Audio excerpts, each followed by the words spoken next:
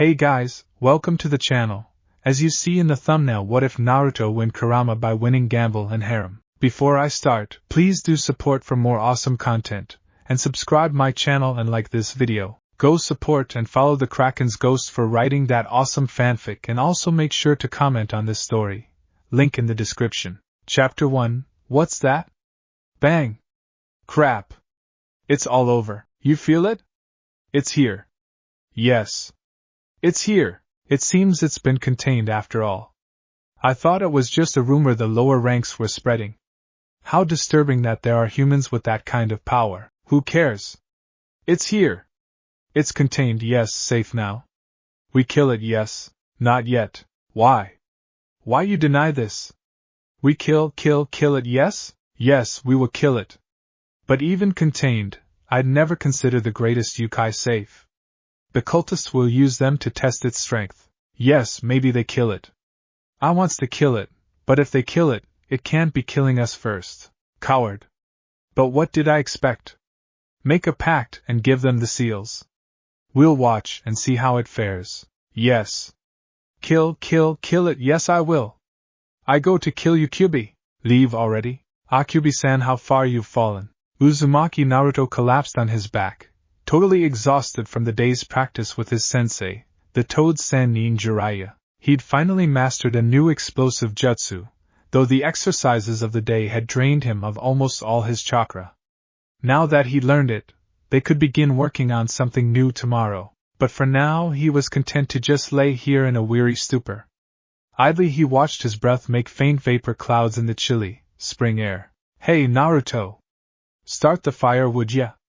Jiraiya yelled from his spot on his bedroll. Yeah, old pervert, Naruto grumbled and dragged himself to his feet to fetch some firewood. A pinecone bounced off the back of his head. Ow! What the hell was that for? He snarled. I heard that, you ungrateful brat. Jiraiya yelled. It's the truth, Ero-sennin.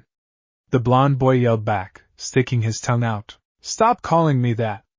The perverted hermit in question roared. It was a good thing they weren't in any city, otherwise they might have been arrested for public misconduct, at least until Jiraiya summoned a giant toad on top of any officers dumb enough to chase him. As it was, their bickering echoed loudly in the cool night air of the ancient pine forest they'd made camp in, with their noise only reaching the ears of the occasional startled deer. Their camping in the middle of nowhere had to do with the long-term trip they were on.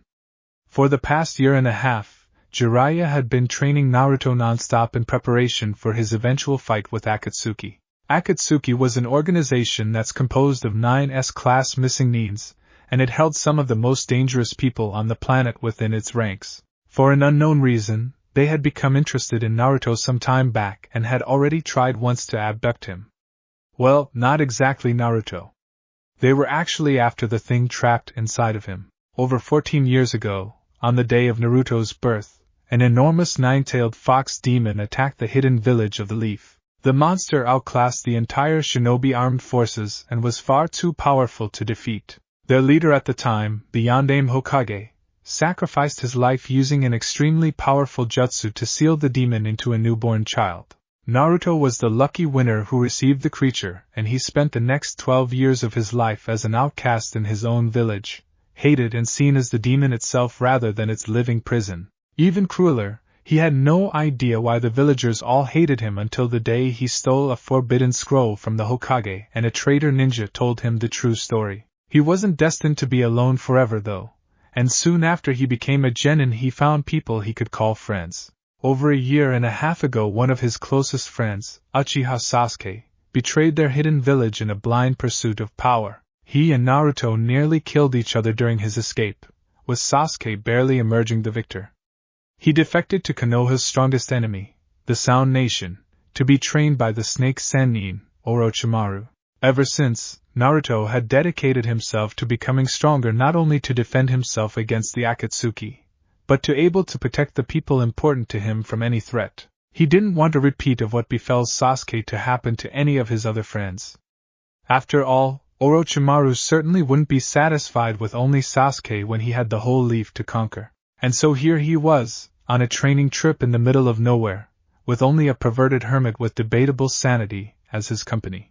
Despite being exhausted, Naruto managed to gather up enough firewood to last the night. Grumbling about lazy perverts, he set up the fire pit and summoned what was left of his chakra to ignite the pile of wood he laid into it. In minutes he was relaxing on his back near a cheery campfire, looking at the moon through the massive and shadowy pine trees all around them. The trees seemed like giant sentinels, lording over everything in their domain. His mind began to wander, as it tended to when he was relaxed, and he thought on his friends back home. He was really curious if they'd changed much in the year or so he'd been away. Naruto had grown, not only in power and skill, but physically as well. He was still short, but at least he was taller than the girls of his class now. His face was leaner, and his ribs didn't stick out anymore, though that was less from training and more from Jiraiya insisting he eat something other than ramen as his diet. To his pleasure, his arms were also longer. Having a greater reach would definitely be an advantage in any fight. All in all, he had the beginnings of a large, lean frame that would be perfect for his wild combat methods. He still had a ways to go though, and it seemed like it would be years before he was a respectable size. He hoped his body grew in sooner rather than later. After all, who'd respect a short Hokage? Sandaime was short, but he'd heard the man was tall when he started as Hokage, so he didn't really think the old guy counted. "Hey, are you writing another of those dumb perverted books again?"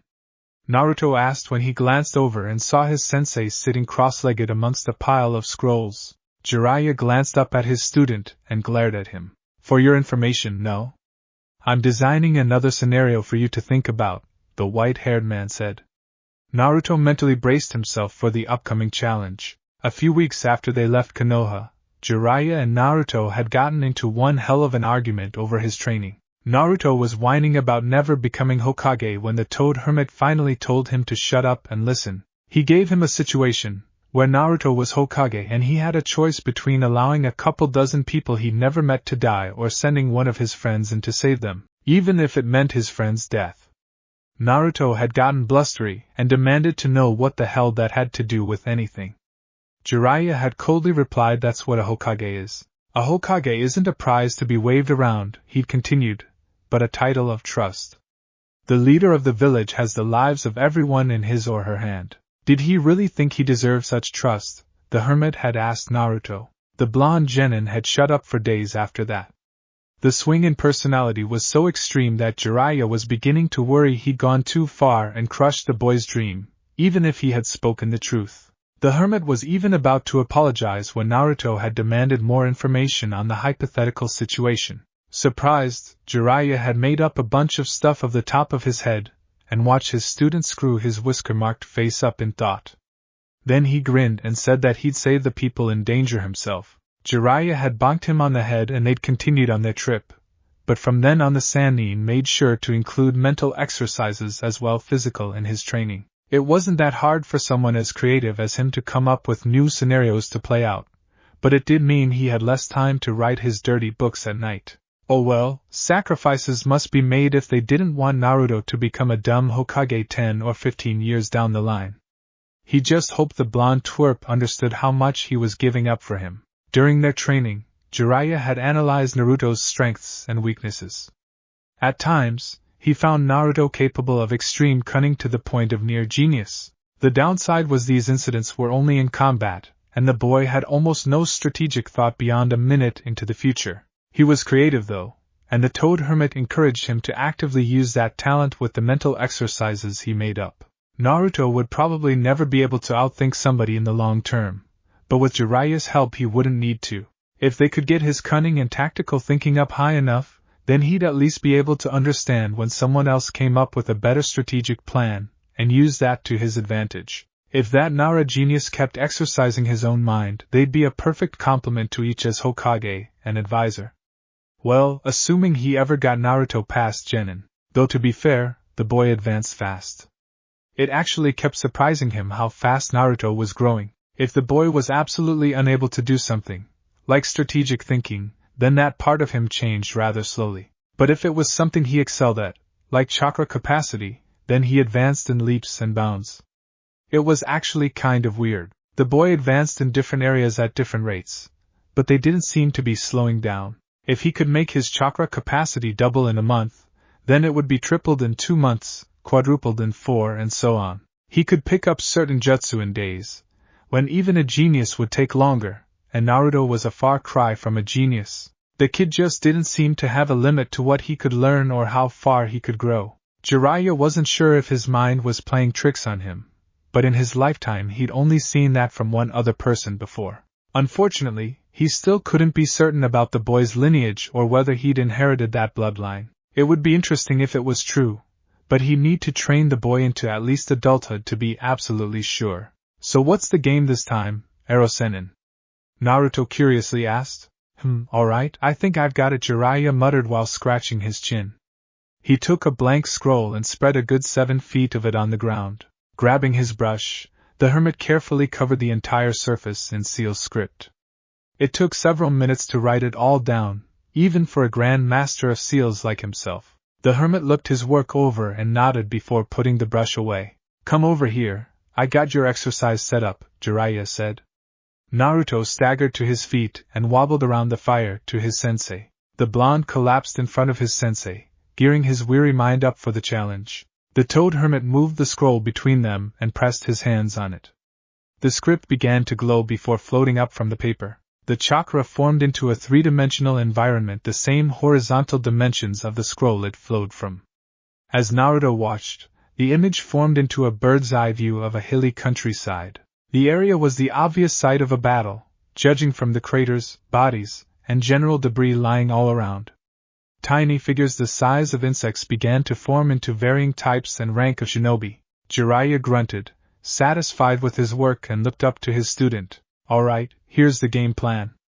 Your main force is made up of 3 squads of Jounin, 4 squads of Chunin, and a couple Genin here and there. You also have 2 medic Nins, 3 ANBU, and a special Jounin with a powerful bloodline limit that can alter the density and flow of air.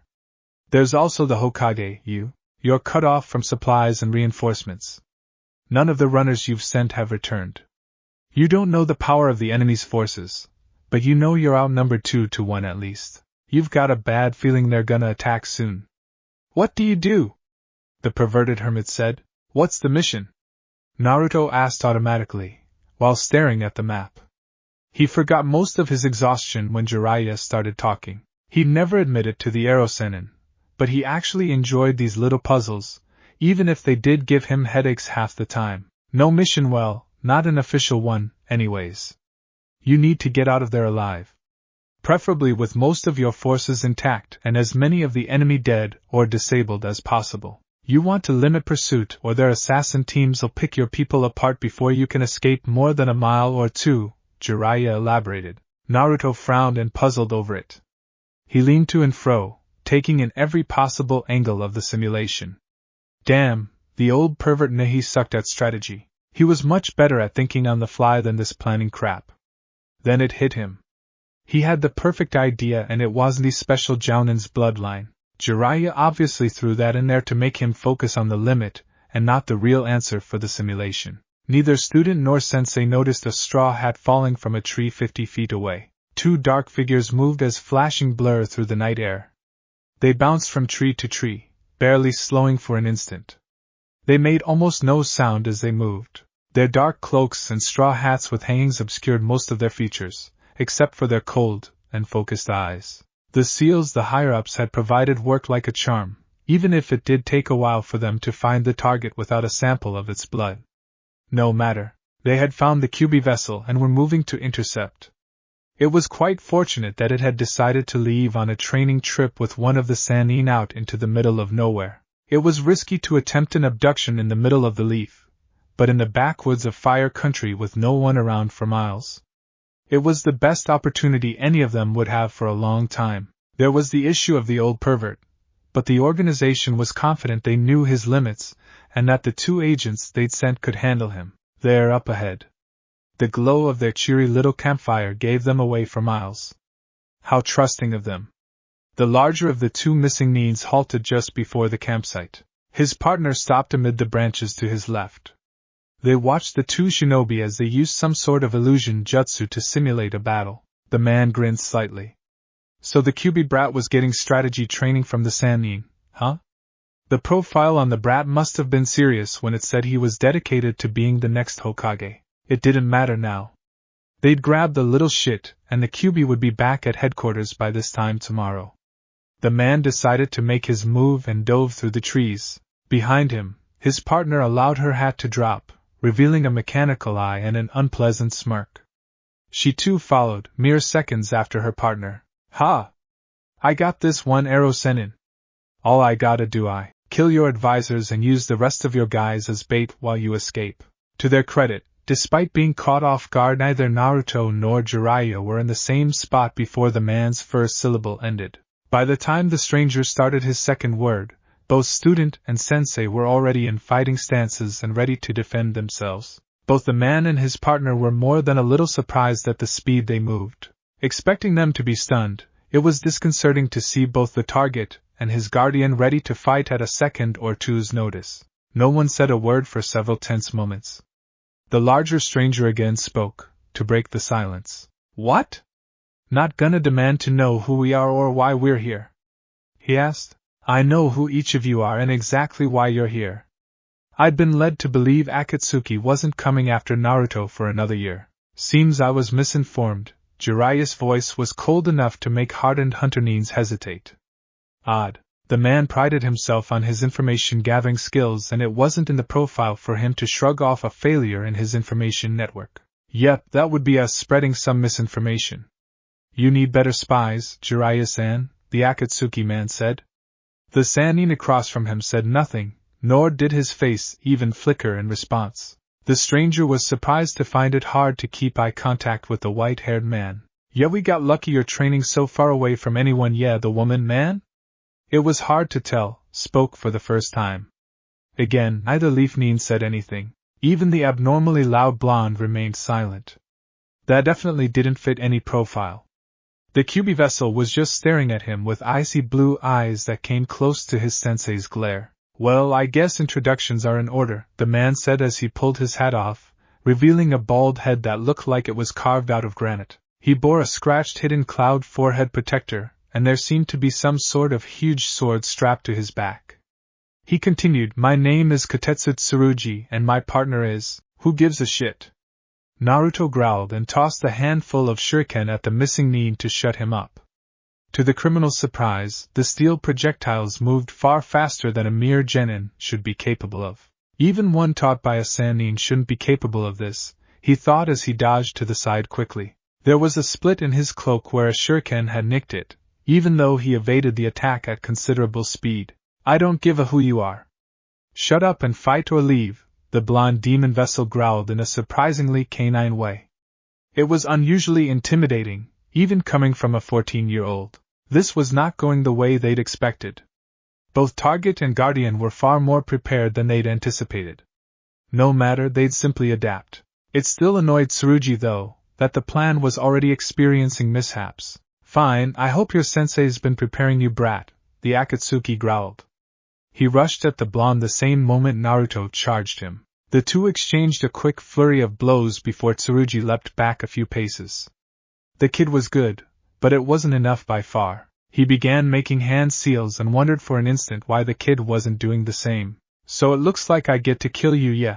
Jiraiya's lip curled in disgust at the arrogant smirk on the woman-man-thing's face. She wasn't making any real moves towards him, so he was paranoid of some sort of trick. That trick appeared right next to his face an instant later in the form of some sort of clay bird. The explosion knocked Naruto off balance, and he rolled with it rather than fighting to stay upright. Glancing up, he saw a hail of metal passing right where he had been moments ago. Looks like his name really is a pun. Steel, huh? Another seal and more metal flew towards him. Naruto really couldn't make out what the objects were, but his neck crawled with a danger sense, so it was probably a good idea to get the hell out of the way. Gathering what little remained of his chakra, he did a super jump backwards over 20 feet and landed at the base of a large pine tree. His opponent grinned and whistled at the blonde's little stunt. Naruto wasn't so pleased and had to fight to keep himself from panting hard. That had been it. He was totally out of stamina, except for the little he needed to stay alive. He couldn't even make a single clone with his favorite jutsu, Kage Bunshin. His best skill, the wind technique Rasengan, was totally out of the question. He'd have to somehow beat this guy using only taijutsu, which wasn't his strongest area. Here it comes, brat! The man yelled and drew his sword. It was as long as that shark freak's Samahata, but the metal was smooth and dark gray. Naruto didn't know this, but it looked just like a claymore great sword from another era, albeit a claymore that was a foot wide. The man pointed it at the blonde, who narrowed his eyes trying to anticipate what the guy was gonna pull next. Was he so fast that he could cover 30 feet with that thing? The man made a few one-handed seals and Naruto got his answer. That got you, yeah? No way you could have lived, yeah, the androgynous Akatsuki said. The missing Nin's smirk took on a look of confusion when the dust settled. Instead of a dead body or parts of a body, there was a bizarre, white pincushion where the sand Nin had been standing. As she watched, the spines relaxed and turned into hair, before the whole mess retracted into Jiraiya's normal hairstyle. The man hadn't changed expression through the whole scene, giving the Akatsuki agent the same icy glare as before. "You're pretty stupid," was all he said as he rushed her. Clay birds and spiders flew every which way, blasting apart the ground and trees surrounding them. It didn't escape the missing Nin's notice that none of them came close enough to do more than singe the hermit's outlandish robes. As he rushed her, Jiraiya was already gathering whirling chakra into his hand, forming a glowing blue-white sphere that vibrated with barely restrained power. He thrust his palm out at the man-woman who quickly tried to ducked out of the way as an enormous sheet of metal erupted, formed the man's sword and shot across the camp. It passed over Naruto's head, coming close enough to nick a tuft of blonde hair off his scalp, and kept going into the tree behind him. Or was that trees? The genin spared a quick glance behind his shoulder to see that not only had the tree right behind him been sliced through and was falling over, but at least 5, maybe 10 more were all cut through and falling in various directions. He looked back and rolled to the side as another wing of metal impacted the ground where he had been crouched. Damn! He's acting pretty gung-ho for someone who wants to capture me. Why the hell is he trying to kill me? Naruto thought. The man performed his attack again. Naruto dodged, but at the last moment was screwed up by the ground shaking to near earthquake levels as all the falling trees finally hit earth one after the other. It didn't screw him up too bad, but even that relatively minor error was more than enough for the attack to land a serious slash along his side. The flesh and muscle ripped deep. A loud, wet splashing made him think for one horrible instant that he'd actually been eviscerated, but it was just blood gushing out. Sickened from pain, he dropped to one knee and almost missed a dark, but welcome presence at the back of his mind. Stupid brat. Why must you always get us into these situations? You'd better appreciate this. Dark red chakra erupted from Naruto's body. The wound at his side stopped bleeding and began to close. Oddly, his features remained unchanged. It seemed as though the Kyuubi had only given him a chakra boost, rather than the higher-level body altering. No real matter. If he wasn't exhausted to begin with, he wouldn't have been stuck on the defensive the whole time. Naruto's opponent was already sending another blade at him, only now it was moving slower to the genin's eyes. With a chakra-powered jump, the boy leapt up, ran across the top of the blade, and hit the ground running on the other side. In an instant, he was on top of his enemy. Though the missing Nin was now forced into close-range combat, he actually seemed pleased for some reason. Ha! 'Bout time, brat. I expected you to use it sooner, bu dash. The man's thoughts broke off as he watched Naruto form a Rasengan with one hand. It was twice as large as a normal Rasengan, and was the same dark red as the swirling aura covering the boy's body. Tsurugi cursed, knowing there was hardly anyone on the planet, even in Akatsuki, who could survive a direct blow from that thing. He ran his palm along his own blade and began gathering chakra into the pooling blood. Naruto rushed him, his blue eyes seeming to glow with demonic fury. Tsurugi brought his blade to bear as an impromptu shield against the boy's jutsu, even as the chakra in his free hand molded into a dark sigil of some sort. The dark Rasengan slammed into the carbon steel of the sword, immediately drilling into it. The massive blade held for an instant, then it was torn apart with a hideous metallic shrieking noise. The pieces were flung in all directions as semi-molten globs. It didn't matter to Tsurugi. The sword had done its job of interrupting the vessel's attack long enough for the missing Nin to counter. As the man swept his hand in to attack the blonde's abdomen, He was vaguely disturbed that the kid's jutsu had barely lost any form, even after shredding 45 pounds of high-grade carbon steel. No matter. This fight was over. Tsurugi's hand slammed into Naruto's abdomen, directly over the seal on his stomach that kept the Kyuubi imprisoned. The sigil burned right through his orange jacket and bonded with his flesh directly on top of the Yondane's seal. Stunned, Naruto jumped back from his opponent. He was surprised to note the man do the same. Tsurugi stood there, not at all concerned about the loss of his sword. In fact, he seemed rather smug that he landed that one blow. What the hell is this guy waiting for? The genin wondered. A sudden jolt in his stomach caused Naruto to look down at the wicked-looking mark on his abdomen. A queasy lurching feeling rippled through his guts. What's that? That feeling, that sigil, it looks familiar, no? A demon seal. But how? Damnation. Boy, listen to me. Let out all of my chakra. Burn it all off now. You have to do it now. Boy. Do you hear me? We're dead if you don't get rid of it. Naruto wasn't able to hear the demon fox's bellows over the strange roaring in his head that grew moment by moment. His body felt strange. It felt like he was being tickled, yet also like he had to puke at the same time. His limbs became heavier and he dropped to one knee without realizing it. Spasms and jerks wormed their way through the muscles all throughout his body. They were becoming more intense as the seconds passed, while Naruto's voice clogged up. Damn it, he couldn't even talk. What the hell did that guy do to him? Hey, let me guess. You're wondering what that thing was, right? Tsurugi asked, his arms crossed over his chest and wearing a smug expression. Naruto could only glare as his jaw began clenching tighter and tighter against his will. No worries, brat. You'll find out soon enough. The spasms were growing. They were starting to hurt. They were starting to hurt a lot. Confused and unable to move, Naruto could only kneel helplessly as his arms and legs began twitching violently. Even his neck was jerking a bit. Damn, if only the fox could help him. Obviously it couldn't, or he wouldn't be sitting here like this in the dirt. The spasm stopped. Before Naruto could feel relief, fire seemed to spread through his veins. It felt like someone had mixed vinegar and baking soda inside his body, one of the few science facts Naruto knew, which he'd learned for its messy prank potential. Right now, it felt like his blood was foaming and bubbling and trying to boil its way right out his skin. The pressure in his veins was growing. His muscles were swelling like overfilled balloons all over his body. It was growing too much. His body couldn't take it. What the hell was happening to him? Any minute now, brat, any minute in you. With a wet, ripping sound, the larger muscles in Naruto's arms, his upper legs, his torso, and his back exploded as fiery, chaotic chakra tore its way out of his body. Blood splattered everywhere on the ground as the energy flew outwards. The greenish-gray chakra ripped up the ground all around him as it twisted and coiled on itself. The boy felt a single moment of horrifying agony and then he was down, still as death. The Akatsuki stared at the target, dumbstruck at the sight. The chakra continued to flow from the boy in torrents for several moments before it died down. A pool of blood started to spread under the brat. The missing nin couldn't believe that the seal had done this to the vessel.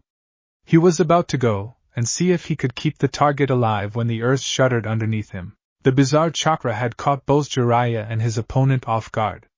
The Sannin had taken one look at Naruto's body and lost his temper. You two just made a huge mistake, the hermit growled at the woman thing, who couldn't muster up the usual smirk due to the target's state. Jiraiya merely bit his thumb and smeared it on his hand before slamming it into the ground. Kuchios no Jutsu. Summoning skill. The androgynous Akatsuki only had a chance to see an enormous cloud of ninja smoke, before a gigantic webbed foot flew out of it and landed on her. Jiraiya ignored the sickening crunch as Gamabunta landed directly on top of his opponent. As far as he was concerned, that was simply one down, one to go. He turned and gave the male attacker a look of unrestrained fury. Shit! Tsurugi snarled as he jumped back to the tree line. This was not how the mission was supposed to go. They let their egos get in the way when they made the deal for the seals and blindly assumed that their benefactors were actually helping them. The missing nin looked from the bloodied boy to the Sannin and his toad. He had to suppress a shudder at the look of raw fury in the hermit's eyes. Even on his best day, Tsurugi would have a hard time beating any of the three legendaries, assuming he even could. Gamabunta rarely listened to Jiraiya, but when they did work together they were nigh unbeatable except by Orochimaru and his snake, or possibly Itachi-san. I shouldn't fight. Besides, we can't risk the target's life any further. I guess we'll have to dash. Tsurugi noticed for the first time that his partner was absent. His eyes traced past Jiraiya and noticed part of an Akatsuki cloak sticking out from underneath Gamabunta's foot. Even as he caught sight of it, the toad lifted his paw up and wiped what was left of the missing knee off on a couple trees nearby, muttering about stepping in something nasty. Time to retreat. Jiraiya watched the man chuck a hasty smoke bomb and run before it had even exploded. He waited till the man's panicked chakra faded into the distance, before diving towards his student. Naruto? Naruto, are you? Oh, Kami-sama. The Sannin trailed off, feeling a cold, sick spot growing in his stomach. The boy was shredded. He looked like somebody had gone gung-ho with a blender all over his body. He was lying in a pool of his own blood that was still growing. His blonde hair looked neon compared to his ashy blue skin. He's dead, Jiraiya thought. He couldn't help but stare for a moment longer, until Gamabunta's voice jolted him out of his stupor. Jiraiya! Why did you summon me? We're in the middle of nowhere, and I stepped in something nasty. What's going on? The toad bellowed, taking a drag off his enormous pipe. Jiraiya didn't answer immediately. Instead he was praying to every god and deity in existence, as he leaned his face over Naruto's mouth. A moment later, and he was thanking them all as he felt the faintest breath against the whiskers on his face. Thank the Kami he hadn't been able to shave for the past few days. The hermit ripped off one of the sashes on his outfit and tore it into hunks. He was going to give Tsunade a huge and a giant tub of sake when he got back to thank her for all those times when they were young and she'd insisted that she teach at least him basic first aid. He was never going to tease her about her medical skills again. Who's that you got there, Jiraiya? They look pretty mangled, Gamabunta said as he leaned his huge, scarred face down to look at what appeared to be a pile of raw meat with blonde hair on top of it. Jiraiya took the chunks of cloth and formed tourniquets at the top of Naruto's arms and legs. If he lived, hopefully the fox could repair any damage to his limbs. It wasn't like they were getting much circulation anyways, the hermit grimly noted. When he caught up to the man that did this to his student, "It's Naruto," the Sannin distantly said as he ripped open the boy's shredded jacket. He cursed and fought the urge to lose his dinner. The boy's muscles were destroyed. There was no other word for the scale of damage done to his body, though shredded, pureed, torn to ribbons from the inside out, all came to his mind. There was a huge breeze as Gamabunta reacted to the sight of his youngest summoner with a sharp intake of breath. Kami, Jiraiya, is he going to survive? The boss toad asked, an unusual note of worry in his deep, bellowing voice. I have no idea, the hermit answered as he shoved a blood-stopping pill or three into the boy's mouth. Seeing the bleeding slow down to a dripping pace rather than a steady flow, he reached into his pouch for a soldier pill. He was just about to force that into the boy's mouth when his eyes glanced down at the mark covering Naruto's abdomen. He jerked the pill away like his hand had been burned. What is it? Gamabunta asked. I don't know. There's some sort of seal messing up the yandames. Something's screwing his chakra up. He would have to hold off giving the boy any chakra supplements until he had the Godame check him out. Boss Toad, I need to get the boy back to Konoha. Only Tsunade can help him. Jiraiya yelled as he took off his outer robes and wrapped them firmly around Naruto. He lifted the boy into his arms and leapt atop the giant frog. The boy seemed much lighter than usual. All right, but I'm only doing this for the kid. Hang on, Gamabunta roared as he jumped over a quarter a mile in the Hidden Leaf's general direction. Jiraiya channeled his chakra into his feet to stick to the toad's skin. Carefully, he swayed and moved in time with the toad's leaps, knowing sudden movements would only worsen his student's condition. It couldn't be helped though. Speed was more important than being careful. Jiraiya could only pray that Tsunade could save the boy. He couldn't handle losing another student before their life even started. Unseen to any of them, the dark-cloaked figure of Tsurugi had doubled back to the campground in time to see the massive outline of the toad disappearing over the starlit horizon. Shit, this plan is totally screwed, the large man grumbled as he walked over to the bloody ground where the target had lain. He withdrew a kunai and wiped the flat of the blade along the stained dirt. Standing up again, he wrapped the blade in a cloth before tucking it away. Without another moment's hesitation, the man jumped into the trees and raced along, following the toad's general route. It wasn't exactly hard to track them with the earthquakes Gamabunta was making. He'd get a general idea of where they were going before reporting in. Not once did he glance to his partner's final resting spot on the side of several pine trees. There's no love lost between Akatsuki agents. Hopefully the higher-ups will come up with a better plan next time, Tsurugi grimly thought as he raced through the dark. Dawn was just breaking over the peaceful hidden village of Leaf.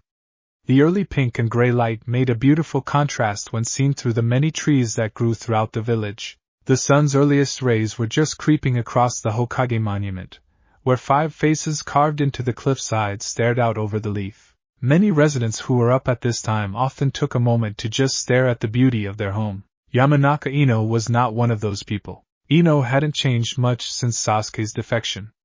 She was a bit taller now and she had more meat on her. She had allowed her blonde hair to grow long again, though not to impress anyone this time. She still wore her purple combat dress and bandages.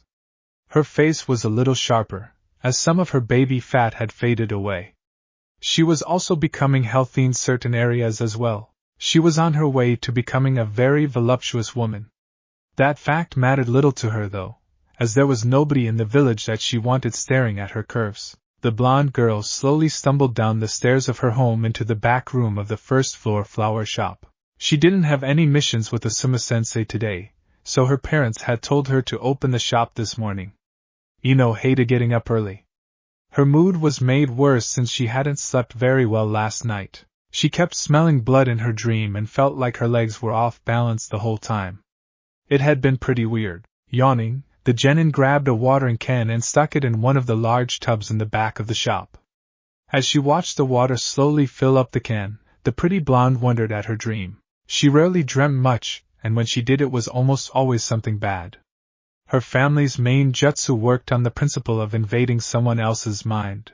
She had often wondered if her family sometimes had premonitions as a side effect of opening up the mind like that. She always thought to ask her father about it whenever she had the odd dreams, but she also seemed to forget every time before she could talk to him about it. Maybe I'll remember today, Eno thought, too tired to actually speak out loud. She reached over to turn the faucet off and lugged the full can out of the tub. A sudden tremor stopped her. She blinked, looked around, and shrugged before reaching for the can again. A greater tremor stopped her hand again. The genin stared as yet another vibration rippled past. This one was great enough to actually form ripples across the water in the can. Slowly, she walked over to the back door and looked out the small window in it. A rumble strong enough to rattle the glass shook the shop. With some apprehension, the blonde reached out and opened the door to look outside. Her jaw dropped. That was a big frog. The massive red toad had just hopped over the outer walls and was looking for a clear spot to jump to deeper in the village. Even as Eno watched, it seemed to find one and took a massive leap into the air. Eno watched as it landed about half a mile away from her home. The rumble felt like an earthquake, and her legs wobbled under her as she grabbed the door frame to keep her balance. A flash of déjà vu hit her. This was the weird feeling she had in her dreams all last night. Then where was the smell of blood? Too late, Eno realized that not only had the tremors stopped, but the toad was in mid-flight again. The massive frog hit the ground 2 streets from her house. The ground seemed to turn to jelly as she was knocked onto her butt. Rubbing her shapely posterior, the blonde stared up at the frog in awe. She had been unconscious during the sound invasion and hadn't seen any of the snake summons that had attacked their city, so it was a definite first for her as she watched the giant toad. There seemed to be an odd-looking man riding on top of it. His white hair flashed in the morning sunlight, and Eno could just barely make out the odd red lines on his face. He was holding a bundle of cloth that was covered in blotchy red marks. A spiky mess of yellow and red straw? No hair. Yellow and red hair stuck out of the bundle. Something about the man and his cargo seemed familiar to Eno. Why did giant toads, a white-haired man, and spiky blonde hair ring such a loud bell in her head? All in an instant it hit her. Flashes and snippets of conversation between her and her friend/rival Eno and Sakura floated past her. learning that each genin of Team 7 was being taught by a Sannin, hearing from Sakura that her teammate Naruto had left with the toad hermit Jiraiya on a training mission, feeling jealously that the blonde idiot had such a powerful sensei, while her own spent more time playing games with her lazy teammate, Shikamaru. Naruto's grinning face as he kicked the crap out of Kiba and, later on, Neji. His blonde, spiky hair shining in the bright light. Spiky blonde, Naruto. With a sudden queasy feeling, Eno realized who was in that bundle and just what those red stains were. The whole time it had taken her to come to that conclusion had only been a couple seconds. Gamabunta, she now recognized the pipe and sword from the history books at the academy, was just starting his next jump. Without really thinking, Eno was jumping up and running in the direction of the hospital, knowing that was the toad's destination. She didn't even pause to close the door behind her. She looked up as the massive toad leapt over her head and further into the village. She wasn't even sure why she was doing this, but that didn't slow her run in the least. One of the rookie 9 was in trouble, and she was going to make sure he was alright. At least, she was pretty sure that was the reason. The 5th Hokage, the slug hermit Tsunade, would have agreed with Eno that mornings were evil incarnate. She had managed to get totally drunk last night, and, as Shizen had warned her, she was now paying for it. She slouched at the desk of her office and glared at the paperwork that refused to go away. It was morning, she had a hangover, and now she had a treaty with a minor feudal lord to negotiate on top of it all. What else could go wrong? Hokage-sama! An Anbu yelled as he burst through the door. Tsunade's eye twitched as the noise reverberated in her skull. Yes? She managed to hiss out between gritted teeth.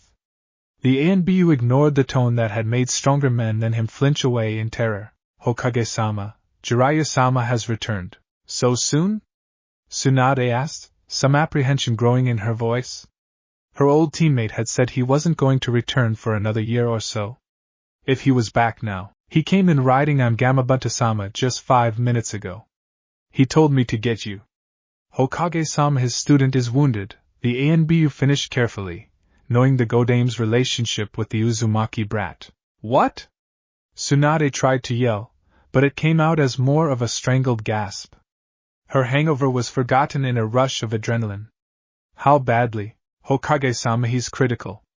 Jiraiya had to restart his heart once on the way back to the village. Shizen-san is trying to treat him now, but the Anbu was cut off as Tsunade left. She didn't leave through the door though.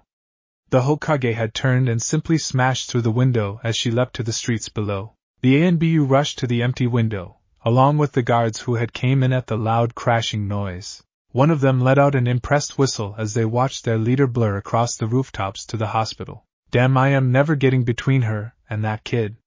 Ever, the man said in awe. The other 2 Anbu could only nod in reply. Shizen worked desperately to save her young friend's life. She had cut away his clothes to see the injuries underneath.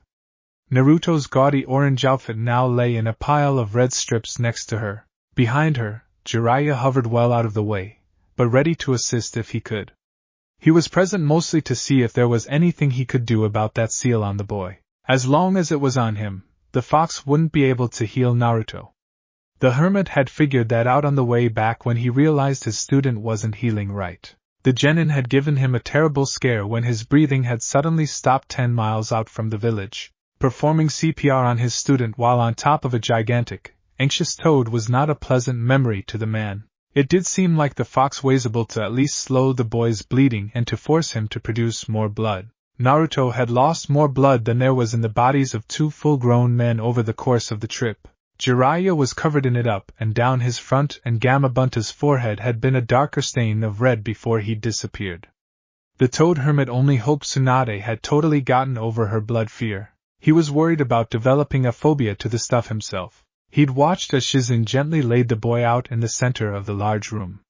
They were in the largest healing room in the building. The room itself was 50 by 50 feet in size, and the entire floor was covered in extremely complex seals and rune script.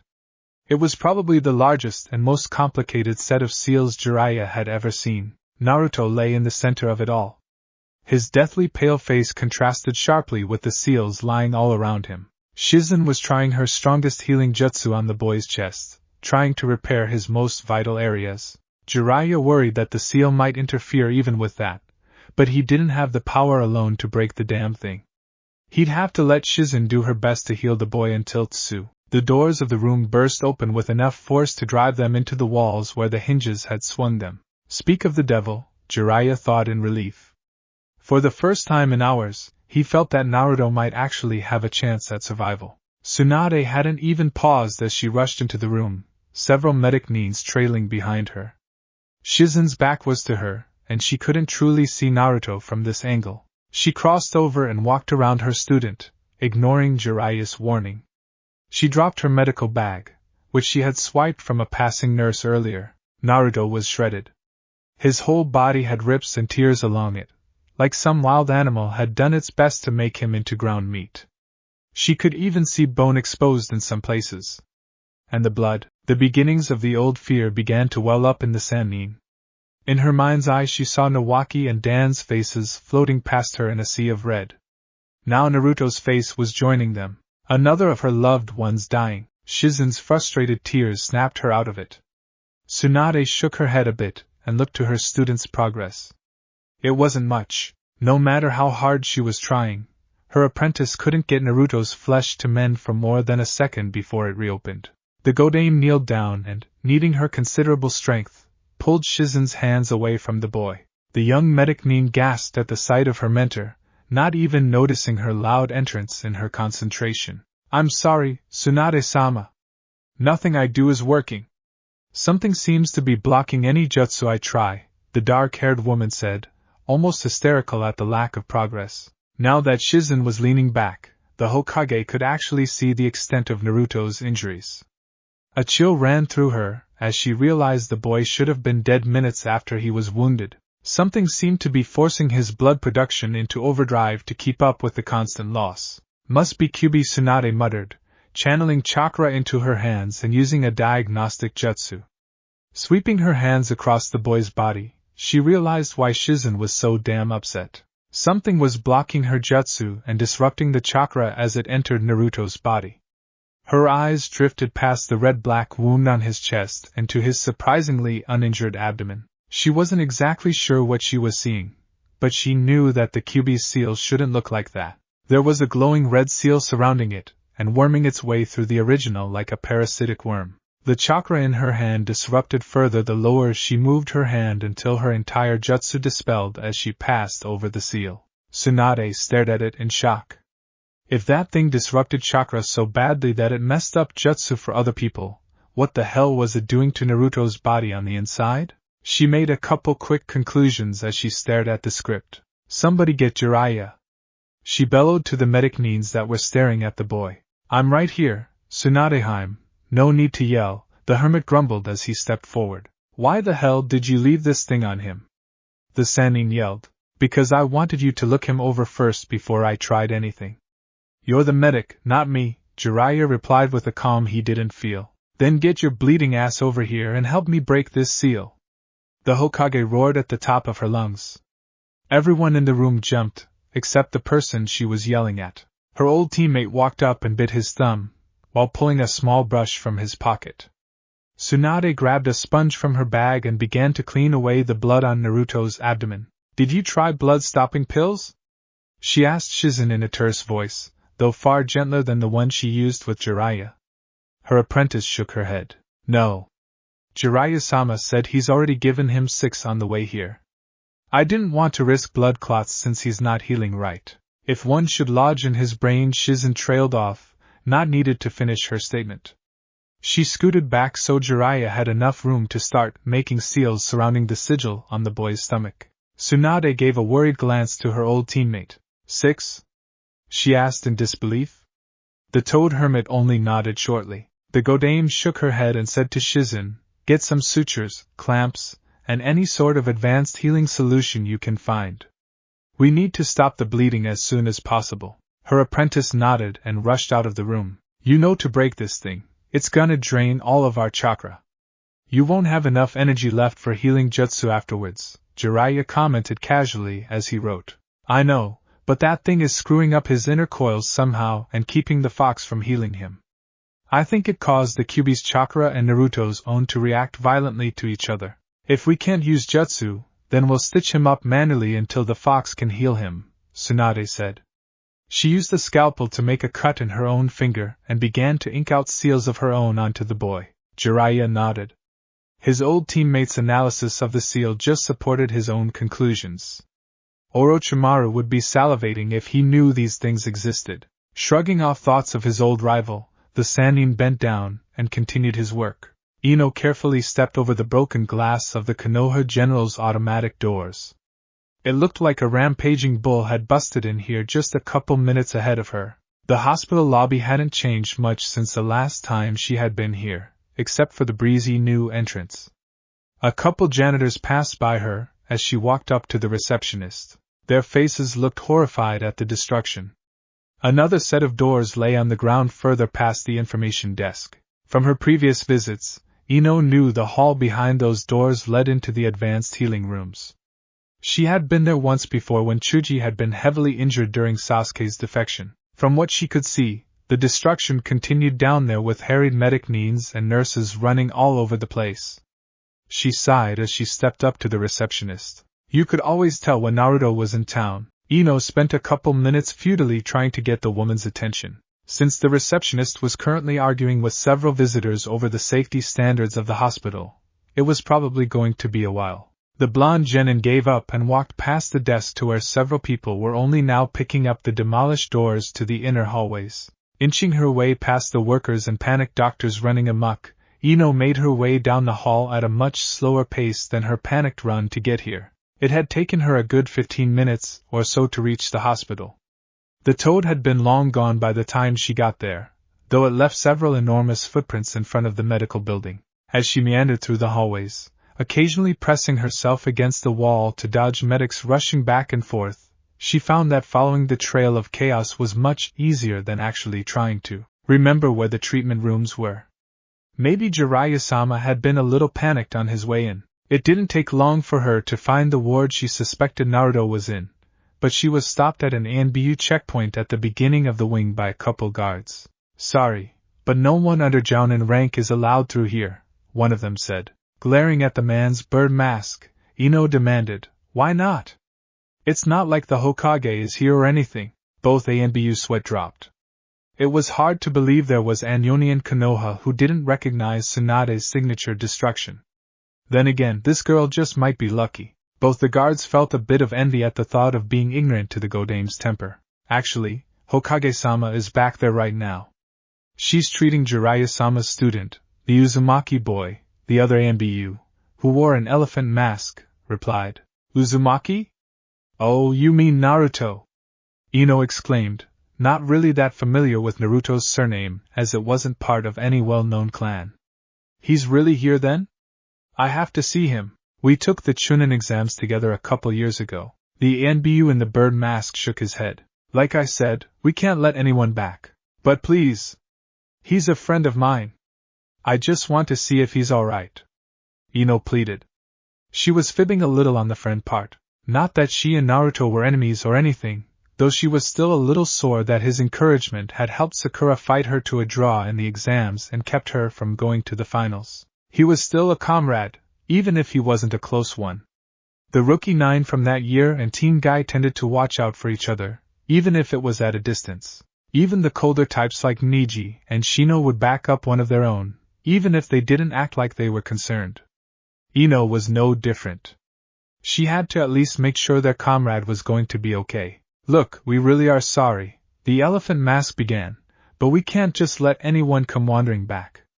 The kid is busted up really bad and the Hokage needs to work uninterrupted. We're not even allowed to let lower-ranked medic needs back.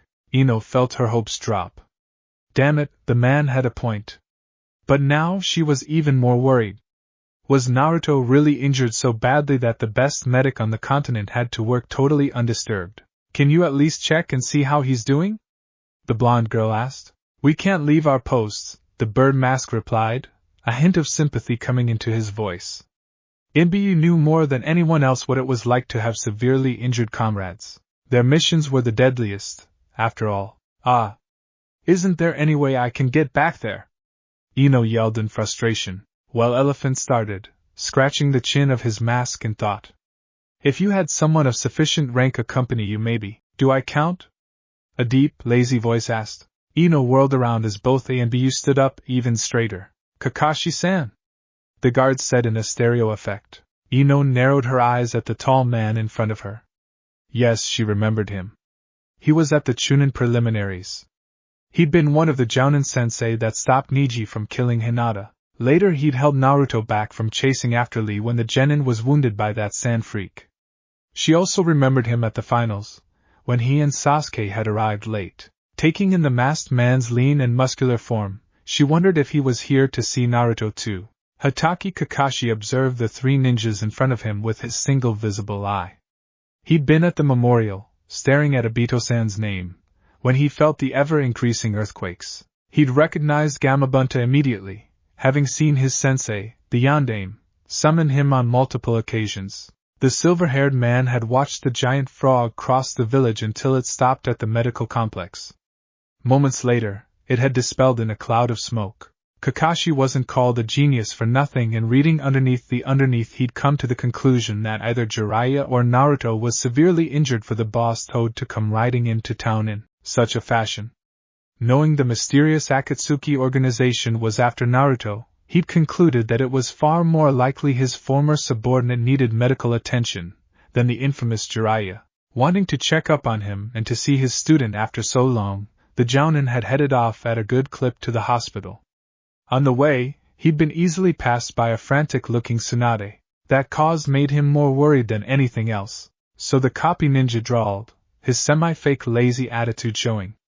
Gonna let us through? Of course, Kakashi-san, the bird mask replied. Will you be taking the girl with you? Kakashi gave Eno a glance. It was pretty odd that the Yamanaka girl was here. Last he knew, she hadn't spoken more than a couple sentences to Naruto the entire time he'd lived in Konoha. If it was Sasuke, he'd understand, but Naruto? Oh well, if she wanted to tag along, that was fine by him. Besides, it looked like she might resort to using volume as the weapon of choice, and every member of Team 10 turned pale at the thought of Eno's vicious tongue. Asuma-san told horror stories of his students' antics. Sure, the Jounin said, in an easygoing way. Why not? I'm sure Naruto'll appreciate visitors. The A and Bu nodded and moved aside to let them through. They immediately jumped back into position to block a harried-looking Chunin who was carrying a message to the Hokage from the Fire Council about property damage costs. The genin and Jounin walked along the hall in silence for a minute or so before Eno turned to Kakashi. Thanks. They wouldn't even tell me how he was doing, the blonde said. Kakashi looked down at her and gave her his trademark half-circle eye smiles. No problem, he said, with a nearly visible heart floating above his head. I'm worried about the goofball too. Eno gave him a grateful smile. The two walked the rest of the way in companionable silence. It wasn't very hard to spot the room Naruto was in. There was a large hole in the wall where two double doors used to be. Eno wondered a moment at all the demolished doors she'd seen today before she stepped up to the doorway. She wasn't exactly sure what she was seeing at first. It was a large room, with seals covering the entire floor. That much she got. It was the strange object lying in the center of the room that she didn't quite grasp. It looked like a pile of shredded meat. What confused her was the blonde straw at the end of it. It looked like someone had shaped some raw beef into a vaguely human form and put a blonde wig on top of it. Blonde. Eno must have made some sort of sound, but she wasn't aware of it. She couldn't tear her eyes away from the person on the floor. She wasn't aware of the other people in the room, only the person lying there. A dead person. There was no way anyone could look like that and be alive, not even a shinobi. The scent of blood filled her nostrils. Eno barely felt it when long arms wrapped themselves around her mouth and waist and pulled her from the doorway. She didn't know it, but Kakashi was doing the same thing to her that he had done to his blonde student at the Chunin preliminaries when Lee was hurt. The genin wasn't aware of the Jounin leading her to the bench built into the wall beside the room and gently forcing her to sit on it. It was only when he snapped his fingers in front of her eyes that she finally focused on him. Eno-san? You all there? He quietly asked. She idly noted that he had to squat to be anywhere near eye level with her sitting. Naruto, that was Naruto, she choked out. The silver-haired man nodded. I'm going to go help them, Eno-san. Both Jiraiya-sama and the Hokage are running low on chakra and they might need someone to fill in. Are you going to be alright here? Kakashi asked. It wasn't very fair to leave the girl alone, but at the same time he needed to help his former student. The two Sannin in the room were burning through most of their chakra trying to break some sort of seal on the boy, and they would probably need another person with high chakra levels to assist them. And as cold as it sounded, Eno was ninja. She'd have to learn how to deal with the gruesome side of being a shinobi sooner or later. If she couldn't take seeing a comrade mangled in a hospital, then she'd probably wind up making a fatal mistake on a mission if she saw the same thing in the field. Those who don't care about their comrades are worse than trash. Hi, Obito-san. I know I'm being hypocritical, but I can't watch her until I'm sure I'm not needed to help Naruto, Kakashi thought as memories of his best friend floated through his mind. Help? Yeah. Yes. Go help him, Eno said, snapping out of her stupor long enough to shove the copy-nin's shoulder towards the door. She barely made the tall man wobble even in an off-balance squat, but her message got through. Kakashi gave her one last eye smile before he hurried through the doors. Tough girl, he thought as he caught Shizen's eye. Eno stared after the copy-nin for a few seconds. Don't worry, she told herself. Naruto has two Sannin, a medic team, and the copy ninja looking after him. He'll be alright. Naruto was a pile of ground-up meat lying on the cold floor looking like he was on a butcher's block. The thought hadn't yet fully sunken before Eno was rushing to the restroom just around the corner. Her last coherent thought before she emptied her stomach in one of the stalls was that she would probably never be able to watch Chuji devour steaks again. It had been almost 10 minutes and the damn seal still wasn't breaking, even with two Sannin channeling their chakra into the blasted thing. Jiraiya had no idea what that sigil was or who created it, but he was cursing its existence with every fiber of his soul. Both he and Tsunade had chakra swirling around them, making a windy roar in the room, and were channeling the energy into the string of seals that led up to the genin. At least Shizen was able to get in there and start suturing the worst of the boy's injuries together. The bleeding had noticeably slowed, at least in the chest area. But if that seal wouldn't break, the fox would never be able to heal his student. And if the demon can't do its thing, Naruto will die, the Sannin thought grimly. If they only had someone with high chakra. Shizen was skilled, but like most medics she had far more control than reserves when it came to chakra. None of the medics in the building had the kind of power needed. They didn't need a Kage-level shinobi, but a very strong individual was still required nonetheless. Not for the first, nor the last time, Jiraiya lamented the Yandame's death. This seal would be child's play if they had his power backing them. If only Arashi-kun was alive or even Dash. Hatake Kakashi walked in the doorway. His visible eye had an unusual tenseness to it as he looked at his former student.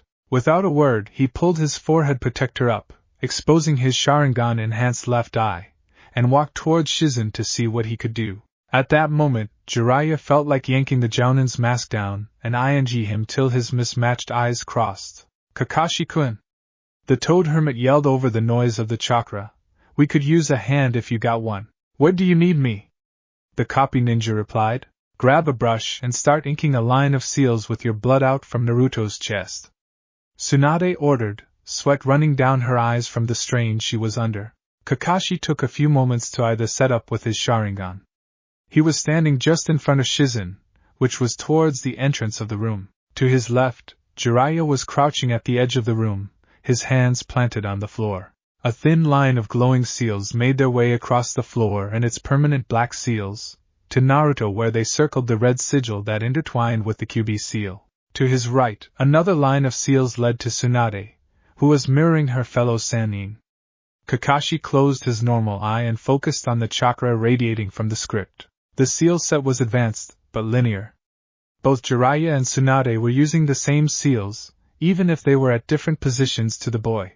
If they were using the same seals, then he could make an identical set and join right in. Kakashi was no seal expert, especially compared to a Sannin, but he had enough skill to use these without risking further harm to the boy. Got it, the Jounin said as his Sharingan finished recording the seal order.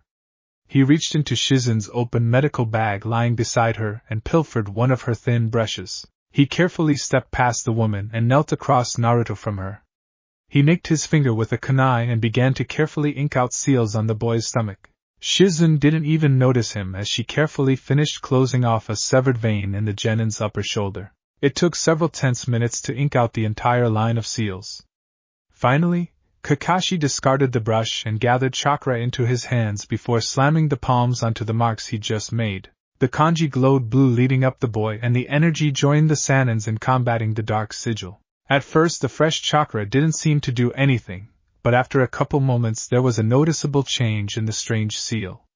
Jiraiya grinned viciously as he felt the sigil give. It was like poking a finger through thick styrofoam. Even with 3 powerful ninja focusing their chakra into it, the sigil still resisted several minutes before it cracked completely. Shizun paused as she watched the glowing red seal dim to black before breaking apart and fading from the boy's skin. As she watched, the QB seal slowly reformed into its normal state. She laid her suture and needle down and tried a diagnostic jutsu on the boy. The chakra worked like a charm. "Tsunade-sama! The jutsu are working now," Shizun called to her mentor. Her voice felt louder than usual, now that the noise from the chakra winds had died down. The Hokage got to her feet and staggered over to Naruto. "Let me see," she said as she performed the same technique as her student. Her eyes closed in concentration, but they snapped open in surprise. "Damn it to hell," Tsunade muttered. Sensing 2 presences hovering behind her, she turned to look over her shoulder. "Hatake-san, if you had come 10 minutes later, Naruto would have died." "Thank you, and I don't mean that just as the Hokage," the Sannin said. Kakashi gave a nonchalant shrug. "Glad I showed up on time for once," he calmly replied. Tsunade noticed that he didn't cover the Sharingan. In fact, he was watching both her and Shizun's hand motions very carefully with it. "How is he? How bad is it?" Jiraiya asked. Tsunade sighed and motioned to Shizun to keep stitching the boy.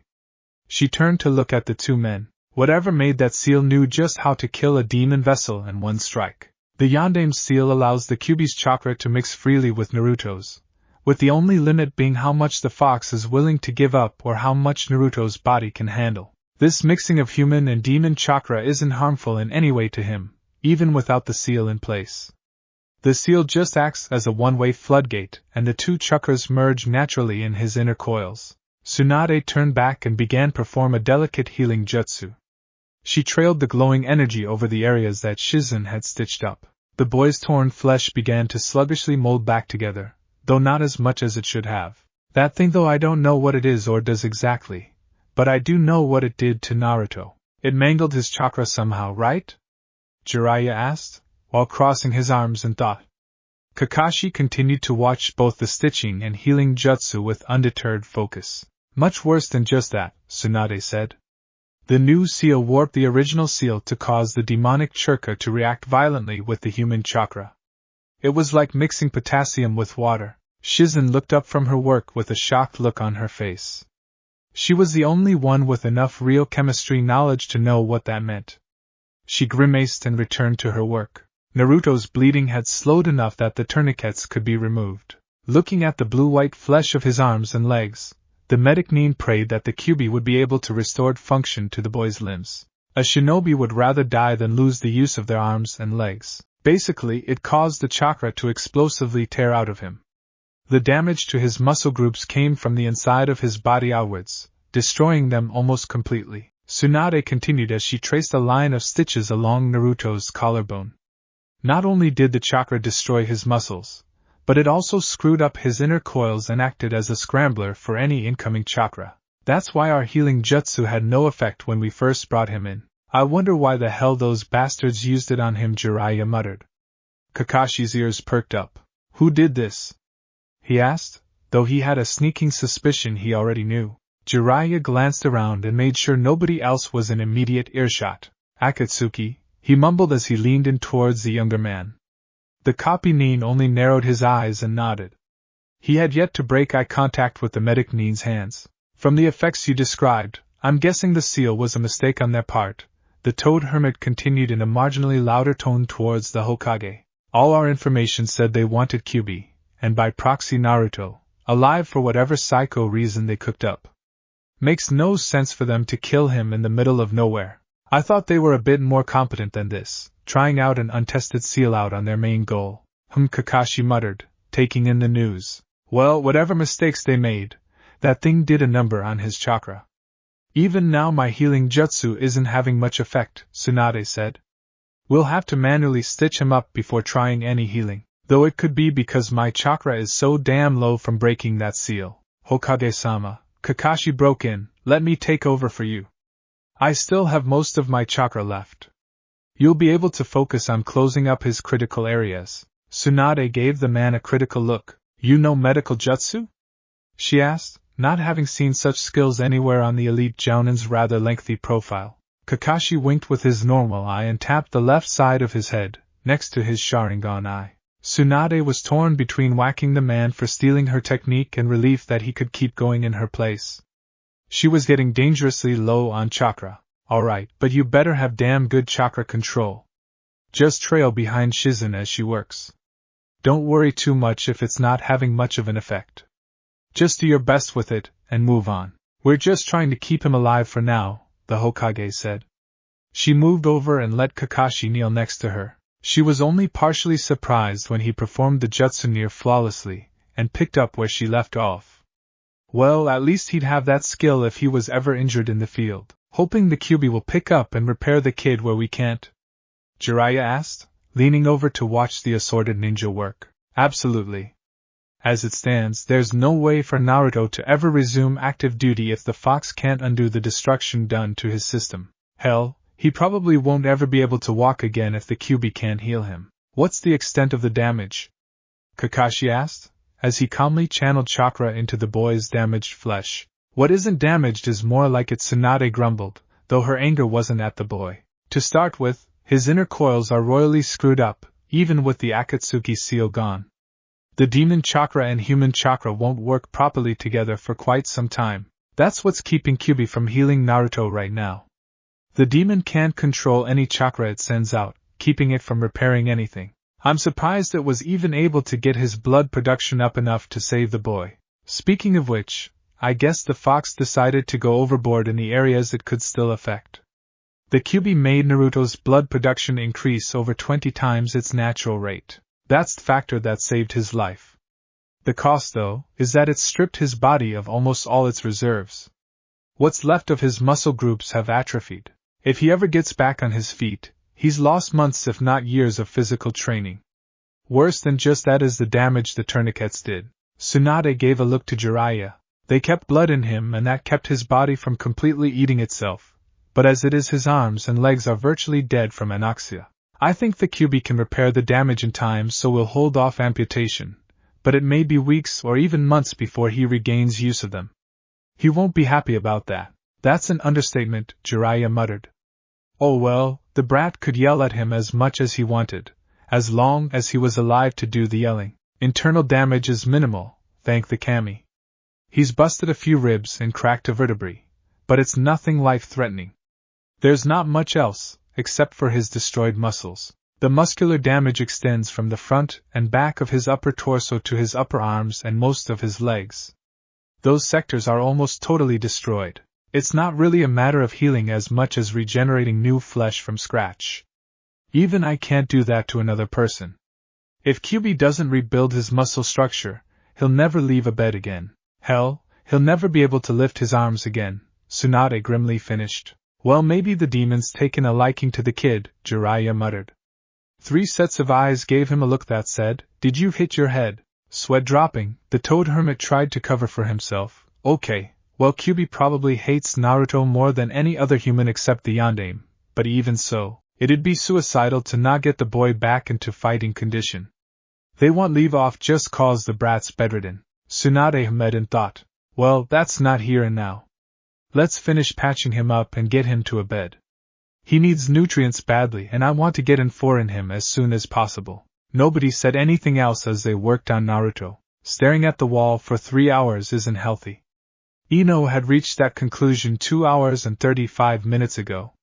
At least the wall was better than that hanging clock's taunting ticking. This was even worse than waiting on Chuji. The Hokage had already healed her teammate by the time she had gotten there, and she only had to sit around for a half hour while waiting for him to be moved to a normal hospital room. Besides, she'd had Kamura for company.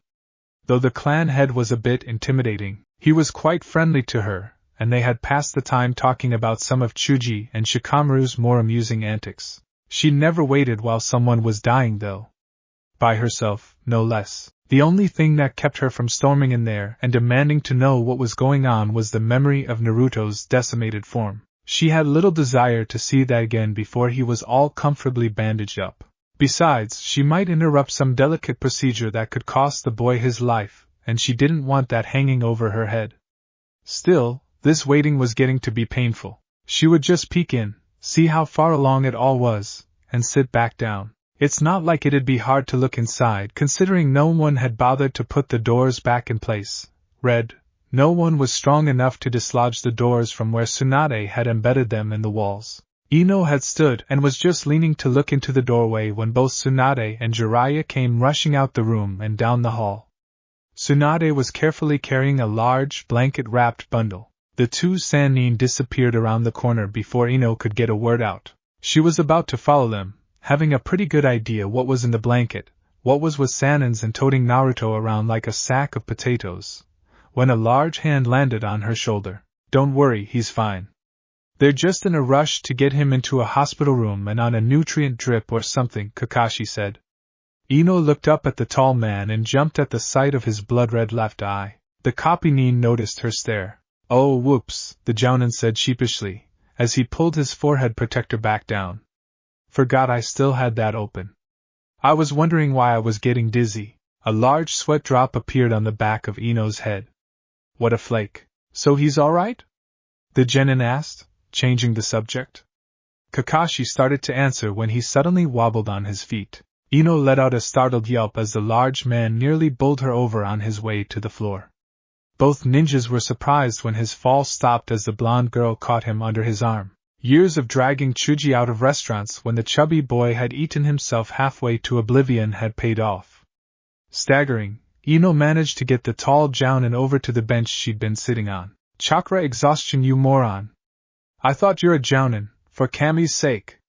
The girl snarled as she propped the copy ninja's semi-limp form back against the wall. "You're supposed to know better. You idiot, Naruto must have rubbed off on you." "Nope, I've always acted like this," Kakashi replied with a cheerful little upturn to his visible eye. Eno fixed him with a baleful glare that could have wilted all the flowers in her parents' shop. The copy ninja's eye seemed to smile even brighter. "Pain in the ass," the girl muttered as she sat down next to him. "So how is he?" Kakashi's eye returned to normal and visibly drooped lower than usual. "He's alive. That's really the best we could have hoped for. His muscle structure was destroyed throughout most of his body. Odds are he'll never regain full use of his arms and legs. Even if he does, the injuries have set him back years in physical training. He'll have to reteach his body how to be a shinobi all over again," the Jounin said, his voice low with sadness rather than laziness for once. "Oh," Eno said in a very small voice. "Then his dream," Kakashi nodded.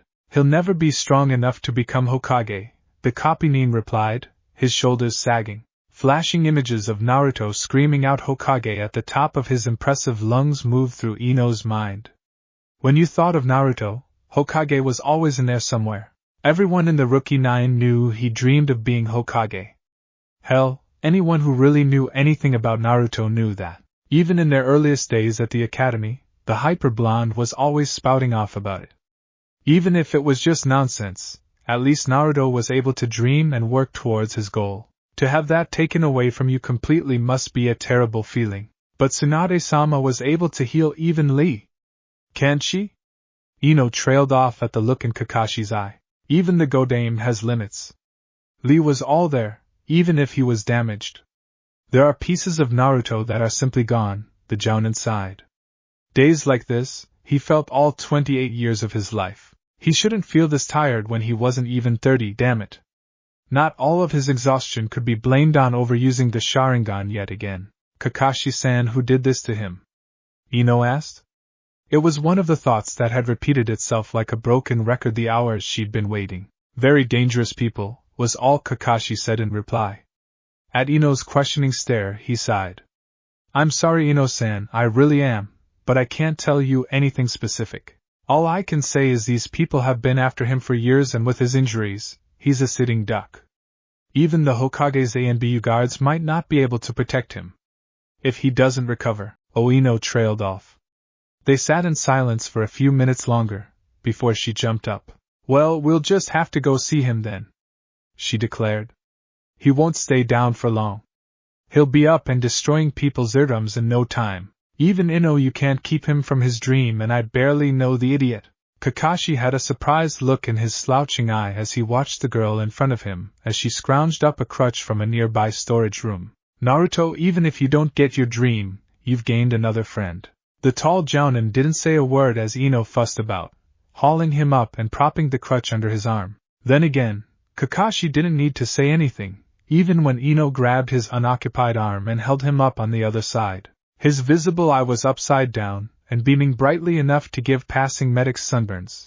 For a man who never showed his face, Kakashi was surprisingly expressive. Alright, now you didn't move. Hi, I'll be back as soon as I find Sakura and get some flowers. I'll see if I can find another crutch for you while I'm out. Eno left the strange jounin in a chair next to Naruto's bed as she went to find her rival. She was relieved to note that Naruto didn't look too bad. Well, to be fair, that was mostly because she couldn't actually see any part of him. The blonde was decked out head to toe in bandages. Only his eyes, mouth, and some of his scalp were exposed. Okay, so he didn't look good, but he still didn't look bad. Eno carefully forced the memory of the blonde's mangled body from her mind. He's alive. He'll be fine. He's alive, the pretty blonde mentally repeated that to herself as she walked. She glanced up to notice that she'd walked through half the hospital without realizing it. Where the hell is Sakura? Eno complained out loud as she stopped at a crossway in the hall, looking left and right for the pink-haired chunin. What do you want, Eno pig? A feminine voice came from behind her. Eno's eyes took in Sakura as she turned around. Not much had changed about the girl in the last couple years. She still wore her hair short, and had the same style of dress she had since the academy. The biggest change was that her rival carried herself with much greater confidence now. It irked Eno to no end that Sakura had grown so much under Tsunade's mentorship. Her own jounin instructor was as lazy as ever, spending more time hanging out and playing games with Shikamaru than he did training her in Chuji. Sakura, on the other hand, had passed the first chunin exam after Naruto left, something she took great delight in reminding Eno. Eno hated to lose, but in recent times she found it was worse to be left behind. Most of the rookie 9+ team guy had already made chunin. Kiba, Lee, Naruto, and herself were the only ones who were still genin. Naruto at least had the excuse of being on a training trip the whole time and would likely dominate any exam he took in the future, assuming, of course, he recovered. Kiba demonstrated good skill, but he still had a blustery ego to overcome, and that cost him every time. Lee was an odd case.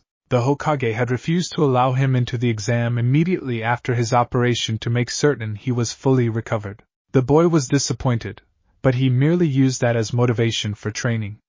However, he got a nasty surprise in the next two exams when he was beaten by genjutsu techniques each time. Lee's taijutsu rivaled if not surpassed most jounin's abilities, but his weakness to ninjutsu and genjutsu held him back. And worse still, word had gotten out around amongst the younger leaf nins about an incredibly powerful genin who could be dropped like a fly with well-placed genjutsu.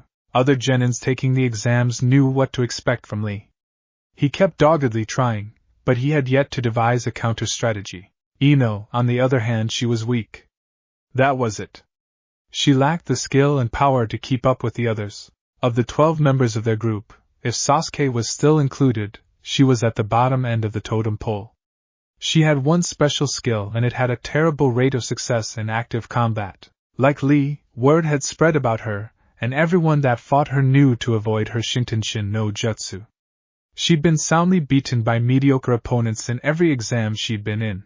It was really starting to piss her off, but there was little she could do without an instructor who took training seriously. Well, except try to make Sakura prematurely deaf in their arguments. Finally! Forehead, I've been looking for you everywhere. Eno exclaimed as she walked up to her friend/rival. Sakura's face reddened in anger at the nickname. Oh really, what do you want, pig? The chunin asked, one hand on her hip in annoyance. Eno snorted, Just wanted to let you know your old teammate is here in the hospital. Sakura's face lit up in unexpected hope. You mean Sasuke-kun? Where? What room is he in? What? Eno yelled, startled by the mention of the traitor Uchiha. She's still hung up on him? No, you pink-haired ditz. I mean Naruto. He's upstairs right now. Didn't Hokage-sama tell you? Sakura said, her face noticeably falling. No, I didn't meet with her today. Naruto's here? Eno replied. They stood there for several moments in uncomfortable silence. Well? Eno finally prodded. Aren't you going to go see him? Yeah, I'll see him in a while. It'll be nice to catch up, the Chunin replied, glancing down at some of the documents she was holding. She wasn't sure, but that sounded like a casual dismissal to Eno. She had the sudden urge to shake her friend, but she wasn't exactly sure why. That's it. You'll see him later? The genin demanded, her voice sharp with disbelief. Sakura gave her a hard look, barely looking away from the forms. Yeah, that's it. I'll see him on my rounds anyways. What's your problem, pig? The Chunin asked, annoyed with her friend's tone. Eno met her rival's hard look with one that could melt steel or make her teammates whimper in utter terror. Nothing, really. I just thought you had, loyalty. Guess I was wrong, she said, crossing her arms over her chest. Sakura stood up straighter, letting her papers hang by her side. What crawled up your butt? I said I'll see him and I will. I have other duties I have to do, Chunin duties, she smirked, making a deliberate dig at the difference in their rank. Don't give me that shit. Eno snarled, forcing down her rage at her rival's jab. A minute ago you were praying Sasuke was back. If it was him, you'd go running to his side in a second like some pathetic groupie. Funny how you're ignoring the friend who's done everything for you, when you jump to the traitor's ass in a heartbeat. Nice place to put your loyalties, Sakura. Sakura's temper boiled. She was 3 seconds from decking Eno into the wall. What the hell did the pig know about it anyways? Why the hell would I go running to see the idiot for some stupid injury he probably did to himself? Maybe the moron finally pissed off someone better than him, and they put the dead last in his place, the Chunin yelled. She wasn't really thinking about what she was saying and wouldn't have used those words to describe Naruto if she'd been thinking clearly. She did owe him her life after all. Eno's remarks had struck home though. Thinking clearly was the last thing she was doing. Eno's mind flashed to Naruto cheering on Sakura in the exams, hearing about his promise of a lifetime, and finally her conversation with Kakashi and how Naruto might have to give up his dream entirely. That memory was replaced by the one of the blonde's shredded body lying in the ceiling room, dead last. A loud crack made both medics and patients alike look over at the two kunoichi. Sakura held a hand to her reddening cheek, as she stared in shock at her friend. Eno was slowly letting her hand drop back to her side. Despite the aura of near violence they'd been radiating, the blonde's slap had taken her completely by surprise. Sakura's mouth hung open as she watched Eno's face shift through a kaleidoscope of emotion. The genin seemed to be struggling to find something foul enough to say to the medic. Ungrateful bitch, Eno finally managed to spit out. Her sharp gray eyes looked downright vicious as she glared at Sakura. Without another word, she turned and stormed away. 2 full minutes passed before Sakura finally got her brain working again. She spent a split second pondering Eno's words before the rage hit. She dropped the documents that had been so important moments ago, and ran through the halls and out the main lobby after her friend. She caught up to Eno about a block from the hospital, her friend's bright hair sticking out in the bright noon sunshine. She grabbed her rival's arm and swung her around, before slamming her into the wall of a nearby building. What the was that? Do you want to fight, you blonde bimbo? You want a rematch? You want to see what I can do now? Huh? Answer me, you stupid bitch. Sakura growled, her grip on Eno's dress tightening. The genin gave her look of icy loathing so venomous that it made Sakura flinch even in her anger.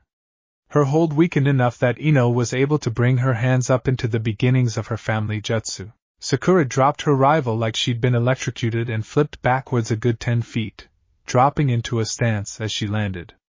Eno allowed her hands to fall to her sides as soon as Sakura let her go. Somehow, despite their difference in power and rank, Sakura got the distinct feeling she was being looked down on. I have no respect for someone who doesn't value their comrades, Eno said. Memories of Chuji lying in a hospital bed, smiling at her despite his emaciated form, and of Shikamaru's bandaged hand briefly passed through her mind. She turned and kept walking away from her rival. You're not just a dumb little girl anymore, Sakura. You've lost sight of what's really important in life, assuming you ever had it. If I'd known how you'd turn out, I would never have spoken to you back then. That cut through every bit of Sakura's anger and left her with a cold, stinging sensation in her chest. For all their rivalry and arguments, Eno was the first person ever to befriend her. The blonde had given her confidence and companionship during the loneliest part of her life. She knew who was responsible for her growth. If Eno hadn't looked past the snot-nosed crybaby back then, Sakura would have never even made it to Genin.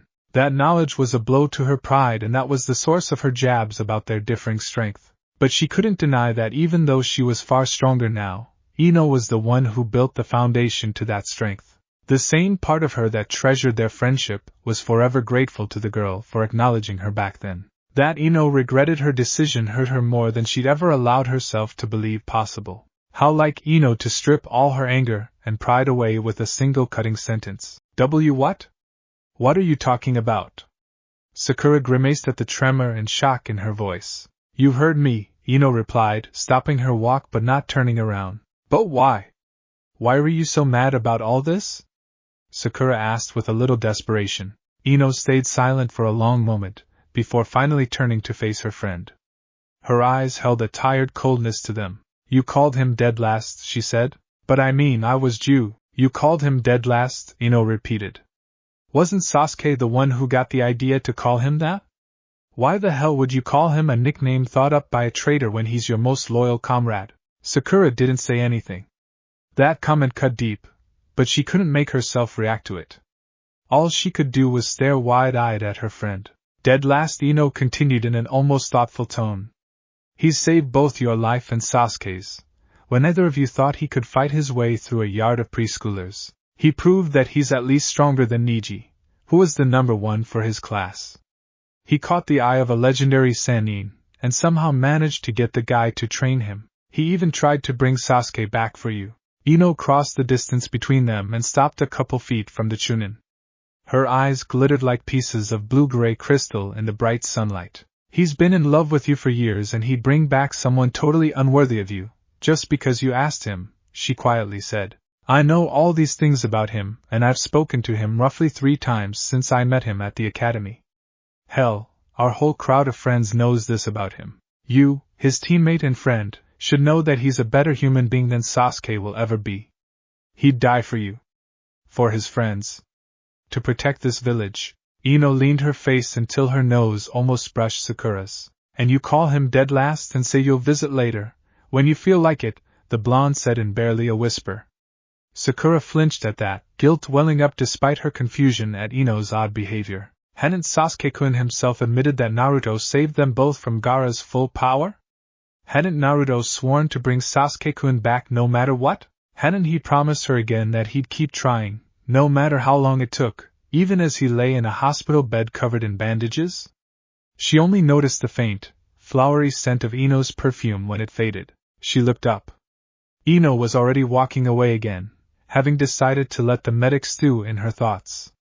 Some part of Sakura couldn't let the girl walk away. Wait. I don't get it. You don't even know him. Why are you so upset about this? This isn't like you at all. She yelled. Immediately after she said that, the thought occurred to her that maybe this was exactly like Eno. The girl had a history of finding things other people thought were worthless, and staking a personal claim on them. Sakura herself was one of them. Was her rival doing the same thing to Naruto? The memory of Naruto's shredded flesh, and the smell of his blood assaulted Eno's mind. The same smell from her dream. She felt her anger replaced by sudden nausea. She wanted a shower, Sakura, she said, not turning to face her rival. Go back to the hospital. Go to room 451. Look at the person what's left off the person lying on the bed. Look at him long and hard and think about what you called him. Then remember that you were willing to brush him aside.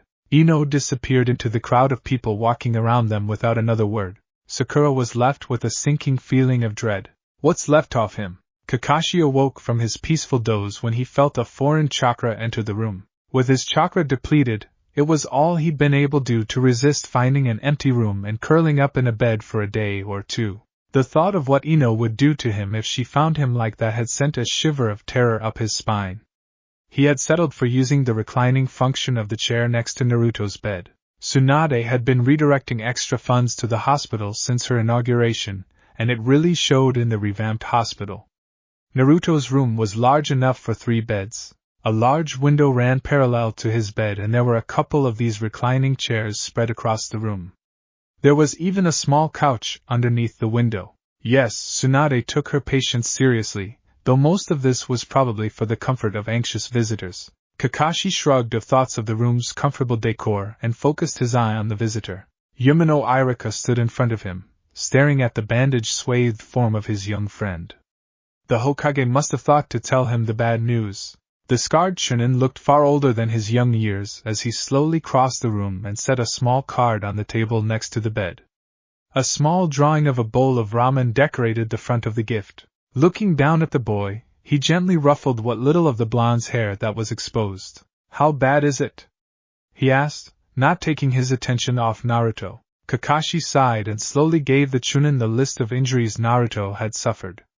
Through it all, the man's expression never changed. It was only the way his eyes twitched every time Kakashi described an injury that his thoughts were betrayed. "Who did this?" he asked when Kakashi trailed off. There was a boiling rage in the man's eyes that would have made the copy Nin flinch had it been directed at him. "I can't tell you," Kakashi replied.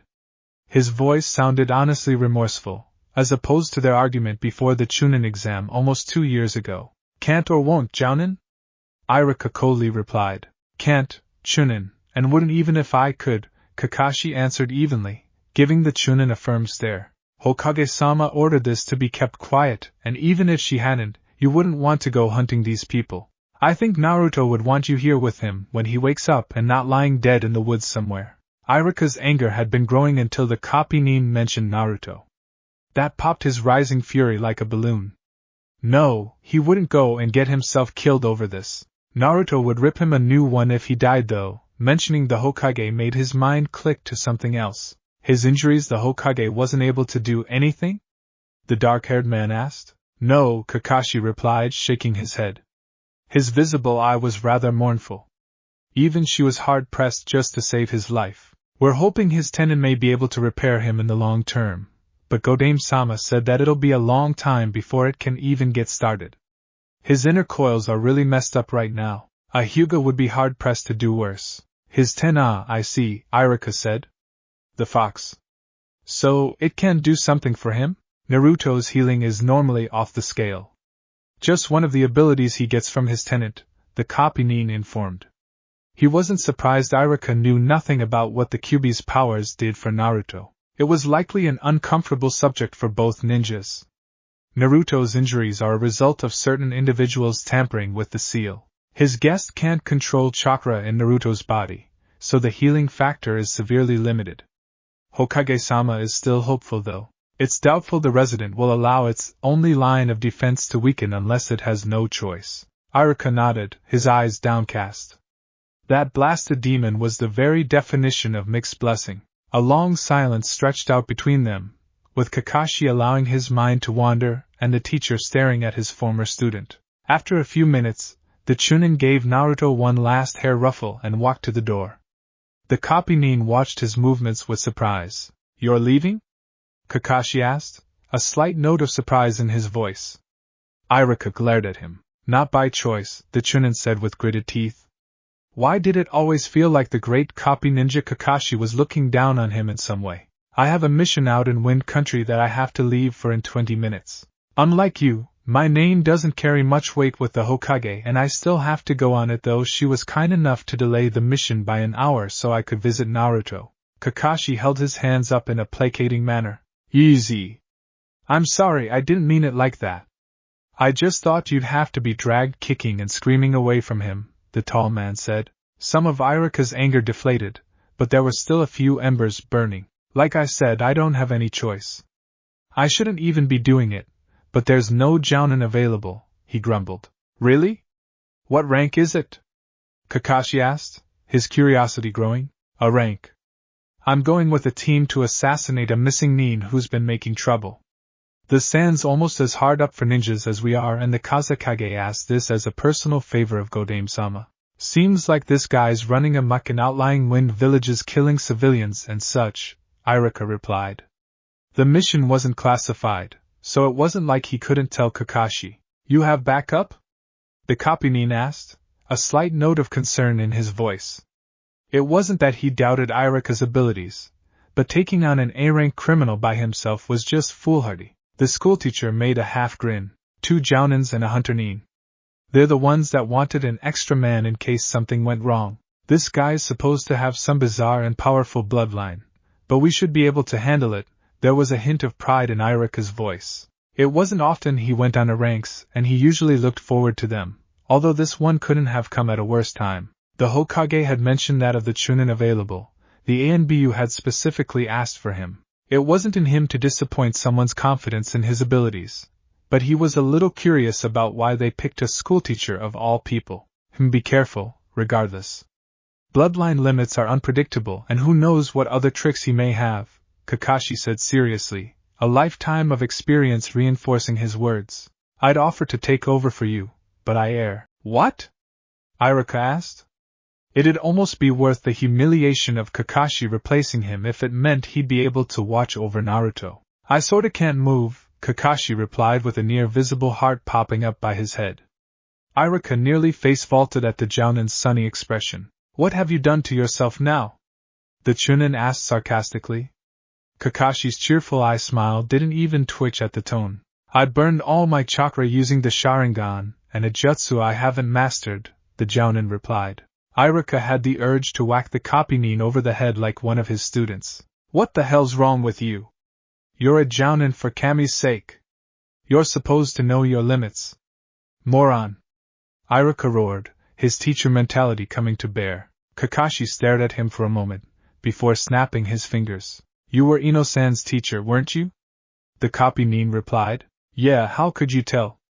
Irika replied blankly. Kakashi's sweat dropped. Never mind. Irika got a downright evil look on his face. Oh ho! So Ino's been here? And you can't move, huh? The great copycat Kakashi is totally helpless while Yamanaka Ino is hanging around. Kakashi felt a shiver of fear at the man's wicked expression. Why, oh why, did he taunt the Chunin during the pre-exams 2 years ago? I think I'll be going now, got that mission and all. I'll see you later, maybe you'll even be alive. With that, Irika walked out the door. His cheerful whistling was a stark contrast to the psychotic grin on his face. Kakashi was left to wonder why a man was so happy to face an A-rank missing nin instead of being defenseless near Ino. He promptly shut that thought out of his mind, an image of the blonde girl's rage-filled face thoroughly reminding him of why he had never gotten married. Well, it's not like a thin girl like her could do much to a high-level jounin like himself, right? Right. He still made sure his favorite copy of Ika was well hidden in his side pouch before going back to sleep. Ino grumbled something rather foul and shifted the weight in her arms. When she'd gotten home, her parents were waiting and they'd gotten into a long argument. They were understandably pissed off that she had disappeared without opening the shop and had left the door open all while a gigantic toad was running around the city. Wanting to hurry back to the hospital, she'd done the typical teenager routine and stormed into her room while yelling at the top of her considerable lungs. They'd left her alone long enough for her to take a shower, swipe some flowers, and sneak back out. She really didn't want to run into Sakura again today, but if she wanted Naruto to have some flowers in his room, she'd have to risk it. The idiot had better appreciate it. Stupid parents. Stupid Sakura.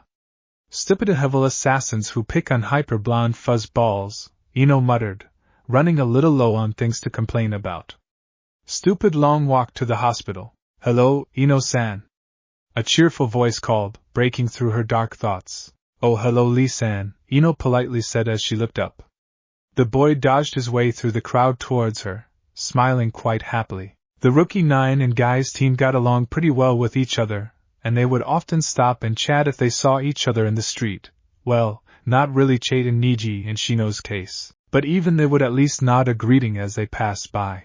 How are you today, Ino-san? the taijutsu specialist asked. Rock Lee had gotten noticeably taller in the last couple years and his face had grown sharper. His green jumpsuit and haircut remained, sadly, the same. He smiled cheerfully, though he looked a little out of breath. Eno's eyes traced to his feet, where the solid packed dirt of the street was noticeably depressed underneath him. Ah, he must have upped his weights again. I'm okay, Lee-san, though I'm feeling kind of tired.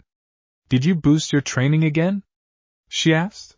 Eno might be the queen bitch to people who pissed her off, i.e. Sakura, Shikamaru, Chuji, Asuma-sensei, that idiot Kiba, her parents, that one Chunin who looked at her funny last week. Well, you get the idea. But she didn't find Lee too annoying. He was a little odd and downright creepy in his obsession with all things guy-related, but he worked his ass off to compensate for his weakness and was genuinely friendly to people, which was good in her book. YOSH.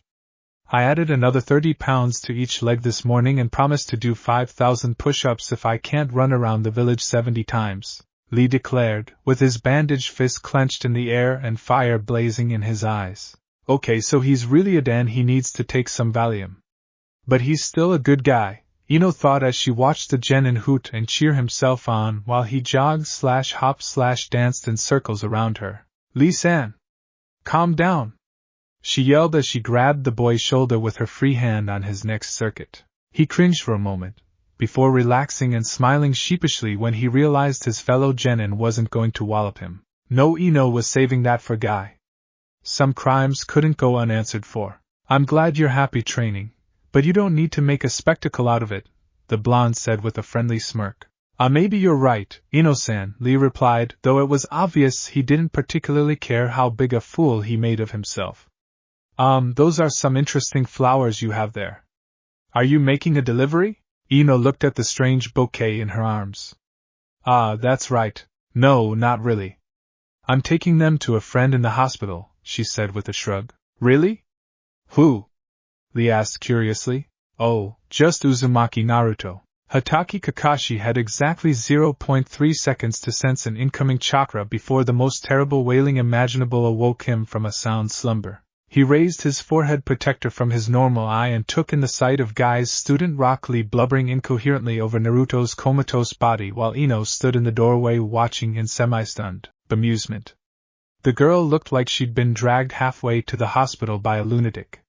Kakashi's eye drifted back to Lee and made the logical connection. Guy, if you don't want to have children, I respect that.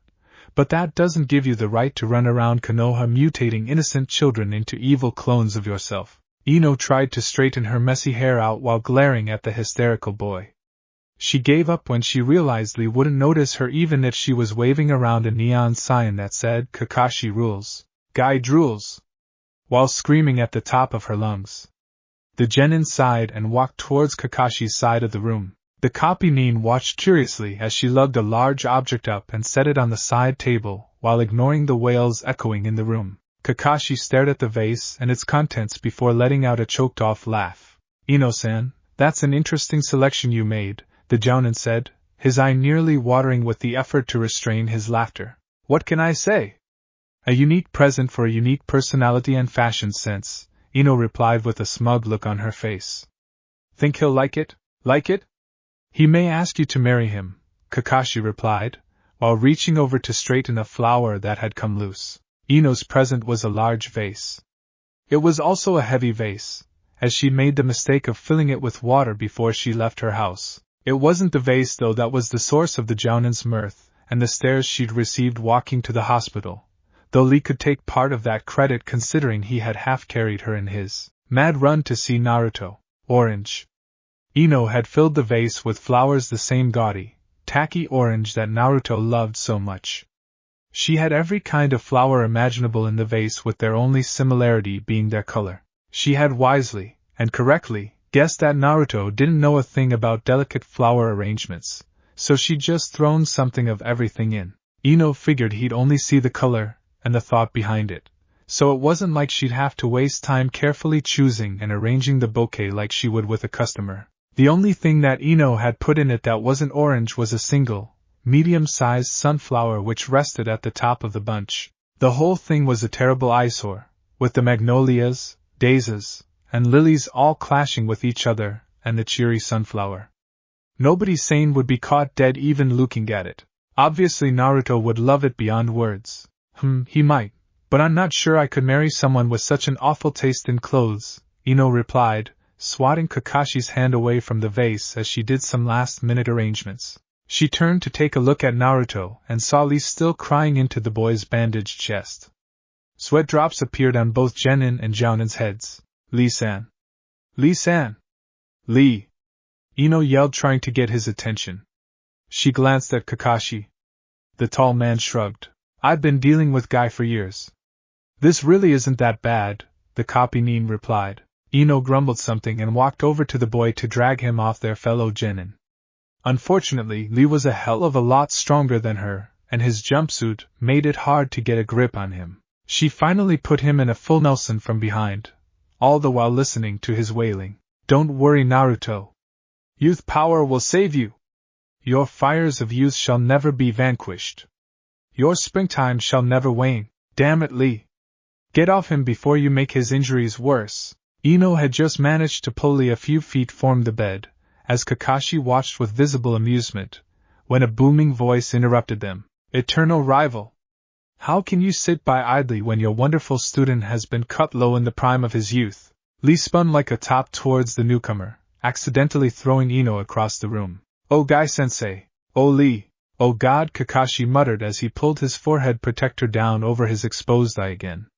He would avoid watching the beautiful beast hug if it killed him. Besides, if he leaned back and acted like he was asleep, maybe they'd leave him alone. Sensei and student were too busy embracing to a sunset background to notice the jounin. Eno wobbly got to her feet and stared at the spectacle in front of her. Was that some sort of genjutsu behind them? Guy-sensei! Lee! Guy-sensei! Dash! If you say that one more time, the ANB will never find your bodies, Eno growled, the malevolent fire in her eyes not related to youth power in any way. The sunset background shattered with the sound of a record being scratched. Lee and Guy separated and coughed nervously, while avoiding eye contact with the sharp-tongued blonde in front of them. I wish I could copy that, Kakashi commented as he raised his protector long enough to look at the rare phenomenon of Guy being quiet. Eno only humphed and crossed her arms. So he's really that bad, huh? Lee quietly said. Eno nodded, briefly glancing over to where Kakashi was involved in a low-voiced conversation with Guy. Both genins were sitting on the couch, occasionally looking at the subject of their conversation. It seems like he won't be able to fight or do anything again. Not even the Hokage can heal him, she replied sadly. Lee muttered, his head downcast. He felt for Naruto, he really did. The cold despair he'd experienced when Tsunade-sama had told him he'd have to give up being a shinobi wasn't something he'd wish on anyone, let alone the hyper-blonde who'd cheered for him. Well, if Naruto believed in him when his future was uncertain, then he'd do the same in return. Besides, he'd never known anyone who could get up after being beaten down so often like the fuzzy-haired genin. It was just a matter of time. Eno didn't look too convinced when he voiced his opinion to her. Yeah, but he doesn't have any muscles left. Even if he does get better, he's set back years. You think he can really recover from that? She asked skeptically. Of course. You should have seen him after his fight with Sasuke. He bounced back from that and he'll bounce back from this. He's at least as tough as me and I made a full recovery, so don't worry too much about it, Ino-san, Lee replied, giving a more subdued version of his nice guy pose. Eno smiled without any sarcasm at the boy. Maybe she'd take back most of the nasty mental comments she'd made about him earlier. Of course, then he had to go and ruin the mood. And if Naruto doesn't make a full recovery, then I'll do 10,000 push-ups while standing on my hands. 5 for me and an extra 5 for him, Lee declared. Yosh! And if Lee can't do 10,000 handstand push-ups, then I'll run to the hidden sand and back in 2 days, Guy said, jumping to his feet. A large sweat drop appeared at the side of Kakashi's head as he tried to convince himself that he didn't know this man. And if Guy-sensei can't make the run in time, I'll carve Naruto's face on the Hokage monument, Lee yelled, also jumping to his feet and clenching his fist in triumph. Eno covered her face with her hands. And if Lee is arrested by the ANBU before he can finish, I'll break him out of jail with a boulder tied to my back, Guy announced. Guy-sensei, Lee, Kami-sama, Eno muttered. Eno stretched out on the couch in Naruto's hospital room, idly reading a scroll she had picked up from her house earlier. It wasn't very late in the day, still only around 3 or 4, so she didn't feel like going home yet. Guy had mentioned that Tsunade would drop by again early in the evening to do a checkup, and Eno wanted to be present and asked the legendary medic some questions. She glanced up at the clock, then to Naruto's still form, and over to Kakashi silently snoozing in his chair. The only sound was the rustle of paper and the light beeping of the heart monitor. Eno thought, savoring the absence of the bowl cuts. Lee had wanted to stay, but Kakashi had suggested that he go and alert the rest of their circle to Naruto's present condition. The boy had taken that as a personal quest and rushed from the room in search of the assorted genin and chunin. Some of them were probably on missions right now, so it would be a while before he returned. Guy also had a mission that he'd held up because he'd taken off when he heard the news, and he vacated soon after his prize student left. In the blessed silence that followed their absence, Kakashi had dozed off again. He did wake up long enough to thank Eno when she scrounged up another crutch for him, but he was out again before she even sat back down on the couch. Chakra depletion is nothing to laugh at, the blonde thought. She really didn't know, having never totally burned herself out of chakra. Then again, she was usually cautious about it since she lacked the large reserves that people like Naruto seemed to have in spades. Well, who knew what long-term damage had been done to him? Anyways, after seeing Kakashi's exhaustion and the effects it had on him, Eno had been curious enough to dig up a couple of her old scrolls from her academy days. She had done well on the exams, but some of the basic knowledge had slipped over the years as an active genin. She figured refreshing her memory might help her find her niche. Her near fight earlier with her rival had rubbed at least one point in. She was weaker than everyone else, and it was about damn time she did something about. Eno envied Sakura and the other chunins not only for their superior strength and rank, but also because each of them seemed to have something that felt right. Each had a certain style, or a combination of abilities and knowledge that fit them perfectly. Sakura had her medical skills and a good talent in genjutsu. Niji had the Byakugan and all the Hyuga techniques. Hinata also bore the Hyuga bloodline and had medical talent as well. Tenten had her weapons. That Shino guy could do all sorts of things with his bugs. Hell, her own teammate Shikamaru had his family's jutsu and his powerful mind. And her other teammate Chuji had all of his family's skills to work with. Even among those still genin, everyone had something that they did well and suited them. Kiba had his dual style of fighting with his dog. Lee knew more advanced taijutsu than I out often jounins, and even the traitor Sasuke had the Sharingan. The only person who didn't have a specialization besides Eno was Naruto. He didn't excel in taijutsu or genjutsu, nor did he know many ninjutsu, though what ninjutsu he did know were very powerful. Then again, that also seemed to suit him. Naruto held no specialization, so he played the wild card role very well. His main skill, the Kage Bunshin, granted him incredible adaptability, and let him go anywhere he needed to in a fight. He had his niche. Eno still didn't have hers. Looking over her scroll and the generalized paths to take as a shinobi, Eno still couldn't find something to suit her. Her family's jutsu was only useful in conjunction with the Nara and Akimichi techniques. Not only did that limit her in a one-on-one fight or a solo mission, but she had never worked well with Shikamaru and Chuji to begin with. Even those two, despite being best friends, didn't work seamlessly together. Part of the problem was that their team had been forced together by their parents, who had all been on the same team in their genin days. Though the Ino Shikacho formation had worked exceptionally for them, it hadn't served their children very well. So her family's skill was a bust. Well, the Shintenshin was out, though there might be more that she'd yet to learn. Her father had an incredibly powerful jutsu that let him take over enemy mines from a distance, but he had yet to teach it to her, much to her annoyance. Whenever she asked, he always made up some excuse and changed the topic. Still, there might be more that even he didn't know. Eno had a strange feeling there was far more to her family than just a couple abilities, but her father had never mentioned it, nor had he demonstrated any other mental skill. Part of her curiosity was the strange, foreboding dreams she had occasionally. Though she hadn't realized it at the time, the reason she had run to the hospital earlier this morning was the dream she'd had the night before. Both the wobbly feeling and the smell of blood had actually happened to her. Perhaps it was foresight of some sort.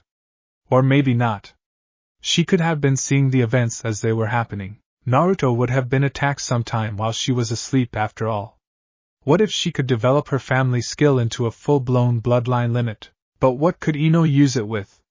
It's all well and good to be able to brag you have a bloodline, but unless you had other skills to back it up, the limit would be useless. The Byakugan was just a built-in telescope without the Hyuga fighting style to back it. Hell, even the Sharingan couldn't actually teach you how to fight, no matter how many skills you copied. So what could she merge with a potential psychic ability? Well, using the limit with ninjutsu wouldn't really be helpful unless you were countering your opponent. Taijutsu, well, on the surface it didn't seem like it would mesh well, but if you could somehow read your opponent's mind and anticipate their next move, you could dominate an enemy, even if they were stronger than you. Although taijutsu wasn't much good if your body lacked the talent for it. Eno ruefully looked at her thin arms and legs. What good was sensing your opponent's next move if you couldn't move fast enough to dodge it? Even if she was psychic, it wouldn't do a thing against someone like Lee. That left either ninja tools or genjutsu. Eno was uncomfortable relying too heavily on a weapon or a tool of some sort.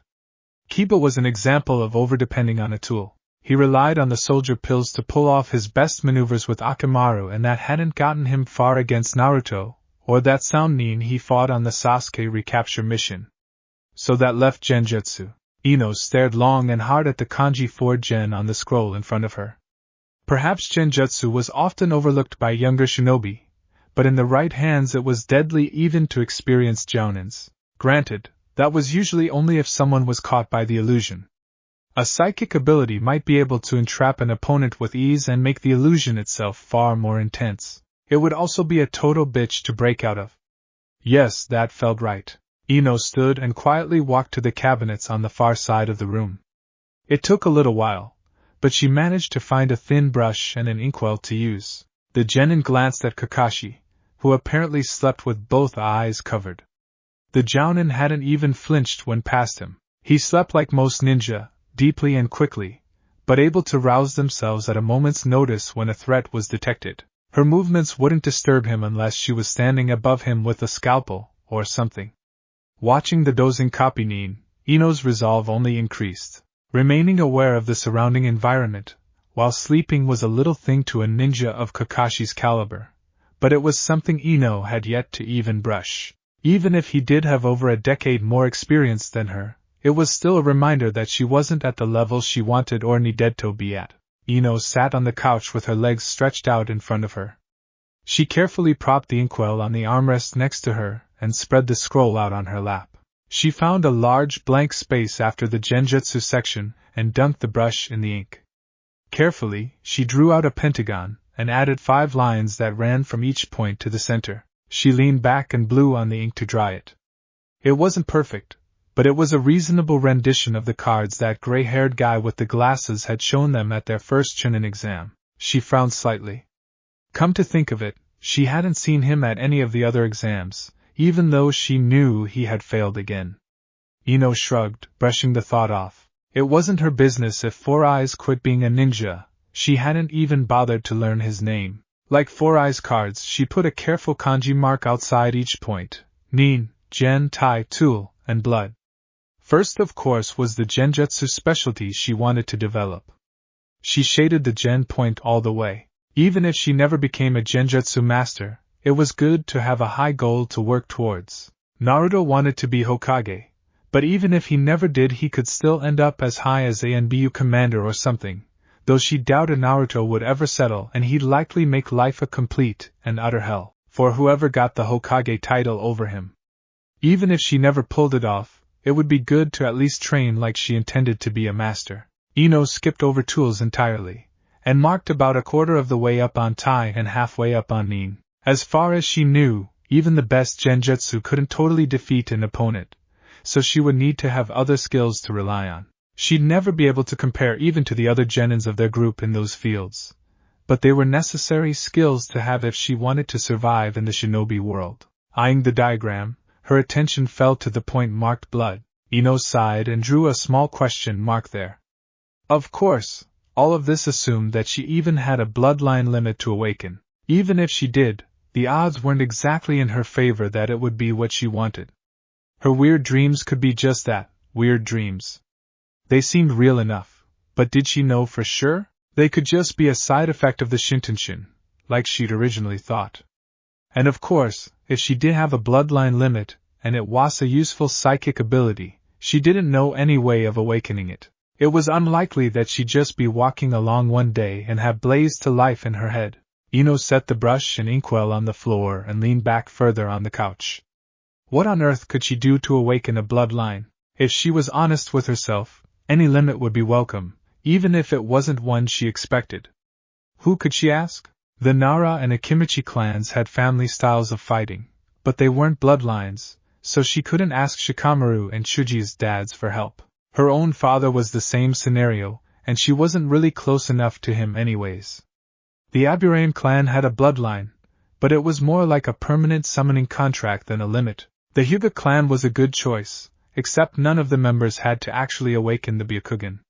They all had it, at least to a certain degree. Now the Uchiha clan might have been helpful as the Sharingan needed to be activated. She knew that much from her Sasuke fangirl days, except the whole lot of them were either dead or traitors. But speaking of the Sharingan, Eno looked up at the snoozing Kakashi.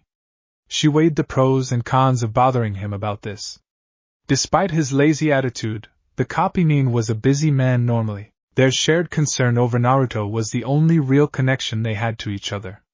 Eno already had a sensei, even if he sucked at teaching, and Kakashi had other things to attend to. It really wasn't her place to impose on the man.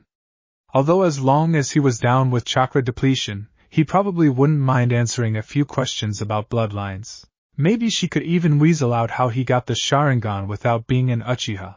Well, she'd save that for after he answered her questions, in case it was a sensitive subject, which it probably was considering he'd never told anyone about it.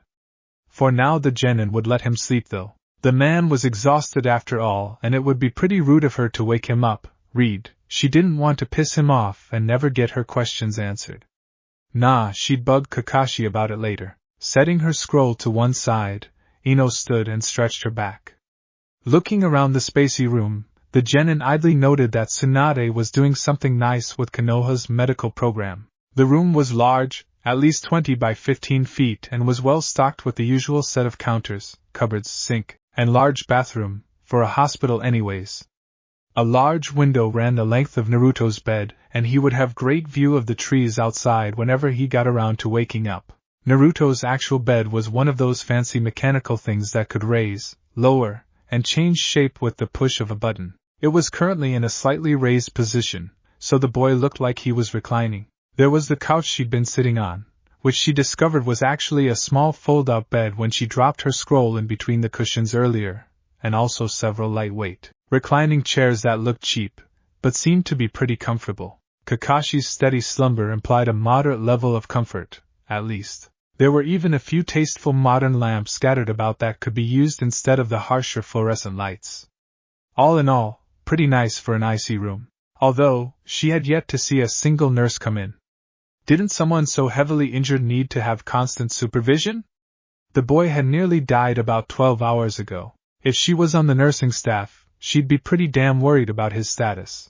A frown marred her pretty features as Eno walked to the side of Naruto's bed closest to the window. Damn, what little she could see of his face was white as his hospital sheet. The boy was pale and sweaty, as though suffering a fever. Naruto's face twitched slightly, a faint grimace of pain apparent even through his bandages. Without realizing what she was doing, Eno reached out and brushed at the tufts of hair that stuck out from the gauze strips. The texture surprised her as her fingers ran through the blonde mess. Fuzzball indeed. The golden blonde strands felt fuzzy and soft, yet had a subtle coarseness to them. It was oddly familiar yet weird, like it shouldn't be on a human. What the heck did it remind her of? A memory came to her, one of a young cat that she'd brought home once. The kitten's fur had been soft and coarse at the same time, similar to Naruto's, though his felt far less downy, for Naruto's hair felt like soft animal fur. How strange. The genin gently rubbed a tuft between her thumb and forefinger, liking the feel of it. Though, it did annoy her that a boy had better hair than hers naturally, when she used half a dozen products on her own lemon blonde locks at home. It suddenly occurred to Eno that she was standing over a near stranger's bed playing with his hair, and anyone could walk in the door. Or worse, Kakashi could wake up. Eno withdrew her hand with a sigh. Not really wanting to sit back down, the genin settled for leaning against the plastic rail on the side of the bed. What the hell was she doing? Why was she even here? I don't even know you, the genin thought, staring at the unconscious boy's face. Why the hell do I even care? I made a fool of myself running around today, fought with my parents and my best friend, and had to deal with the creepy bullcut squad all because you decided to come back to town. The dream had spurred Eno into chasing after Naruto the first time. She'd waited 3 hours because she had to know if he'd live after seeing how terrible his injuries were. She could have left after leaving Kakashi here as his former sensei/current guard, but why didn't she? Why did she get him flowers that she knew he would love? Why did she even come back at all? Dead last? Damn, that might be it. Sakura had managed to set that part of Eno's personality off. It burned like hell to see the medic brush off a teammate like he was a mere acquaintance rather than a comrade that had always stood by her. Eno had her problems with Shikamaru and Shuji, but one thing they always did was stick with each other. They might not work well together, and they might argue all the time, but they always cared about each other. Even when she thought Shikamaru was a useless bum and Shuji a fat idiot, she never turned her back on them if they were in trouble. To see Sakura act like that, well, it made her furious to see her dismiss a comrade. It just wasn't right to blow off someone who'd saved your life. Sakura would have run people over in her rush to see Sasuke, even after all the shit he put the rookie 9 through. And people thought Eno was the shallow one. The genin sighed out loud, relaxing her suddenly clenched hands. Sakura. Perhaps Sakura herself was part of this little riddle. All her life Eno found things other people ignored or dismissed as useless, cleaned them up, and showed them off. Maybe it was a rebellion from being her parents' little girl, or maybe she just liked showing people up. Whatever the reason, every now and then she'd bring home another piece of junk, as her mother called it, and spend weeks fiddling with it. Broken toys, ripped up old scrolls, rusty kunai, stray cats and dogs, though her parents always took those to the Inuzuka vet office/pound after she brought them home. You name it, she found it and fixed it. Strangely, almost everything that caught her eye turned out to be a diamond in the rough. One dog she brought home turned out to be a rare pedigree after she'd given it a bath. Kiba's mother had even paid her a decent fee for the animal when her parents made her give it up. A scroll she cleaned and patched up turned out to have part of a forgotten taijutsu style on it.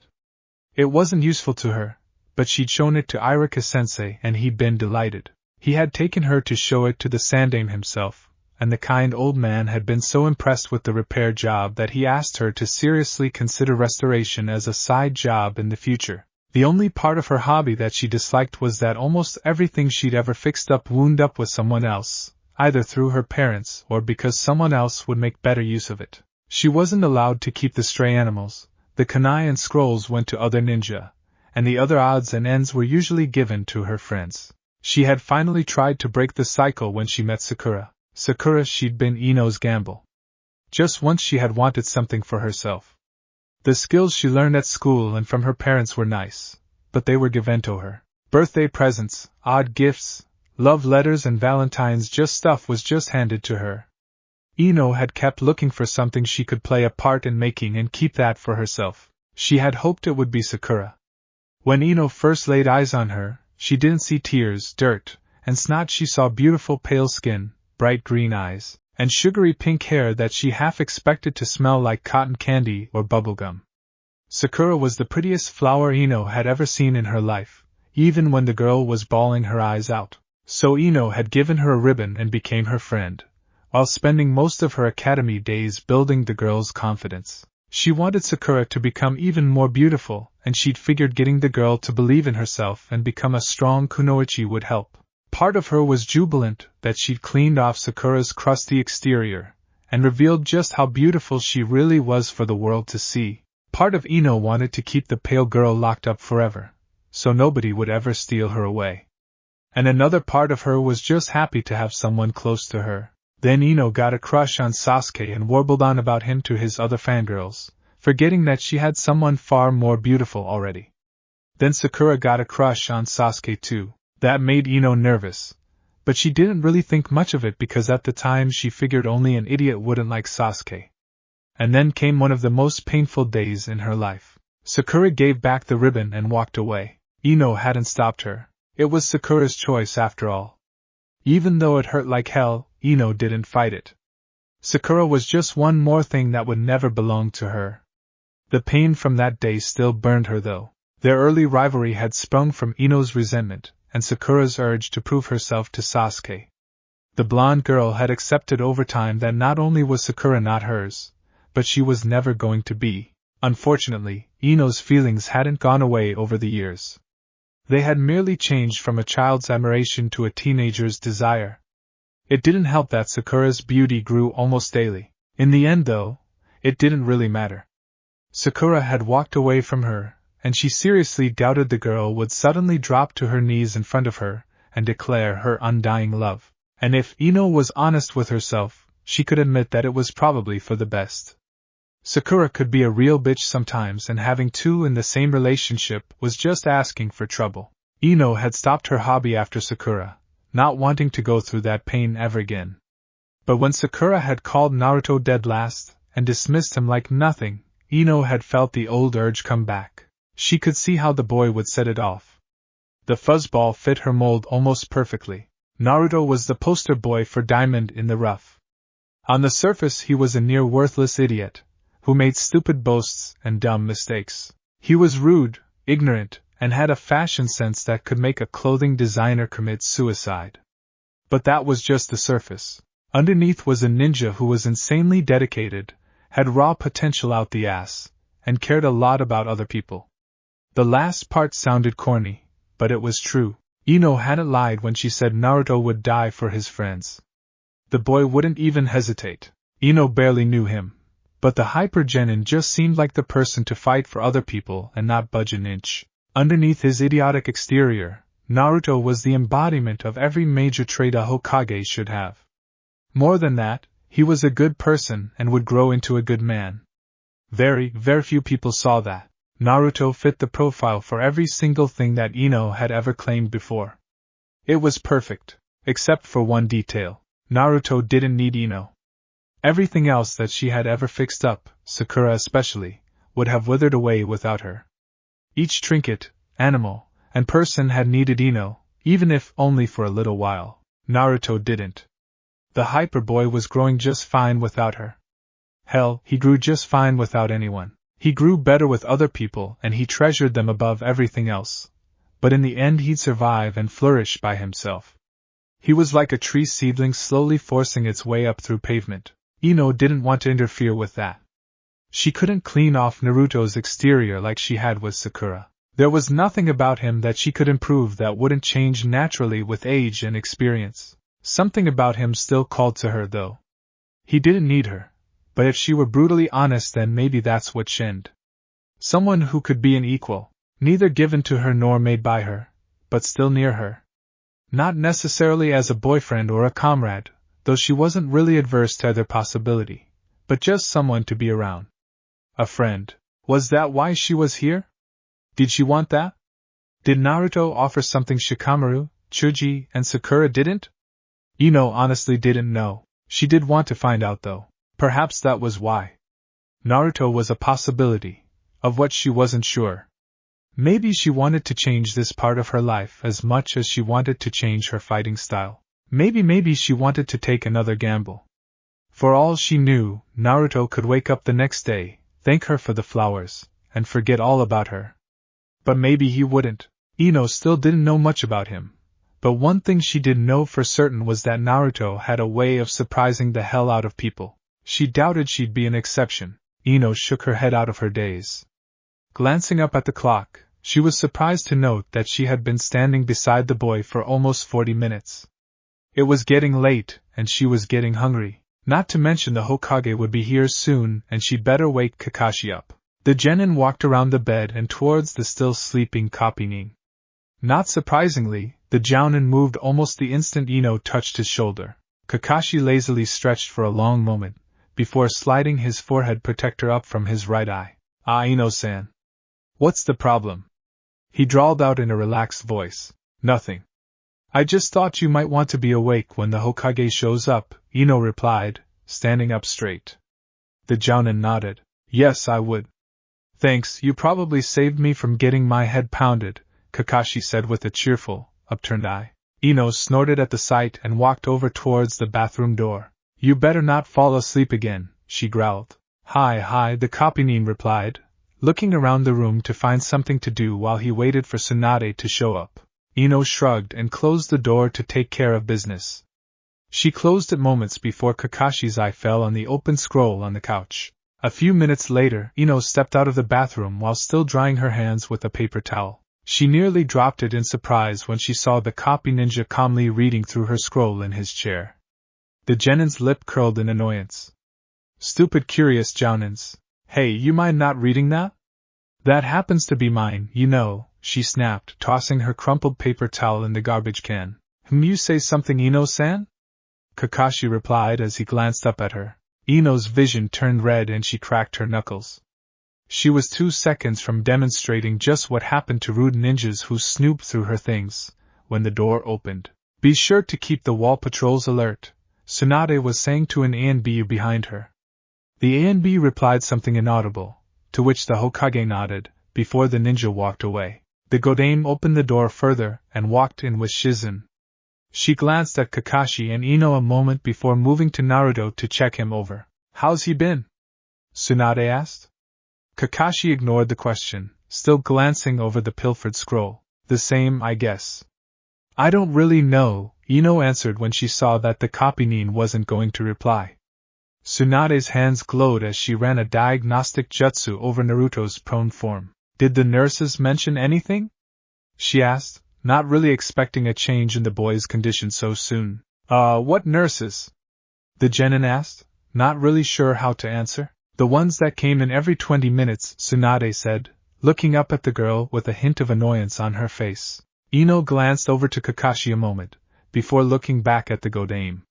She cautiously answered, Hokage-sama, no one's come in here all day except for Lee-san and Gai-sensei. What?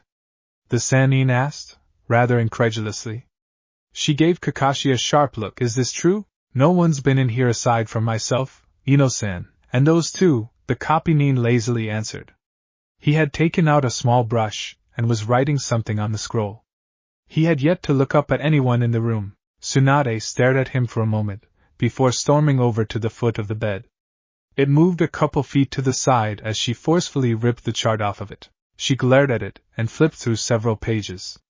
Finally she tore the pages off the metal backing and shoved them into one of her robe's large pockets. I'll be dealing with this soon, the Godame growled, looking every bit the legendary Sannin infamous for her temper. Shizen gave a little shudder at the thought of what was in store for the nurses who deliberately ignored the Kyuubi vessel. Despite the cold shiver crawling up her spine, the dark-haired medic found very little sympathy for such unprofessional conduct. Social stigma had no place in a hospital, especially in an IC ward. Hokage-sama? Eno asked hesitantly. Now she knew why Sakura looked like a nervous wreck after some training sessions. Yes? Tsunade said, looking over at the slim blonde girl. A hint of familiarity flickered through her eyes. You're the Yamanaka's girl, right? Yeah, Eno replied, the flare of annoyance at being the daughter of a famous clan killing her nervousness. What is it?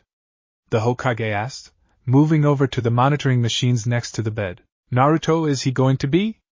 The Genin asked. Tsunade sighed and glanced over at the smaller blonde. I assume Kakashi gave you the details? She said. Just in general. He couldn't give me the specifics, Eno replied.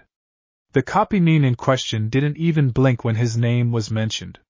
He was still scribbling something down on the scroll he'd swiped. I see. Tsunade stared at the girl, as if sizing her up. Eno shifted a little, but otherwise didn't break eye contact, which took all her willpower considering she was facing a Sannin. Alright, I guess you want the full diagnosis, huh?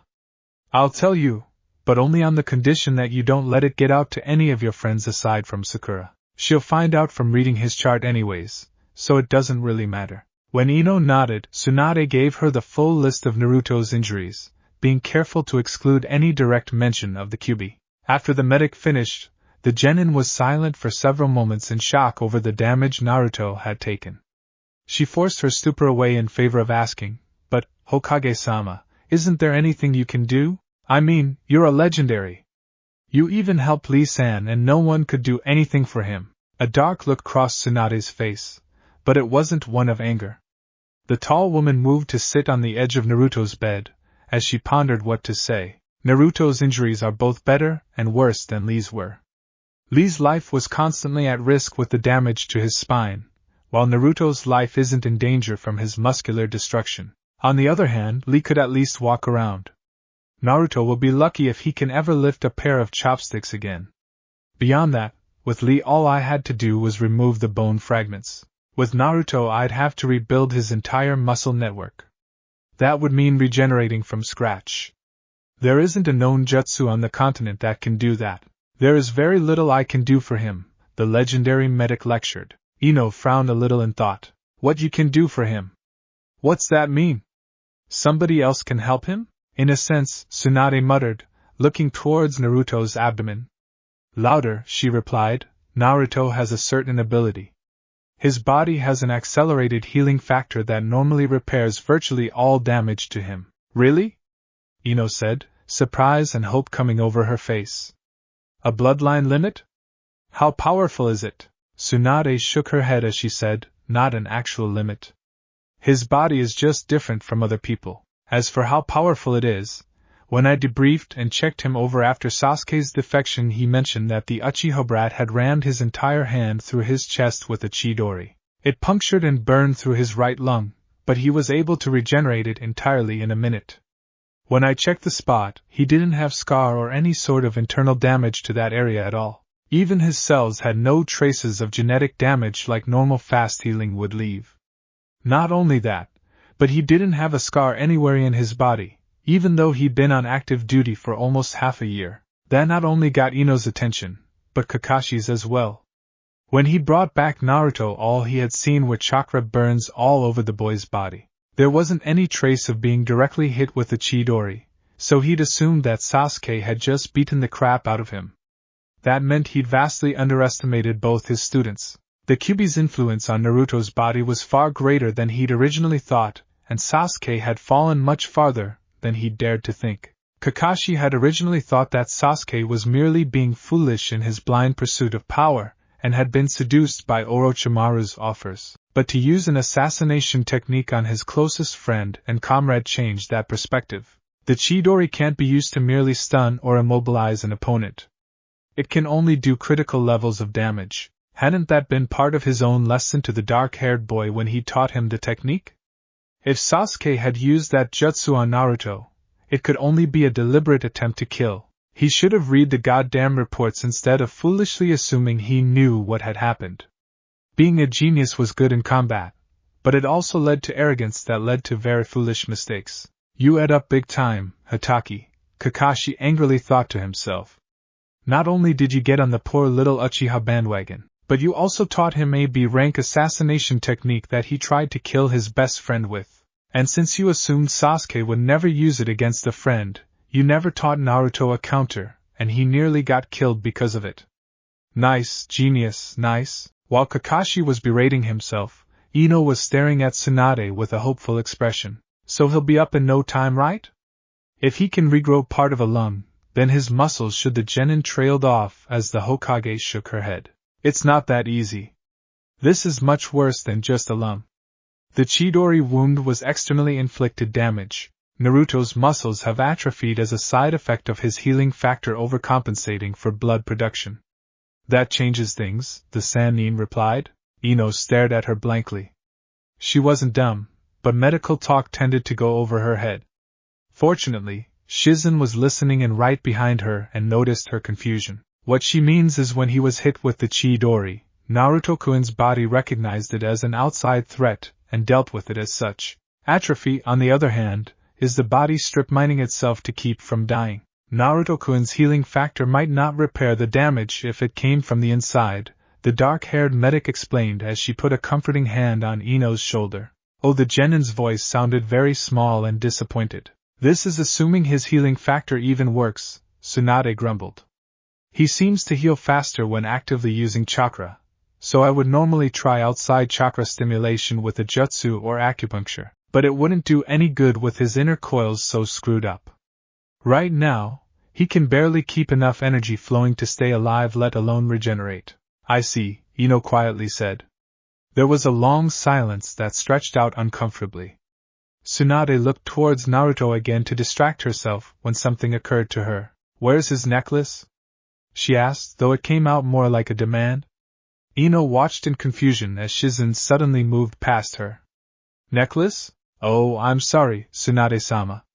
Here it is, the dark-haired medic said as she pulled out a leather string with a very pretty green stone on the end of it. I took it when Jiraiya-sama brought him in. It was dirty, so I wanted to clean it off before he wore it again. Oh, thank you, Shizen-kun, Tsunade replied, her anger noticeably calming. Both Eno and Kakashi watched curiously as the medic handed the necklace to the Hokage. Tsunade carefully leaned Naruto's head forward and put the leather string around his neck, then eased his head back again. Eno tried to picture the boy without the bandages and had to admit the necklace would look good on him. A slight gasp to her side made her look over at the copynin. Hokage-sama, isn't that? Kakashi asked, his eye noticeably wider. It had taken him several moments before he recognized the jewelry. Yes. My grandfather's necklace, Tsunade answered, still leaning over the boy. Her hand gently stroked the tuft of hair exposed. Huh! Who's your grandfather? Eno asked in confusion. It was really annoying to be the only ignorant one here. The Shodai.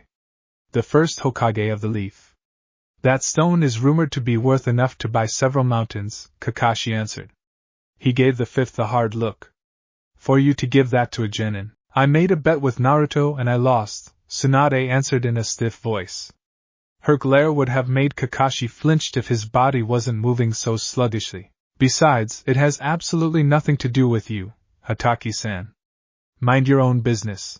After a tense moment of silence, Eno asked, what was the bet? It must have been something big.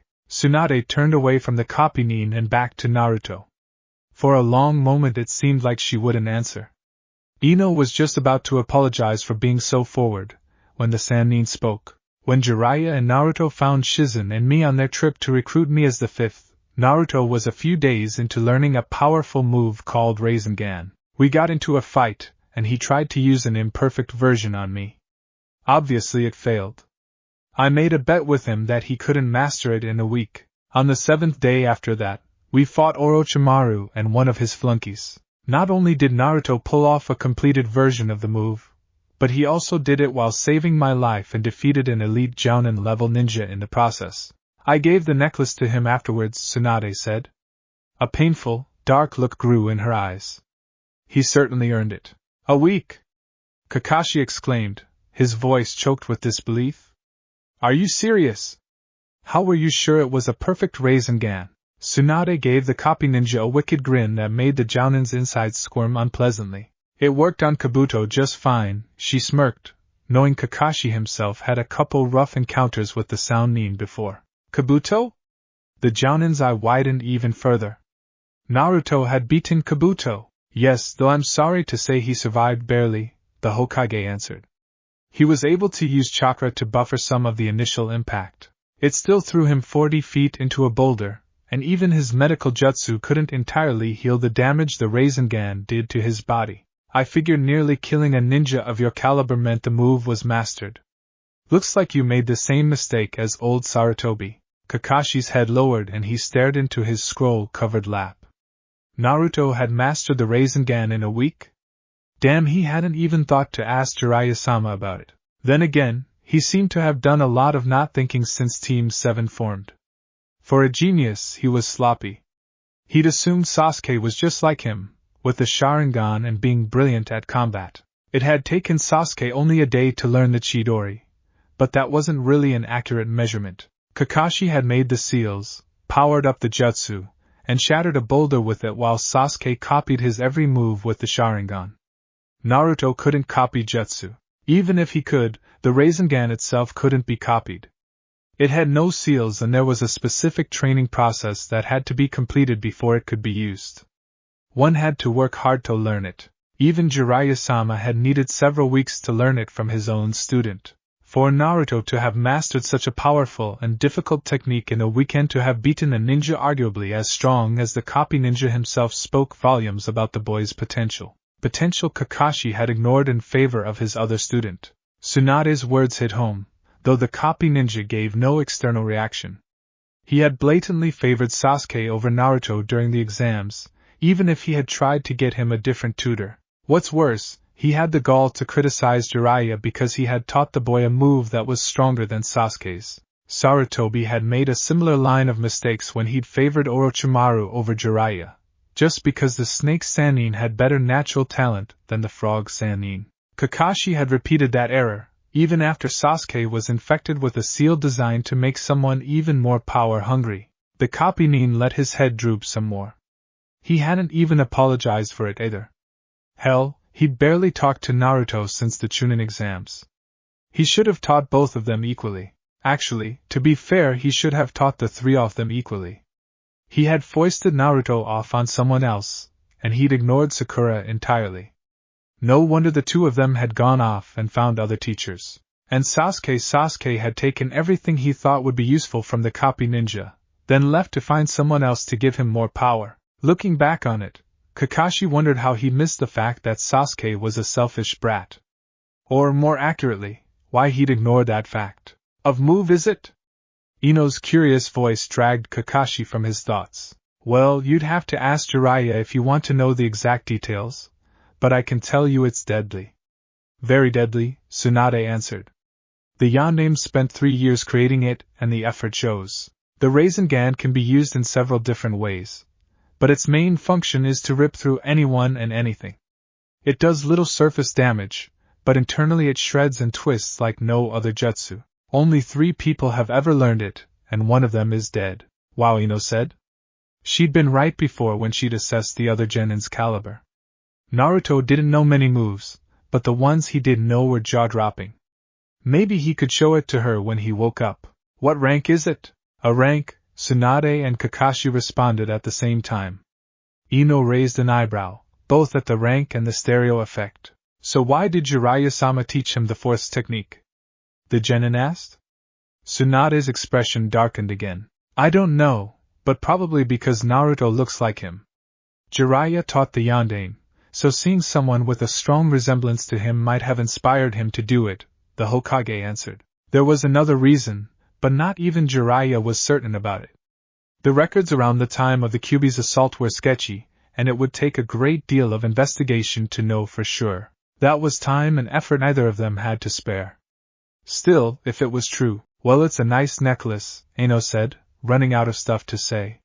She didn't know Tsunade on any level, so it was hard to come up with something to talk about. It is, the Godaime's tone was little more than a whisper. I'm just glad it serves him like it does me, instead of. Shizen flinched at that. No one said anything for a long minute as Tsunade shifted her position further up on the bed so she could look at Naruto's face. Her expression held the look of old pain that had never healed. She slowly reached a hand out and rested it on the boy's bandaged forehead. Could you leave us alone for a while? Tsunade quietly asked. There was a hint of command in her voice. Ino blinked. What was going on? Sure, Hokage-sama, Kakashi said as he grabbed his crutches and limped out the door. Shizen gently ushered Ino out of the room and closed the door behind her. The last thing the genin saw before it shut was Tsunade leaning over to press her lips to Naruto's bandaged forehead as tears streaked down her face. What's that all about? Ino asked. Shizen sighed and motioned her to move away from the door.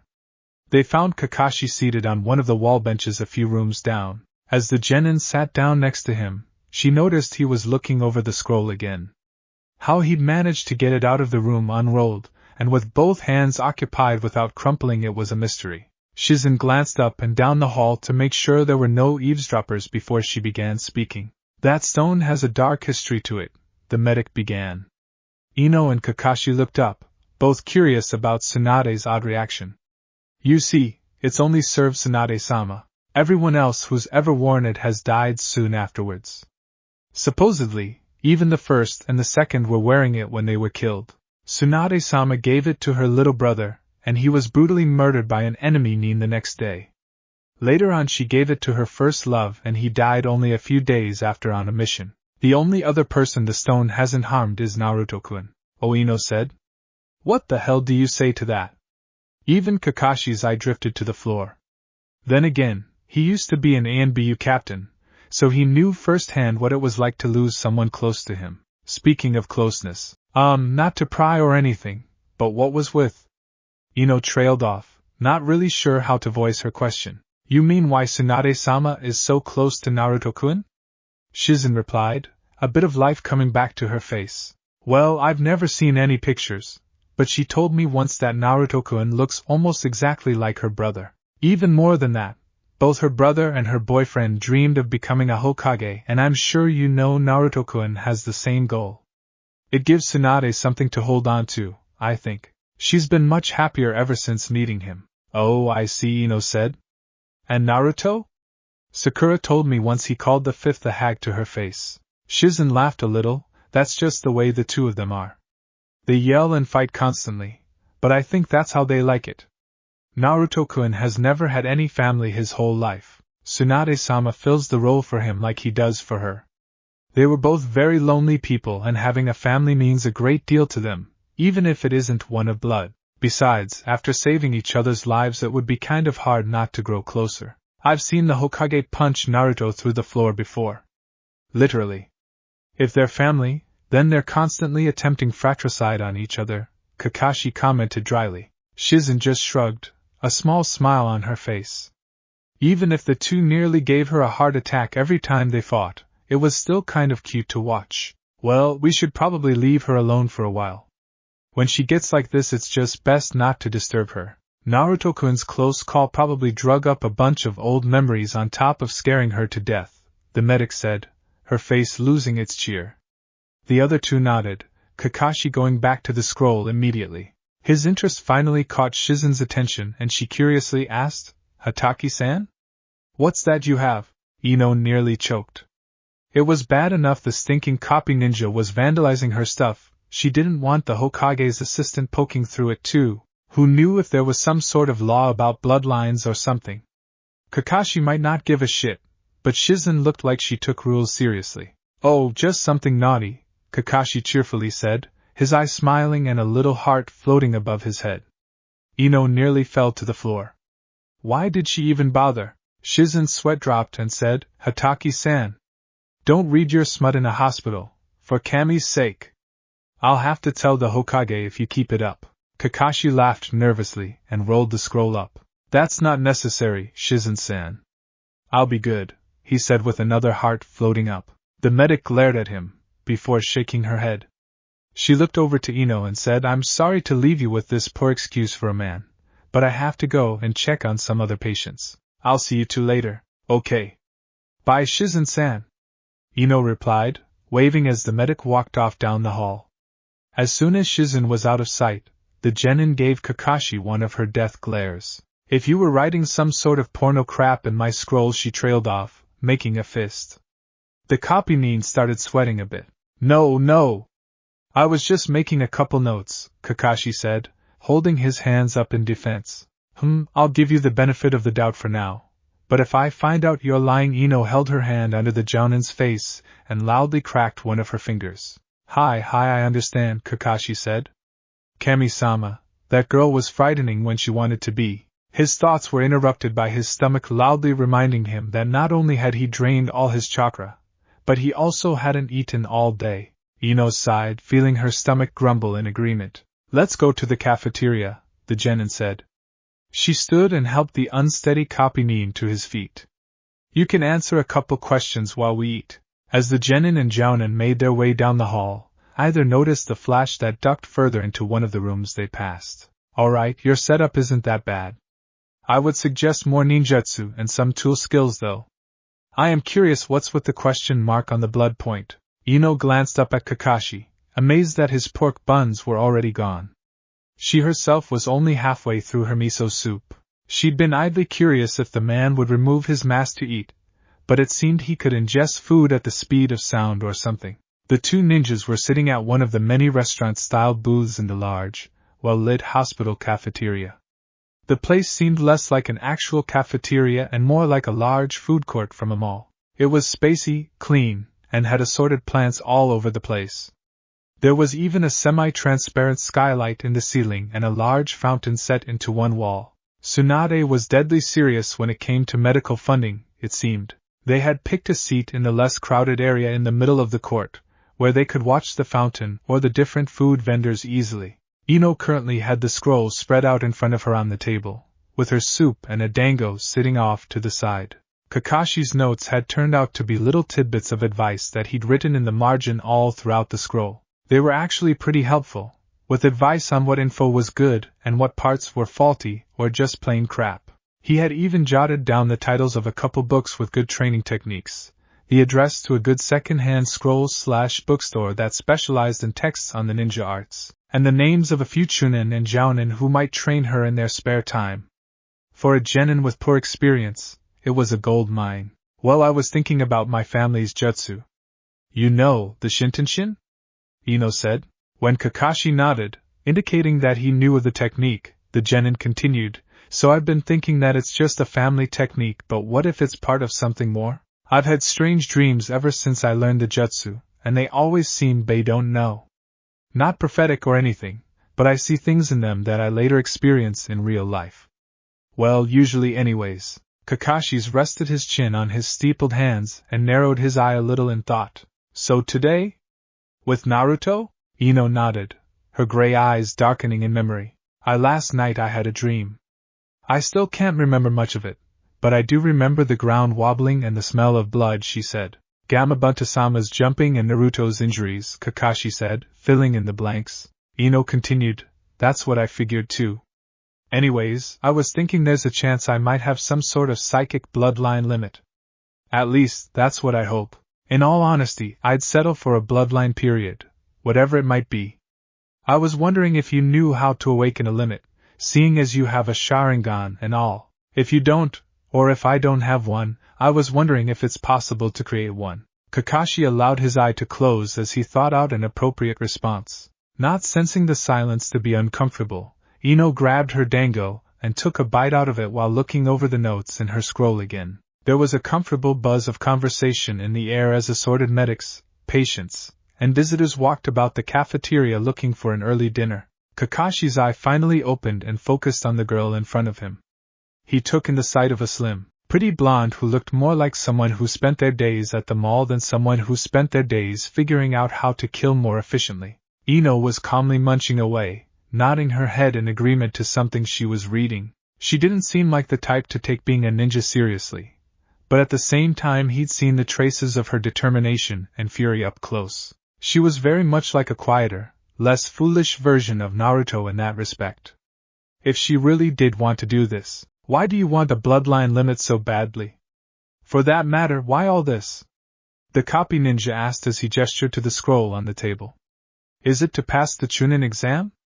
To beat Sakura? To prove yourself to a boy? Why? Eno set what was left of her dango aside and narrowed her eyes at the jounin. The long and short of it? I'm weak. I'm at the bottom of the pole compared to the rest of the ninjas my age, and while I graduated near the top, everyone else has exceeded me. I've got one special move and that barely works unless it's used with the Nara family jutsu. Teamwork is important, but so is being able to stand on your own 2 feet. I want to get better and stronger. More than that, I want my own niche and place to fit in. This, she said, pointing at the scroll, will hopefully be a start to that. A bloodline would be a powerful asset, and would give me a specialty that could be useful. Even without a limit, maybe with some advanced training I'll be able to at least catch up to my friends while I'm looking for a unique style of my own. Eno trailed off and watched Kakashi for his reaction. For a long moment he didn't even blink, but a pleased glint seemed to appear in his eye after a while. Not a bad argument. Could be better, the copy nin casually dodged as Eno chucked a wadded-up napkin at him. But a good start either way. I do have some knowledge on bloodline limits that'll help you, but more than that, I think you need to spend some time researching exactly what you want in a fighting style. Kakashi reached out and tapped the pentagon on the scroll and said, like I said earlier, this is not a bad idea. It needs fine-tuning and you shouldn't force yourself to stick to it if you aren't going anywhere, but it's got potential. You understand enough about genjutsu to know that you can't overdepend on it. You do need some taijutsu training, but with your build it would probably be better to learn more ninjutsu.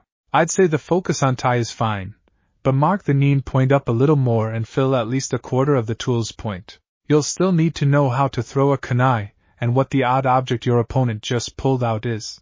I left it blank because I didn't want to overdepend on it like Eno started, but was cut off when Kakashi interrupted, like Kiba does. Yes, I'm surprised Kurenai-chan allowed him to do that. A tool is supposed to play a supporting role, not a necessary part of the fighting style. Anyways, you should still have some knowledge in that field. I suggest getting a few weapon and tool books to study. A few scrolls on traps would be helpful too, so you can at least identify them. For taijutsu, try to get one of your friends to tutor you in it. I'd suggest Likuen. He's almost as weird as his teacher, but he's powerful as hell. No one knows more taijutsu in Konoha than Mado Guy, and that shows in his student. Likuen's been training under him for only 2.5 years and he went from dropout to near jounin levels in that time. Just don't let them talk you into wearing one of those god-awful spandex suits, okay? I'd rather melt my eyeballs out with lye than be seen in something like that, Eno deadpanned in a perfectly serious voice. Kakashi replied in an equally serious tone, good. Anyways, the jounin continued. As far as genjutsu goes, I'd say buy a bunch of scrolls and books on it, and mark all the jutsu you want to learn. Then take them to a genjutsu specialist, and have them train you in it or tell you if you're looking at the wrong skills. On top of that, regularly do exercises that build stamina and chakra control. Don't expect miracles for your chakra reserves, but definitely plan on perfecting your control. Genjutsu doesn't rely on control as heavily as medical jutsu does, but it's far more important than having a lot of raw chakra. Eno had pulled out a normal pen she'd scrounged up from somewhere and was scribbling down additional notes as Kakashi talked. Most of what he was telling her he had already written on the scroll, but it was still helpful to have it in her own words. Got it. So what about ninjutsu? She asked. At that, Kakashi frowned and scratched his chin. Ironically, the best person to tutor your ninjutsu would be Naruto, he said. Eno dropped her pen in surprise. Really? You're serious? She asked. Kakashi nodded and continued, you see, I'm setting this up so your trainers match how far you want to go in a particular field. You want to specialize in genjutsu, so you'll need a jounin to teach you, while you comrades will be able to improve your ninjutsu and taijutsu, and tools you only need to review. Now, of your comrades, the people with the best skills in pure ninjutsu would either be Naruto or Sasuke, if he had it left.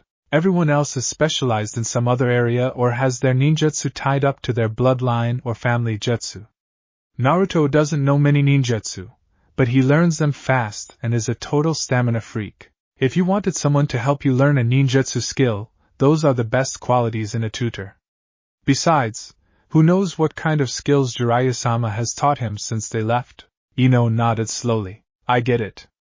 But he's totally laid up right now. Who'll teach me in the meantime? Kakashi's eye turned into an upside-down U. Eno shook her head in disbelief. You? Well, I can't spare too much time since the Hokage always has me on missions, but I have more free time now that I don't have a team anymore. Most weekends I'm here in Konoha, so we can go over some jutsu and training exercises if you want. Although, you might want to get a Sumazoke first, the copy ninja said, leaning back in his seat. Pfft, Eno rolled her eyes at that one. Asuma-sensei's a good fighter, but he barely trains us at all. He spends most of his time playing old man games with Shikamaru and tells us to train on our own. I've been yelling at him for years to take us more seriously. He'll agree just to get away from my nagging. Kakashi nodded. Good. We can meet up this Saturday at the Memorial Training Ground and I can look over your progress so far. Eno put a finger to her chin in thought and asked, why are you willing to train me? We've met like 3 times before. Not that I don't appreciate the gesture, but I'm curious. Kakashi stared down at the genin's unfinished soup for several long moments before saying, I add up. Eno blinked. That wasn't what she was expecting. Excuse me? The copynin met her gray eyes with his obsidian gaze. With my team. I screwed up. The girl thought about it for a long moment before realizing Sasuke. To her surprise, Kakashi shook his head. Not just him. I messed up just as bad with Naruto. And Sakura to a lesser degree. Eno asked, how so? I mean Sasuke turned traitor, but none of us really saw it coming. And both Naruto and Sakura turned out great, under other sensei, Kakashi replied. He crossed his arms and looked down at the table. While I gave general training to them all, I focused much more on Sasuke. I made the mistake of just looking at who they were on the outside. Externally, Sasuke was a genius, Sakura was weak, and Naruto was a fool. But I didn't follow my own teachings. My first lesson to them was look underneath the underneath. If I had bothered to look, I would have seen that Sasuke was power-obsessed and riding a vengeance kick. Sakura had excellent chakra control and medical potential, and Naruto, as Kakashi's eye closed, Eno filled in the blank. Naruto is potential incarnate. The copy ninja gave a painful nod and continued. At the time all I could see was a genius and 2 extras, despite Naruto and Sakura's great progress. I actually bragged once that Sasuke was just like me. I even told off that sand kid for assuming he knew what Sasuke was really like even as I was making the same mistake. It figures I'd be proven wrong by a lunatic. But I didn't realize it then, so I kept training him and teaching him as much advanced jutsu as I knew. I even taught him the only technique I ever created. Eno looked a little confused as she asked, that's it? I mean that bad considering he turned traitor, but Kakashi shook his head and said, no, I don't mean I just trained him. I favored him over Naruto blatantly. The blonde's eyes narrowed as she said, define blatant. The Jounin sighed and rubbed his eye. As in he asked me immediately after the Chunin preliminaries for help in the upcoming tournament, and I flat out told him no, that I was going to train Sasuke instead. Eno raised an eyebrow and crossed her arms as she said, I have to say Hatake, when you up, you do it big. Kakashi winced a little at the sharp tone. It sucked being in a guilt trip, but it sucked even worse when someone else agreed with your reasoning. Yeah, I tried to get him another tutor, but he wanted his own sensei to teach him. He saw it as being tossed aside for the umpteenth time for the great Uchiha Sasuke, this time by his own teacher who he'd worked hard to impress. Then he went off on his own and by luck stumbled across a better, stronger teacher. And now it burns you that not only did you basically tell him that he wasn't worth the time to train because Sasuke was better than him, and would beat him anyways, he bounced back and now he's someone else's star pupil and you can't take any credit for it. Am I right? Eno calmly stated in her calm, yet razor-sharp voice. Disturbingly correct. Are you sure you're not psychic yet? Kakashi jested, trying to cover his guilt with a bit of humor. The guilt in his eye gave him away though. And now you want to make that up a little bit by properly teaching someone else? The sharp blonde continued. Kakashi could only nod. Humph.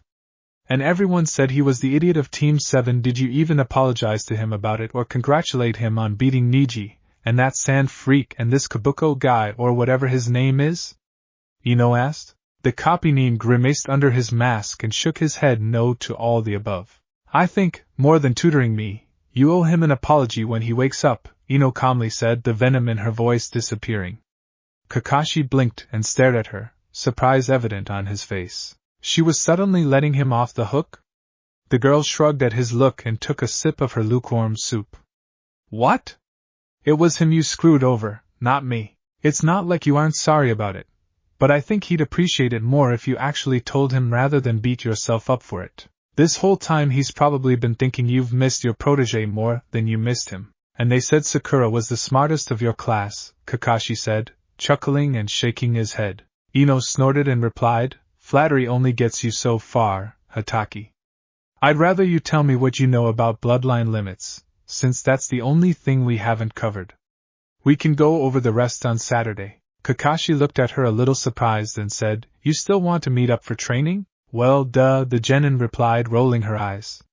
You may play favorites, but at least you actually train your students. Asuma-sensei can't even claim that much.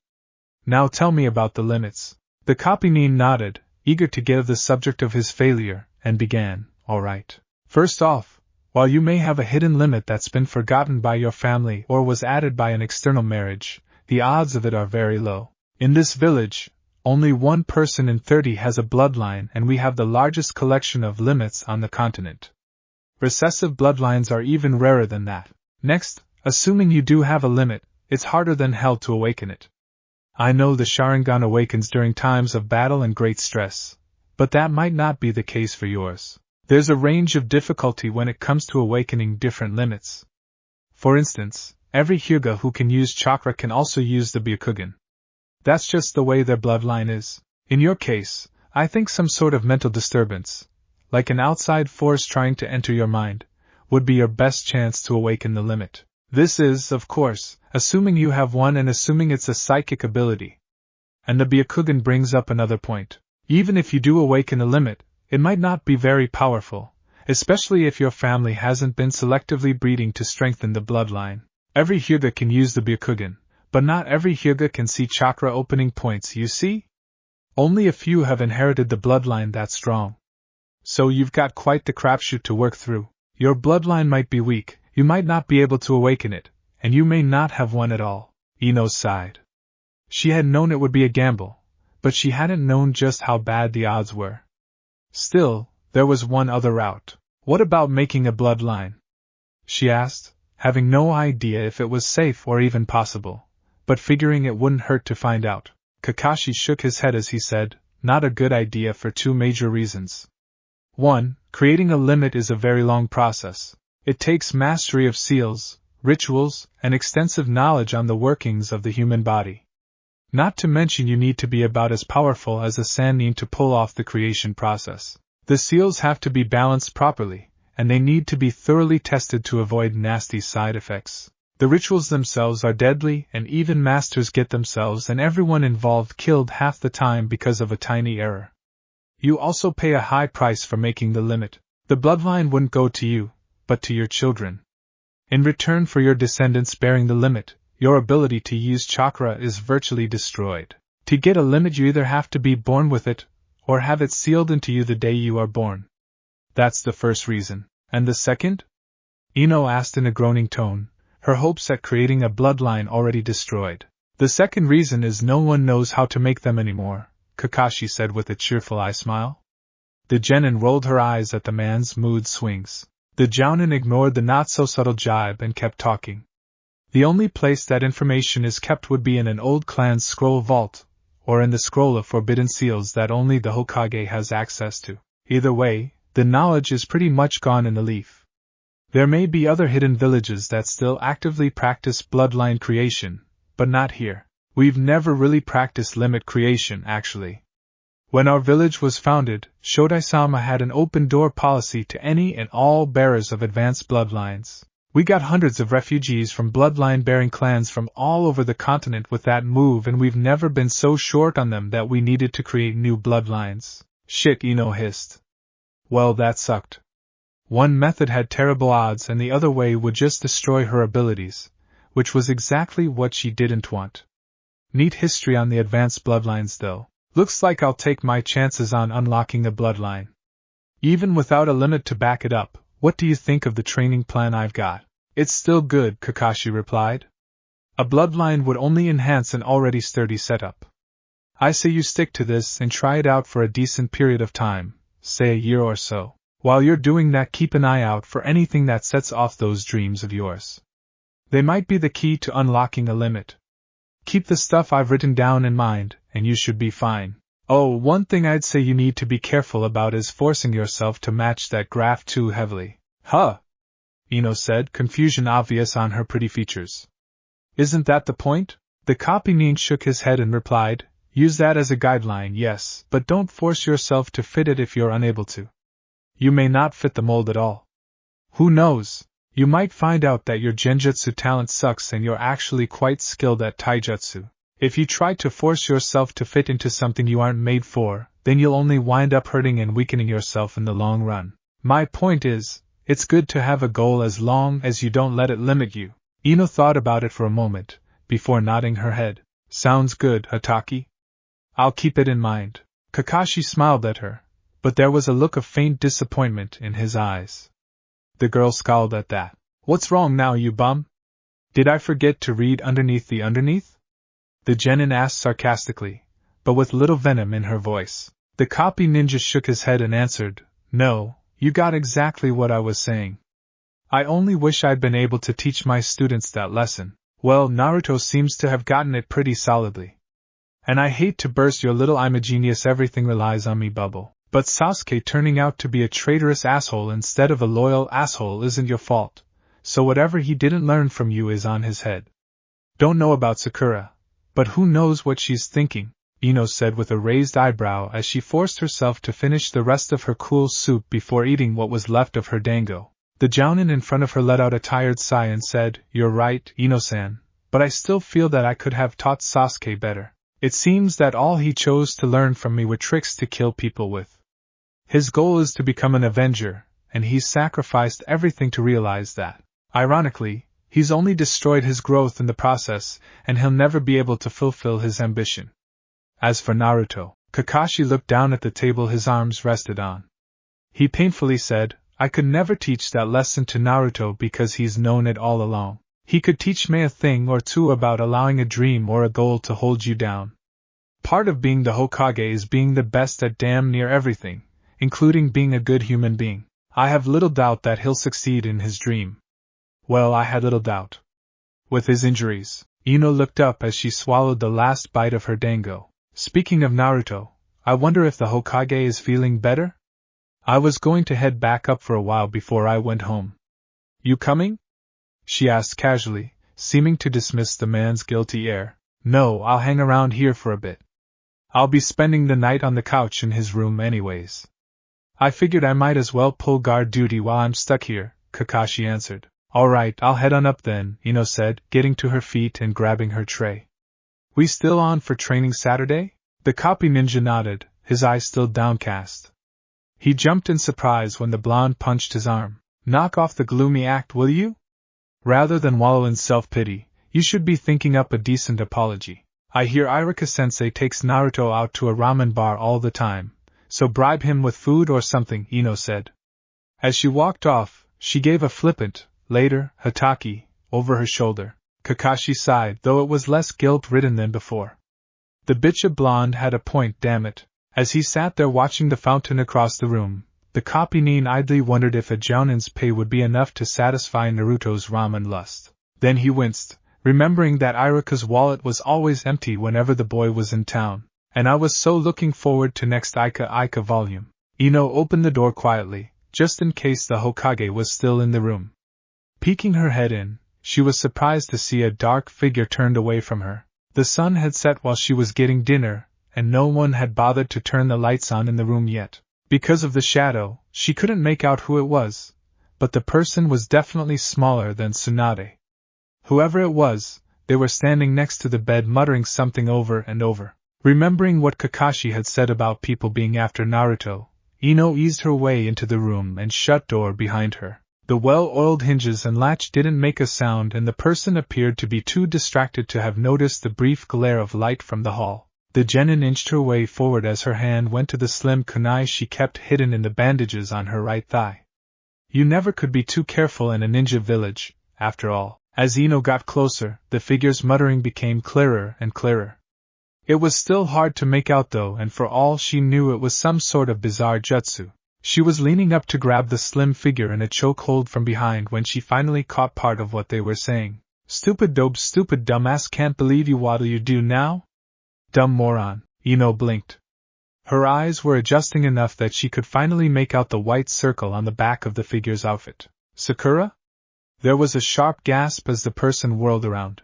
Ino? The genin in question frowned. Something was funny about the way Sakura was speaking. The chunin's voice was lower and scratchier than normal. Her hand tightened on the kunai, still not sure if it was really her friend standing there. It could be an assassin using a henge to sneak in here. If that was the case, then what the hell did they do to the real Sakura? Even if the two kunoichi fought like alley cats half the time, if someone hurt her pale friend, yeah, it's me. Why the hell are you standing in the dark?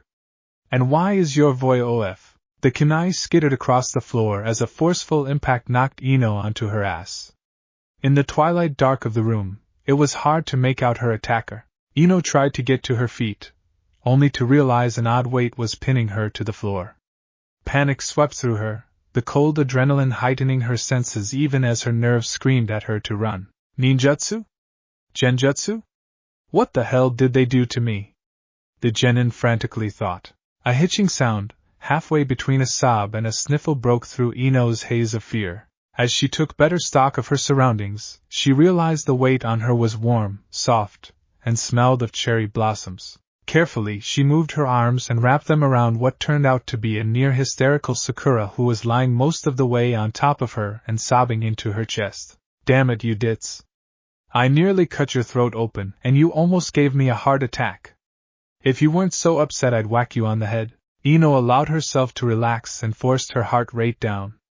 Slowly, she managed to tug the crying medic up and over to the more comfortable couch, as her ass wasn't appreciating resting on the cold floor. She grimly noted that she'd have quite the colorful bruise there tomorrow from all the trauma her posterior had received that day. Stupid giant toads and stupid crying kunoichi who stand around in the dark. Sakura hadn't released her hold once, and only burrowed deeper into her friend's chest when Eno got them on the couch. It took the genin almost 15 minutes, but she was able to calm Sakura down enough for her to tell her what happened. Sakura had avoided visiting Naruto's room until the end of her shift just to spite Eno. When she'd finally walked up to the room, she'd paused with her hand on the door handle when she heard the Hokage speaking from inside. She'd used her excellent chakra control to hide her aura and listen in undetected.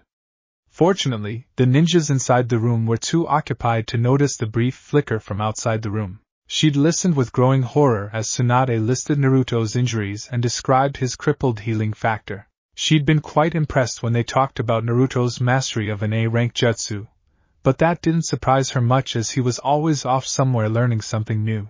When the Godame asked the other ninjas to leave, she'd moved quickly down the hall and into a nearby room to avoid being caught in the act of eavesdropping. As luck or fate would have it, she'd picked a room that was nearby the bench Kakashi picked to sit on. She'd listened in on their conversation with Shizen as the older medic described Naruto and Tsunade's relationship. It hadn't really occurred to her until then, but she noticed before that Tsunade kept a framed picture of herself, Jiraiya, Shizen, and Naruto on her desk, presumably from the trip to bring the wayward slug Sannin back to the leaf. Sakura had spent the next hour waiting for the Hokage to leave Naruto's room and berating herself on her earlier actions. When Tsunade finally left the room to terrorize the entire nursing staff of the floor about their conduct, Sakura had snuck in and checked Naruto out for herself. She'd managed to ignore the sight of him covered in bandages, but she'd only gotten halfway through a diagnostic jutsu before the results caused her to break down. She had no idea how long she'd been standing there until Eno came in. Sakura finished her story and trailed off, relieved that her friend was there to listen to her, and wasn't as angry as she's been earlier. She'd loosened her hold a bit, but she refused to let go completely. Eno sighed and ran her hands through Sakura's hair, internally grumbling about pink-haired teases who innocently flaunted how good their hair smelled to girls that used to have crushes on them. She wasn't really upset though. In all honesty, just about all her anger towards Sakura from earlier that day had disappeared when she saw how upset the medic was over her former comrade. "Silly, if you'd listened to me before, you wouldn't be so upset now. Now look at how much you've gotten yourself worked up," the blonde gently said. Sakura leaned back to stare up at her for a full 5 seconds before her face crumpled, and she started crying again, while burying her face in her rival's shoulder. Eno smacked her own forehead with her free hand and sighed, before trying to calm Sakura down again. "Smooth, Yamanaka, real smooth. It was going to be a long night. You failed, I see. My partner was killed by the Sannin rather quickly. I can't fight Jiraiya-sama and Gamabunta-sama at the same time. I would have been killed in minutes." Our intelligence indicates the boss toad ignores Jiraiya for the most part. How was he able to control it? The Kyuubi brat, I guess. I tailed them for a while after I retreated. Toad seemed pretty worried about the boy. Chewed Jiraiya out about it, something awful. So Gamabunta has a connection to the Yondame's legacy, how fitting. Did you get a sample of the vessel's blood? Right here. After that seal went off, there was plenty everywhere. And how did our seal fare against the Kyuubi? It worked, just not how we expected. Your source wants the Kyuubi dead, not captured. Really? That seal didn't stun the brat like we thought. It turned the two chuckers on each other, and tore him halfway apart. If the kid hadn't been exhausted, he would have been blown apart completely. Then we won't risk its use again. It seems our benefactors aren't as forthcoming as they wish us to believe. You already knew that though. Demons ain't known for playing fair. Of course. We'll avoid depending on them from now on. What about the boy? Know how he's doing? He's alive. The seals they gave us to track the QB worked that well, at least. He survived, huh? Kid was hamburger last time I saw him. Yes, the QB's healing powers are greater than expected. He still ain't going anywhere for a while. Itachi-san could easily grab him. No. Tsunade and Jiraiya will have him too well guarded for a simple abduction. Even Itachi would have to fight his way through to get to him. The risk to the vessel is too high in his condition. Alright then. I'll add his blood to the tracking seals. If he moves outside the village, we'll know. That's fine. Keep someone around to watch it. It may be some time before the Godame lets the vessel out of her sight again. Sure, I'll set up a rotation. Be vigilant, but don't worry about it too much. We can afford to be patient in this matter. Right, our ambition. It'll happen soon enough anyways. Yes, it most certainly will. Eno strolled along the road, holding a fresh bouquet in her arms, this one thankfully minus a 10-pound vase. It had been a week and a half since she made the first one, and she noticed it was starting to wilt the least time she had visited Naruto. She hummed a bit as she blatantly ignored the stares the glaring orange flowers in her arms attracted. The blonde girl's expression was very cheerful, which was rather strange considering one of her eyes was swollen shut, and she was walking with a limp. She'd just gotten back from a brief mission out to Wave Country with Team 10. On the way, they'd gotten into a tangle with several sound nins. Orochimaru had apparently declared that any leaf nin seen outside of Konoha was to be killed on sight to teach that uppity old hag a lesson. With 5 against 4, it seemed like it would be a nasty fight, but in reality it had been a pathetically quick battle. Shikamaru had merely shadow-bound them all and released them a split second before Chuji had rolled over all but one with his meat tank jutsu. The surviving enemy nin made a break for it, but Eno had surprised everyone, including herself, by intercepting and catching him off guard with a fire jutsu in the face. It hadn't killed the nin and she'd gotten beaten up immediately afterwards, but her delaying action had bought enough time for Asuma, who'd been checking for enemy reinforcements, to catch up and knock the man out. On their return to the leaf, Tsunade-sama had been pleasantly surprised and congratulated all of them. They'd killed 4 sound nins and because of Eno they had also gotten one of them alive for interrogation. Red Ibiki was very happy. Though she acted smug on the outside when her teammates had questioned her about it, inwardly she was jumping around in joy at her accomplishment. Eno honestly hadn't made a conscious decision to go after the enemy ninja. She'd just done it on instinct, and nearly puked afterwards when the adrenaline high left. Still, it was something she was proud of and maybe that creepy Ibiki guy would be able to persuade some valuable information out if the sound nin that would help Konoha. She couldn't wait to tell Kakashi and Sakura all about it.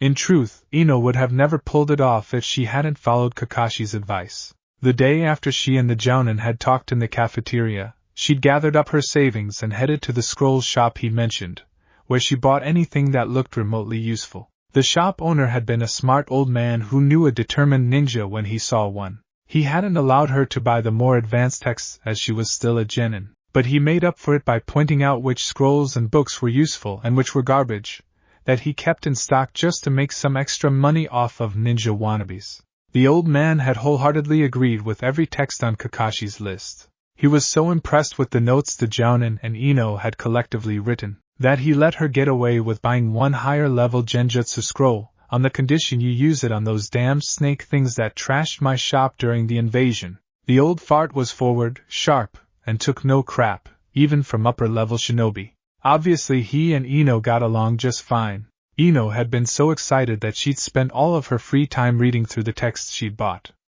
She took time away from studying only to go on missions or visit the hospital. She even read while working in the flower shop, much to the annoyance of her parents and the customers. She read late into every night, stopping only when she finally fell asleep from exhaustion. It was a good thing Kakashi was always late, or he would have waited several hours for Eno to show up, as she overslept the day they were to meet. As it was, Eno was frantically worried that the copy nin had already left, and had paced around for 10 minutes before she saw the Jounin limping along down the path towards her. The first training session wasn't very productive, as Kakashi had only wanted to test her to see what she knew and how powerful she was. Eno was disappointed that even when exhausted and leaning on crutches, the Jounin could still block all her punches and kicks. Afterwards, the copy ninja understood why Eno wanted to get better so badly and said as much to her. He was strangely unable to block the fist that followed his comment. The next day, Kakashi had Eno do a tree climbing exercise using only her feet that helped build chakra control and stamina. The genin was pleased to note that she made it about 20 feet up before she had to drop back down. Then the copy nin had encouraged her with the casual remark that Sakura had made it to the top on her first try. 1 hour later, Eno was lying exhausted on the ground. Her kunai was dull and chipped, and the tree looked like a maniac had carved up its front with a chainsaw. Kakashi let her rest for another hour before teaching her a basic fire jutsu called Katan, Kakaki no Jutsu. It took Eno quite some time to figure it out, mainly because Kakashi couldn't actually demonstrate it in his exhausted state. But by the end of the day she'd been able to pull it off. He told her to practice it every day to build up her chakra reserves. It was that same jutsu that she'd used on the sound nin, and while she couldn't perform it perfectly yet, it was still strong enough to sear the man's head into a blister-covered cue ball. Shikamaru and Chuji's expressions alone had been worth fending off the enraged enemy nin afterwards. Though Kakashi might have already found out about the mission, she still couldn't wait to get his opinion on it, and maybe do a little bragging. Hopefully, he was still taking up residence on the couch in Naruto's room. Eno paused in her walk as an extra sharp tremor of pain rippled up her leg. And hopefully Sakura would be around to heal her leg and eye up. Sakura's attitude had done a 180 as far as Naruto was concerned. Since she was in the hospital every other day anyways as part of her medical training, the pink-haired girl made sure to drop by every few hours and on her breaks. She would check up on Naruto and often chat with Kakashi for a while before heading back to work. She and Eno were getting along a little better as well. Their arguments were merely verbal, not physical. That first night when Eno had found her in Naruto's room, it had taken the blonde a good hour to calm Sakura down. She'd finally walked the girl home, passing a mildly confused Kakashi in the hall. Sakura had even come over early the next morning to apologize for the fight the day before, and they'd visited Naruto together. She'd even bought a daffodil to take with her, after Eno mentioned that she had gotten some flowers for the hospital room. They were laughing and chatting by the time they'd walked in there. It had felt almost like old times. Then Sakura had to ruin the peaceful mood by screaming at the sight of a mutant anemone about to suck Naruto's brains out sitting next to his bed. Needless to say, Eno was very upset that her bouquet had been mistaken for a toxic marine invertebrate. It was made worse by the fact that Sakura was deadly serious, and even went so far as to draw a kunai to attack the thing, until Eno got her in a headlock. Apparently, the medic hadn't even noticed the eyesore the night before, between the lack of lighting and her worry over Naruto. The tensions weren't eased one bit by Kakashi, who was stifling giggles while pretending to be asleep. It was truly surprising that Naruto hadn't woken up during the ensuing argument, considering Eno and Sakura at top volume were theoretically loud enough to wake the dead. They had certainly scared the hell out of poor Hinata when she opened the door on their squabble. The shy girl had jumped at the dark looks the fighting kunoichi had sent her way, which they promptly withdrew upon seeing who it was, and the only reason she hadn't run was her cousin's hand on her shoulder. Niji's stoic presence had calmed things a bit, and the arguing girls had settled down.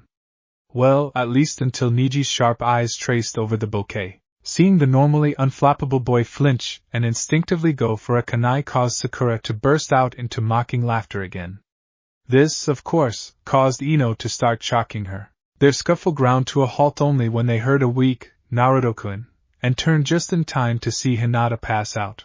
It seemed the sight of the blonde boy's bandaged body was a bit too much for her to handle. Fortunately, Niji had superb reaction time and easily caught the girl before she hit the floor. He'd set Hinata's homemade get-well card down on the side table and gave Naruto a solemn bow before leaving, with his unconscious cousin draped over his shoulder. Well, leave it to the blasted Hyugas to kill a good cat fight. 3 seconds after saying that, Kakashi found out firsthand just how far Sakura's training under Tsunade had progressed when he was violently introduced to her fist. Over the next couple days, the rest of the Rookie 9 had dropped by and visited. Shikamaru and Chuji left a card they'd gotten together, and gave Eno another set of curious looks when they saw her visiting. They seemed to be giving her a lot of those lately. Kiba and Shino had each dropped by, and even Tenten had stopped in to see him. Konohamaru and his two little friends had also come by as well, though the Sandame's grandson had to be dragged out when he became almost as hysterical as Lee at the sight of his leader. Even the old man and his daughter from the Ichiraku ramen bar had visited. Eno was pretty surprised at the amount of people Naruto knew, considering the boy's habit of pissing off almost everyone he met. It was still heartwarming to see so many people worried about the fuzzy-haired genin.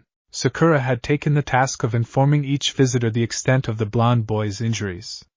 That is to say, she told them all the official version of Naruto's condition. Tsunade-sama had given them all orders that no one else was to know the full extent of the damage to his body. All they were allowed to tell people was that he'd been ambushed by sound means and had taken a head injury that was keeping him unconscious. If people were aware of how severe his muscular destruction was and Naruto did recover from it, then it would raise a whole bunch of questions that the Hokage didn't want to give any answers to. Eno and Sakura merely assumed that it had to do with Naruto's weird healing factor, and that maybe the Godain wanted to keep it a secret, for whatever reason. Well, Tsunade-sama is the supreme commander of the Leaf, so they didn't really protest the restriction. It did make them curious though, and they'd spent a couple hours pestering Kakashi with questions about Naruto's healing ability. The copy Nin hadn't given them any direct answers, but they did manage to figure out that Naruto had had the ability for as long as the Jounin had known him. Sakura, as a medic Nin, was especially interested in his healing factor. The pink-haired girl had never thought about it before, but looking back she remembered several instances where Naruto had recovered from severe injuries in days instead of weeks. She hadn't had practical medical knowledge then, but now that she'd been trained in the field she was amazed that she'd completely missed it. Sakura had even gone so far as to use her Chunin rank to access the bloodline records in the medical library to see if she could find any information on the ability. She and Eno had been disappointed that there was no mention of a regeneration type limit, nor was any Uzumaki mentioned under the known advanced bloodlines. Eno had then suggested that Sakura check the Uzumaki family records to see if the bloodline came from an outside marriage. What Sakura found gave the two girls quite a shock. There was no Uzumaki clan. Period. There was no one in Konoha, living or dead, that bore the same surname as Naruto. They hadn't really expected to find even his birth records, considering he was born the day of the Kyuubi's attack, but to find nothing was startling. And kind of creepy. The other children orphaned by the Ninetales usually had a known name, either from their dead parents, or one that a foster family had given them. With Naruto, it seemed like someone had just pulled a word out a hat and slapped it on him. Sakura originally guessed he was from a different clan and no one had known which, but since none of the other clans in Fire Country had healing abilities, she couldn't figure out which one he'd come from. Assuming, of course, he was from any of the Fire clans. It was like the boy had just appeared from thin air one October day 14 years ago. Honestly, it didn't really change anything, but it would have been a nice coming out of a coma present to be able to tell Naruto a little about his family history. Oh well, they just have to get Kakashi to treat the boy to ramen when he woke up. The Jounin had visibly flinched when Sakura suggested that idea to him. Naruto's ramen addiction was almost as infamous as his loud voice. Eno glanced up as a large shadow blocked the warm, spring sunlight. The hospital was looming above her already. She grinned and rushed inside as fast as her bum leg would allow her. Between the shiner on her eye and the orange monstrosity she was holding, everyone she passed gave her some really strange looks. Fortunately, you can't be teammates for several years with an eating machine like Chuji without learning how to ignore people staring. Eno reached Naruto's room and was just pulling it open when she heard a deep, loud voice talking from the inside. Find a trace of the bastards anywhere. It's like they up and disappeared off the face of the planet, it was saying. That's not good, Kakashi's familiar lazy tones replied. There was a pause and he continued, Eno-san, please come in and shut the door. Eno was too curious to be embarrassed at being caught eavesdropping.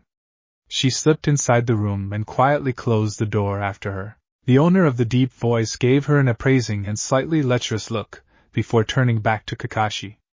Oddly, the strangely dressed man didn't even blink at the sight of her bouquet. Anyways, somehow they not only found out I was spying on them but they also managed to feed me false information through several different, and normally reliable sources, Jiraiya continued. Eno walked over to Naruto's bed and started replacing the flowers, not even hiding the fact that she was listening in. She figured that if one of the Sannin and the copy ninja were openly talking about it in front of her, it either wasn't classified or they didn't mind her knowing. Did you find out how many of your contacts have been compromised? Kakashi asked. Eno took note that his eye was unusually serious as she crossed the room to pitch the old flowers. She also took the opportunity to give Jiraiya a once-over. The man was very tall, and had snow-white hair and an odd spiky style that ran down his back in a long horse tail. He didn't wear a Konoha forehead protector, but rather some odd horn plate with an unusual symbol on it. His robes were outlandish, and his face had two bright crimson streaks running from each eye to underneath his chin. He seemed powerful, flashy, and loud. No wonder Naruto had wanted this guy to train him. No, and that's what worries me. My spy network is one of the best, and it's taken me 20 years to get it so strong. Even Orochimaru and his little nation of tone-deaf freaks can't keep tabs on them. If they, the Sannin added a slight wink here, can find even a handful of my spies, then they can find all of them. As it is, I don't know how much they know or if anything I know is what they want me to know, you know. I don't even have any idea how long this misinformation has been going on, so I can't even trust the old info I gathered. Some of their members may have been playing me for a fool before the group was even founded. Eno sat on the couch, listening intently to every word the two ninjas were saying. What group are they talking about, and how could they be so good that they were able to trick a Sannin? I don't think they've been messing with your information that far back, Kakashi said. He scratched at his masked chin as he continued. When I encountered two of their agents a couple years ago, I mentioned that we already knew about their group. I was just trying to bluff them, considering you hadn't been able to tell us much, but they were very surprised that they'd been found out. They were even about to kill me and two other jounin before Guy interfered and got them to back off. They probably started messing with your info after you, Naruto, and Sasuke encountered them. They must have made the logical connection that it was you that told us. Unfortunate that they were right. Jiraiya HMB thoughtfully and nodded. Makes sense. Itachi realized pretty quickly it was my spy network. If I remember correctly, my informants started telling me about the 3-year window soon after I brought Tsunade back. That'd be plenty of time for Pretty Boy and Sharkface to get back to their headquarters and inform their superiors I was onto them, the Sannin said. He shrugged after a moment and said, it doesn't really matter now. What's really important is that I figure out some sort of early warning plan that'll let us know if they come after the brat again. Eno's guts froze as adrenaline started pumping into her veins. After Naruto? Then they're talking about the bastards who attacked him. It took all her willpower to keep from jumping up and demanding answers. But the thought of them kicking her out and not learning anything else killed that urge quickly. Chill out, Yamanaka. They're deliberately letting you listen in, so just sit back and pay attention, she told herself. The genin leaned forward, but controlled her breathing so as to not appear too eager. She'd made sure to remember the one name they'd let slip so far. Itachi, have you found out exactly what they want him for? Kakashi asked, his expression relaxing to neutral. No, Jiraiya shook his head. At least, I haven't learned anything beyond what we already knew. We know why they want him, but not what their ultimate goal is. I told Tsunadeheim everything I knew about the freaks and she sent a warning to the Kazekage. If they went after Naruto, they might go after their kid too. Eno was slowly beginning to realize that the older shinobi were deliberately censoring their words. It annoyed her that they were hiding something, but at the same time it was kind of impressive. They were telling each other everything they needed to while still keeping her in the dark. Maybe this was another of Kakashi's oddball lessons. The jounin may have allowed her in the room to give her an example of reading underneath the underneath. So what do you do now? Kakashi asked. I'm heading out to one of our allies to see if I can pick up a fresh trail. It may take some time, but I hope to have some genuine info soon, Jiraiya replied. How are you keeping in touch? The jounin asked curiously. Not messenger birds, I hope. Nah, too predictable. Behold! He suddenly bellowed, making the other two shinobi jump. The Sannin quickly bit his hand, wiped the blood on the palm, and slammed it into the floor. Summoning no jutsu, both Eno and Kakashi leaned forward eagerly to see what would come out of the smoke that appeared. Being typical ninja, They loved to see new moves and totally ignored the hazard a summoning performed in the middle of a hospital presented. Their faces fell noticeably at the small frog that hopped out. "Yo! Gimme some food if you want me to do anything," said the small, red-orange frog sitting calmly on the floor. It squawked in dismay when Jiraiya hefted it up onto his broad shoulder. A little chakra here, a little blood there, and bam! Instant messenger. No one would suspect a frog of carrying an important message, the aptly named Toad Hermit said, grinning at his own brilliance. "I can't imagine why," Eno muttered sarcastically. After seeing Gamabunta in all his amphibian glory, this little thing was just disappointing. Frog and summoner alike bristled at the implied insult. "I'll have you know, little missy, that a large enough toad can cover hundreds of yards in a single hop," Jiraiya retorted haughtily. In direct counterpoint, the little frog suddenly jumped from his shoulder towards the bed. He barely managed to cling to the side as he dragged himself up and over the sheets to hop up to Naruto's chest. Jiraiya's sweat dropped at the sight and ignored Eno's "tell me another one" look. "Ah! Big bro! What the hell happened to you?" the toad yelled in dismay. Eno blinked. "Well, add puny frogs to the circle of people Naruto knew. Didn't Gamabunta tell you about it, Gamakichi?" Jiraiya asked, forgetting about Eno for the moment. "Yeah, but I didn't think you'd actually let him get busted up." "What kind of Sannin are you?" the toad replied, glaring at his summoner. "Oh, shut up! What kind of summon backtalks to its summoner?" Jiraiya roared. Gamakichi merely raised one webbed foot and pulled his lower eyelid down. "Stupid Sannin, crappy summon, whatever, I'm outta here. Pop says to let one of us know if Big Bro gets better. He also says you'd better start running if he doesn't," Gamakichi said and disappeared in a puff of smoke. Jiraiya grumbled to himself for several moments about ungrateful toads and breach of contract, before turning to Kakashi. "Anyways, as you can see I have ways of keeping in touch," the hermit said. Kakashi only responded with a sweat drop. Shaking his head, Jiraiya walked out the door muttering about clueless shinobi who didn't understand the glorious wonder that was toads. There were several moments of silence following the Sannin's departure. Finally Eno turned to the Kopinin. "Well, he's an interesting kind of guy," she said with amusement. Kakashi just sighed. "And to think that man was the author of the beautiful work of art that was Ika Paradise. You have no idea." "So what did you get from all of that?" he asked, turning his attention to the genin on the couch. "I thought you let me in here on purpose as a training exercise," Eno said in cheerful triumph. She wrinkling her forehead in thought as she answered, "Let's see, the group Jiraiya was talking about is the same one that attacked Naruto, obviously. They're after Naruto for a specific reason, which you only know part of and that you don't want me to know at all.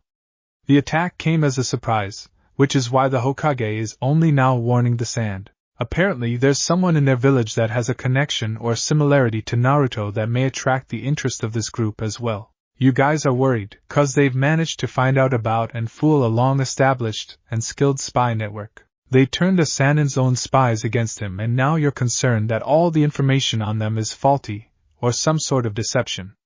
So this group is dangerous as hell." "How's that?" Kakashi nodded. Good. You got everything I hoped you would. Though it's usually not a big deal with genin, when you advance to chunin and higher ranks, information gathering become very important. Even more important is the skill to hide your information from the enemy while at the same time passing on what you want to an ally. It'll be hard for you now, but you'll catch on quick.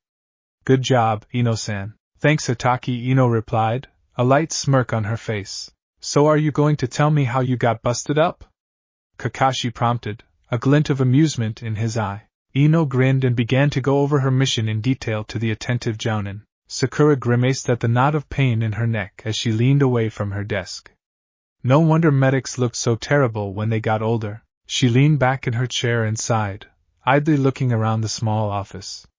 Being the Hokage's apprentice had some perks and a personal working space was one of them. Granted, the room was small and she had to leave the door open during the summer because of the heat, but it had a desk, some cabinets, a couple chairs, and a window that looked out onto the pretty hospital courtyard.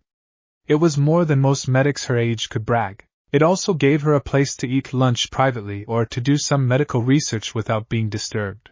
It wasn't uncommon for Shizen-san or Tsunade-sama to find her in here up to her neck in semi-pilfered scrolls, working on some pet project that had caught her interest. In the year and a half since she began her apprenticeship, she'd researched everything from antivenoms to bone deterioration to nerve damage to even muscular structure.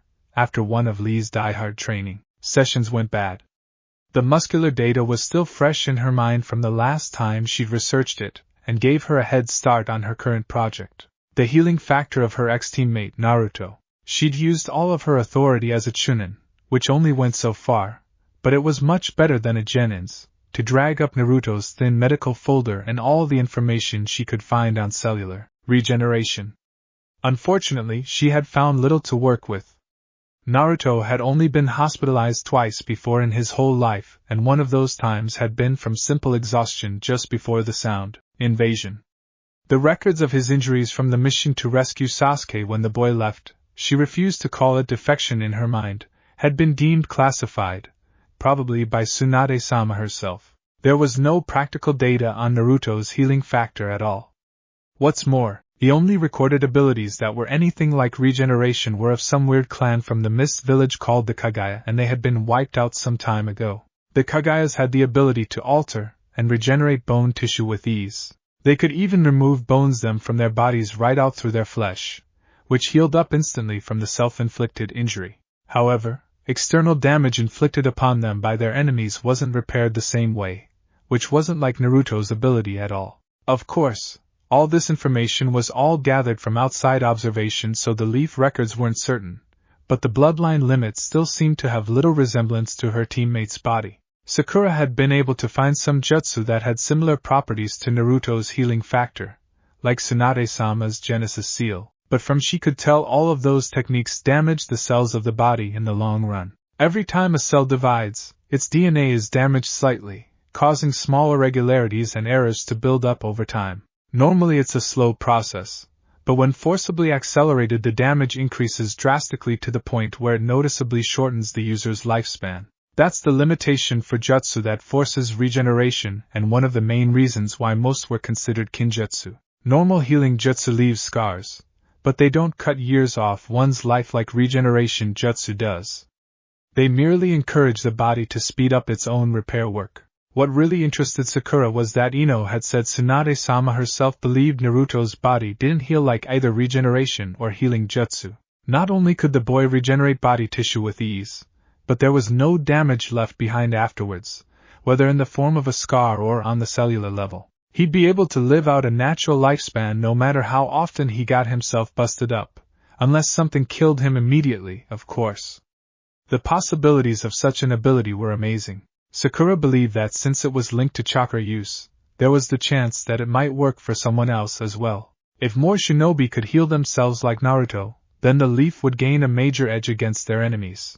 Of course, Sakura had to figure out how the damn thing worked first. Between the lack of records and the fact that Naruto was currently healing at a normal human rate, her research wasn't going very well. She was also getting a headache from inner Sakura yelling, "Duh!" inside her head all the time over her previous ignorance. It was pretty embarrassing that she'd worked with Naruto for half a year before his training trip and she never once noticed that he had such a powerful ability, despite all the blatant clues otherwise. The more Sakura thought about it, the more little details kept popping up from her memories. There was that time in Wave Country when they all thought he'd be down for days after overtraining himself to exhaustion. Then the next day he'd shown up to the bridge fight perfectly refreshed. He'd been cut up almost as bad as Sasuke from that Hakugai/Chick's needle attacks, but where her dark-haired teammate needed at least a week to recover from the wounds and fake death, Naruto had been without injury and bouncing around later that same day. That was weird, but nobody seemed to think much of it, so she had put it out of her mind. Sasuke hadn't thought of it, and he never missed anything, so she didn't think anything was weird about it either. It was the Chunin exams, though, that really caused inner Sakura to go haywire. Naruto had been cut across the cheek by one of the examiners, and it had been deep enough to need butterfly strips put over it. The cut was gone by the end of the day. It was right in front of them the whole time, and neither she nor Sasuke had noticed a thing. Sasuke was thinking too much about Orochimaru's seal, and Sakura was thinking too much about Sasuke. For Kami's sake, Sasuke had used the cut to find an imposter. It was downright embarrassing that neither of them noticed. Most obvious of all would be the day of the Chunin finals and the invasion. All of Naruto's chakra points had been sealed by Neji, and he was still able to beat both him and the transformed Gaara. Sakura had treated people injured by Hyugas before, and she knew firsthand that while chakra opening points will heal naturally, it would take them many days or even weeks to fully recover. Having been mauled by a genius of the clan, Naruto should have been immobilized for at least 6 days after that. Instead, he'd managed to turn the fight on end and win. She didn't know how she could have missed all these little details, but now that she knew about his ability, it held her fascinated like any self-respecting medic should be. If Naruto's inner coils stabilized soon, then she'd be able to watch it as it worked, hopefully. Whenever the hell that happened, even unconscious, Naruto retained the ability to frustrate the hell out of her. Sakura sighed and put her scrolls away before leaving her room and locking it. Today had been training with the Hokage in the morning, so she didn't have to make any rounds in the hospital. That gave her some free time to check on Naruto again.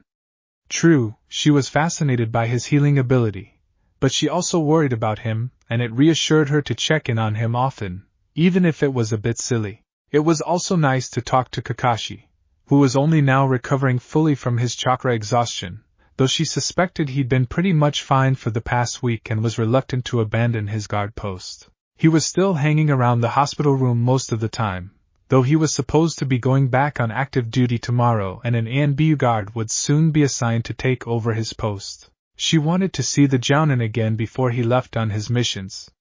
He'd be gone for Kami-sama only knows how long, and she had no idea when she'd get to see him again. Eno would probably be in too, as the blonde girl made sure to see Naruto once a day and often kept Kakashi company for several hours if she had no missions to go on. Sakura was actually surprised that her quick-tempered friend got along so well with the laid-back, semi-perverted copy ninja. It was still a little odd to walk in on the two discussing various shinobi-related topics. She was slightly jealous, as Kakashi seemed to have opened up more to Eno than he ever had with Team 7. Then again, who knew the reason behind that?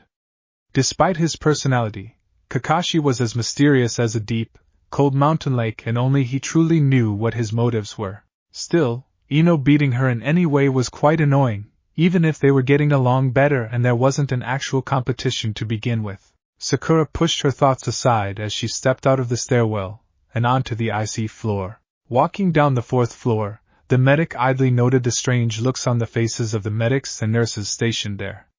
Ever since Naruto came in, the entire IC ward had been acting twitchy. Literally.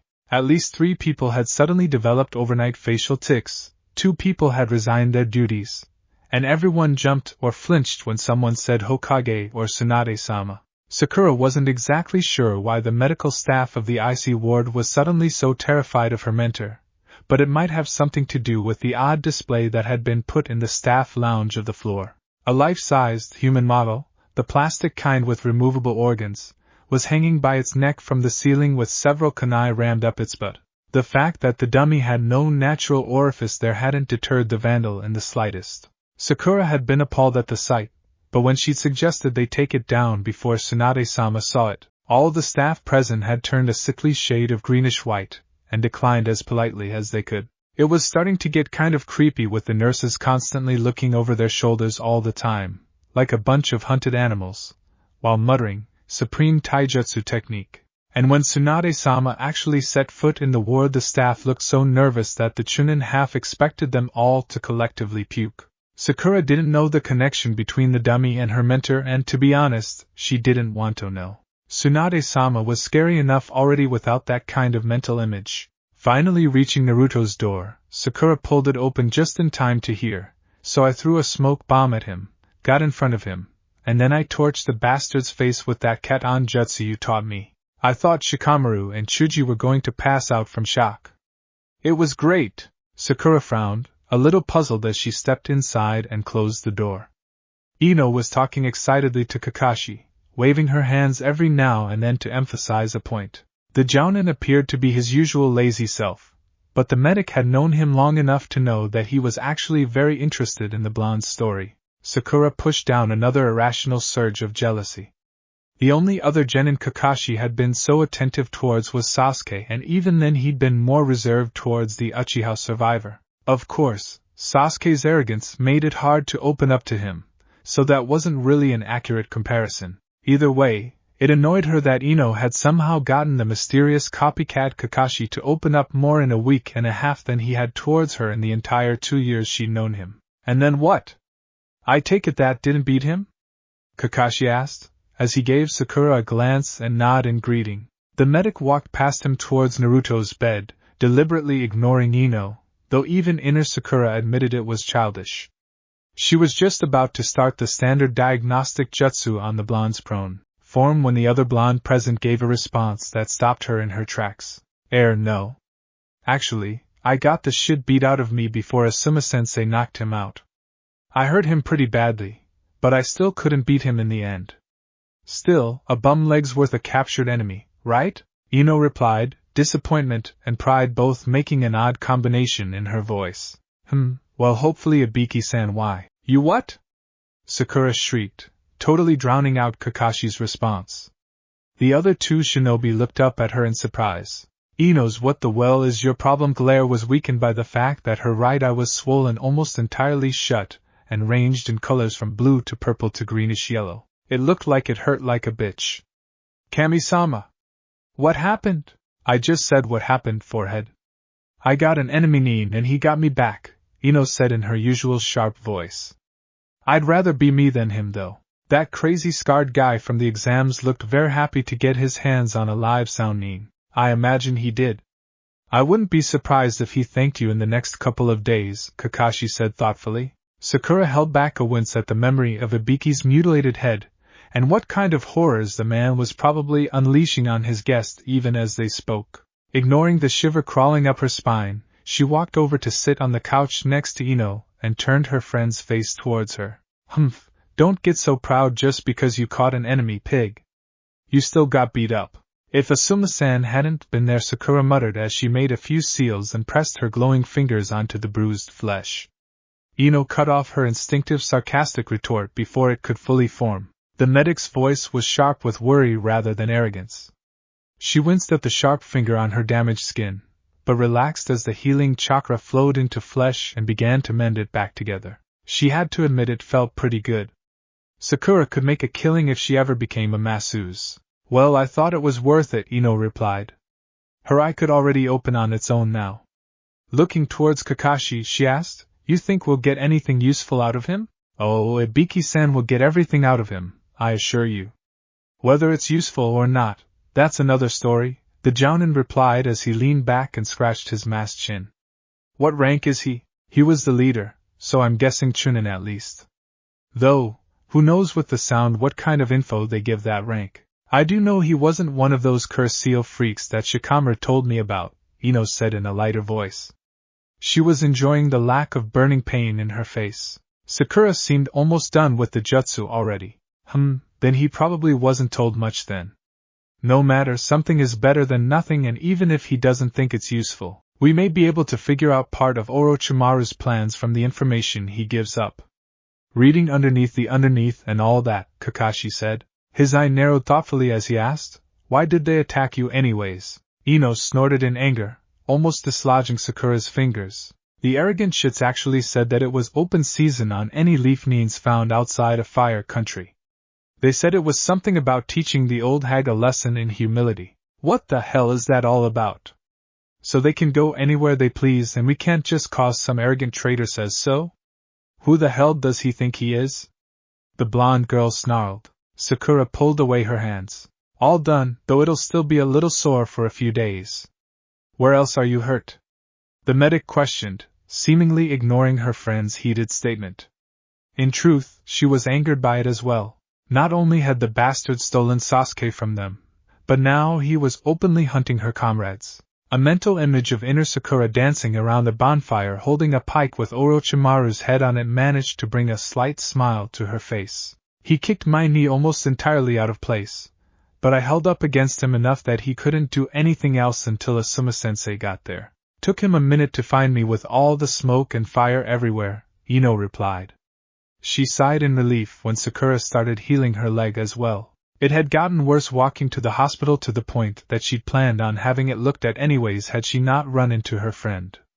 She looked up at Kakashi, who was visibly displeased with her news. Well, Hataki? I think it's the most stuck-up bullshit I've ever heard.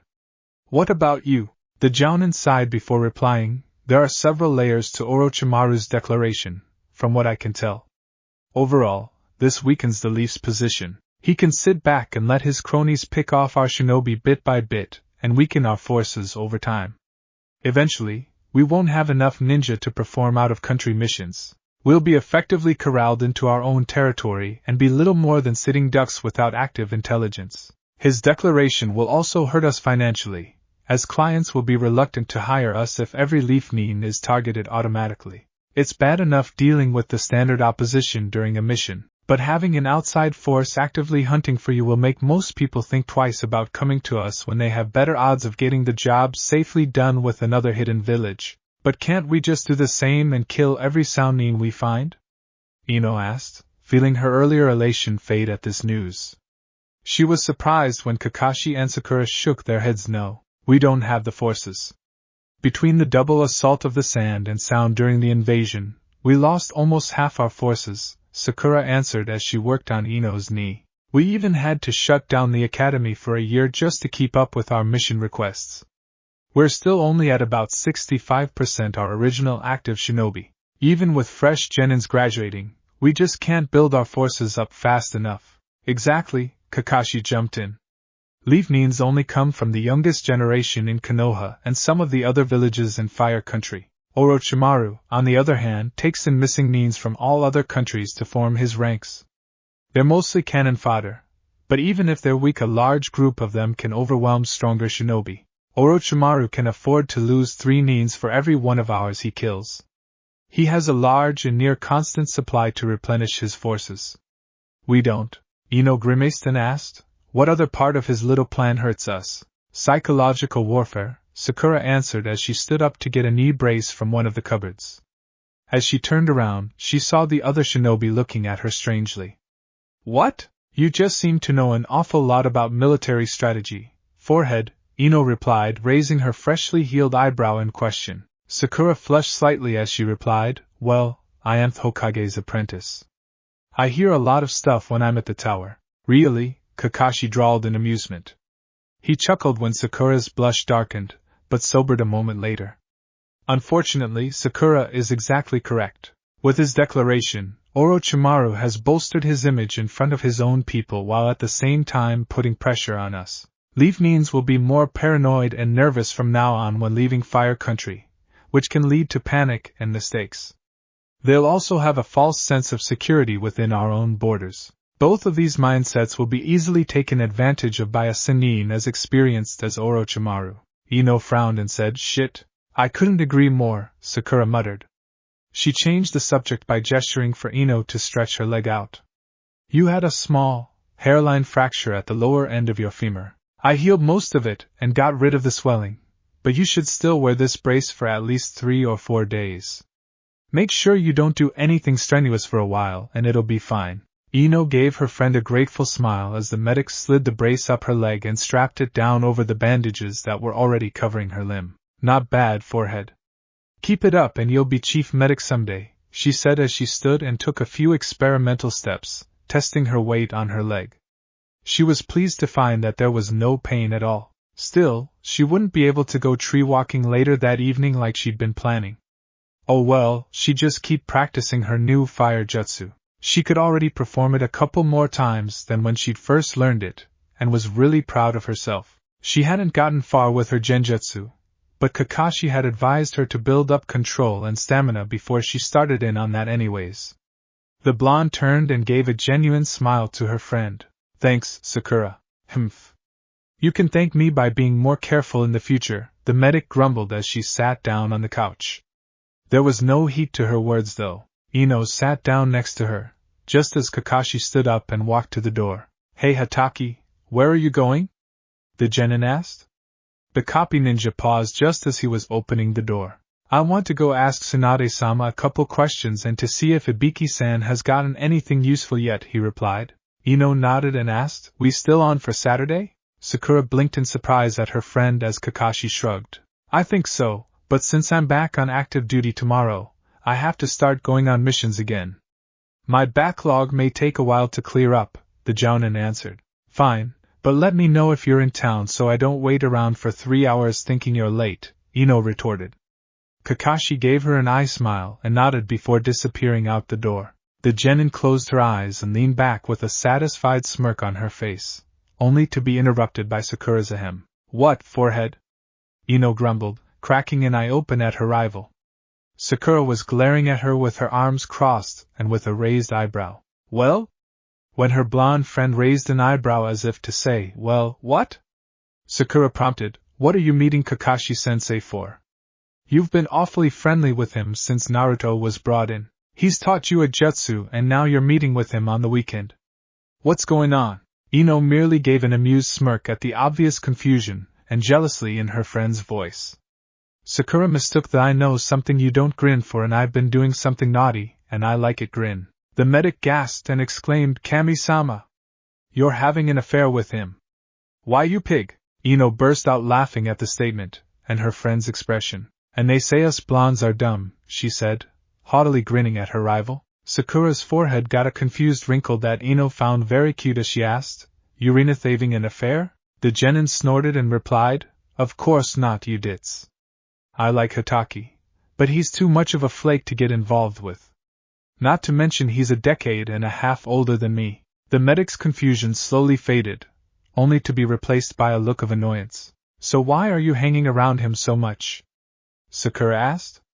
Eno didn't think annoyed Sakura was anywhere near as cute as confused Sakura, but it was still worth it to tease her. That she paused, causing her friend to lean forward in anticipation. Eno smirked and said the one thing sure to start a fight. None of your business, big forehead. Amidst the ensuing scuffle and outraged shrieks, either girl glanced over at the only permanent occupant of the room.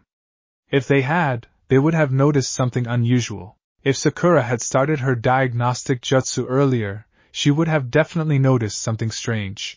But she hadn't, and neither of the girls even glanced at the blonde boy lying on the bed, totally missing something out of norm happening. Naruto's hand twitched. The kunoichi were oblivious to the boy's first real action in almost 2 weeks. They were also unaware of the strange things happening in his head right at that moment. Most of all, they were completely ignorant that things were about to drastically change yet again. His eyes slowly slid open, as the sounds of dripping water echoed into his ears. Almost immediately, his eyes closed again of their own accord. Fighting against the heavy, burning feeling that seemed to be pushing his eyelids shut, he slowly managed to force them open and keep them that way. For a long time, he stared at the dingy ceiling above him without moving. Finally, he struggled to sit up. It took much longer than he expected. He felt sore and sluggish all over, not at all like he usually did. It took him a bit of time to finally sit up all the way, and when he did, it was all he could do not to fall back over. He settled for leaning his chest against his knees as he rested. What the hell? Where am I? Uzumaki Naruto thought as he took stock of his surroundings. He was sitting in a long, dark hallway. It looked like an underground maintenance tunnel of some sort, with rusty pipes running along the ceiling and water dripping to the floor. If it actually was a service tunnel, then it would be in violation of at least a dozen safety codes.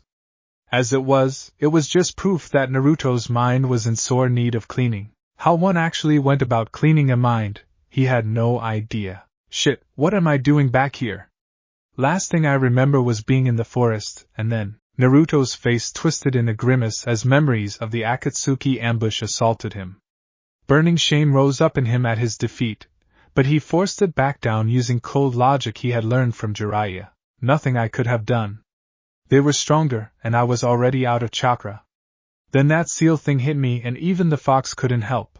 Naruto's head snapped up. The fox. Maybe the Kyuubi could tell him what had happened and, more importantly, what that weird seal had done to him. If he hurt this bad inside his own head, then how badly was he injured on the outside? The boy stiffly moved onto all fours as he slowly tried to get to his feet.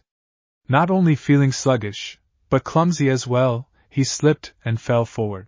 Instinctively, he threw out a hand to catch himself, only to have it land in a dark puddle on the floor.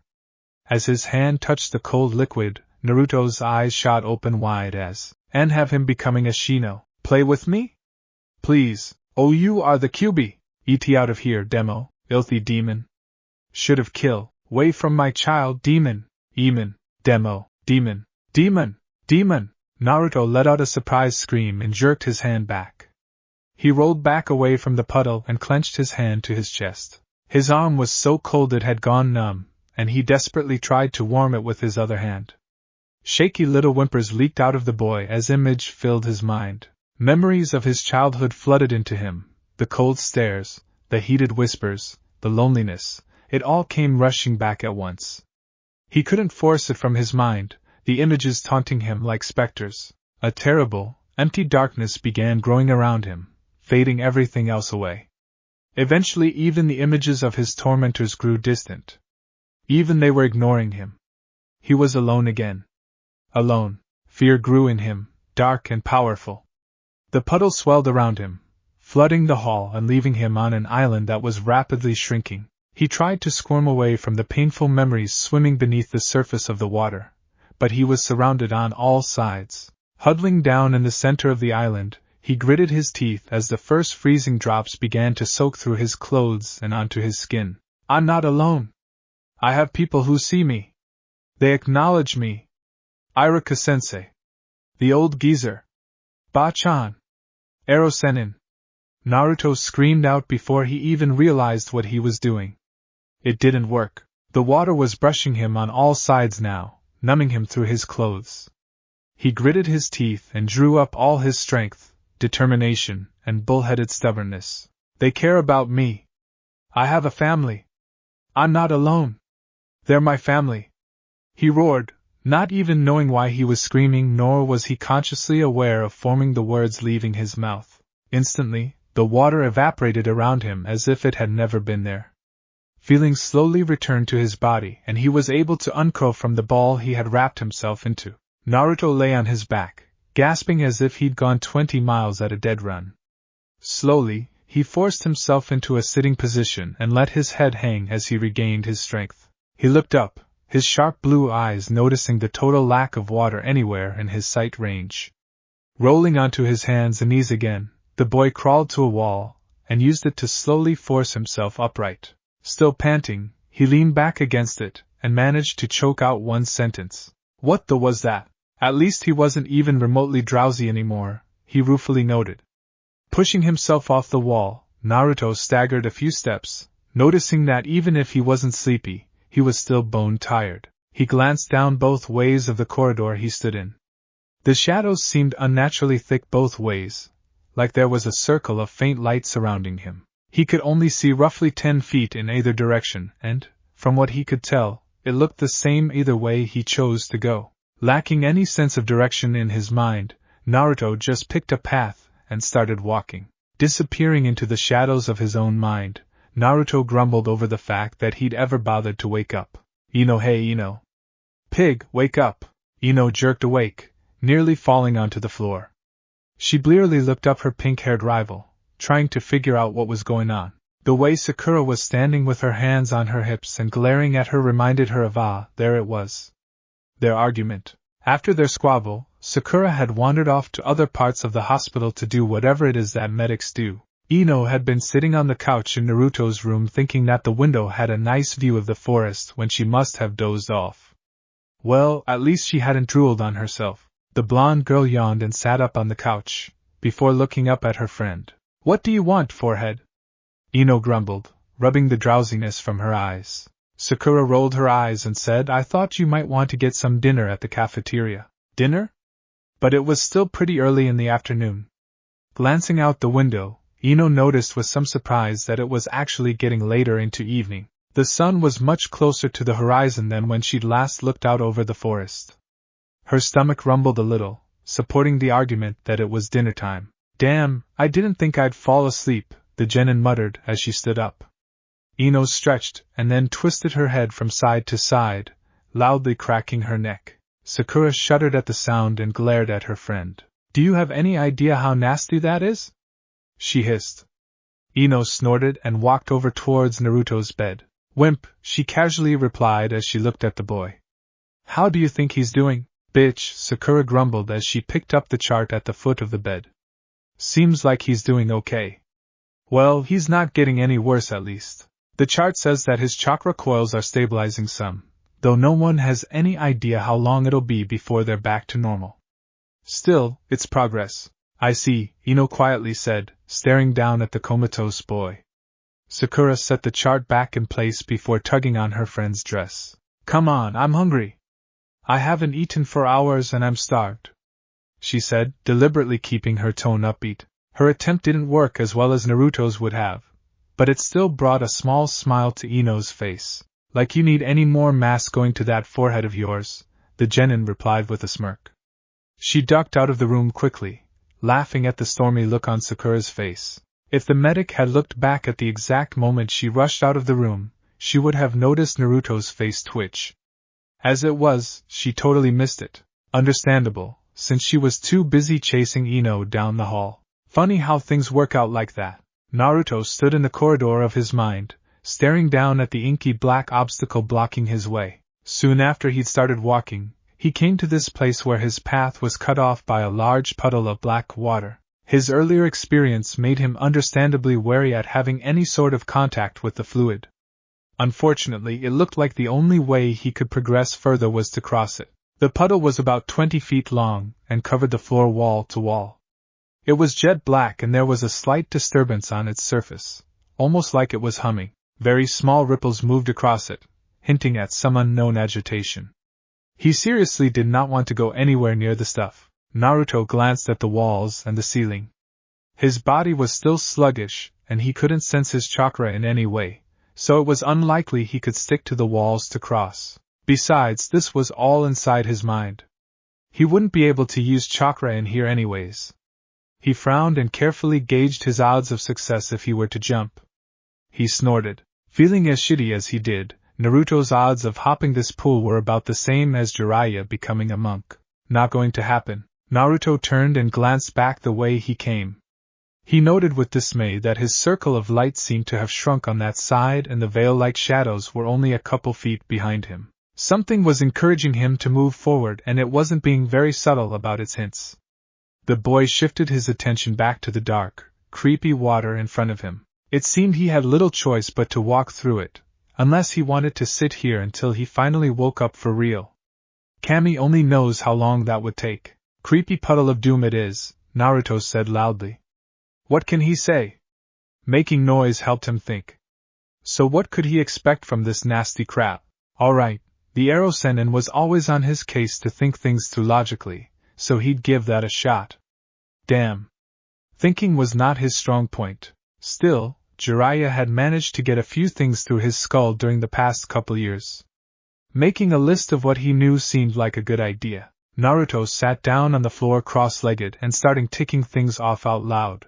Alright, this stuff makes me see weird shit, and it hurts like hell. Touching it is a bad thing. Okay, so maybe his list wasn't very long. But Naruto at least knew that the experience would be an unpleasant one.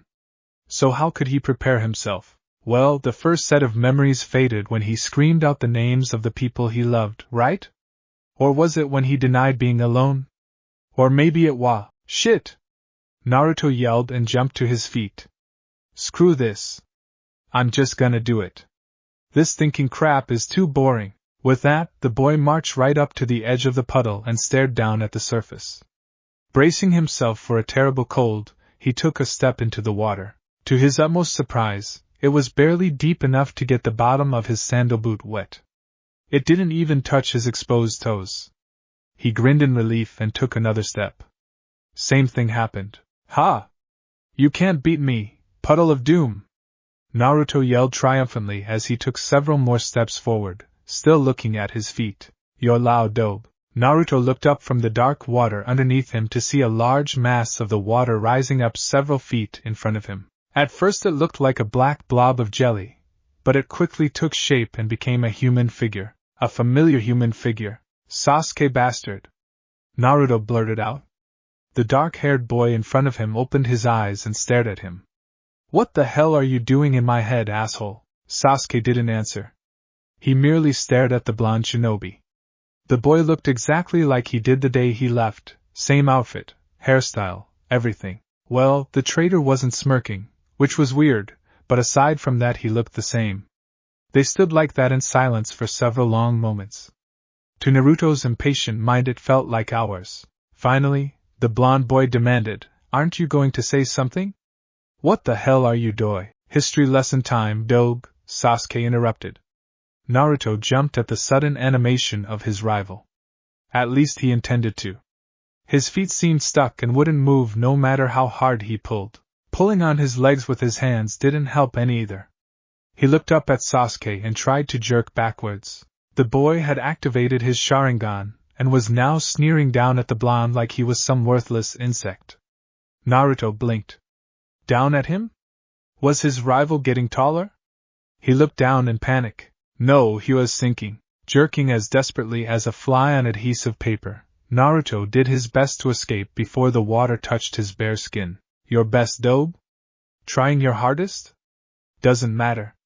Your best never has and never will compare to me, Sasuke said, interrupting his rival yet again. Naruto opened his mouth to retort, but all that came out was an agonized scream as the floor dropped away and water rushed up his legs to mid-thigh. That burns. This water wasn't cold, it was boiling hot. It seared every bit of Naruto's legs that it touched. Panic took over and he thrashed about trying to get away. He didn't even realize that his legs were now free to move, nor did he notice that he was accidentally moving deeper into the water and not out of it. Distracted by the agony, Naruto didn't even notice he was wandering closer to Sasuke until his rival grabbed his head. You'll never learn, moron, the pale boy muttered, maintained an iron grip on the other boy's blonde hair. Then he shoved Naruto's face down into the water. Eno screamed as she jerked awake. She thrashed about in her sheets for several moments before she realized that she wasn't actually being burned alive. The blonde girl sat up, panting as sweat ran down her entire body. Looking around, she realized she was in her room above the flower shop and it was still early in the evening. The twilight obscured most of her room from sight, but enough light came from the street lamp outside that she could recognize the place even through the post-nightmare confusion. Cammy, why did her legs and face burn? Gingerly, Eno reached up and prodded the flesh on her face, expecting the pain to worsen like it would had it actually been burned. To her surprise, all she felt was smooth, sweaty skin. The pain didn't get worse, nor was there any physical sign of burns. She threw her sheets back and let her feet hang off the side of the bed, thankful she had left the window open before going to sleep that night. The cool, nighttime spring air felt wonderful on her throbbing limbs as she sat there with her head slumped forward. A loud knock on her door made Eno jump and she quickly double-checked to make sure she was dressed. She had torn her pajama bottoms off when she was thrashing about, but she still wore her oversized t-shirt, and that was presentable enough. Eno-chan? Are you alright? Her mother's voice came as the woman slid the door open. Eno blinked as the harsh glare from the hall shined into her room and across her bed. I'm fine, Mom, she replied in a hoarse voice, holding her hand in front of her face to block some of the light. As if her head didn't hurt enough. I just had a nightmare. Oh. Are you alright, sweetie? Her mother asked. I thought you were being attacked by someone. I've never heard you scream like that before. Well, I've never had a dream like that before, Eno grumbled in response, though it was mostly to herself. I see. Her mother paused for a moment. Do you want to talk about it? What could she say? Mom, I had a really weird dream where I was being boiled alive and my body still hurts even now. Yeah, that would go over real well. Hello, therapy bills. No, it's fine. I'm just going to take a quick shower and go back to sleep, Eno said. She did not want to talk about this to an overprotective parent. Her mother hesitated for a long moment, obviously reluctant to leave. Are you sure? She asked, worry evident in her tone. Yes, Mom, I'm fine. I'll see you tomorrow, Eno replied, effectively cutting off the conversation. All she wanted to do was get under some cold water and go back to bed. Her mother was silent for some time. Eno was beginning to fear her parent would never leave, when she finally said, All right. You go take shower and I'll change the sheets. If you change your mind, tell me, okay? Eno started to protest, but cut herself off when she realized that she had soaked the bed in sweat. It wouldn't be pleasant trying to sleep on it the way it was. She nodded slowly and replied, "Okay. Thanks, Mom. I'll see you in the morning." The blonde girl slowly dragged herself upright, her legs still hurting, and made her way past her mother and into the bathroom. Eno deliberately avoided the older woman's gaze, not wanting to give her parent more reason to worry in case her eyes were bloodshot to all hell. She set up the shower and made damn sure it was cold before she got into it. If she developed a phobia to hot water because of some stupid freaky dream, heads would roll. The water froze most of her, but to her face and legs it was pure heaven. And then Eno was suddenly cold all over, rather than just the non-burned areas. The heat that had seemed saturated into her flesh just up and vanished in moments. Eno blinked and felt her face and legs in confusion. What the hell? So now she was perfectly fine? Shivering, she adjusted the water till it was mildly warm and washed off quickly. She completely blocked any questions about what was going on from her mind. She'd deal with it later, after she'd gotten a full night of sleep. By the time Eno stepped back into her room, her mother had already changed her sheets and left. She felt a little guilty about pushing the older woman away, but her dream just wasn't something she was comfortable discussing. She quickly changed into fresh pajamas before she got into bed. Lying back, she made a mental note to thank her mother again in the morning for replacing her sheets. The cool cotton felt wonderful against her legs after what they'd been through. Eno frowned as she stared up at her dark ceiling. That was just freaking weird. Her dreams had never affected her like that before. What the hell did it mean if what she felt in her nightmares carried over into the waking world? Were her premonitions growing stronger? Was it just a fluke? Was she ever going to ignore this crap like she should and just go to sleep? Humph, I'll just tell Hatake about it in a few days when we meet up. He'd better not be on a mission, Eno thought to herself. Hopefully Kakashi would be able to help her figure out what was going on. He had advised her to observe her dreams and to take note of anything important happening inside them, but she couldn't really figure out what this one meant. Was one of her friends being burned alive, but only by their legs and face? If so, which one? The last weird dream she'd had that was this unsettling had been about. Eno sat bolt upright in bed. Naruto? Was something happening to Naruto? Even before the thought fully formed in her head, Eno was already shaking her head and lying back down. It couldn't be him. True, he got himself into a lot of trouble, and he'd done some dumb things that had made her want to boil him alive, but he was in the intensive care ward of a hospital with an ANBU guard stationed outside his room. With how protective the Hokage was of the boy, there was no way anyone was going to allow harm to come to him. Besides, not even Naruto could get into trouble while lying in a coma. Right, pain was all Naruto knew. And agony. And torment. And goddammit it hurts, it hurts, it hurts. Mostly though, he knew pain. His face was about to melt off, he was sure of it. In fact, he was surprised it hadn't already. Sasuke's iron grip wasn't budging an inch and Naruto found that no matter how hard he squirmed, he couldn't pull his face up from the black water it was immersed in. Even as he struggled, he could feel the memories coming up.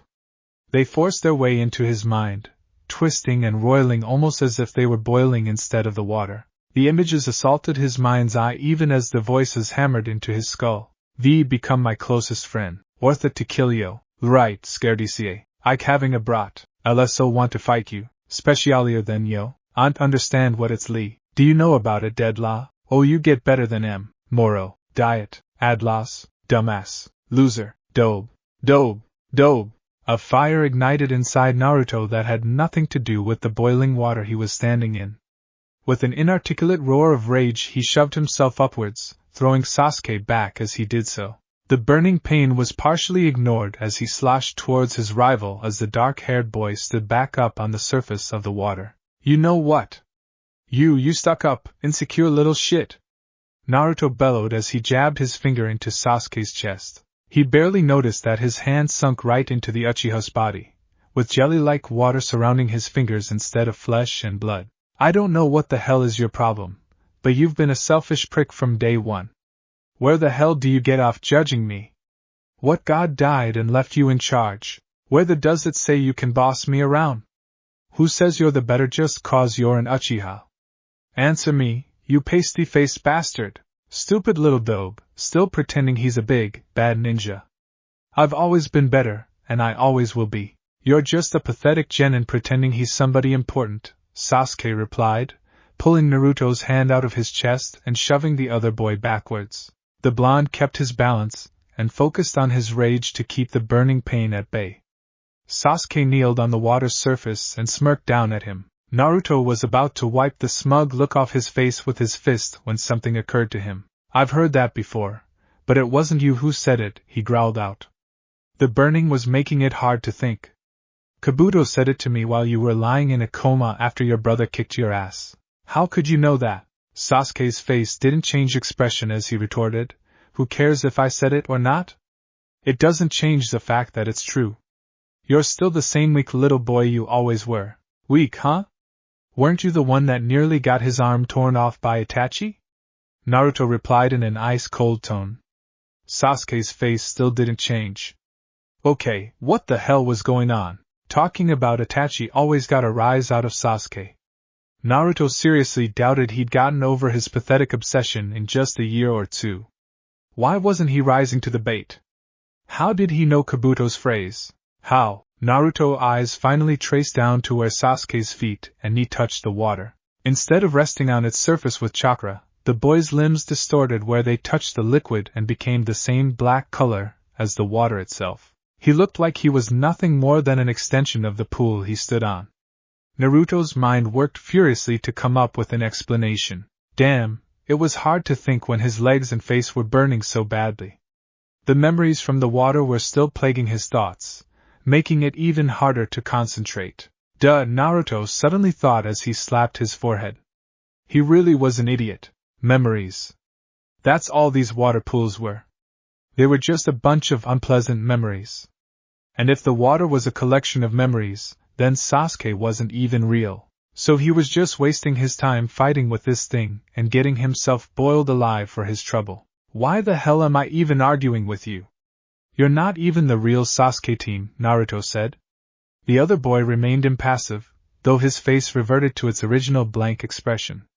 This is bullshit. I'm out of here. The water still burned him, but he could at least block most of the memories now that he knew what they were. Naruto sloshed past Sasuke, keeping well out of range of the doppelganger's hands, and moved towards the far end of the pool. He was 2 steps away from the edge when the ground beyond suddenly rose up and made a near-vertical wall almost 10 feet tall. Shit! He couldn't get out. At least it was shallower here. The water only came up to under his knees. It still hurt, but it was better than before. He glanced about, trying to see if he missed something. It's not that easy, dope, Sasuke said. Naruto spun around with a dark scowl on his face. What isn't, Sasuke fake? He growled out. He really wanted to get out of this stuff and onto dry land. Sasuke just shook his head with a mock sympathetic look on his face. You still don't get, but why does that surprise me? You've always been an idiot, the doppelganger said, and you've always been so we're even. What's your point? Naruto snarled out. My point is you don't just walk away, Sasuke replied, with that aggravating smirk on his face. Naruto sneered at him. And how are you going to stop me? Jelly power? He taunted. Sasuke only smirked wider. Naruto realized why when he felt the floor at the bottom of the pool turn into a sticky, mud-like material. It was oddly like Jiraiya's toad stomach technique. Shit, he was stuck again. The feeling of burning water slowly seeping up his knees quickly made him realize it was worse than that. Great, he was stuck and sinking. You know, when I said jelly power I was being sarcastic. Naruto yelled at Sasuke. You never learn. Always lagging behind. So desperate to catch up to me. Pathetic, the doppelganger said, its voice barely more animated than a monotone. The water was leaking over his knees now. Nothing he did had any effect. He could feel some sort of gummy material closing over his feet, making it even harder to move. Why the hell was this even happening? Didn't Sasuke torment him enough when he was awake? Why did he have to deal with having the arrogant prick in his mind on top of everything else? Damn it! You stupid fake Sasuke! Naruto yelled, displaying his amazing insulting skills. Sasuke didn't even blink in reaction. Why the hell are you doing this? You're not even real. This is a total waste of time. There was a lurch under Naruto's feet as he finished the last statement. The gunky stuff he was standing in loosened, and he found he could pull his feet free if he tried hard enough. Yanking his feet out, the blond boy stumbled backwards towards the barrier wall. He shoved his hand out against it to catch his fall, only to have it stick and sink in. At the same time, his feet started sinking again. I told you already, Dobe, you don't just walk away, Sasuke said. For an instant, Naruto saw a flash off across the boy's face. What the hell? As the burning water began to seep over his knees again, the blonde tried to think of an answer. Why would fake Sasuke be worried? I got stuck again, Naruto thought. His eyes slowly widened. No, I got caught, but for a second there I broke loose. He's worried that I can do it again. So how did I get loose? Furiously thinking, Naruto tried to come up with the reason before the water rose any higher. It was getting dangerously close to some sensitive areas. Was it something he said, like with the first puddle? If so, then what? Thinking he had the answer, the boy yelled out, You can't hurt me, dumbass. You're not even real. Fake Sasuke didn't even twitch. Naruto clenched his jaw in annoyance. Okay, wrong answer. Damn, this was pissing him off. Arg. This sucks. Why am I wasting time on you? He yelled in anger. Fake Sasuke flinched as the floor lurched under the blonde's feet. Naruto's hand came loose from the barrier, and he rose upward several inches. His eyes widened. He just said it. What was it? Why is the fake getting so nervous? What was it he said that hurt the thing? It suddenly came to Naruto with the intensity and subtlety of a brick to the side of the head. If he had the vocabulary skills, he would have known to call it an epiphany. He calmly stood up straight and pulled his feet free from the sticky floor without any effort. He stared the fake Sasuke in the eyes. That was it. It was the one thing that would piss Sasuke off more than anything. You're not worth it. You aren't even pathetic. You're nothing, Naruto said with his eyes narrowed. The fake Sasuke jerked like he'd been struck. The floor solidified underneath Naruto's feet and rose till the water reached only mid-shin. Behind him, the wall crumbled and lowered several feet. I'm leaving, Naruto said as he turned and walked away from the doppelganger. He grimaced when he approached the barrier. It was low enough for him to reach now, but he'd have to haul himself up. His body was still sore on top of burning where the water had touched him. Though he was learning how to ignore the pain, his body still didn't react how he wanted it to. He seriously doubted he could lift himself up to the ledge. Still, giving up wasn't in his vocabulary. The wall shuddered and lowered another few inches. It was still too high, but it was a noticeable change. What the hell? Did this thing react to his thoughts? Well, that would make sense considering he was in his mind after all. So what thought was it?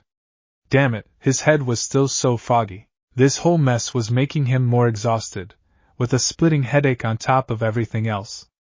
It was almost enough to make him sit down and give up. The barrier shuddered and lowered an inch. Intelligence wasn't Naruto's forte, but even he could take a hint eventually. You give up? He hesitantly said.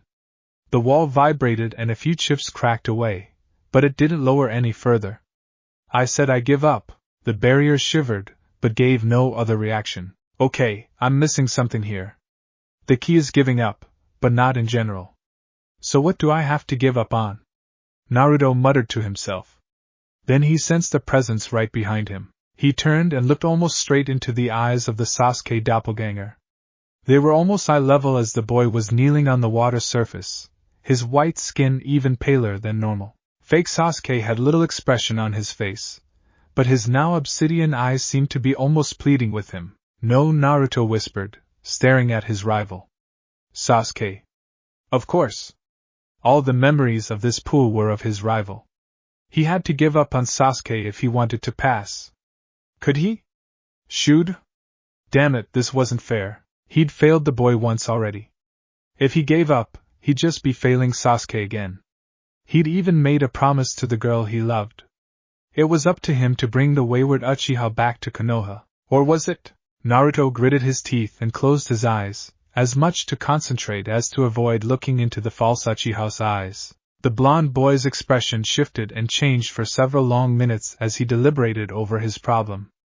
After a time, his eyes snapped open as he made his decision. From the doppelganger's perspective, the blue's orbs were sad, determined, and peaceful in a strange way. Since I'll probably never get to tell you this in real life, listen up, okay? Naruto said, his voice tired yet calm. You left. It was your choice, just like it was my choice to try to bring you back. I lost the fight and you left to Orochimaru. It wasn't my fault, it was yours. I'm not going to beat myself up about failing you anymore. You failed me, Sasuke. You failed me, just like you failed Sakura-chan, Kakashi-sensei, the entire Leaf, and your dead clan. You only thought of yourself that day. You always think about only yourself. Everyone looked up to you and doted on you, and whether or not you liked the attention, you still flashed around the poor little Avenger flag to anyone who bothered to look. You had everyone eating out of your hand, and when you take off just because things aren't going your way, somehow they all think they're the ones responsible. Sakura-chan blames herself for not being able to convince you to stay. Kakashi-sensei thinks he should have taught you better, and all this time I blamed myself the most. I thought that if I was only strong enough to beat you, it'd change everything. But it wouldn't, because it wouldn't change you, and you're the problem in all of this. But you're always the victim, right? It's never your fault. But it is your fault. More than that, it was your choice, not mine, to go to the Snake Freak. I'm done, Sasuke. If you want to use your parents as an excuse to wallow in your little self-pity hell, that's your problem, not mine. Once upon a time, I thought there was good person in you, trying to get out. A person worth fighting and dying for. At the end of our fight, I even thought I saw him for a minute. But then he vanished, because he never existed. Even if he did, you killed him, and while that other Sasuke might have been the best friend I would die 1,000 times for, you are less than garbage. And since all that's left is you, I don't want a damn thing to do with you, Uchiha Sasuke. You're not my brother, my friend, my rival, or even my enemy. You're nothing to me anymore. You're a waste of time, and I'm through with your crap. I'm through with you, Sasuke. Naruto turned and walked towards the barrier, where it had almost completely lowered. He didn't turn back, though he did pause one last time. Even without looking, he could feel the doppelganger reaching out to him. But of course, only in his imagination would Sasuke ever ask for his help or ever treat him like an equal. The person he had believed Sasuke had never even existed. When he thought about it, it was sad how long it took him to realize that Sasuke hadn't been his friend for a long time, assuming he was ever his friend to begin with. Hell, he tried to murder him in cold blood, and only the Kyuubi's presence had kept that from being a reality. Jiraiya had been right. It was a mistake to be hung up over someone who just didn't give a shit. He should have given up on the boy a long time ago. Sasuke had certainly given up on all of them. Well, not anymore. He wasn't going to be weighed down by the past and the foolish choices of a selfish boy. He was through. Sasuke meant nothing to him anymore, good or bad. And it really wasn't that painful now that he made his choice. It was just one less specter looming over Naruto as he fought his way through life. Kami knew he already had more than enough shit on his plate without dealing with Sasuke's crap on top of it. Slowly, Naruto tilted his head back and closed his eyes. He sighed, allowing all of his tension to drain away. In a calm, neutral voice he said, "I give up on you." Naruto started walking again, even as the water evaporated into nothing and Sasuke dissolved into a smoky mist that vanished in seconds. The floor was smooth and his progress unhampered as he walked forward into the shadows. He didn't look back once. An ANBU guard with a cat mask stood outside room 451 in the IC ward. He was a rather inexperienced ANBU, as he'd only made the elite rank a few months back. Being green though wasn't the reason why he was sweating bullets behind his mask, nor was it the reason why his hands were twitching nervously. It wasn't even the fact that the Kyuubi vessel was lying in a bed less than 20 feet behind him, although that was part of it. See, this ANBU was still new enough that he didn't know much about the goings-on of the higher-ups. As it was, he had no idea that the Hokage might actually like the demon brat. Even worse, it never crossed his mind that the Godame might not just like the brat, but also love him like a surrogate little brother. He bore quite the grudge against the boy, seeing as he'd lost a good friend during the Kyuubi's attack back when the two of them were still genin. So when he overheard some other ANBU talking about the brat being hospitalized, he'd moseyed on over and gotten into the conversation. One thing led to another, and pretty soon, the group was enjoying a round of demon kid bashing. He'd gotten so into it during his turn of the conversation that he hadn't noticed his pals' masked faces look up over his shoulder, and their laughter suddenly stopped like they were being choked. He'd been waving his hands to emphasize a point when he felt a steel vice clamp onto his shoulder and wrench him around so hard his arm was nearly dislocated. It was then the ANBU met the burning glare of the fifth Hokage. He seriously thought an actual demon was standing in front of him. Tsunade had merely said stay, and moved past him to the other ANBU. He stayed. In fact, he hadn't moved an inch even when he heard several meaty thuds accompanied by the sounds of walls shattering and ninjas squalling in pain behind him. He didn't twitch, not even when half a gorilla mask went flying over his shoulder and clattered on the ground in front of him. After several minutes, read 3.2 seconds, he felt that horrible vice hand clamp onto the back of his shirt and drag him down the hall to the Hokage's office. It's very undignified for an elite ninja like himself to be dragged around on his ass by his commanding officer, but he was strangely unable to voice a complaint. It probably had something to do with the way his throat was locked up tighter than a bathhouse whenever Jiraiya-sama was in town. He couldn't even squeak when Tsunade lifted him up with one hand and casually tossed him into a chair in front of her desk. Tsunade had sat down behind her desk, then proceeded to give the ANBU a thorough explanation of exactly why it was a bad idea to openly talk like that about Naruto and Konoha. The ANBU could only nod to every single thing the Hokage said. Tsunade-sama was going to cut him some slack this time, seeing as how he's still new. Tsunade-sama understands that he may have lost someone to the Kyuubi, so she'll overlook his unprofessional behavior this time. If he was a good boy from now on, Tsunade-sama might even forget this ever happened. Wasn't that nice of Tsunade-sama? Yes, Tsunade-sama thought so too. Tsunade-sama is a nice person if you stayed on her good side. However, if he ever broke the third's law again, Tsunade-sama would not be nice. Tsunade-sama would, in fact, be mean. They're mean. Tsunade-sama didn't think that just because Sandaime was dead, people could run around breaking all the laws he made. Especially that one. Didn't he agree? Oh yes, he most certainly did agree with Tsunade-sama. After all, Tsunade-sama was the Hokage and he was just a lowly little ANBU, so it would be very rude, yes rude, of him to disagree with her. Well, since he was so enthusiastic, Tsunade-sama had a little job for him. See, dangerous people were after Naruto and Tsunade-sama didn't like that. Naruto's current guard was going back on active duty tomorrow, so Tsunade-sama thought it would be wise to have an ANBU replace him. Since he so generously offered his services, Tsunade-sama thought that Hesho'd be the ANBU that would guard the boy. Tsunade-sama thought he might even learn a little respect for a living human sacrifice. Didn't he agree? Of course he did. But Tsunade-sama felt she should warn him. Naruto had better be alive, unharmed, and present when Tsunade-sama visited him every day, or else. The ANBU had nearly wet himself at the dark look the Hokage had sent his way.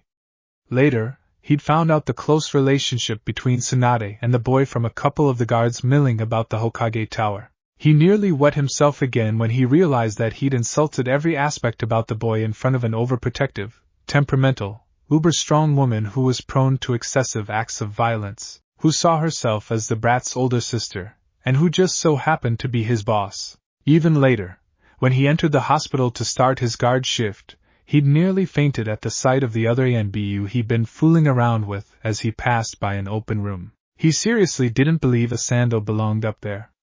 So he'd rushed up to room 451 and had stood at perfect attention for the last 3 hours, even though he was sweating buckets and really had to take a leak.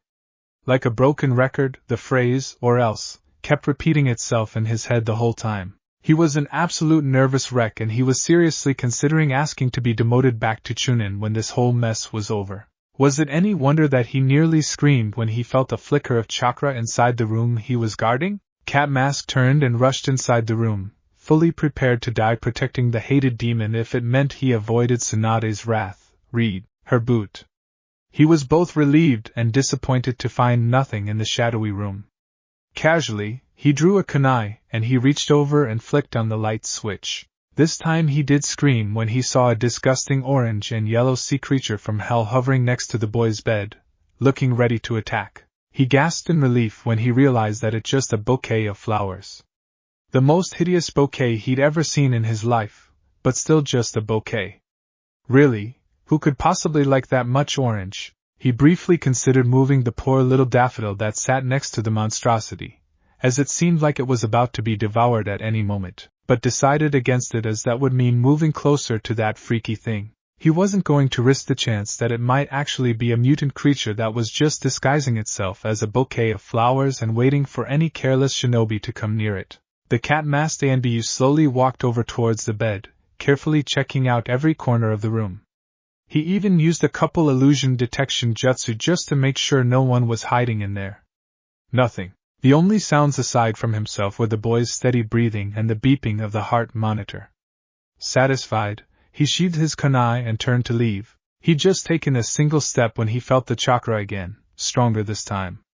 He whirled towards its source and found himself staring at the bed and its occupant. Cautiously, he approached the still form of the boy. Only the boy wasn't so still anymore. What little of the Uzumaki boy's face he could see was twisted in a grimace of pain.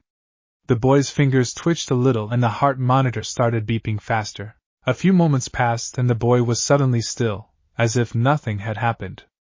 The beeping slowed gradually until it reached its normal pace. What the hell? This kid creeps me out. I'm just going to back out of here real slowly and G-. The Anbu's inner dialogue was suddenly stopped when he felt the chakra again. Only now it was powerful enough that it felt like a physical force had pushed against him. This time the boy clenched his teeth and fisted his hands, as the heart monitor tripled its beeping rate within a few seconds. Tremors of spastic motion shook the kid's bandaged frame for about half a minute before he settled down again. The beeping slowly returned to normal. A minute later, and everything was exactly the way it was when he'd first entered the room. Although the cat-masked Anbu would have liked nothing more than to get the hell out of the room, a sense of duty, fear of Tsunade's sandal, forced him to stay and make sure everything was all right. 5 long minutes slowly passed as he watched the Uzumaki brat carefully, looking for any other signs of abnormality. Nothing happened.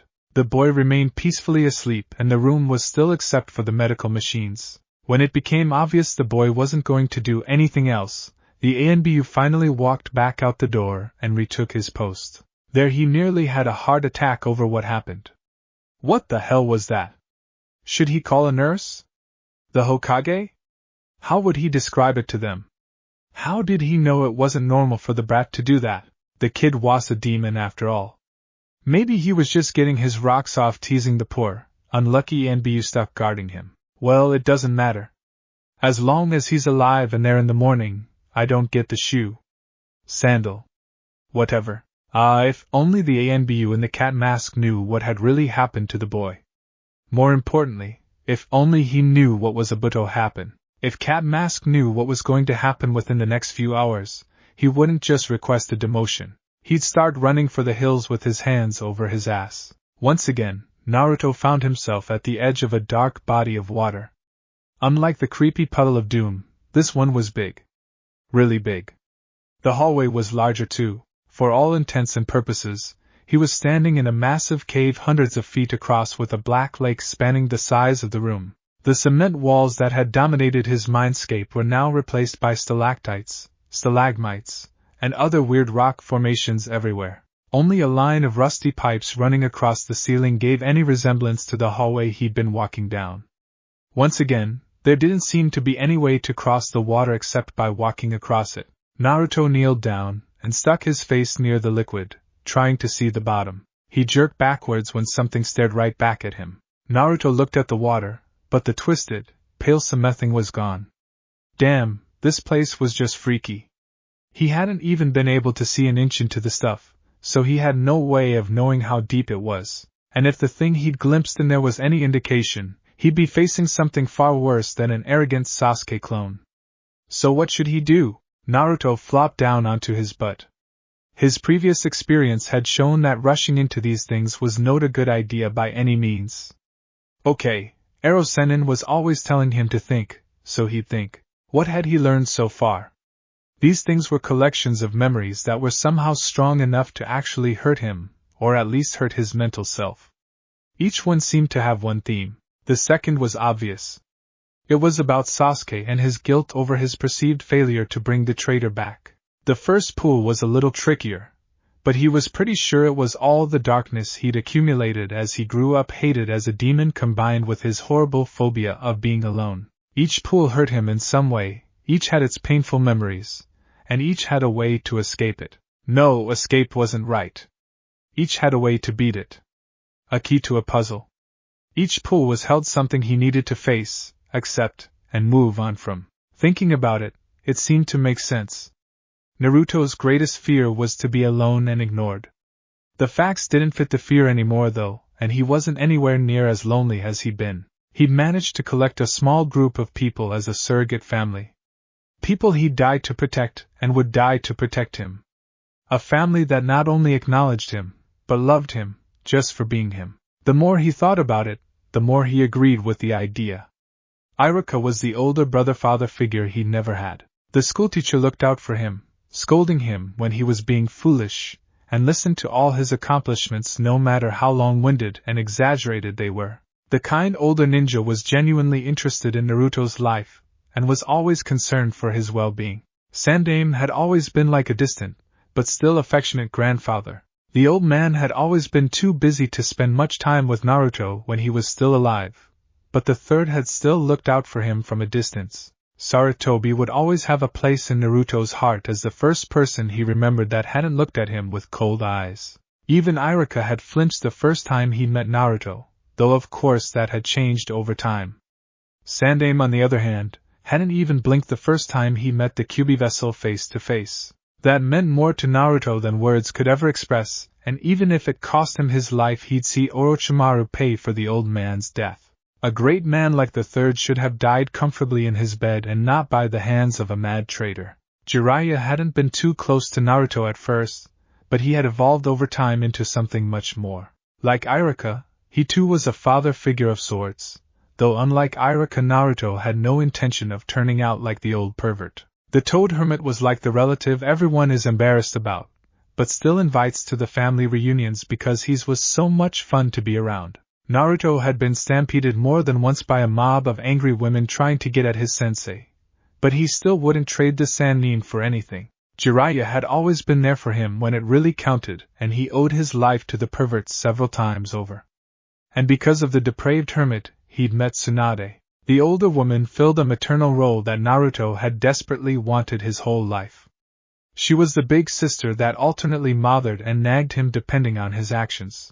Naruto hadn't even realized how much he'd wanted a mother until he met her. Still, he preferred that she was more of a sister to him, as he'd seen mother figures stifle their kids as they grew older, and he didn't want a distance to grow between him and the slug Sannin. Tsunade was much too fun to stay away from for long. Like Iruka, she had saved his life at the near cost of her own. They'd both saved each other's lives by using the time-honored method of jump in front of the sharp, pointy thing coming at my friend. Rather foolish, but hey, either he nor Tsunade tended to look before they leaped. She meant a great deal to him.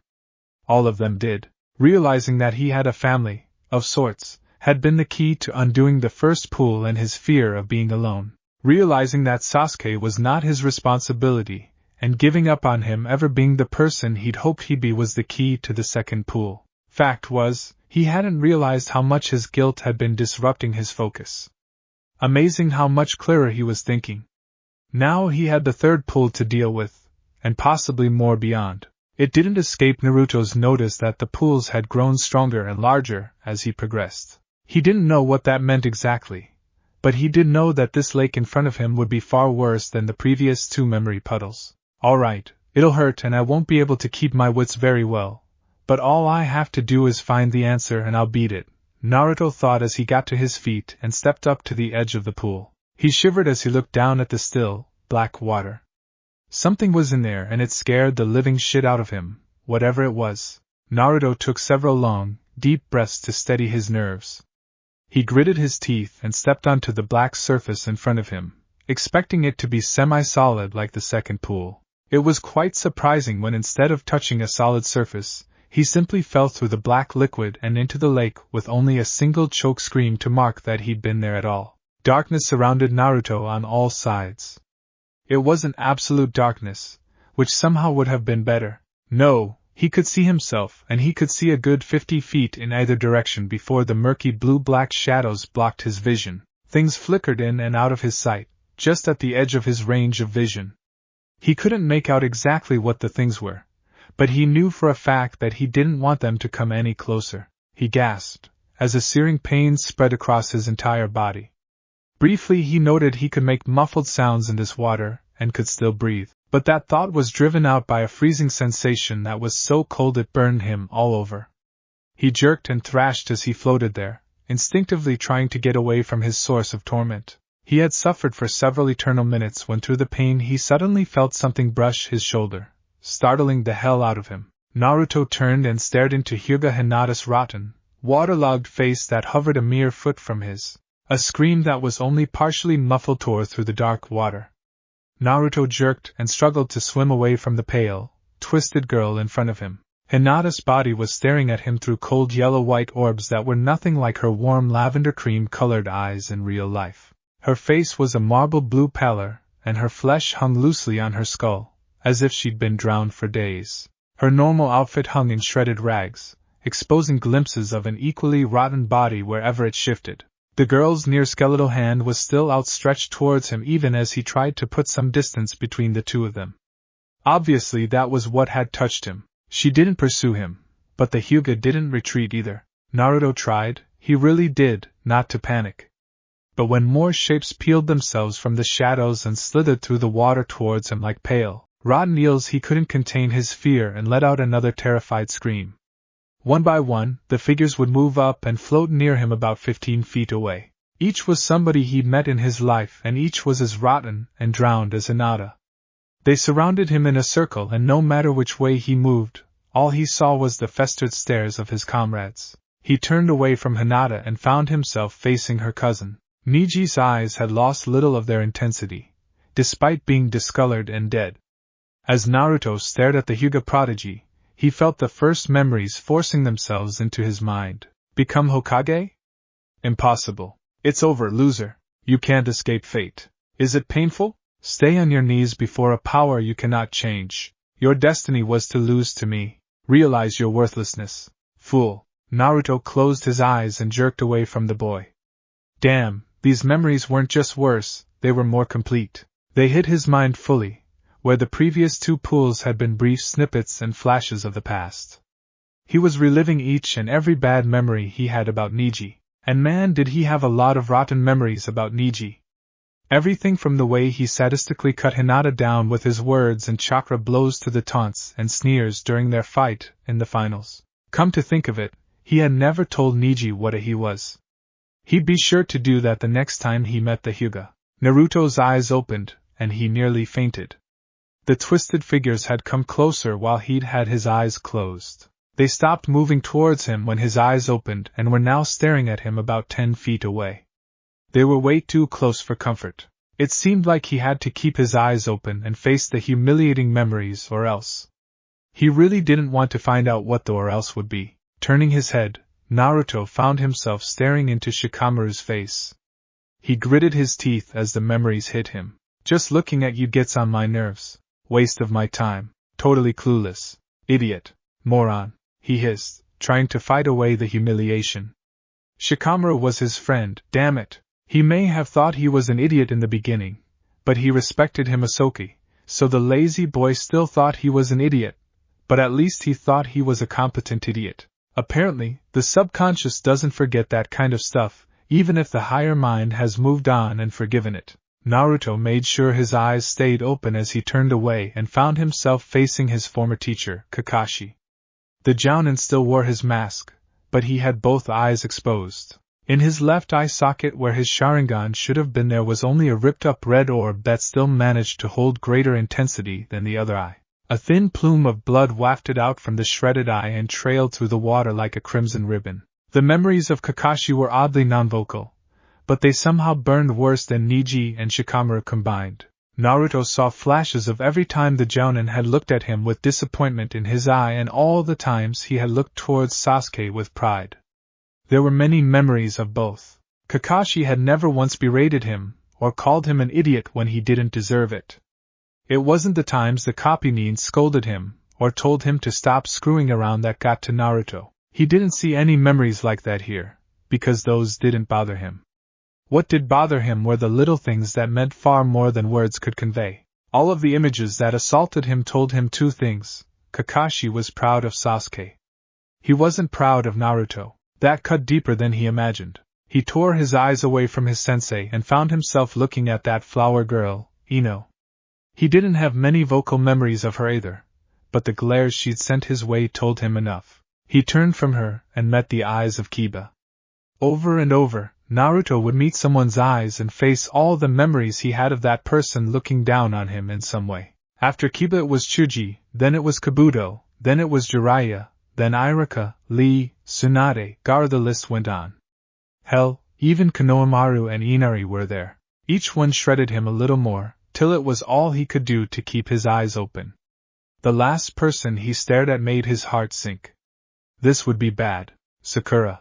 Naruto had been in love with the girl for a long time, but that didn't prevent him from having some nasty memories of her. He faced every single slight, blow to the head, and insult she ever gave him. Every time she blatantly ignored him for Sasuke, every time she called him a loser, and every time he saw her back walking away from him, his willpower frayed a little more. Just when he thought he couldn't take any more, the last bad memory he had of her crossed his mind and he was free to look away. Naruto sagged as he floated and drifted downwards. His ego was absolutely and entirely gone. He seriously doubted that it would ever return. His pride had been washed away by an overwhelming wave, humiliation like a sand castle at high tide. Damn, it was hard to keep his eyes open. He was exhausted, and even the burning chill was growing more distant. The figures started closing in on him, their dead hands stretching out towards him. Right as Naruto's eyes were about to close, a flash of dark blue caught his attention and made him look up. Hinata. He had come full circle and was facing the shy girl again. Unlike the other figures coming closer, she merely floated in front of him and stared at him with dead eyes. Focusing on the girl, Naruto waited for the flashes to begin, and waited. And waited. Just as the first hand clamped onto his arm, Naruto realized that he had no bad memories of the girl. Hinata had never said anything remotely insulting to him, nor had she ever been disappointed in him, even when he screwed up royal. She was the key. Or at least part of it. Somehow he knew that, even though he wasn't sure how. Energy rushed back into his weary form, though his pride was still gone, and he jerked away from the hands clasping onto him. Sneering in disgust at them, he returned his attention to the Hyuga girl. What did she symbolize? What did all of this symbolize, for that matter? Failure. He was afraid of being a failure, and every memory he'd faced was associated with that. So how did Hinata figure into it? Okay, she'd never thought he was a loser. That much was for sure, at least. She'd never insulted him at all. In fact, despite her rotten appearance, she was the only one of these figures that had been painless to look at. Creepy as hell, yes, but still not bad compared to the others. And she'd been the only one. No, she wasn't. Naruto's eyes shot open in realization. There was one person who hadn't been unpleasant in the slightest to look at. That was because he wasn't even here. Sasuke. Sasuke wasn't present at all. There were memories associated with the Uchiha, but the boy himself wasn't here to taunt him. Why? Of course they'd given up on him. When Naruto had done that, he'd surrendered all his bad memories and emotions regarding the boy. Sasuke simply couldn't hurt him anymore, at least not in his own mind. So how did that help him? Should he give up on them? Naruto eyed the nasty forms that were still circling him, just waiting for a moment of weakness on his part. No, giving up is exactly what they wanted him to do. So what? What was the answer? The key was something that lay between Hinata and Sasuke, but what was it? It hit Naruto. Almost literally. The answer made him feel like he'd been socked in his gut. The key was a realization about himself that was probably obvious to everyone else but him. There was one factor that almost everyone admitted about him, however grudgingly, when they met him. But damn if it didn't hurt. Naruto closed his eyes and took a deep breath. Odd how he hadn't noticed that he was breathing underwater. Cold and clammy hands grabbed onto him almost immediately, and began to drag him downwards. Strange. He felt oddly peaceful now that he thought about it. All he had to do was accept this part of his personality. He opened his eyes and looked out at the shapes gathered around him. As expected, Hinata was the only one not grasping him. The twisted forms of the people he knew refused to let go now, even with his eyes open, their triumph imminent. "Let go," Naruto ordered. Instantly, all of them released him and moved back a good 10 feet. He sighed and gathered his resolve. "I have to accept this. It's the truth whether I believe it or not, and I'll never move on if I don't acknowledge it." Naruto briefly met the eyes of everyone surrounding him. The memories came back with each gaze, but he had no ego to be wounded anymore. Rather than cringing away from his humiliations, he simply accepted them for what they were. "I'll say this once to you all," the boy began. "I may or may not ever tell this to you in real life, so just listen up now to what I have to say. There are a lot of you here and I've failed to impress you all at some point or another. That doesn't matter. I hate some of you." He gave a brief look towards Kabuto and Orochimaru. "Some of you are my friends and comrades." His eyes traced over all the people he's fought alongside and befriended over the years. "Some of you I love as my dear family." His eyes met Irika, Jiraiya, and Tsunade's gazes. "One of you I've loved for a long time." He looked towards Sakura. "And one of you has never given up on me, no matter how stupid or weak I've been." He focused his attention on Hinata. Either of them blinked. "But there is one thing all of you have in common." Naruto gave a tired, sad smile that was more genuine than any of his borderline sociopathic fox grins he'd hidden behind over the years. "I can survive without you." All of the figures flinched and backed away, except for Hinata. Then again, the girl had always accepted him no matter what. He didn't doubt for an instant that he could tell her he was the QB vessel. Hell, he could be the demon himself, and she would still accept it. She might be nervous, do one of those little weirdo habits of hers, and avoid him for a while, but she'd accept it, and be the same as usual in a couple days. Hinata would storm the gates of hell with him if he asked her to, even though she'd be pissing her pants the whole way. He didn't deserve such faith, but she gave it to him freely regardless, which was why he had to face her as he said this. The Hyuga girl would be the hardest of them all to say this to. She could and would accept that he could live without her, but it was still painful to say it to someone who thought no ill of him. Naruto met the eyes of the girl and didn't blink once as he said, "I can live without you all. You aren't necessary to me. It doesn't matter how much you care about me or hate me. Nothing will ever stop me except death, and I'll debate even that. Your opinions can't hold me back.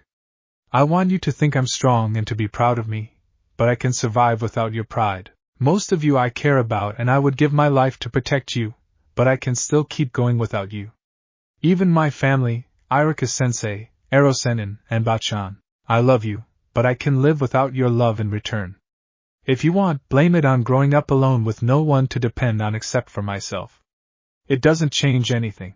I love you, I care about you, and I want to be with you for the rest of my life, but..." Naruto stared sadly at Hinata for a long moment. "I don't need you." Before the boy's quiet statement had even faded, he was standing alone in the hallway of his mind, perfectly dry and bearing a new understanding of himself. He was a survivor.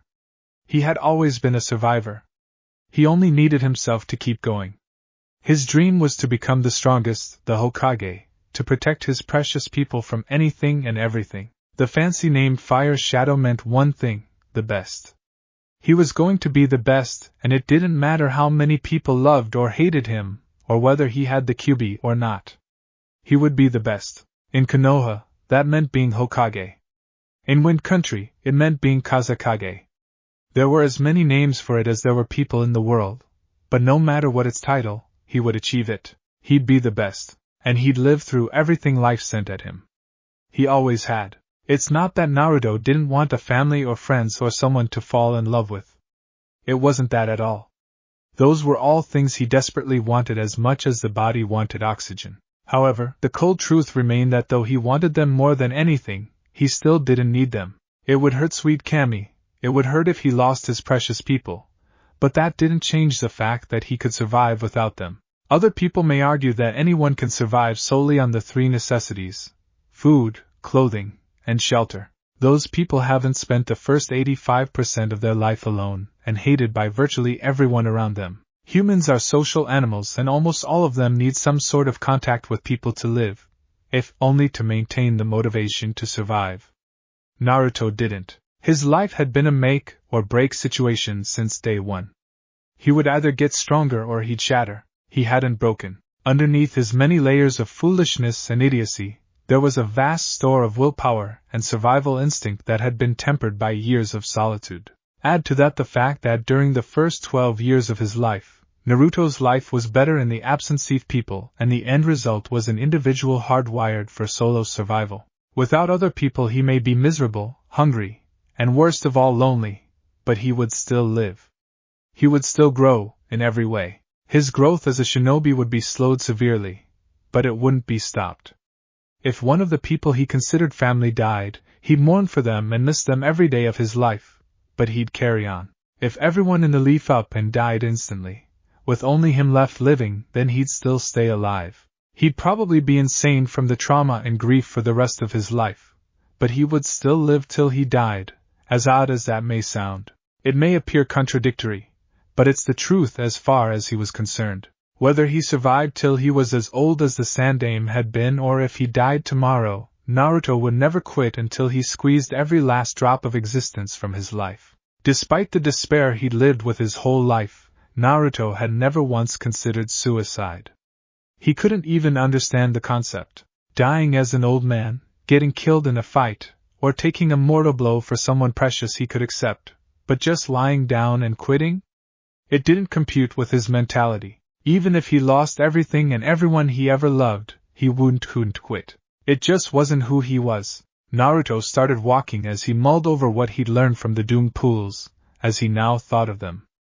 The memories he'd encountered within them had taught him 3 important lessons about himself. The order he learned them in was mixed up compared to the overall lesson, but that was just how his mind worked. From the 3rd pool, he learned that he could survive without anybody or anything, barring the 3 necessities of life, of course.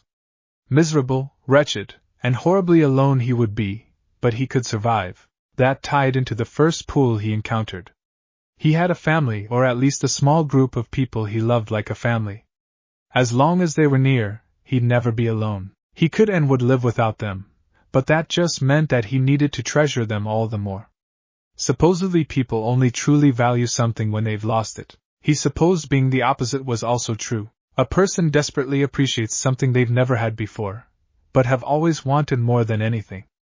Those he considered family were more important than anything else. Learning he'd survive without them only reinforced his instincts to protect them. And that led to the 2nd pool. There were some things he had to learn to let go of for his personal welfare and the good of his family. Sasuke was merely the most prominent example of that. Everyone had their choices to make in life, and Sasuke had chosen his path. It was a bad choice and very foolish, but it was his to make. Nothing Naruto said or did would change that now. He didn't consider himself a failure, nor did he feel like he was giving up on the boy when a true friend wouldn't have. That true friendship crap was just something people said to make themselves or others feel better, or it was a sign of a damn fool martyr. A true friendship was based on close trust between equals, siblings and everything but blood. Sasuke certainly didn't fit the bill for trust. He had tried to kill him for Kami's sake. It wasn't a spur of the moment, or in a fit of rage kind of deal either. Sasuke had stunned Naruto, grabbed and immobilized him, then stuck his hand through his chest. He had done it and all coldly and deliberately. There was no excuse for his actions. The boy understood exactly what he was doing and to whom. Orochimaru's seal may take away free will, but Sasuke only had orders to reach the Sound Nation. He could have just walked away after knocking Naruto out, but he instead chose to try to kill his closest friend just because of some twisted gamble to gain power. He would never trust Sasuke again. Jiraiya had been right when he said a friend wouldn't try to kill a friend. If Naruto continued to work towards bringing the boy back to Konoha, he'd only be wasting his time and distracting himself from growing stronger. And that could cost him one of his precious people. That was unacceptable. He wouldn't risk their lives for a fool's quest to bring the Uchiha back, especially when the boy didn't want to come back. Sasuke would eventually see his errors and the consequences of his actions with or without Naruto's interference. What choices the Uchiha made at that point were his own to make. When he'd accepted that, Naruto had learned that there were simply times in life to cut one's losses. Sometimes being a bull-headed fool with strong ideals was a good thing, like in the cases of Neji and Gaara, and other times it was like repeatedly bashing one's head into a brick wall, stupid, painful, and progressively more self-damaging with every attempt. He would cut his loss with Sasuke and focus his energy on protecting his remaining precious people. And really, when he thought about it, the Uchiha was no huge loss anyhow. He was either an angst-filled avenger. Did you look that word up yourself, Sasuke-chan? Naruto snickered. Or he had the personality of a block of wood that had been stuck in a freezer all day. Really, as far as best friends go, angsty, revenge-obsessed Bishinin totally sucked. Hell, thick brows was 10 times the friend Sasuke had ever been, and Naruto barely knew the weirdo. Maybe he'd try to get closer to the odd boy. He'd certainly be an excellent sparring partner. Feeling more clear-headed than he had in years now that he'd settled his conscience, Naruto walked at a relaxed pace down the seemingly endless hallway. He wasn't really worried about encountering another doom pool, as each memory puddle had taught him an equal part of one larger, balanced lesson. It wouldn't make much sense to run into another one that might totally upset the whole thing. His instincts were confirmed as the hallway finally expanded into a large, familiar room that held something far more dangerous than any painful memory. As Naruto stepped into the cavern-sized room, he spied a gargantuan shadow beyond the thick steel bars that divided the room. Walking closer, the shadow stirred and slowly rose to face him as he approached. "Hello, brat. Enjoyed the trip down memory lane?" Naruto stopped about 15 feet from the barrier and crossed his arms over his chest. He was totally unruffled by the growling voice, even though it bore more than a passing resemblance to gravel rolling around in a steel drum, and had the volume of a master subwoofer at a heavy metal concert. "Actually, it sucked ass. But you probably knew that already, Fox," he said. "Yes, I knew, and before you ask, yes, I did have a part in it to a certain extent. Anyways," the Kyuubi no Kitsune replied as it rose to its full height momentarily before sitting back on its haunches to look down at the boy. Naruto narrowed his eyes and said, "Then you'd better have a damn good reason for all this." "Indeed I do," the massive demon said, with slight amusement evident in its voice. Its tone suddenly turned deadly serious as it continued, "Sit down, boy. We need to talk." Naruto was still pretty inexperienced in life, but he had learned one valuable lesson in all his time with the self-proclaimed super pervert Jiraiya. Nothing good ever followed the phrase, "we need to talk." "All right, Fox," Naruto said as he knelt down into a half-kneeling crouch, so tense he looked ready to spring in any direction. He was still too wired from the pools to relax completely. "What's going on?" "What isn't going on, you mean?" the Kyuubi grumbled. "Where to start? I suppose you want to know what those memory reservoirs were, right?" Naruto gave an annoyed snort and said, "Yeah, that's a good place to start. It's called Rutsubo by the few humans who know of its existence. It's a powerful, if outdated jutsu," the demon calmly informed. "Crucible?" the boy asked, confusion on his face. The fox nodded its massive head. "That's it.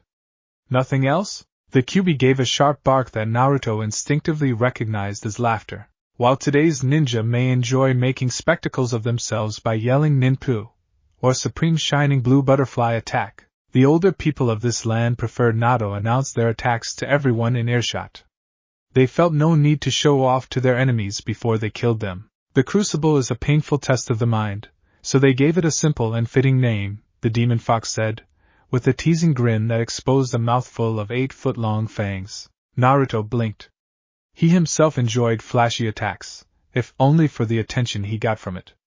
He should be feeling embarrassed at the Kyuubi's taunt, but he didn't feel the slightest bit of shame. The fox had simply stated a fact, and he took it at face value, with no wounded ego. "Ah, you're feeling the side effects of it. Or perhaps I should say, main effects depending on your goal," the demon said as it noticed the boy's confused look. "What's wrong with me?" Naruto asked suspiciously. "Nothing. You simply have no pride or ego. Facing your inner truths has stripped that part away," the Kyuubi answered, looking distinctly amused. "A part of me is missing," The blonde yelped as he jumped to his feet. A huff of wind from the demon's nose sent him back on his butt. Naruto got back to his feet, but he felt no urge to start yelling and jumping around in an outraged fury like he normally would have. What the hell? Blinking, he looked up curiously at the fox. You see? An hour ago you would have been running around like a damn headless chicken. The Kyuubi's eyes glazed for a second at the thought of chicken, before it shook it off and continued, I assure you, you're better off without your pride. What's that old human proverb? Yes, a true martial artist knows how to slay the ego. Your pride was a glaring weak point that stuck out to everyone you've ever fought. Minus it, you can analyze your faults and strengths without gumming the whole process up by attempting to satisfy your ego and getting killed in the attempt. Knowing your limits is far better for your continued survival than making a damn fool of yourself by rushing into situations. And as your survival is my survival, I have to say I much prefer you like this. Naruto appeared to be puzzling over this new information. After a few moments, he looked up and nodded. Alright, makes sense I guess. Though ask next time before you try and screw with my head, he said, with a look of warning on his face. The Kyuubi shrugged its massive shoulders and said, I had little choice in the matter, boy. I merely set up the crucible. It was your mind that decided it didn't need an ego. Alright, tell me what this crucible is and why you used it on me, Naruto said as he dropped down into his half-kneel again. His eyes held less tension as he watched the demon. The Rutsubo is an old skill that forces the subject to achieve a greater understanding about the self, the Kyuubi started, relaxing its forearms a bit as it went into lecture mode. But really, that's only the primary side effect of the jutsu. Its main function is to systematically open the 8 celestial body gates. One opens with each challenge you face. It's terribly inefficient by today's standards, but it is much more focused and far less damaging to the body, making it useful for rituals. The gates? Naruto said, his eyes widening. You mean like thick brows? The boy with the parasitic caterpillars feasting on his forehead? Yes, like him, the fox answered. Its voice held a genuinely disturbed tone when it mentioned Rock Lee's eyebrows. I can use the gates now? Naruto asked, excitement brightening his face. Lee's power when he used the gates was incredible. If he could use the gates too, he'd a very formidable fighter, and with a healing factor that would erase any self-inflicted damage in a day or two, he wouldn't have to worry about conserving its use. No, the Kyuubi answered, popping Naruto's idea like a balloon. Not yet anyways. The pathways have been opened, but you still have to learn how to control them. It would, however, probably only take you a couple weeks to master their use, since you've passed the crucible. Then why did you want to open my gates? How could you even use a jutsu on me? The boy asked, worry and confusion on his face. He really hoped the seal wasn't breaking or he'd be in trouble. Hell, the continent would be in trouble if the Kyuubi got loose. The fox closed its eyes for a moment, before fixating them on Naruto. Alright, I'll start from the beginning and explain everything. Don't interrupt. I'll answer any questions at the end, got it? Yeah, the genin reluctantly said. He slowly allowed himself to sit cross-legged on the floor, rightly guessing that this would take a while. When we fought the cultists, you were struck by a seal that altered the one that keeps me imprisoned, the Kyuubi began, as it saw the boy paying attention. The normal seal is designed to freely allow our chakra to mingle in your inner coils, which is harmless to you. The cultist seal changed that setup so that rather than cleanly mixing inside of you, our 2 chakras reacted violently to each other. The end result was explosive. Naruto grimaced as he remembered the brief, horrible moment when he felt the chakra rip out of his body, before mercifully falling unconscious. The seal's presence also altered your inner coil pathways, so much so that I was unable to heal your body as usual. It would have been lethal to you, but an opportunity presented itself. For a brief period of time, the containment seal was weakened and deformed to the point where I could slip part of myself out and into you. It only lasted a moment or two in the real world, but in here where time is slower I was able to build a few safeguards before I was forced back into this cage. One of those was a thin link of untainted chakra leading from me to your bone marrow where your blood is produced. I was able to accelerate your blood production dozens of times faster than normal. Because of that, the fool pervert was able to get you to the Big Ed healer, and you survived. The downside to the overproduction is that it's stripped your body of all its chemical energy reserves. What was left of your muscles was eaten away to make more blood. The hermit also used tourniquets on your limbs, and what little tissue in them that survived the seal's attack unharmed was then damaged severely by lack of circulation. So I don't have any muscles and I'm paralyzed too. Naruto exclaimed, panic flooding into him. What the hell will we do if those cloak freaks attack again? I said don't interrupt, brat, the QB yelled, its voice reverberating the walls. Naruto quieted down as he watched the fox. Really, boy, you don't think I of all creatures would overlook something like that? I'm the greatest of the yokai and I know more about human anatomy than even your healer friend ever will. I knew exactly what it would do to you. That's why I placed other safeguards. The crucible, the boy said, his eyes widening in realization. Exactly, the fox said, a hint of pleasure in its voice at the genin catching on so fast.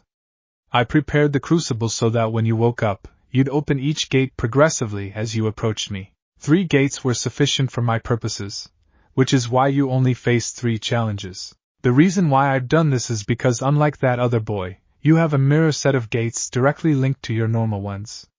Can you guess what they control? Your chakra, Naruto replied without hesitating.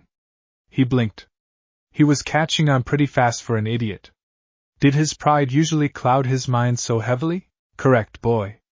You see what clearing your thoughts has done for you. You're still no genius by any means, but you're definitely not an idiot either as long as you don't let yourself get carried away, the QB said, amusement in its voice. Then it returned to lecture fox mode and continued its explanation. As I was saying, you're correct. The secondary set of gates is to control and regulate my chakra. They're basically celestial gates, but to avoid confusion I'll call them demonic gates instead. Fitting, considering what they restrain. One of their major differences from your gates is that they are much more robust and difficult to open. In fact, to force even the first demonic gate open you have to open 3 of mine, Naruto finished. Ah, it made sense now. Damn, that was a powerful gate if it needed 3 others to force it open. But why open yours at all? The fox's eyes held a definite glint of pride. The changes in the boy were becoming more apparent, even after only a short period of time since his trials. Yes, the crucible was definitely a good decision. It hadn't explained to Naruto all the properties of the secondary effects. The jutsu forces the mind to face the weak, or undesired parts of the psyche, and to change them for the better, hopefully. Subconsciously, Naruto had already known the 3 lessons he'd been taught by the memory pools. But his conscious mind never accepted them, so his mind was constantly in conflict with itself. The crucible took the portions of the mind that needed to be altered and forced them to the surface, where they had to be faced. Unfortunately, there was a high rate of insanity, or even death for those of weak wills when they faced their inner fears and faults. The fox had taken a risk with the crucible, but its faith in the boy's determination, strength, and bullheaded stubbornness had paid off quite nicely. The brat had gone through the trials and come out better for it on the other side.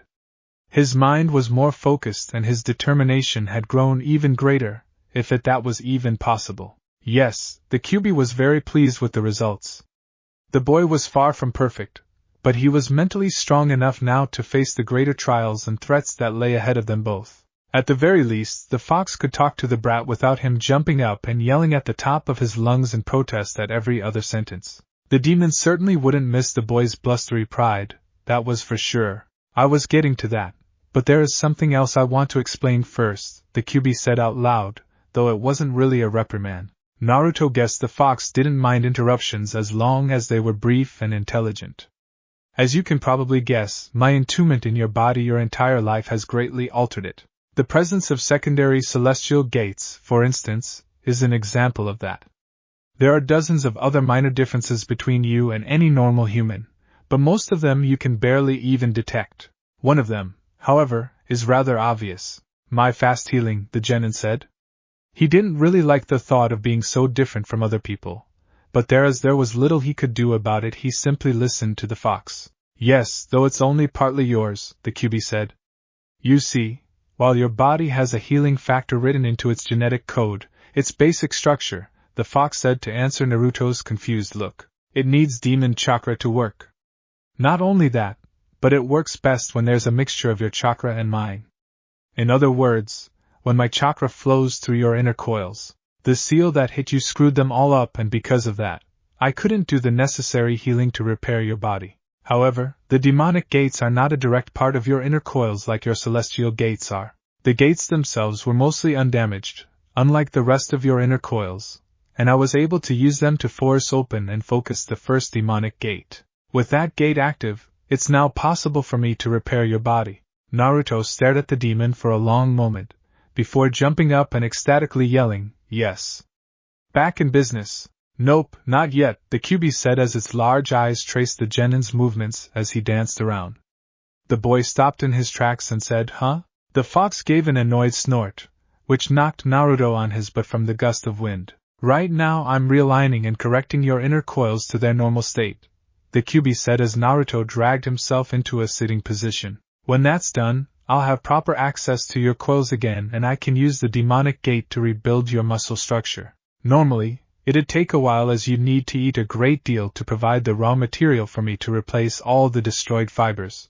But with the gate focusing my chakra like a laser, the power is so intense that I can simply create the needed matter from my own energy. I can resurrect dead cells in your body and create new ones to replace the cells that are completely gone. It will only be a matter of time before all the lost tissue is back." "Rizie?" Naruto asked in confusion, his mouth stumbling over the foreign word. "Ancient human technology."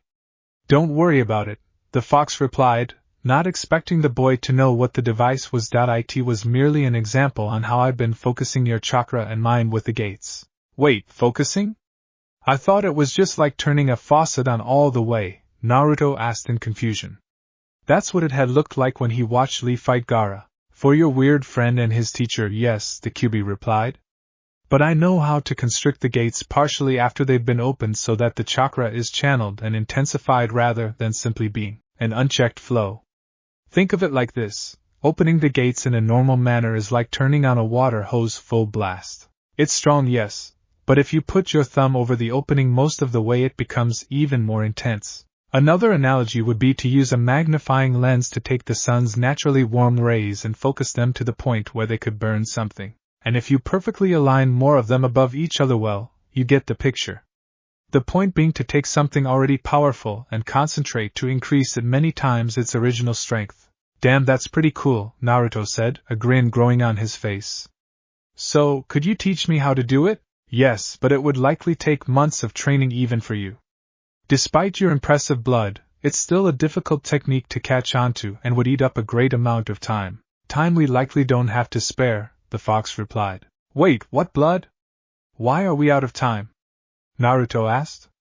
"Now what? Pick one to ask first, brat," the demon said with a note of exasperation in its voice. Only Naruto could try the patience of a yokai. The blood thing," he said after a moment. "Alright, you have an advanced bloodline that is very potent. With it you could learn anything I have to teach you, if had we the time," the QB casually responded. "You mean? I have a bloodline limit. Awesome. Is it better than the Sharingan? Does it look really cool?" Naruto asked eagerly. He had a bloodline. And here he thought this day would totally suck. "Brat, don't ask so many questions at once," the fox grumbled in annoyance. Then it noticed the boy had barely heard a word it had said and was instead only listening for info on his bloodline. Pfft, humans and their new toys. Fine, yes, no, yes, and no. The gears visibly turned in Naruto's head as he tried to line up his questions with the demon's answers. Don't they've a bloodline?" he slowly asked. The QB grumbled something rather foul, before answering, "Yes, you have a bloodline. No, it is no to limit. Yes, it's better than the Sharingan.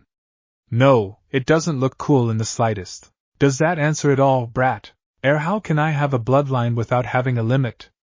Naruto asked, staring blankly at the fox. It made a rather grisly face that the boy somehow knew was a frown. "Well, I suppose the hermit never told you. Or perhaps he doesn't know," the QB muttered, mostly to itself. Doesn't matter either way. I'll just tell you now. Alright, listen up, boy. Naruto leaned forward a little bit, very curious about the fox's new topic. "To put it simply, you don't have a bloodline limit," the demon began. The ancestor of yours that created your bloodline called it an unlimiter. Unlimiter? The genin questioned, emphasizing the un. Yes. It differs greatly from all the other limits.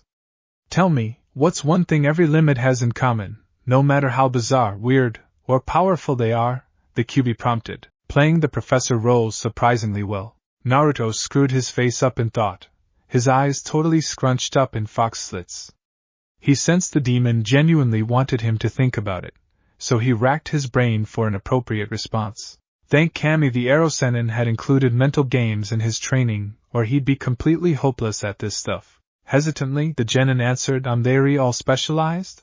Yes, the QB bellowed, causing Naruto to nearly jump out of his skin from the blasting volume. The fox seemed delighted. Excellent. I would never have expected a child your age, let alone a rather foolish one, to be able to answer that. Yes, boy, all the limits are specialized and dedicated to a certain concept or area of expertise. That's their common factor, be it the Sharingan to the Byakugan to those bug people.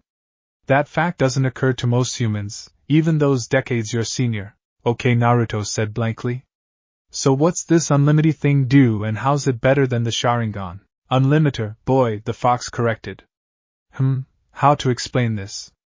Alright, think of it like this. If every limit specializes in a certain ability, then the unlimiter specializes in being unspecialized. You lost me, Naruto deadpanned. Blasted big words. I figured, the QB dryly replied. I'll explain.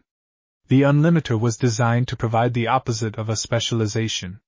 It allows its bearer to be able to become anything or do anything, within human reason. For instance, if you wanted to become a blacksmith, then you would have just as much potential in that field as you would if you had chosen to remain a shinobi. You can master any area of expertise, as long as you have the patience to learn it. If you give up being a ninja 20 years from now and decide to become a healer, you'll be able to learn the field as quickly as if you were fresh from the academy. Your ancestor wanted all of his descendants to have the freedom to become whatever they wanted, with nothing to tie them down beyond their own goals and dreams. Humans who bear the limits, on the other paw, must follow a single or select few paths if they want to reach their full potential.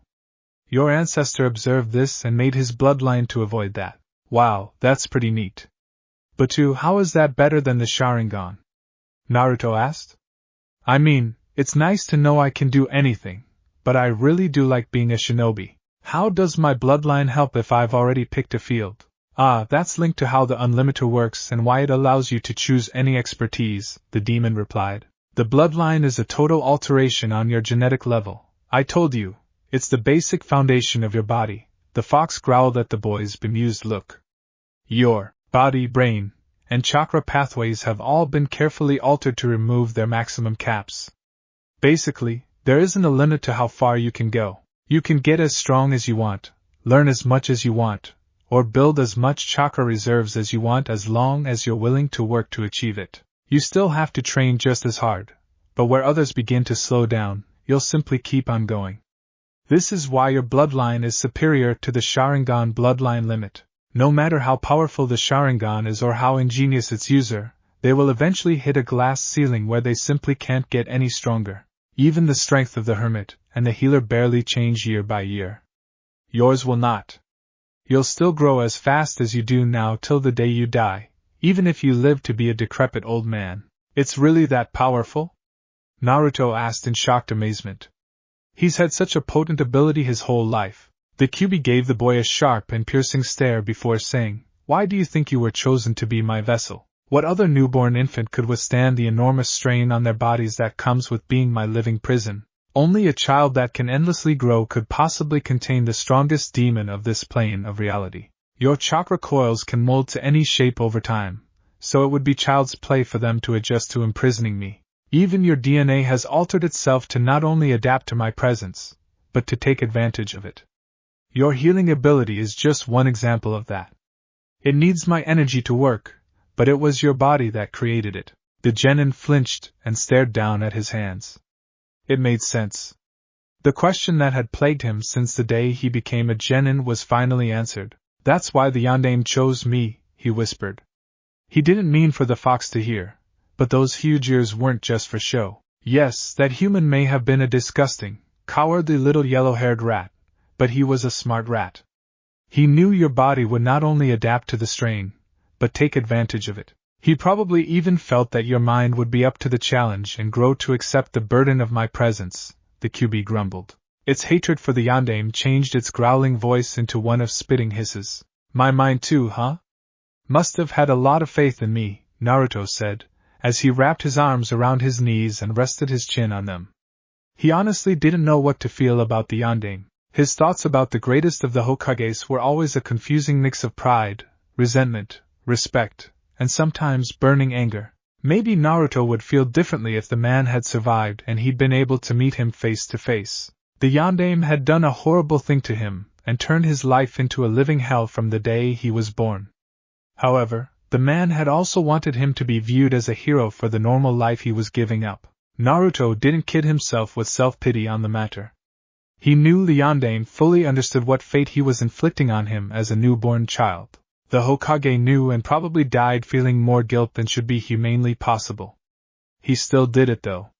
When the choice came down to it, it was either the people of Konoha or a single human child. The yondaime made his decision, and as someone who wanted to become Hokage, Naruto respected the man for saving his people. In a way, it was even an honor that he'd been chosen over any other child born that October day, as it implied that the Kyuubi was a burden that the yondaime only trusted Naruto to bear. The boy felt a bit proud that the greatest Hokage had trusted him so much, even on the day he was born.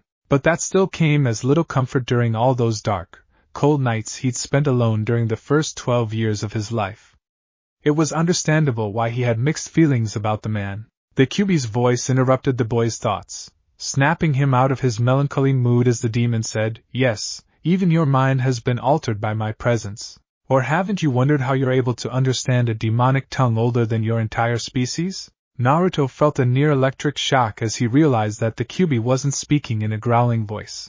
Its voice was growls. The demon was making growls, snarls, grunts, and occasional light sparks to speak to him. He somehow understood the fox so well that he'd assumed it was speaking normal human language every time he talked to the beast.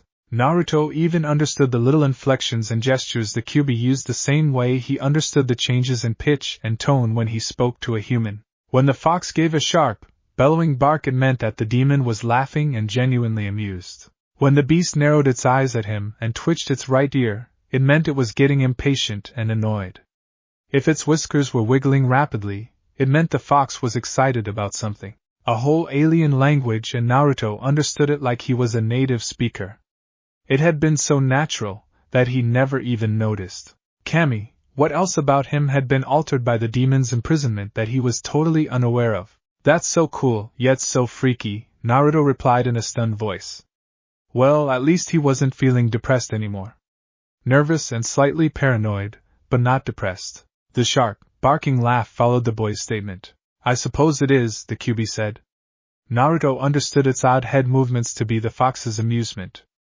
Anyways, is there anything else you wanted to know about your bloodline? I'm not a full expert on it, but I have learned a great deal about the Unlimiter over time.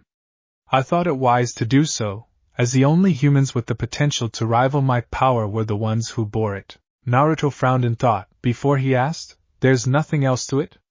No flashy ultimate level or anything? The demon shook its head as it replied, No, but remember that it doesn't mean a lack of power just because you can't show it off to others. It may seem weak in the short term, but in the long run there isn't a human alive that you won't exceed. Well that's fine. It's cool enough as it is, Naruto said with a fox grin. Then he scratched his chin in thought and asked, But can't the Sharingan do kind of the same thing? I mean, the Uchihas look like they can do anything they want. Funny you should mention that bloodline limit, the Kyuubi said thoughtfully. It happens to be directly linked to your bloodline. What? Naruto yelled in panic. You mean there are 2 traitors running around with the Unlimiter? No, brat. Calm down before you bust my eardrums, the fox grumbled in reply. You didn't let me finish. I said the Sharingan is linked to your bloodline, not that it is the Unlimiter. Alright, time for a little history lesson, boy. The man who created the Unlimiter was the great-grandchild of a refugee who came from a war-torn land far across the Eastern Ocean. The people of that land were known for their variety and adaptability, which was likely the inspiration for your bloodline. Now it's important to note that your bloodline has no unpleasant side effects, unlike many limits. Your ancestor dedicated his entire life to the creation of the Unlimiter, and it's as much a work of art and the ultimate tool. He spent decades researching and testing the seals and formulas to ensure the perfection of the Unlimiter before he sealed it into his newborn granddaughter. He was old by then, but he held on to life for another 15 years or so to make sure the child suffered no ill effects. The bloodline was a complete success, and he destroyed all records of his work only a few months before he died. With all his knowledge gone, there was no way to replicate your bloodline. Your clan was founded on his grandchild's blood and it has survived many centuries till today. Though each member has been exceptional in their own right, the clan never grew very large and they stayed out of the public eye for the most part. The vast majority of other people had no idea the clan even had a bloodline at all, let alone the potent Unlimiter.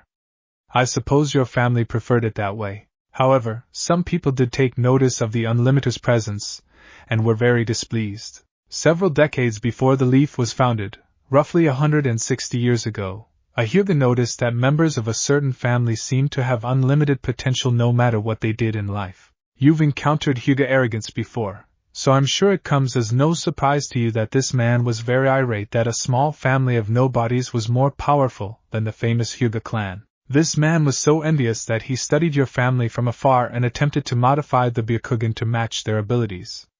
The result was a total disaster, the Uchiha clan. Disaster? But the Sharingan is the strongest limit I've ever seen, Naruto said. At least it seemed that way. Everyone he'd ever encountered that used the Sharingan was almost ridiculously powerful in combat. It had about 7 or 8 different functions, as opposed to most other limits that had 2 or 3 at the most, and each function was a powerful ability. Sometimes it felt like anyone with red eyes and comma dots inside the iris was unbeatable, unless they fought somebody else with red eyes and more comma dots in them. At least, it seemed that powerful. Ah, you mistake disaster for weakness, the Kyuubi replied. I never said the Sharingan wasn't powerful. It is a very strong blood limit, but it is also severely flawed. Flawed? The boy asked. The perfect fighting tool that had everyone in Konoha green with envy was flawed? Yes, boy, the demon said. The Sharingan is near perfect in almost every way imaginable, but there is one serious factor that was overlooked in its creation. The Hyuga who made the limit was attempting to replicate the Unlimiter. However, he never truly understood the true nature of your bloodline. Obviously, your ancestors weren't going to tell anyone the true properties of the Unlimiter, let alone an arrogant man trying to steal it, so he attempted to divine its function through spying. What he saw was an ability that allowed the user to learn anything they wished, while the truth is different. This man was one of those genius types that gains so much favor in the shinobi world, so his arrogance was through the roof. He assumed he correctly figured out the nature of the Unlimiter, and spent a great deal of time trying to recreate it. He failed. Or perhaps I should say, he lacked the patience to handle the setbacks he continued encountering. He finally got fed up in creating a new bloodline, and instead heavily modified his current limit with the concepts he'd attained so far. The result was the Byakugan became the Sharingan, an optical ability that allows the user to analyze and record an opponent's actions. He didn't figure out how the learning process worked in the Unlimiter, so he did the next best thing and created a copycat limit. He sealed it into one of his sons and the Uchiha clan was born. Now to answer the question of how the Sharingan is flawed, remember what I told you about your ancestor, who was patient and made sure there were no bad side effects. He spent 50 years of his life creating your bloodline. This Hyuga, on the other hand, spent about 6 or 7 making the Sharingan. Obviously, there were going to be things that he missed. One of them was a basic part of the Unlimiter he never even considered. You see, you can learn any amount of material because your brain has the caps taken off. Any amount of data you're exposed to you can smash into your head without any ill effects to yourself. All the unused areas of the brain in a normal human are put to use in you, whether you're a genius or not. And to avoid potential brain trauma, your ancestor made sure to have careful functions added to the bloodline.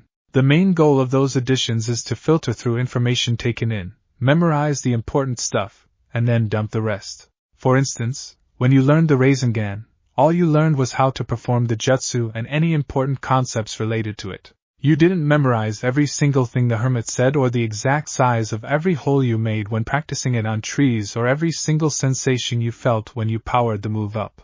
Not only do you have almost endless memory in your head, you also have a way of cleaning excess junk out. The Sharingan has neither. It's an ability designed almost entirely to record data and dump it straight into the brain. A normal human brain. Not one that's been equipped to handle such pressures. Even worse, many of the Uchiha habitually left the Sharingan open constantly.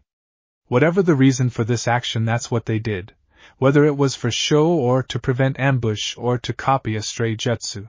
Anyone with a high-level Sharingan strolled about with it active and recording everything they saw all the time, even if it was something as foolish as how many steps an old woman took to cross the street, or the exact hand motions to unlock and open your front door. Can you imagine what all that does to a human mind ill-equipped for handling such huge amounts of data? Wait, so you mean… Yes, information overload, the Kyuubi replied. Tell me, boy, what happens to an overinflated tire? Or an overfilled water balloon? Or to your stomach if you eat too much? Naruto said, easy it'll holy shit. To their minds, the brain can handle it, and the mind eventually cracks under the stress, the fox said as it nodded to the boy's statement. Madness is a very common trait among Uchiha, but only Uchiha with the Sharingan. As you might guess, the stronger the Sharingan is, the worse the insanity gets. The entire clan had a reputation for being as unstable as they were powerful. They were a valuable trump card for the Leaf when it was first founded and a major reason why the village was able to survive in its weak years when it was young, but over time they became more trouble than they were worth. Considering they were the police force and half of them were nuts, it's a wonder they didn't destroy most of the Leaf while they were still around. I should mention that they were very good at hiding their insanity, at least from ABU. Their madness took all forms, but the most common symptom was very obsessive behavior. Other shinobi probably dismissed it as a character flaw of the clan. Damn, when you put it like that, no wonder one of them snapped and took out the whole clan, Naruto said. Huh, he'd never feel envious of Sasuke again for having the Sharingan. What good was a weapon if you lost your mind using it? And the obsession thing made sense. Itachi was obsessed with power or something evil, Sasuke was obsessed with Itachi, and that only grew worse after his Sharingan awoke, and Kakashi was obsessed with Ika, his best friend, and oh shit! Kakashi-sensei! Naruto yelped, realizing that his former teacher also had the Sharingan. Fox, is Kakashi-sensei gonna go nuts and kill everybody too? Kakashi? The Kyuubi said, trying to place the name with the human. Human names were hard for most demons to remember, and they usually preferred a description when referring to the person in question, like healer for Tsunade or hermit for Jiraiya. It was easier for them to remember clan names, like Hyuga or Uchiha, but individual names were still difficult to place. Describe him, boy. Yuke. He's tall, has silver-gray hair, and reads perverted stuff in public, Naruto answered. His sweat dropped when the demon gave him a look that said, describe harder. He scrunched his face up for a moment, then said, he has the Sharingan, but only in his left eye. He usually smells like pine trees and rain, though sometimes he smells like clean dogs too. He always wears a mask, which is really annoying, but kind of cool too. He's also really lazy. I know who mean. The hunter is quite a skilled warrior, though that primary jutsu of his is as ridiculous as it is powerful, the fox muttered thoughtfully. Then it said in what, for a demon, passed as a reassuring tone, don't worry, boy. Your former commander is safe from the Sharingan madness, for the most part. He has only one Sharingan eye and it doesn't work as efficiently for him as it does for an Uchiha, which greatly limits the amount of raw data flowing into his mind. His copying abilities are weaker, but at the same time he doesn't suffer from brain overload as much.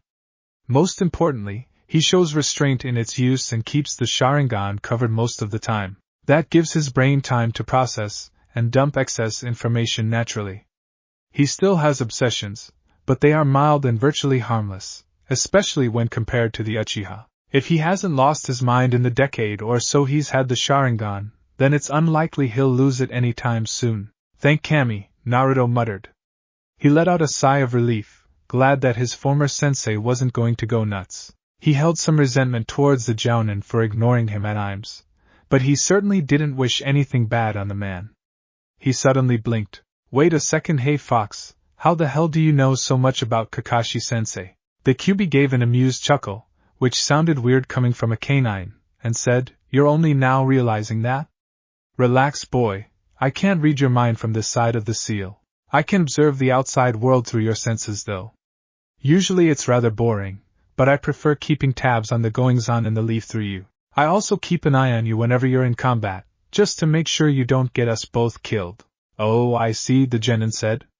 Weird as it sounded, it was kind of reassuring that he had such a powerful being watching his back, even if it was rather evil. The QB was bad with a capital B, but it was also in the fox's best interests to keep Naruto alive through whatever means necessary. Hey, maybe he could get the demon to teach him some jutsu. Wait, how the hell does a several 100-foot-tall demon fox know human jutsu? Or history about Konoha and its clans? The thing knew more about Naruto's blood than he did, for Kami's sake. Fox, how the hell do you know so much? About us humans, I mean. It's not like you can spy on us, what the hell? Naruto's voice trailed off as he stared beyond the bars in dumbfounded shock. One moment he was craning his neck to look up at a monstrous demon, and the next, Does this answer your question, boy? The man-human man said as he walked up to the bars of the cage. He was just a plain-looking guy, not very tall or noticeable. He was dressed in civilian clothes and looked just like any old merchant or tourist that Naruto would meet in the market sector. Watching the man casually brush his shaggy, brown hair out of his eyes, Naruto understood exactly how the demon could pass amongst humans unnoticed. That was one hell of a hinge, if that was the jutsu the fox was using. If it weren't for the haunting double voice of demonic growls and human speech coming out of the man, Naruto wouldn't be able to guess it was the QB even after being its container for 14 years. The man looked amused at the boy's shocked expression and said, As you can see, boy, shape-shifting is child's play for a demon of my age. It takes little effort for me to assume a human shape and disguise my chakra to walk amongst your kind. I've been doing it for tens of thousands of years, so I know all the tricks for fooling even skilled mortals like you shinobi. Damn, Naruto said as he walked closer to the bars to get a better look at the fox's shape. That's scary, but cool too. Is that the only shape you can take? Like a slow movie projector, the QB changed forms close to 24 times, pausing only long enough to give Naruto a glimpse of each shape the demon assumed. Most of them the boy didn't recognize, but he saw a few familiar faces in there, including Sandaime, Kakashi, and Tsunade. The fox finally settled on an older version of Naruto himself, looking about 20 years in age and wearing a more subdued and mature version of the boy's normal orange outfit. The real Naruto felt a little giddy at the sight of the tall, broad-shouldered, and handsome man he'd grow up to be. Thank the Kami he wasn't going to be a midget for the rest of his life. So why did you spy on us humans so much? The genin asked curiously as he peered at the fox in man's clothing. His older doppelganger shrugged his shoulders. I kept tabs on you humans mostly to make sure you weren't growing powerful enough to become a threat. Other times I was merely curious or bored. I can't stand to be amongst such weak creatures like your kind for long, but you humans have proved to be a decent distraction for the most part, the QB said while idly scratching at his long, blonde hair. Then the demon walked up to the bars, crossing his arms and casually leaning up against one of the steel poles as he watched his vessel. I must admit, some of the things you strange apes have come up with have surprised even me. I've seen some jutsu that are so weird it would make you stare like a fool for hours after witnessing them. Really? Naruto excitedly exclaimed. Can you teach me some of them? Please? I promise I won't whine or complain about the training or anything. Can you please teach me some? Honestly, the thought of being taught by a demon didn't bother Naruto much. Hell, he'd been taught by Iruka, Kakashi, Ebisu, and Jiraiya. Did an ancient fox demon really stick out much amongst that crowd? Okay, so maybe it did, but the pros of being taught by it were incredible and far outweighed any cons he could think of. The QB's knowledge of jutsu made Orochimaru's obsession look like a child trying to complete his bottle cap collection. The QB stared at the boy for a moment, before turning away and looking down towards the floor in thought.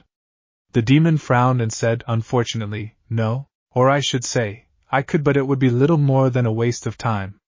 Like I said earlier before we got distracted with talk of bloodlines, we have little of that resource available to us. Huh? Naruto said. Damn, he seemed to be confused a lot today.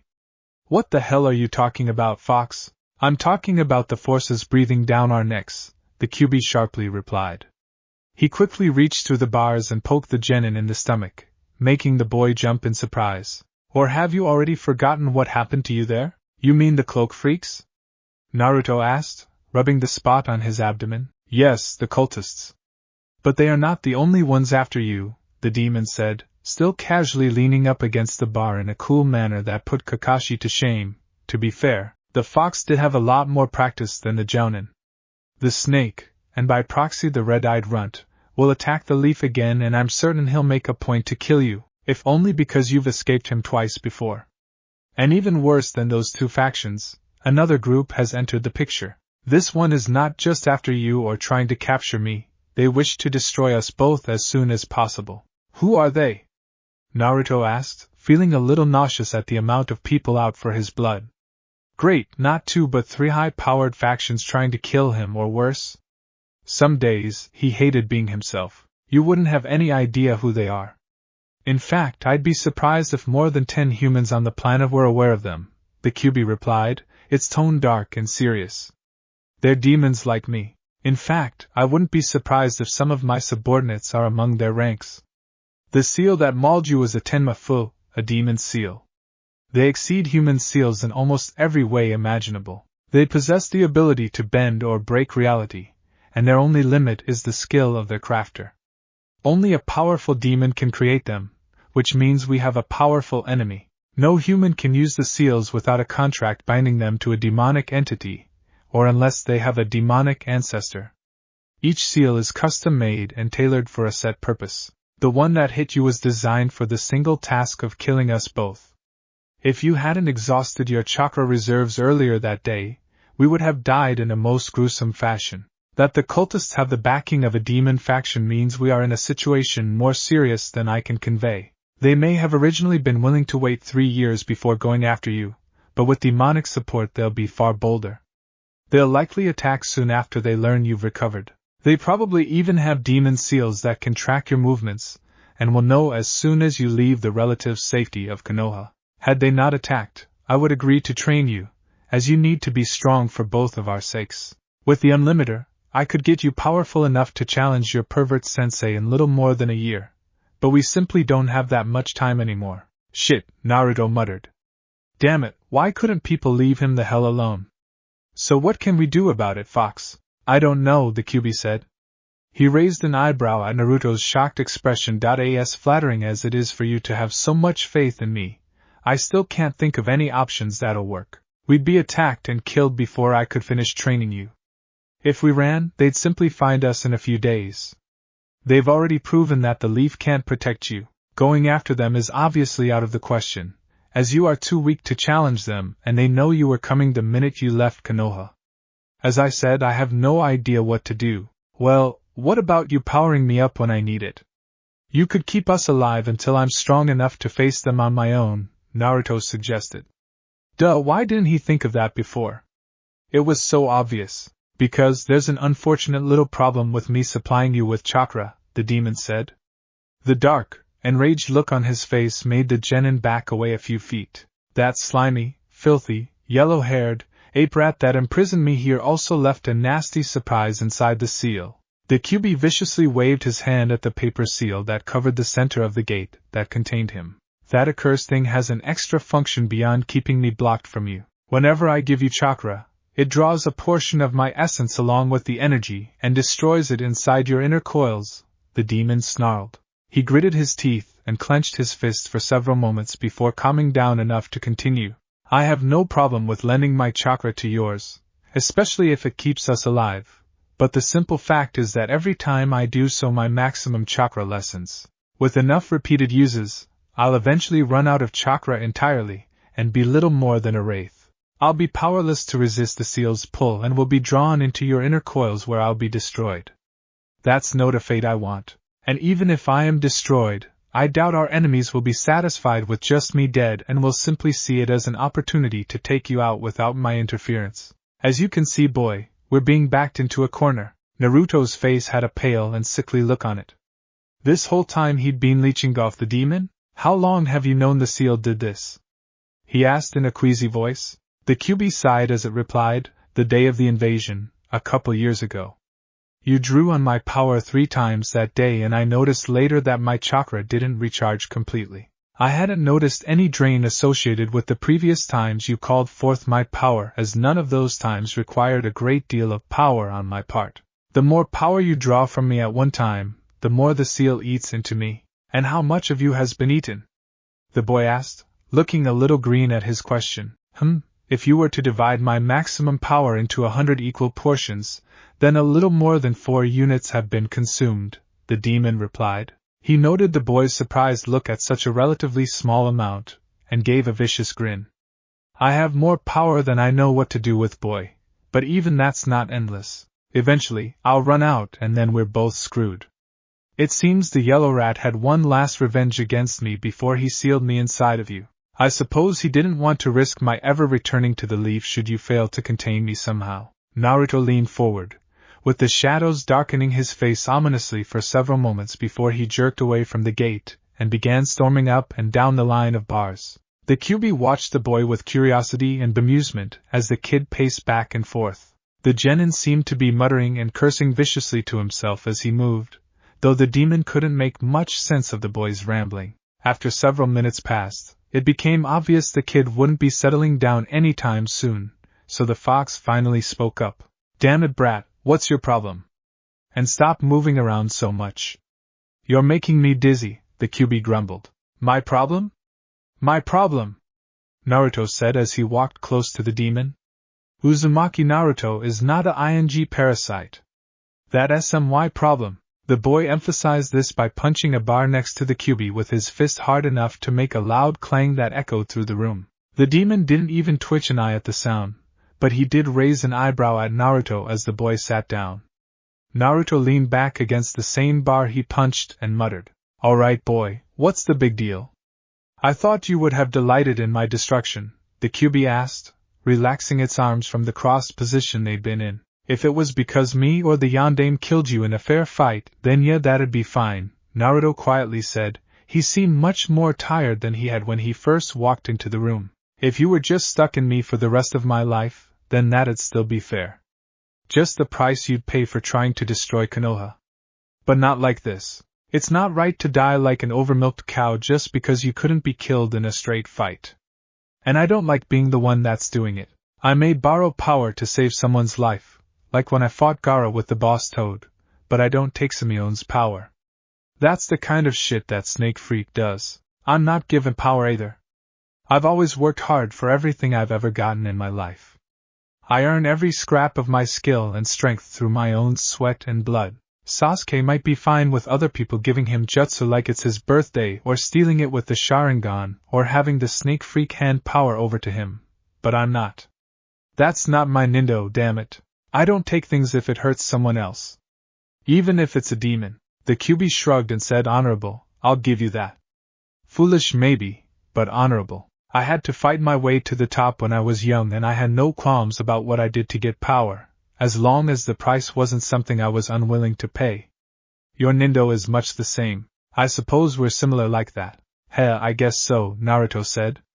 "Wouldn't surprise me if we're alike. Before I met you that time when Arrow Sennin threw me off that cliff, I wondered if I was you reincarnated or something. Too bad I'm not, huh? If we were the same person, we wouldn't have to worry about the seal or anything." The Kyuubi's eyes shot wide open and his body stiffened as he heard the boy's words. On the other side of the cage, Naruto did the same thing. The boy stood up and looked over at the demon. "Is that? Are you thinking what I'm thinking?" he asked, gripping one of the bars with his hand. "Yes, I believe so," the Kyuubi replied as he frowned in thought. "I mean, is it possible? You said those demon seal thingies can do anything, right?" Naruto tensely asked. "It is possible and they can do it, but it would be obscenely risky for both of us," the demon replied, his powerful and ancient mind racing and considering all the factors. "We can do it though, right?" Become the same person? Your power and knowledge, and your body and bloodline, the QB finished. It's possible. With the Unlimiter, it might actually work. Your body and mind could certainly handle the strain as long as we prepared carefully. It certainly couldn't all be done at one time. Even with your bloodline, you're still human and there are limits to how much you can take at once. Yeah, but it could work, right? Naruto quickly asked. It'd mean we wouldn't be us anymore, but it's our best chance to survive. The demon didn't answer for several long minutes as it puzzled over all of their limited options and the possible paths they could take. He had to admit, it was the only option he could think of that gave them a life expectancy beyond 6 months. But did he really want to do this? It would mean becoming one of them. A human, a weak little rat ape that runs about in all sorts of annoying ways. What other choice did he have? Facing oblivion when the seal finally destroyed him, die alongside the boy and hope that his soul remained contained inside Naruto's as he moved on to the human afterlife? How did he know the seal wouldn't just destroy him upon the boy's death? He needed to think about this, long and hard before he made a hasty decision. Boy, wait here. I must ponder this before I make a choice. I will also need to prepare if I do decide to go through with it. I'll be back in several hours. I suggest you rest, the QB said as he turned and walked into the deep shadows in the back of his cage. Naruto watched as the demon walked away, shedding the human skin and resuming its natural form as it went. In less time than it took to count to 5, he was totally alone in the large room. Okay, bye. He yelled sarcastically after the demon. Geez, stupid fox. Feeling exhausted from the long conversation and his earlier trials, Naruto decided to take the QB's advice. Walking over to the nearest wall to where he stood, he sat down while leaning up against it, and rested his head on his knees. Rather than think too heavily the potential consequences of his proposal, he instead allowed himself to doze off. After all, when did Uzumaki Naruto ever stop to think things through? Boy. Hey boy, get up. Sakura-chan, I didn't know you wore ramen string underwear. Off your ass, brat. Ah. Naruto yelled as he went from sound sleep to jumping into a standing position in less than a second. He looked upwards into the QB's massive canine face that loomed over him on the other side of the gate. Gah! That's the last thing I ever want to see when I first wake up. The demon gave a snort that predictably threw the boy on his ass. Cute. Come over here and pay attention. We have plans to discuss, the QB said. Naruto dragged himself to his feet, wandered over to the front of the cage, and plopped down on the floor. He scratched the side of his head tiredly and looked up at the fox. What's up? He mumbled as he yawned. Dumbass, you don't need to yawn inside your own mind, the QB muttered. Louder, it continued. All right, pay attention. I've come up with a plan to merge the two of us together. But to pull it off successfully we need to get out of Konoha for a while. Naruto's mind cleared instantly. He frowned and said, Leave the leaf? Why? Can't we just do it here? Oh yes boy, sure we'll do it here. Then you can explain to the healer all about the little conversation you had with the giant fox demon inside your stomach and how it convinced you that breaking the seal and merging with it was a good idea. Being a responsible leader, of course she'll let you do it. She might even help you turn a demon loose, the QB drawled out sarcastically. Okay, I get it. We'll leave Konoha. Geez, bite my head, why don't ya? Not literally. Naruto yelled when he saw the fox grin at his choice of words. The boy glared at the demon for a moment, before his expression turned puzzled. He asked, Hey fox, why'd you agree all of a sudden? I thought you needed to ponder your decision. I made my choice, boy, and I'll either go back on it nor will I explain it to you. Besides, you'll find out anyways when we merge, the fox replied. As I was saying, I've devised a ritual composed of demon seals that will most likely fuse us together into one being or kill us. I'm not really sure. I've never heard of anyone doing something like this, even amongst other demons, so I don't know if it can be done. What are our odds? Naruto asked, a little nervous at the prospect of getting himself killed in some kooky ritual the demon living in his stomach cooked up. Let's just say, if it's possible it'll work. If it isn't possible, we're dead. That much I know for sure, the QB answered. I'm a grand master of demon seal creation, so in theory I can get them to do anything. If it's simply impossible for us to merge, then we won't get any second chances. Wonderful, Naruto muttered. Well, it beats sitting around waiting for someone else to kill us. Exactly. This gamble may have crappy odds, but at least there are odds, the demon said. Anyways, when we escape from Konoha we'll head due north about a day's travel, then turn northwest towards the foothills of Cavern Country. There are many large, open spaces within the valleys there that will suit our needs. I'll instruct you on how to create the seals when we're there. We'll need to hurry, as the cultists will be trailing us soon after we leave the Leaf Village. What's Cavern Country, and don't I need to sign a contract to use demon seals? Naruto asked with a blank look on his face. Cavern Country is a small country northwest of Fire Country and southeast of Earth Country. It holds the hidden waterfall village and is a fairly mountainous region. They're pretty non-aggressive towards other countries, so they shouldn't bother us much as long as we don't go around attacking their ninja, the QB patiently explained. As for a demon contract, you don't need one. By housing me in your body you're automatically considered part demon, and can use any demonic arts as you please. It's part of an ancient binding rule about hospitality and some such stuff. Think of it as a bonus on the rent for keeping me as a tenant. Okay. So if we live, how long are we going to stay away? Naruto asked. He really didn't want to be away from his home and friends longer than he had to. A year, I'd say, the demon replied. The being we'll become will need time to adapt to its new mind and body. We might be unstable for quite a while afterwards, so it'd be best to avoid humans for the first couple months. We'll return in exactly 1 year, if everything is well. You were planning on staying away that long with the hermit anyways had your training not been interrupted. Besides, it'll be good to get out of Fire Country for a while. This land is too green for my tastes. Naruto snorted at the comment and said, Yeah, I bet you're not happy unless it's a barren wasteland. How are we supposed to sneak out of Konoha anyways? With a couple new jutsu, of course, the QB said. The boy immediately perked up at that. Now come closer to the bars and I'll show you what you need to learn. There are 3 skills you need to be at least proficient in if we are to leave undetected. 2 are jutsu from other countries and 1 is a demon seal that I've created.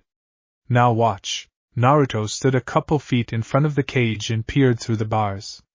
As he watched, a cluster of fog appeared in front of him just on the other side of the gate. It shifted around for a few seconds before it formed itself into a large, thin square that was about 2.5 feet long on each side. The fog's white-gray color turned clearer and a moving picture appeared on it. It was like looking through a wavy window.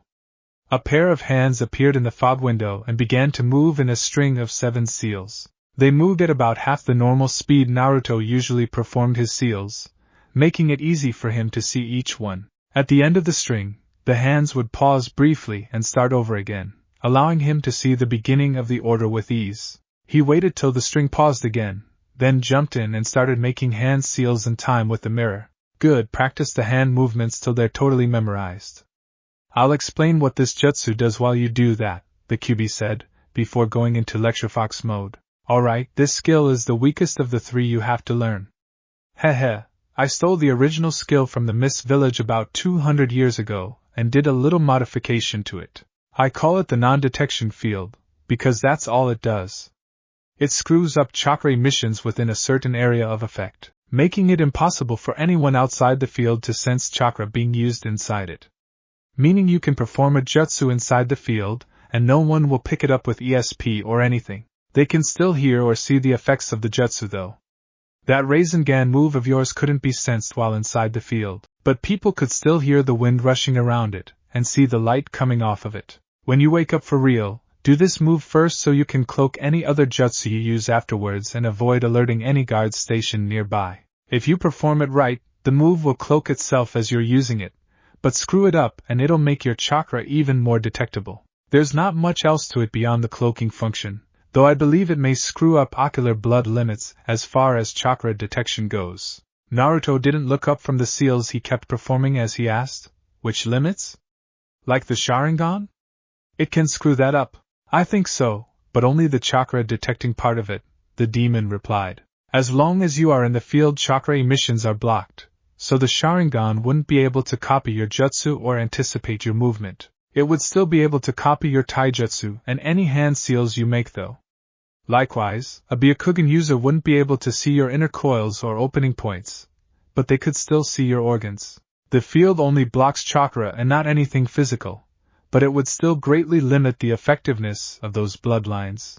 Hey, better than nothing if it can protect my jutsu and my coils, Naruto said tensely as he strained to keep up with the seals. They had been gradually picking up speed and were now moving twice as fast as he normally performed them. Despite his distraction, he still made a careful note of the properties of the field, and how it affected both limits. Anything that could give him an advantage over either bloodline was welcome to him. Though it wasn't total, maybe they could make a specific jutsu sometime in the future that could completely block the effects of the Sharingan and the Byakugan. He was less worried about encountering Sasuke than he was his older brother, Itachi. The renegade Uchiha was supposedly stronger than any of the Sannin, and Naruto would desperately need any advantage he could get if the Dark Man came after him again. Stop, boy. That's enough, the Kyuubi said, as it noticed that Naruto had gotten the seal order down. Now watch carefully. The image in the fog window changed to a human figure standing in an empty dojo. As Naruto watched, the figure performed the seals and made a strange, grayish mist move out from his hands and bond with the walls. Now you can't perform this perfectly in here, but if you will it powerfully enough you can mimic having chakra here inside your mind. Just try to use your willpower to force our environment to be as similar to real life as possible, the demon informed as it watched Naruto concentrate on replicating the jutsu. When you've practiced this long enough, we'll move on to the other two skills. Now get working. Alright, slave driver, Naruto muttered as he carefully began to perform the jutsu. This was going to be a while. The humans, they is not listening to us anymore. I know. The seal was unsuccessful and now they've grown suspicious. It's unfortunate, but we'll just have to work around it. How's we doing that? I haven't decided yet. It doesn't really matter right now. Even if Kyuubi-san survived, it still won't be going anywhere for some time. It may even be crippled, though I won't assume that till I've seen it with my own eyes. What is we doing then? Watch. Listen. Observe. We'll keep tabs on both Kyuubi-san and the cultists. Corrupt one of the cultists if you can, and see if you can gain us an ally in their ranks. The higher up the better, but any position will do seeing as there are only 8 of them, now that Deidara has fallen. As for Kyuubi-san, though I want it dead very much, it would be best to be patient. After all, it's still trapped in a human child. And mortals are so delicate. We waits, yes. When it's vulnerable, we attacks it and kills it. Exactly. Oh, and don't try to possess the unbeatable. Despite the madness induced by his eyes, his mind is still far too formidable to succumb to our coercion. In our current timetable, anyways, try one of the others. Now go. I have other plans to see too. Yes. I go. Kyuubi dies. It dies and we grow. I go to peel a mortal's mind. Yes, you do, that little psychopath. It was to the quiet sound of electronic beeping that a set of bleary, bloodshot blue eyes cracked open. They closed immediately as Naruto felt a wave of dizzying tiredness sweep through him. A cold surge in his back let him know that the fox was spiking his adrenaline production. The sensation helped him force his eyes open again. For several long moments, all he could do was lay there and stare at the dull, white ceiling. A not-so-gentle surge in his adrenaline made him aware that his tenant was growing impatient. Slowly and painfully, Naruto worked his body up until he was sitting upright. His entire body felt like shit.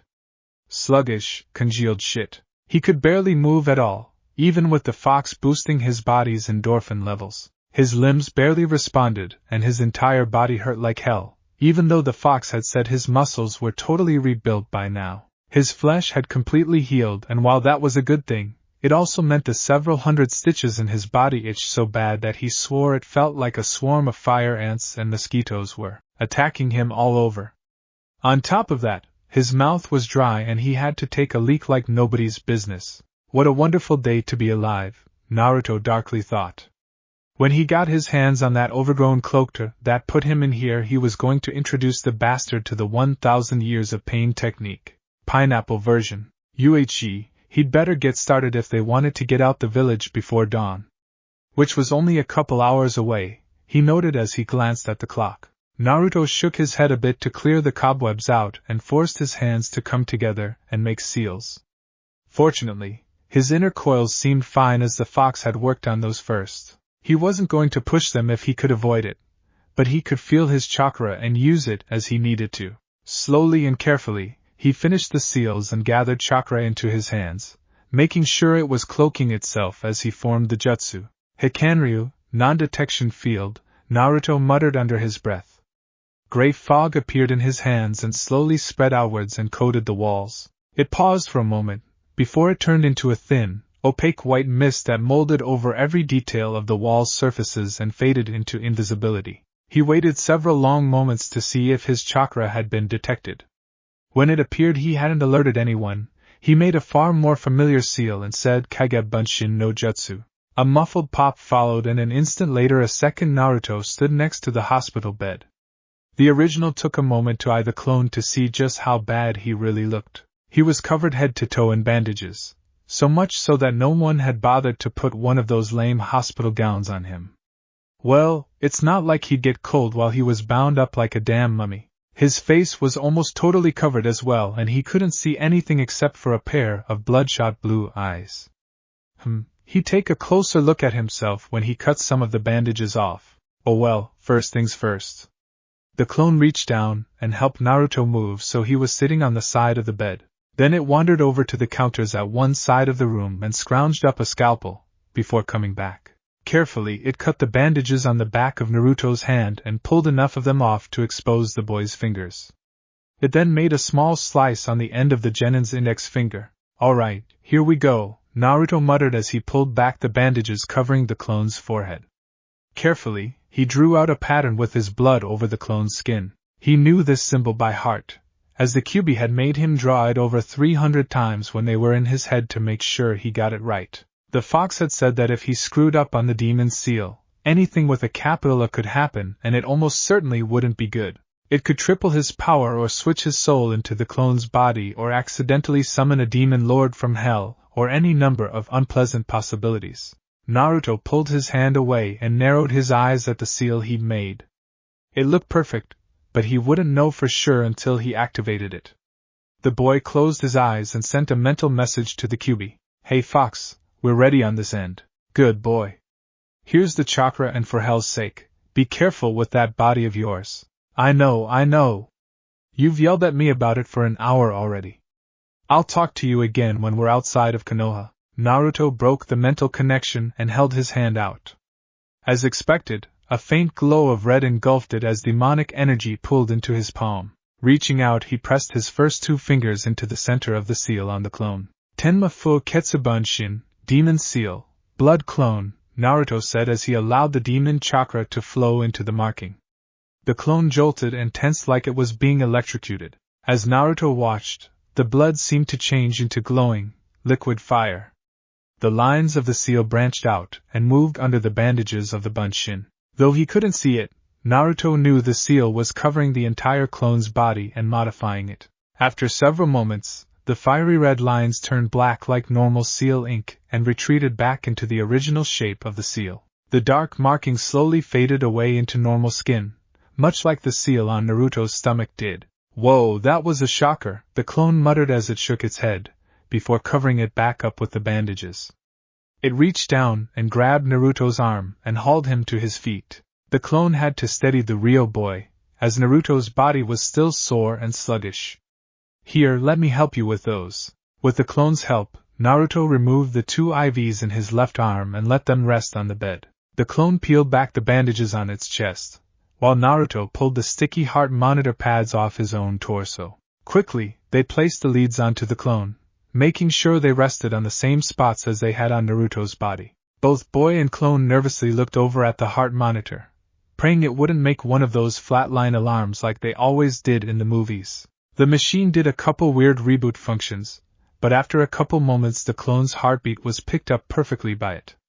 Both blondes sighed, relaxing their tension. That's a relief, Naruto muttered.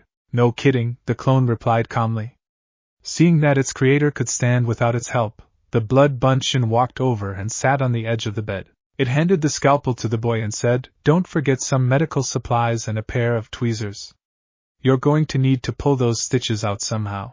Naruto nodded, taking the sharp tool and wobbling over towards the bathroom. He laid the scalpel on the sink before he went about relieving his aching bladder. While Naruto was occupied, the clone did its best to figure out how the hell the 4 needles worked. Finally, it shrugged. It had real flesh, but pain didn't bother it much, so it just jammed the needles in as best as it could. It looked over its work critically and nodded. Hopefully it would pass inspection. Naruto, meanwhile, had flushed the toilet, washed his unbandaged hand, and was gulping down about a liter of water straight from the faucet. Wiping his mouth, he stood up straight in front of the sink, looking down at himself. Through his still partially foggy mind, he slowly began to realize an important set of facts. 1. Underneath these bandages he was. 2. Since he obviously didn't undress himself, someone else must have done it. 3. The only people Jiraiya would have trusted to work on him were either Ba-chan or Shizen-chan. He crunched the facts and came to the logical conclusion. 2 people, 2 girls had seen him. The clone looked up in curiosity as it heard a mortified scream echo from the bathroom. It shrugged after a moment. Weirdo. Luckily for the 2 of them, the ANBU guarding the door had finally succumbed to nature's call and rushed off not 2 minutes prior. Considering the man had been standing in near mortal terror for the past 6 or 7 hours, he'd probably be a while. Naruto smacked his padded cheeks, trying to shake off the embarrassment. When he thought about it logically, he seriously doubted they'd paid much attention to his scrawny butt and other features considering they were busy trying to save his life at the time. URG. But he just knew Ba-chan would tease the hell out of him when he got back. I've got back. The boy looked up into the mirror and stared idly for a few moments at his bandaged form. Wait, where was? In a panic, Naruto reached up to feel his neckline. Damn it, it had to be there.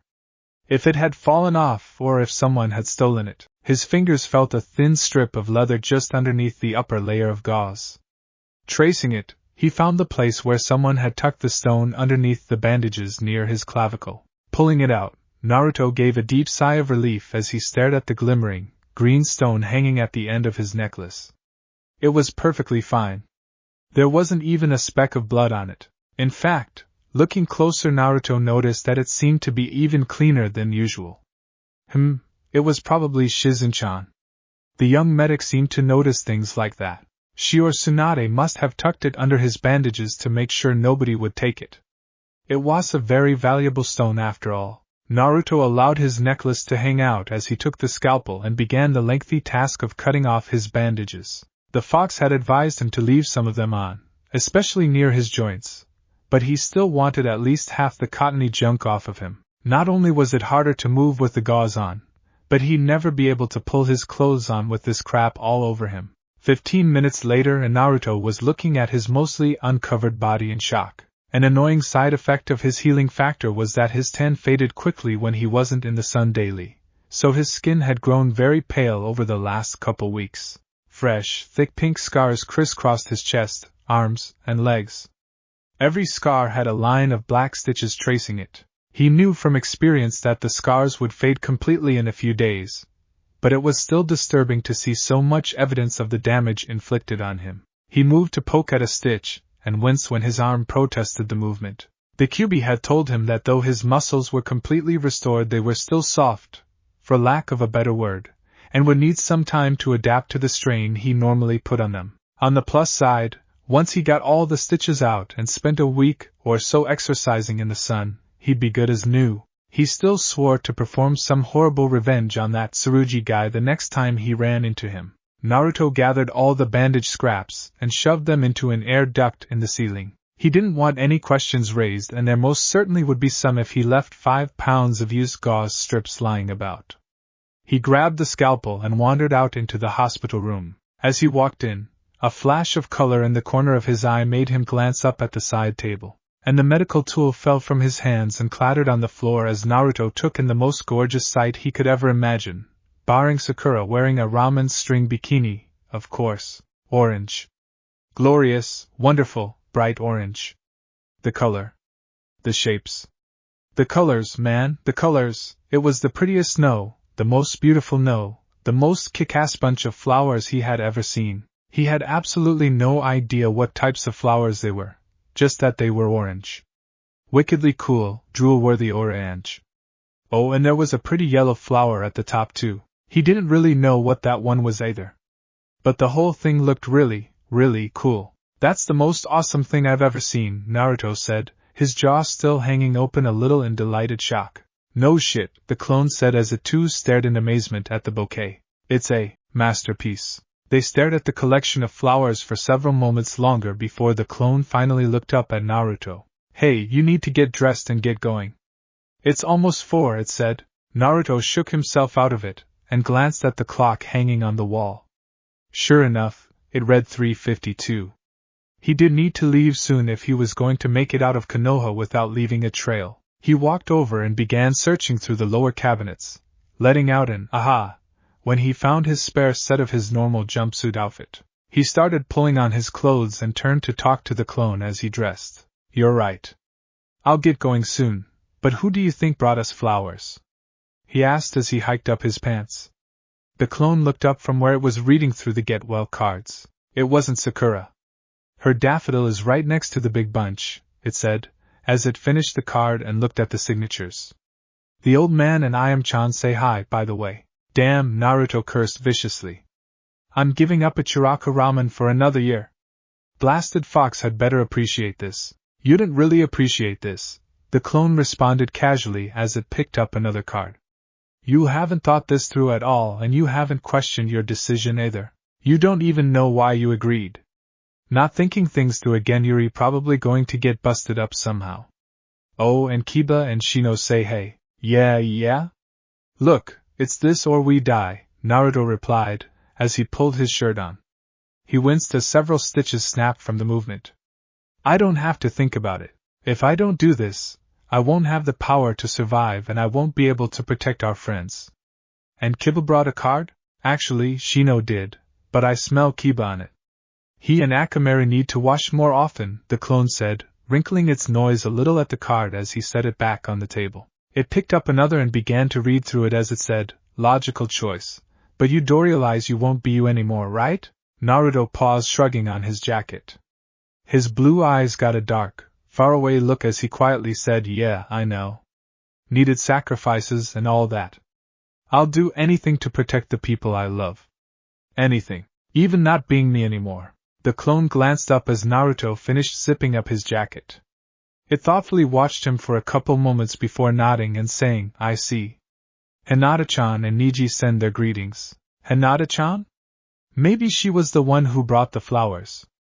The boy said as he leaned down and fumbled through the cabinets for several moments before letting out a curse. Damn it, I can't find my sandals. Why'd they bring a fresh change of clothes and forget my shoes? Probably because we only own one pair and they were likely ruined from all the blood, the clone replied calmly. And I don't think Hinata-chan would buy something that bright. Do you? Naruto winced at the thought of the poor, shy girl carrying something so attention-grabbing. I guess not. She'd probably have a heart attack from all the looks she'd get, he said. He let out a resigned sigh and stood up from the cabinets. Looks like I'm going barefoot. Hope the fox is feeling generous when it comes to healing. You'll be fine. We used to run around barefoot in the woods all the time when we were kids, remember? The clone said, waving off Naruto's complaint. I guess so, the boy said. He turned and started rummaging through the upper cabinets, gathering up odds and ends for his trip.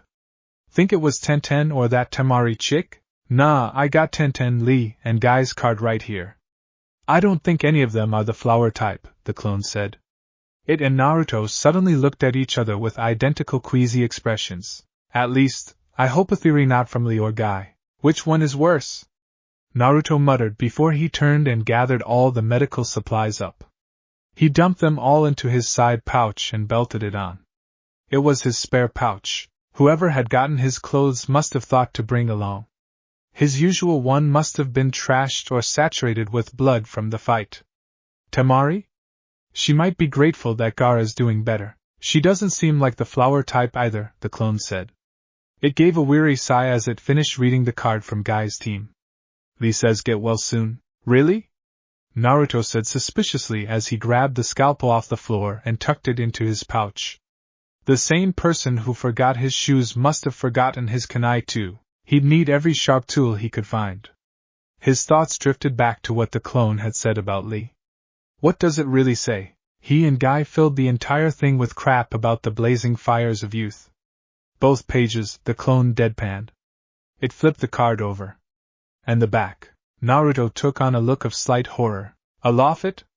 He asked, incredulously. The clone gave him a dry stare as it held up the card and said, Tenten had to sign the front cover. Sweet Kami, we know some weird people, Naruto said with a bit of dazed expression. No kidding, the clone replied, setting the card on the side table as far from the bed as possible. Really, they appreciated the thought, but there were limits. I guess that leaves that blonde friend of Sakura's. Eno, huh? The other boy said thoughtfully.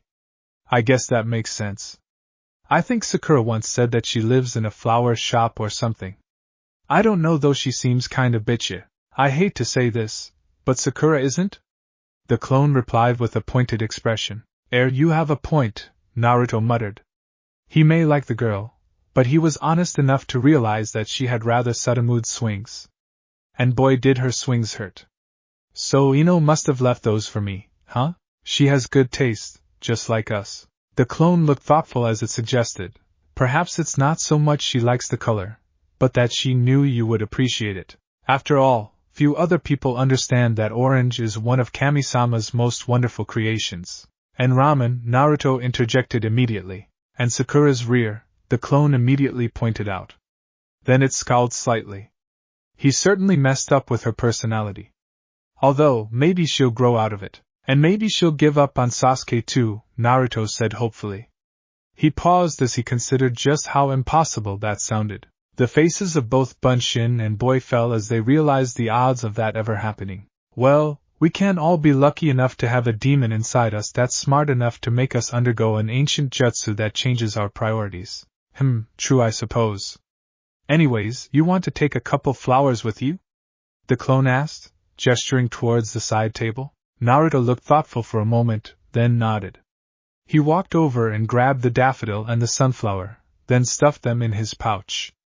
To the clone, he said, I'll leave the rest of them with you. Gives this place some style. The blood Bunshin grinned and reached over to orange flowers that were left in the vase.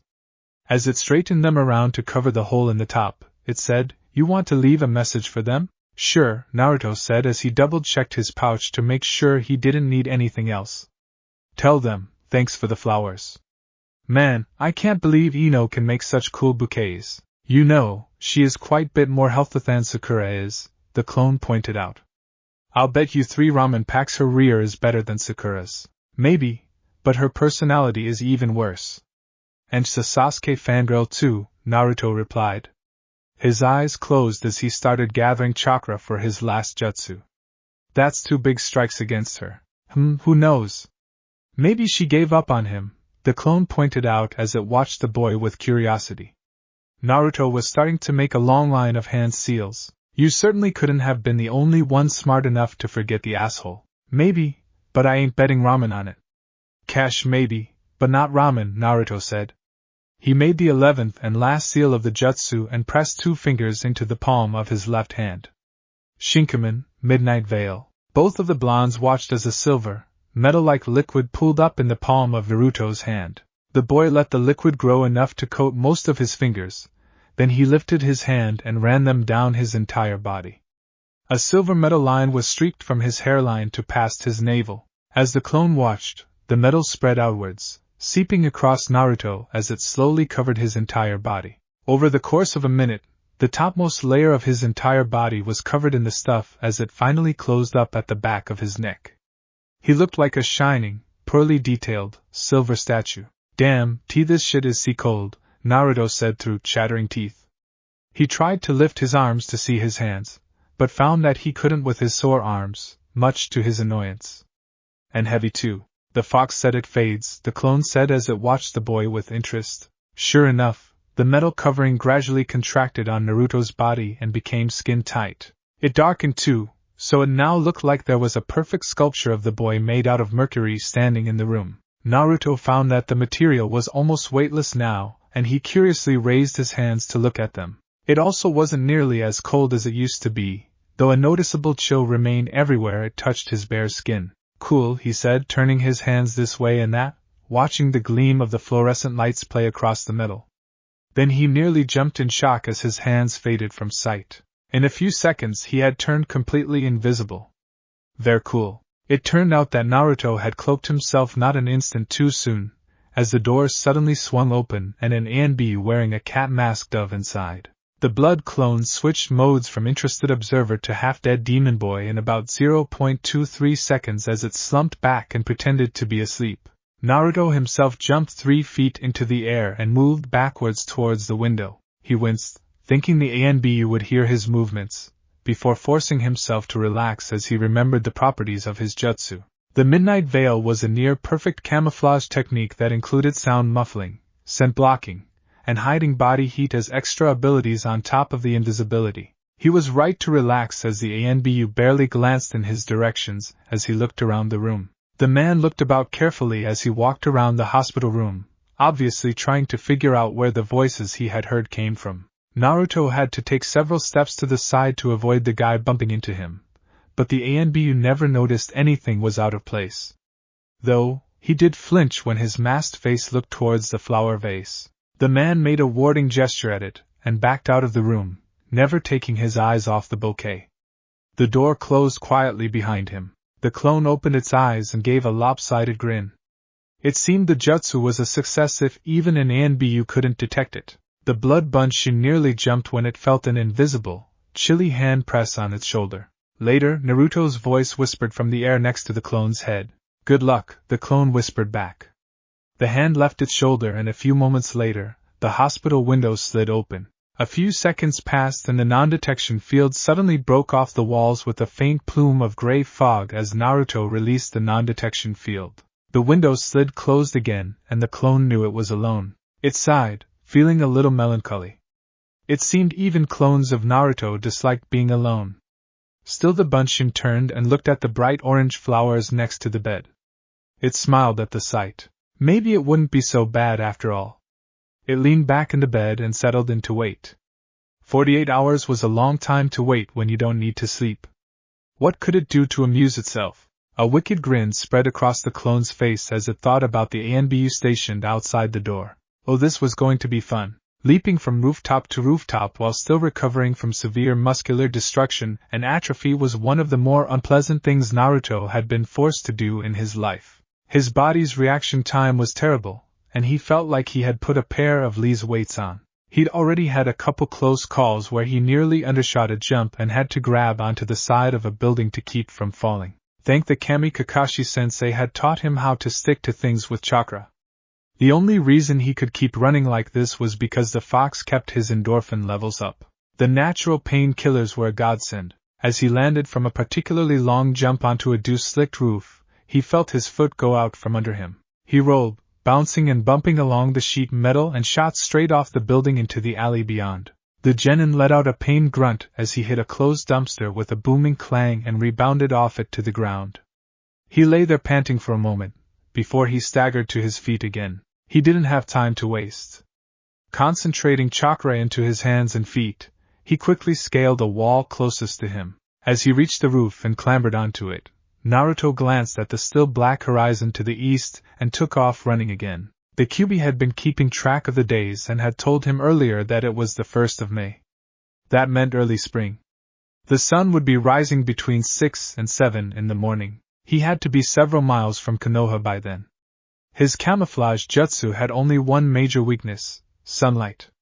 At night, he was undetectable and untraceable as long as he didn't speak out loud. The metal skin covering him even dampened the effects of his passage, so he left no footprints and barely disturbed leaves and branches as he moved. When sunlight touched the skin, though, his body would become partially visible as a clear, distorted figure. The scent, sound, body heat, and the physical dampening effects would all be weakened and bleed through the camouflaged skin. The jutsu would still work, but any Jounin-level ninja could track him, let alone the hunter nians they'd probably send after him. All this info had been pounded into his head by the fox while he sat inside his own mind listening. The Midnight Veil technique was an advanced camouflage skill that the Kyuubi had picked up from the hidden steel village several hundred years ago. The ninjas there had very powerful technology and metal-based skills like magnetism and other complicated stuff that Naruto didn't bother to remember. The village had been destroyed by one of their own weapons during a civil war, and there were no known survivors.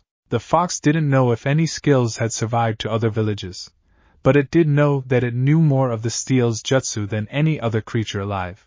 The night veil had been merely one of them, though it was the only one useful to them for the time being. Naruto was very curious to learn more of those extinct skills, but the Kyuubi had told him that he had neither the time nor the skill to learn the others yet.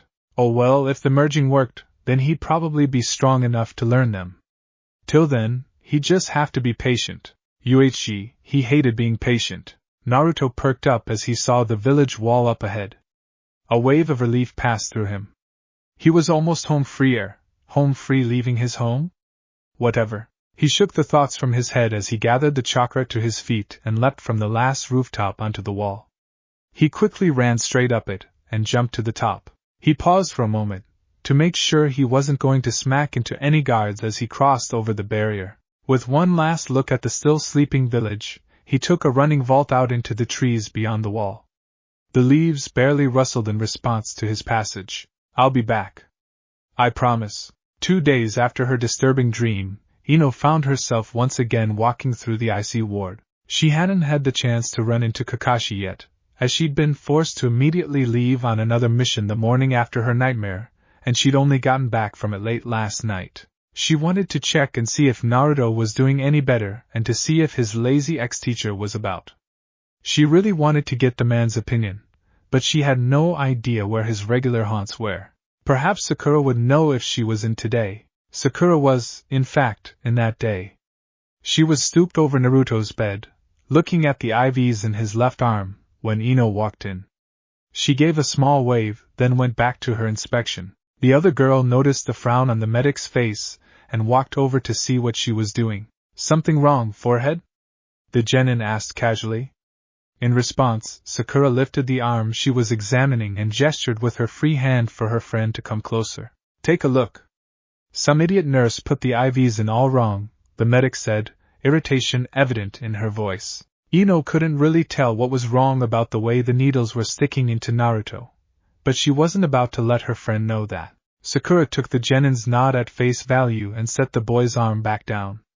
The needle in his inner elbow went right through the vein and into the tissue behind it.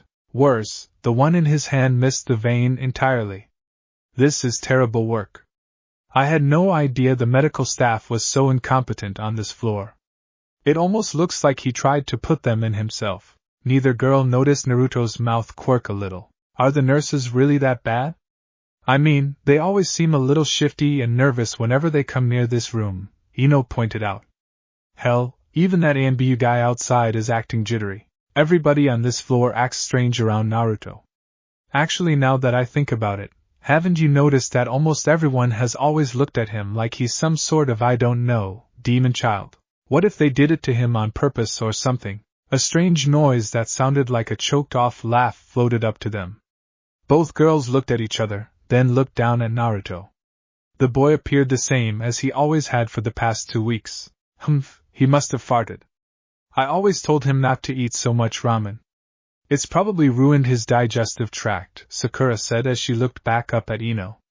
"And yeah, I have thought about that. I really don't know why people hate him so much. I mean, yeah, he's annoying, but they look at him like he's the devil incarnate or something. And you won't believe this, someone was nasty enough to actually steal some of his flowers." As both girls looked over to the side table, either saw the way Naruto's jaw clenched as though trying not to laugh. "They stole his flowers!" Eno shrieked indignantly. "What kind of freaks are running around this place?" "That's just tacky. Actually, I think they have a lot of taste," Sakura said as she moved around to the other side of the bed towards the vase. She made sure she kept some distance from the orange bouquet. "They took my daffodil and your sunflower, but left those horrid orange things behind." "What?" "That sunflower was the best part," Eno grumbled as walked over to stand next to Sakura. "Yellow would go really well with him." "Pfft, come on," Sakura snorted and waved her hand in dismissal of the statement. "Blue would look much better on him. It'd match his eyes." "Well, yellow would match his hair," Eno snarled, sensing a challenge from her rival. Sakura narrowed her eyes and replied, "Yellow would look terrible on him. Blue is a much better color. If he was awake, He'd say yellow. Eno growled. He'd say blue. Sakura yelled as she got into her rival's face. Big forehead, dumb pig, yellow, blue, yellow, blue, yellow, blue. Actually, orange is my favorite color. Sakura let out a choked-off scream and Eno's jaw dropped as they both turned to the bed. Naruto was calmly sitting up, with a relaxed expression on his bandaged face. His bright blue eyes were dancing in mischievous amusement as he watched the two girls. He looked very healthy for a guy suffering from grievous injury and atrophy. What's wrong? What's going sweet Kami? The cat masked Anbu let out as he burst in the door. Though it couldn't be seen, it was pretty obvious his mouth was hanging open behind his mask. Oh good, you're here, Naruto calmly said, giving no other reaction to the man's dramatic entrance. Could you do me a favor and go get the Hokage? I have something I need to tell her that she really needs to know. The boy's request got no response from the three slack-jawed shinobi standing in the room. He sighed as he watched them. Really, what was so weird about this situation? Get out of my way, Hokage-sama. What's Rove? Many of the medical staff of the Konoha hospital noted the eerie similarity between today and the day almost 2 weeks ago when Naruto was first brought in. Not surprisingly, both incidents directly involved the boy and the Hokage. The cat-masked Anbu trailed behind the Godame, watching in horror as she barreled through the halls, knocking everyone dumb enough to stay in her path out of the way, or through walls, doors, the occasional window, etc. Tsunade reached Naruto's hospital room door and ripped it off by its hinges in her hurry to get inside. The Anbu behind her winced, then lifted the object off the floor and set it back into the doorway to afford the Hokage some privacy. He was just grateful that all he had to do was wait outside on guard duty. A door was poor defense against the fifth, but it was better than standing next to her. As soon as she stepped into the room, Tsunade stopped in her tracks as she stared at the boy on the bed. She didn't notice the door being replaced behind, nor did she notice the two young kunoichi sitting on the couch. The boy sitting on the bed had stripped the bandages away from his face, and she could see that he looked just like Naruto.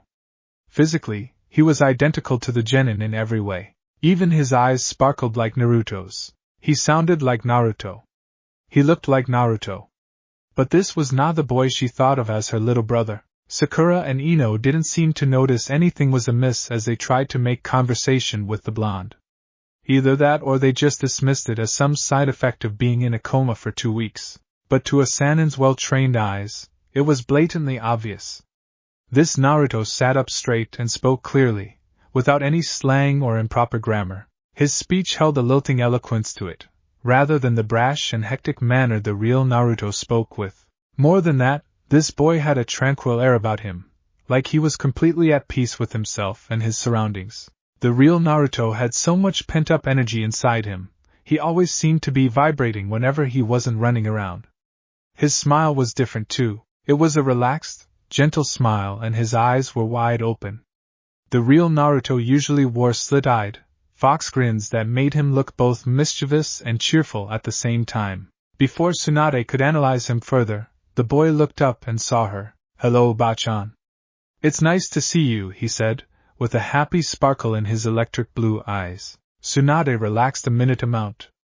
Imposter this boy may be, but he wasn't hiding any sort of malice. If he was an enemy spy, there would have been a glint of something before he covered it up with cheerfulness. This person that looked like Naruto was genuinely happy to see her, for no reason beyond enjoying her company. That was the only reason why she didn't immediately tear his head off his shoulders. Who are you and where is Naruto? Tsunade demanded as she walked a little closer to the bed. Out of the corner of her eye, she noticed both Sakura and Eno jolt in surprise. Damn it, you'd think the people he graduated with would know the difference between an imposter and the real thing. She'd be sure to add a lesson regarding that to Sakura later. Ah, I didn't expect I could fool you of all people, Naruto said with a small smile. His composure remained completely unruffled, even though he'd been found out. Naruto is probably somewhere far out in the wilds of Fire Country by now. He's probably been running non-stop since he left. As for who I am, well, that's a little tricky. I am Naruto, but I'm also not him. A clone? Eno asked with a puzzled look on her face. Every member of the rookie 9+ guys team knew of Naruto's talent in clone creation. But to be able to leave one behind while he left the village far exceeded even his skills. Impossible, Sakura stated firmly. 1. Kage Bunshin has a limited range. 2. It also has a time limit that depends on chakra control. And 3. You have 2-4 needles sticking in your arm. No clone can be maintained for more than a couple seconds after taking damage. Ah, but who says I'm a shadow clone? Naruto asked mischievously. There aren't any other clone types that can take long-term damage, Sakura retorted haughtily, crossing her arms in annoyance.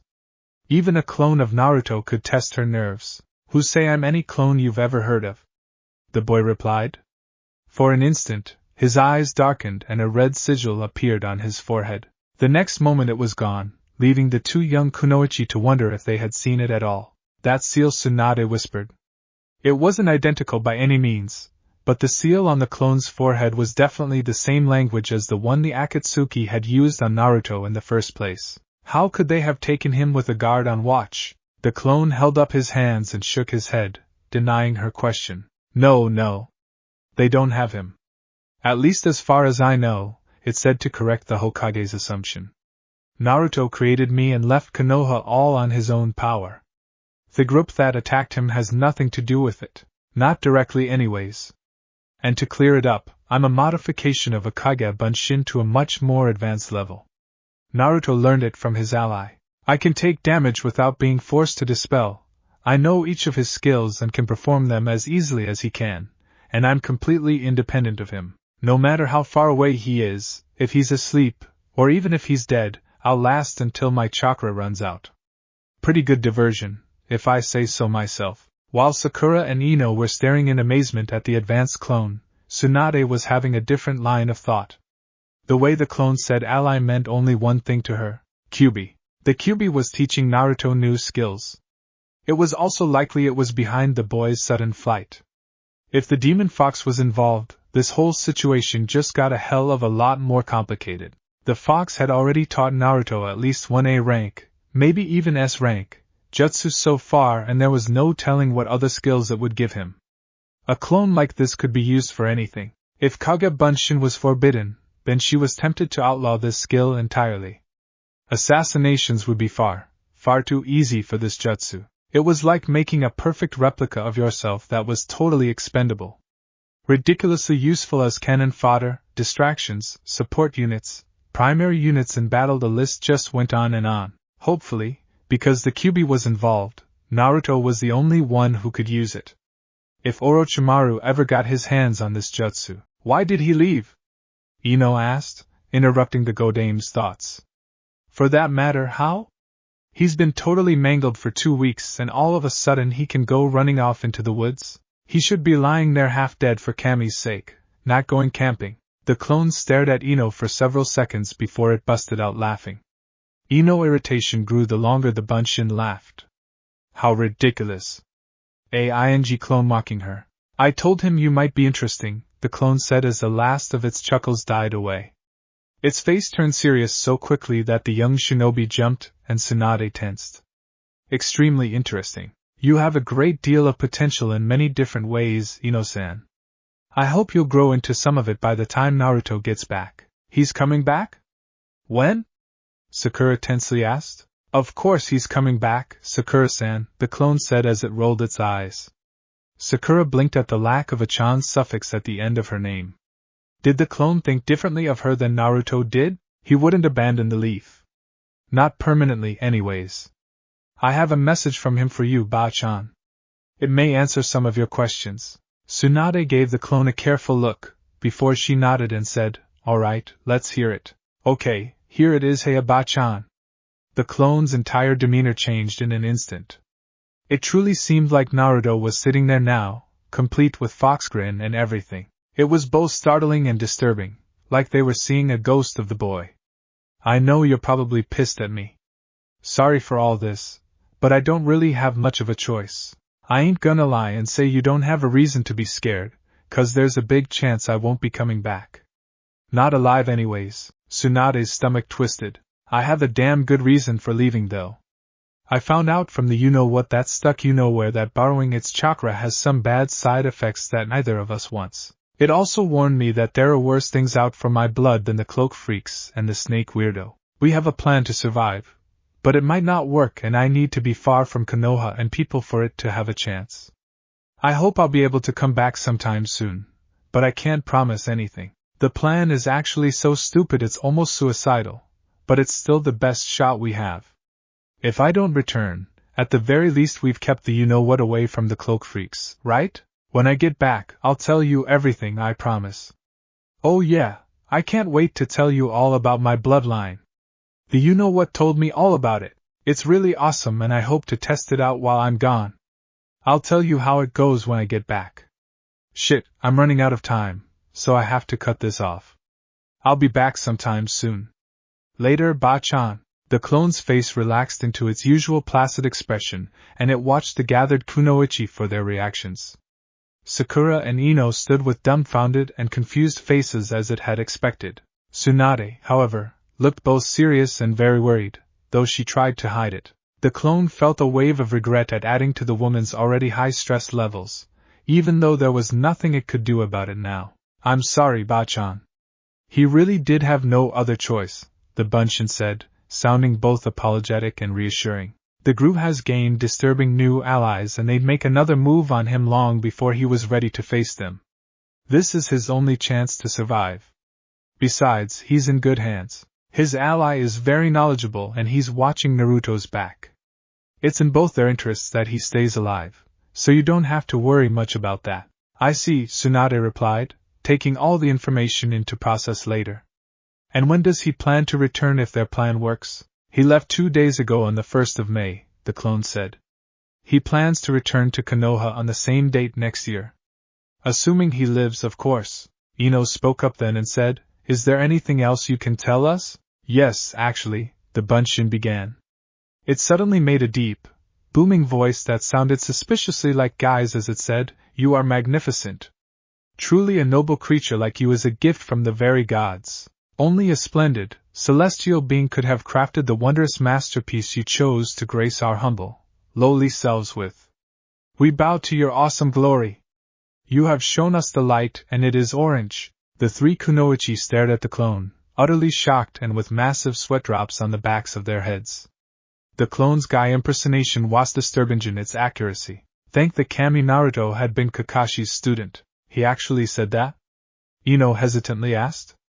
Kami, oh please don't let the boy who'd caught her interest be another clone of that thick-eyebrowed lunatic. That would be worse than anything she ever went through with Sakura or Sasuke.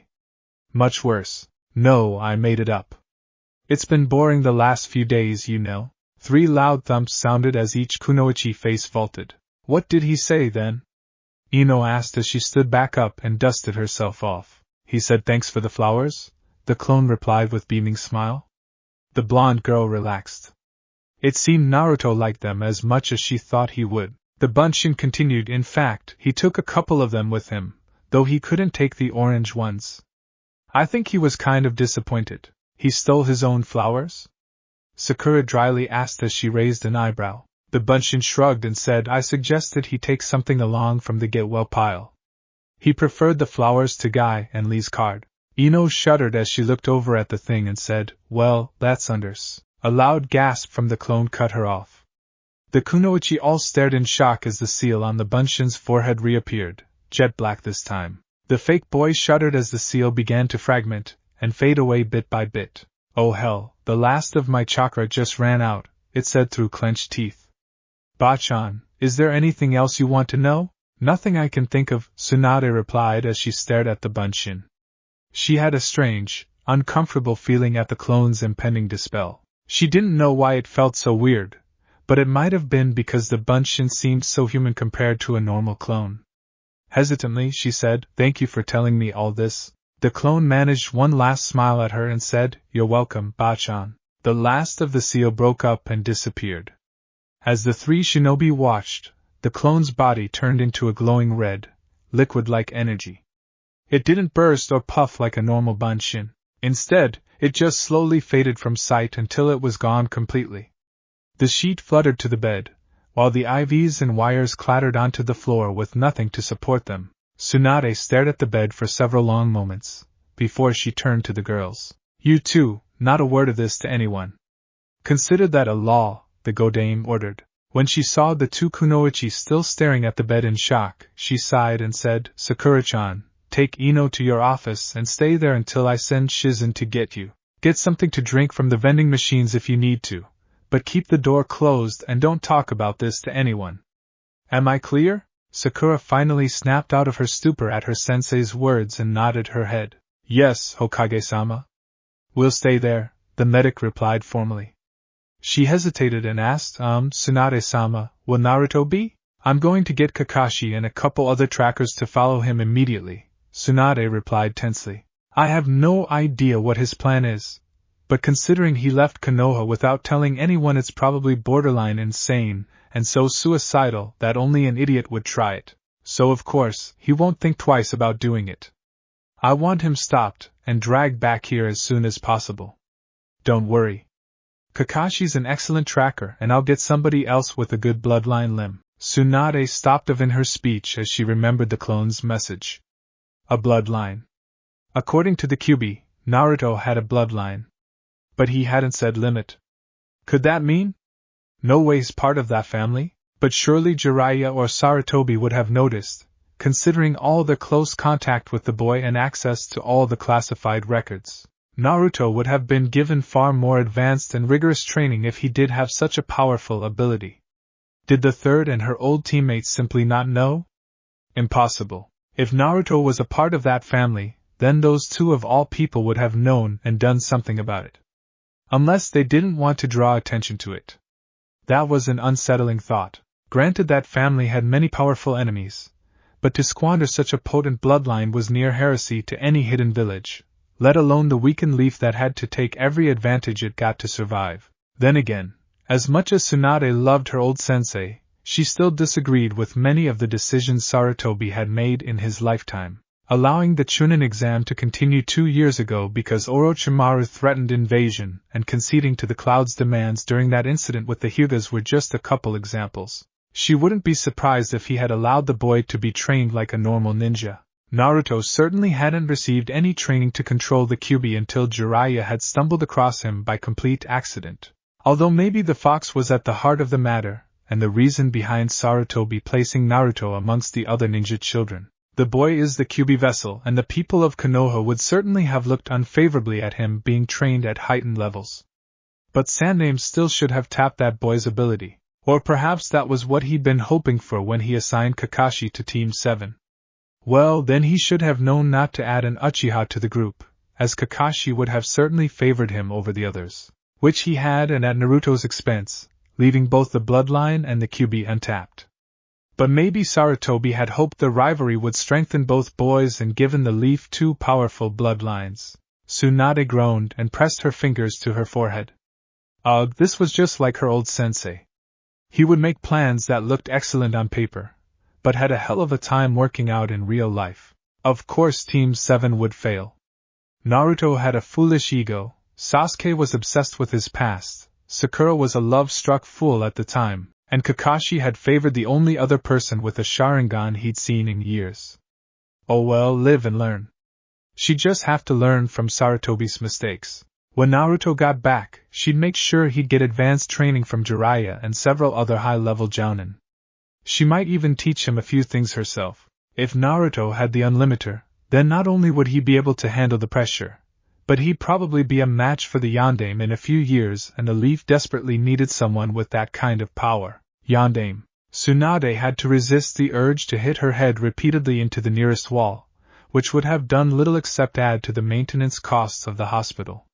Of course, there was no longer any doubt in her mind that Naruto had the Unlimiter. The Yondaime had been a smart man, and even when he was desperate to find a way to seal the Kyuubi, he wouldn't have made any mistakes in its imprisonment. He would not have trusted the task to any child except one that bore the bloodline Unlimiter. Any other child would have died immediately or have slowly gone insane from demonic corruption over the years. A child with the Unlimiter, on the other hand, wouldn't just keep the Kyuubi contained, it would flourish with the demon's presence. Yes, when he got back Naruto would get more training than even he wanted, after she punched him through a wall for worrying the crap out of her, of course. Kage-sama? Hokage-sama? Sakura's voice shook Tsunade from her thoughts and made her realize that she'd been standing still for almost 5 minutes. Yes, sorry. You have your orders. I'll try to give you an update later tonight, the Godame said as she turned and put her hand on the doorknob. There was a groan and the door fell forward into the hall. The NBU guard jumped aside just in time to avoid being flattened as it crashed onto the floor.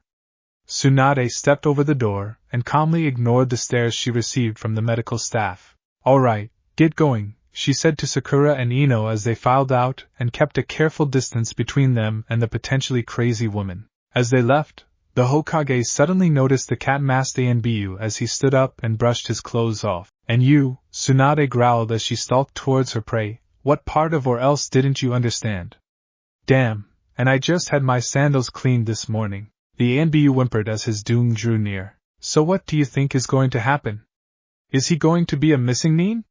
Sakura asked as she leaned back in her chair.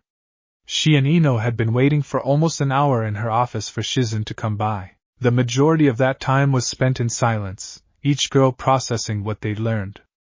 The silence had only been broken once by Eno when she'd gone to the restroom. Though she loathed to admit it, Sakura wanted both reassurance and input from her friends, so she'd finally spoken up. I mean, he said he'd be back, but he's so unpredictable, who knows what he's going to do. What do you mean? Defect to another nation like Sasuke did? Eno asked as she leaned against the wall with her arms crossed. She shook her head. No, I doubt that. I don't know him well, but Naruto seems loyal to the point of idiocy. He's stubborn too. He'd never abandon Konoha unless we were actively kicking him out. He's no traitor. But Tsunade said a weird seal hurt Naruto. If Orochimaru was the one who attacked him, then it might be the same thing as Sasuke-kun, Sakura pointed out. Even an Uchiha couldn't fight off his seal's effects, so what chance would Naruto have against them?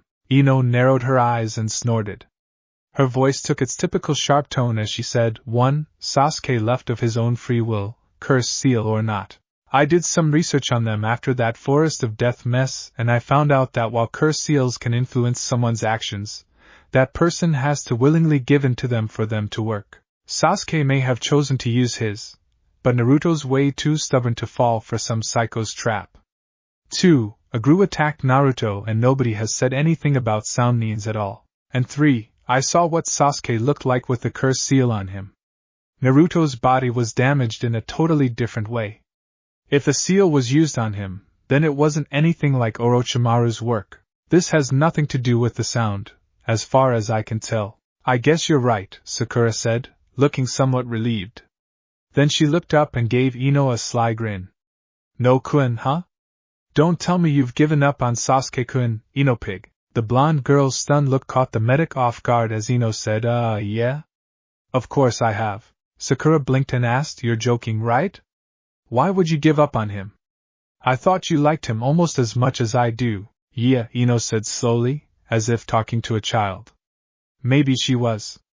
That was before he turned traitor and got 5 of our friends nearly killed. 6 if you include Lee running off after them. But that wasn't his fault. Sakura protested. It was that damn cursed seal Orochimaru put on him. Really? Eno scathingly replied. Her friend was still carrying a torch for the bastard?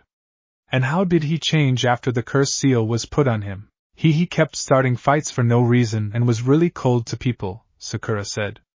She ignored the fact that she had to think hard to come up with a difference in Sasuke's attitude. He even started challenging Naruto, and he always ignored him before. And how is that different than what he used to be like? Her friend asked in a coldly logical voice. As far as I remember, he was always fighting with people or treating them like shit. The only reason why he started picking fights with Naruto is because he got strong enough to challenge him. Sasuke's always been like that. Either you're stronger than him and he wants to fight you, or you're weaker than him and he thinks you're dirt. Cammy, that was the worst crush of my entire life. I can't believe I fell for someone that screwed up. Sakura's jaw dropped at Eno's statement. The thought of her rival not chasing Sasuke just didn't compute in her head. Finally, she managed to get out. Well, you don't know him like I do. There really was a big change after the cursed seal was put on him. It did something horrible to him. Sasuke-kun is strong though.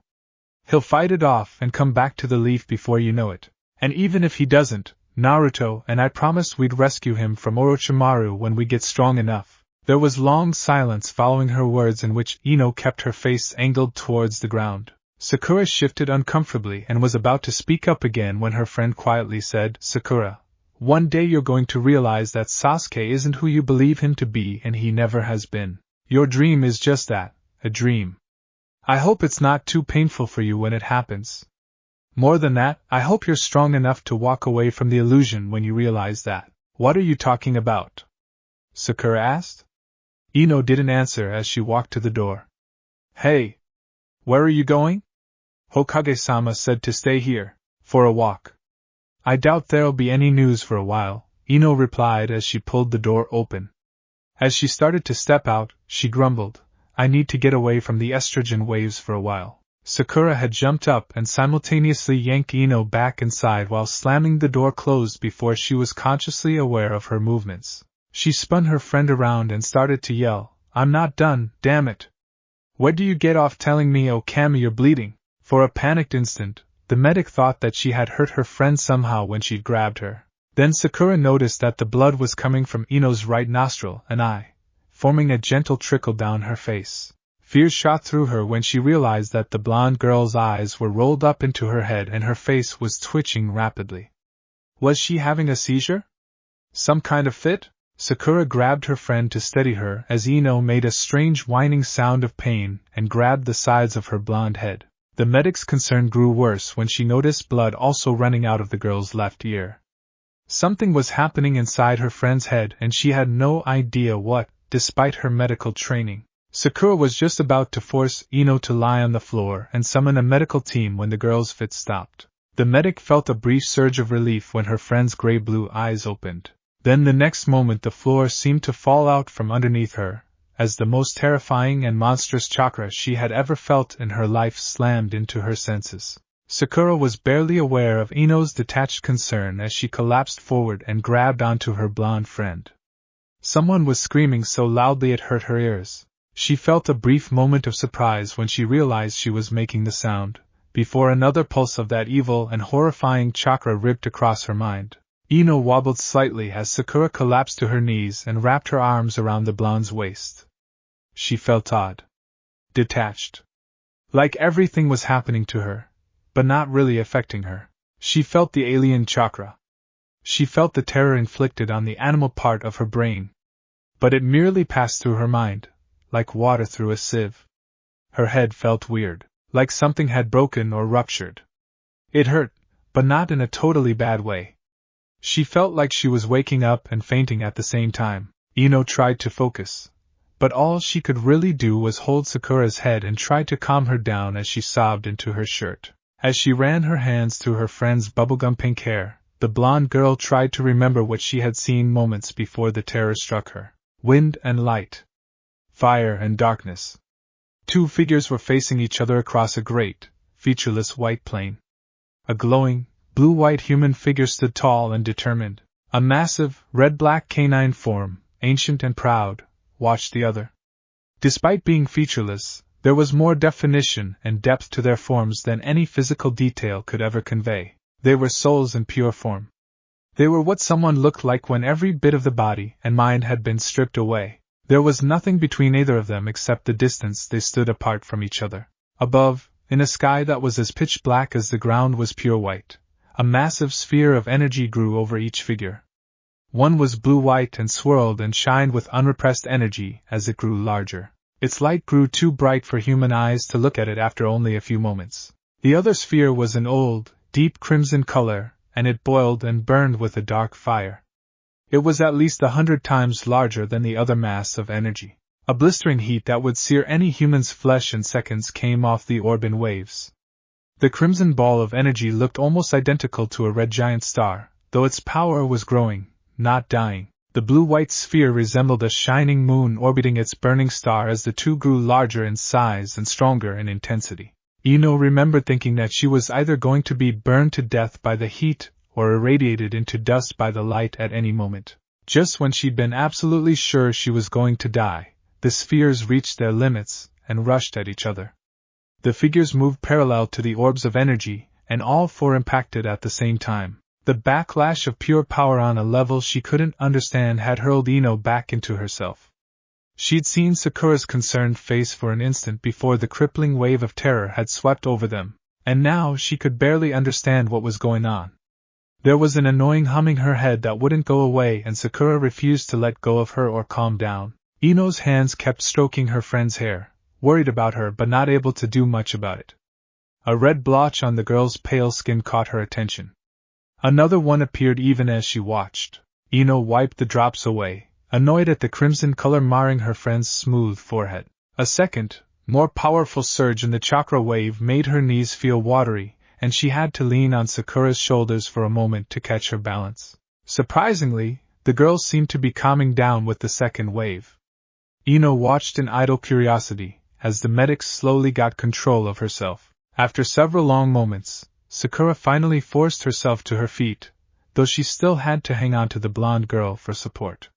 She glanced at Eno and said something. The genin blinked. She heard the words, but her brain refused to make sense of them. Sakura was still fighting the wave's terror, so she didn't immediately notice her friend's lack of response. When she fought the fear off for a moment, the medic was able to get a good look at Eno's face. The fact that the blonde girl didn't even flinch at Sakura's horrified shriek only worried the medic more. Eno was vaguely aware of being dragged out of the office and down winding halls and open doorways. Everywhere they went, the same sight greeted them. People lying on the floor, screaming or crying in terror from the chakra wave.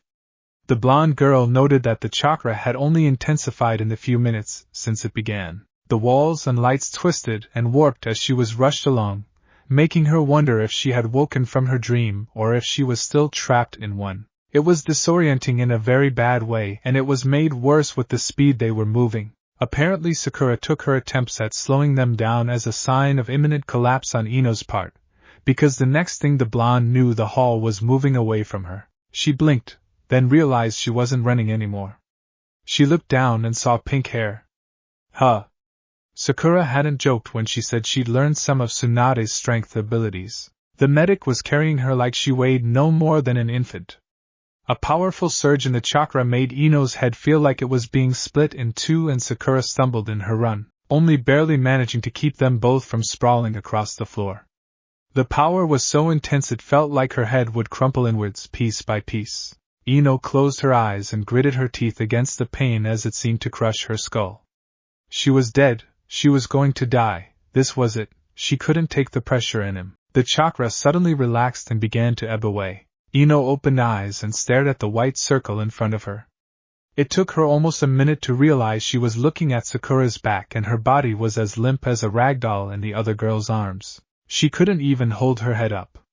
The bright fluorescent lights made her want to close her eyes to sleep, and at the same time they kept her awake. Eno sighed in relief when they moved into a much dimmer room that was faintly illuminated by glowing medical machines.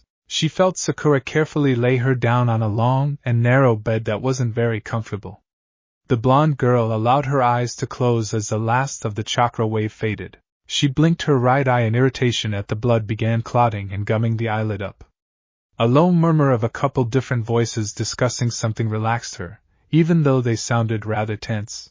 She was able to make out a few words, though most of the conversation was a babble to her. She understood trauma, Hokage, and MRI, whatever that was, but she couldn't concentrate hard enough to focus on the rest. A cool object touching her face made her open her eyes to meet a pair of concerned green orbs looking down at her. Sakura's voice spoke reassuringly to her, as she cleaned the blood off Eno's face with a damp cloth, though she may as well have been speaking gibberish. The only word the blonde girl was able to understand was sleep, so that's what she decided to do.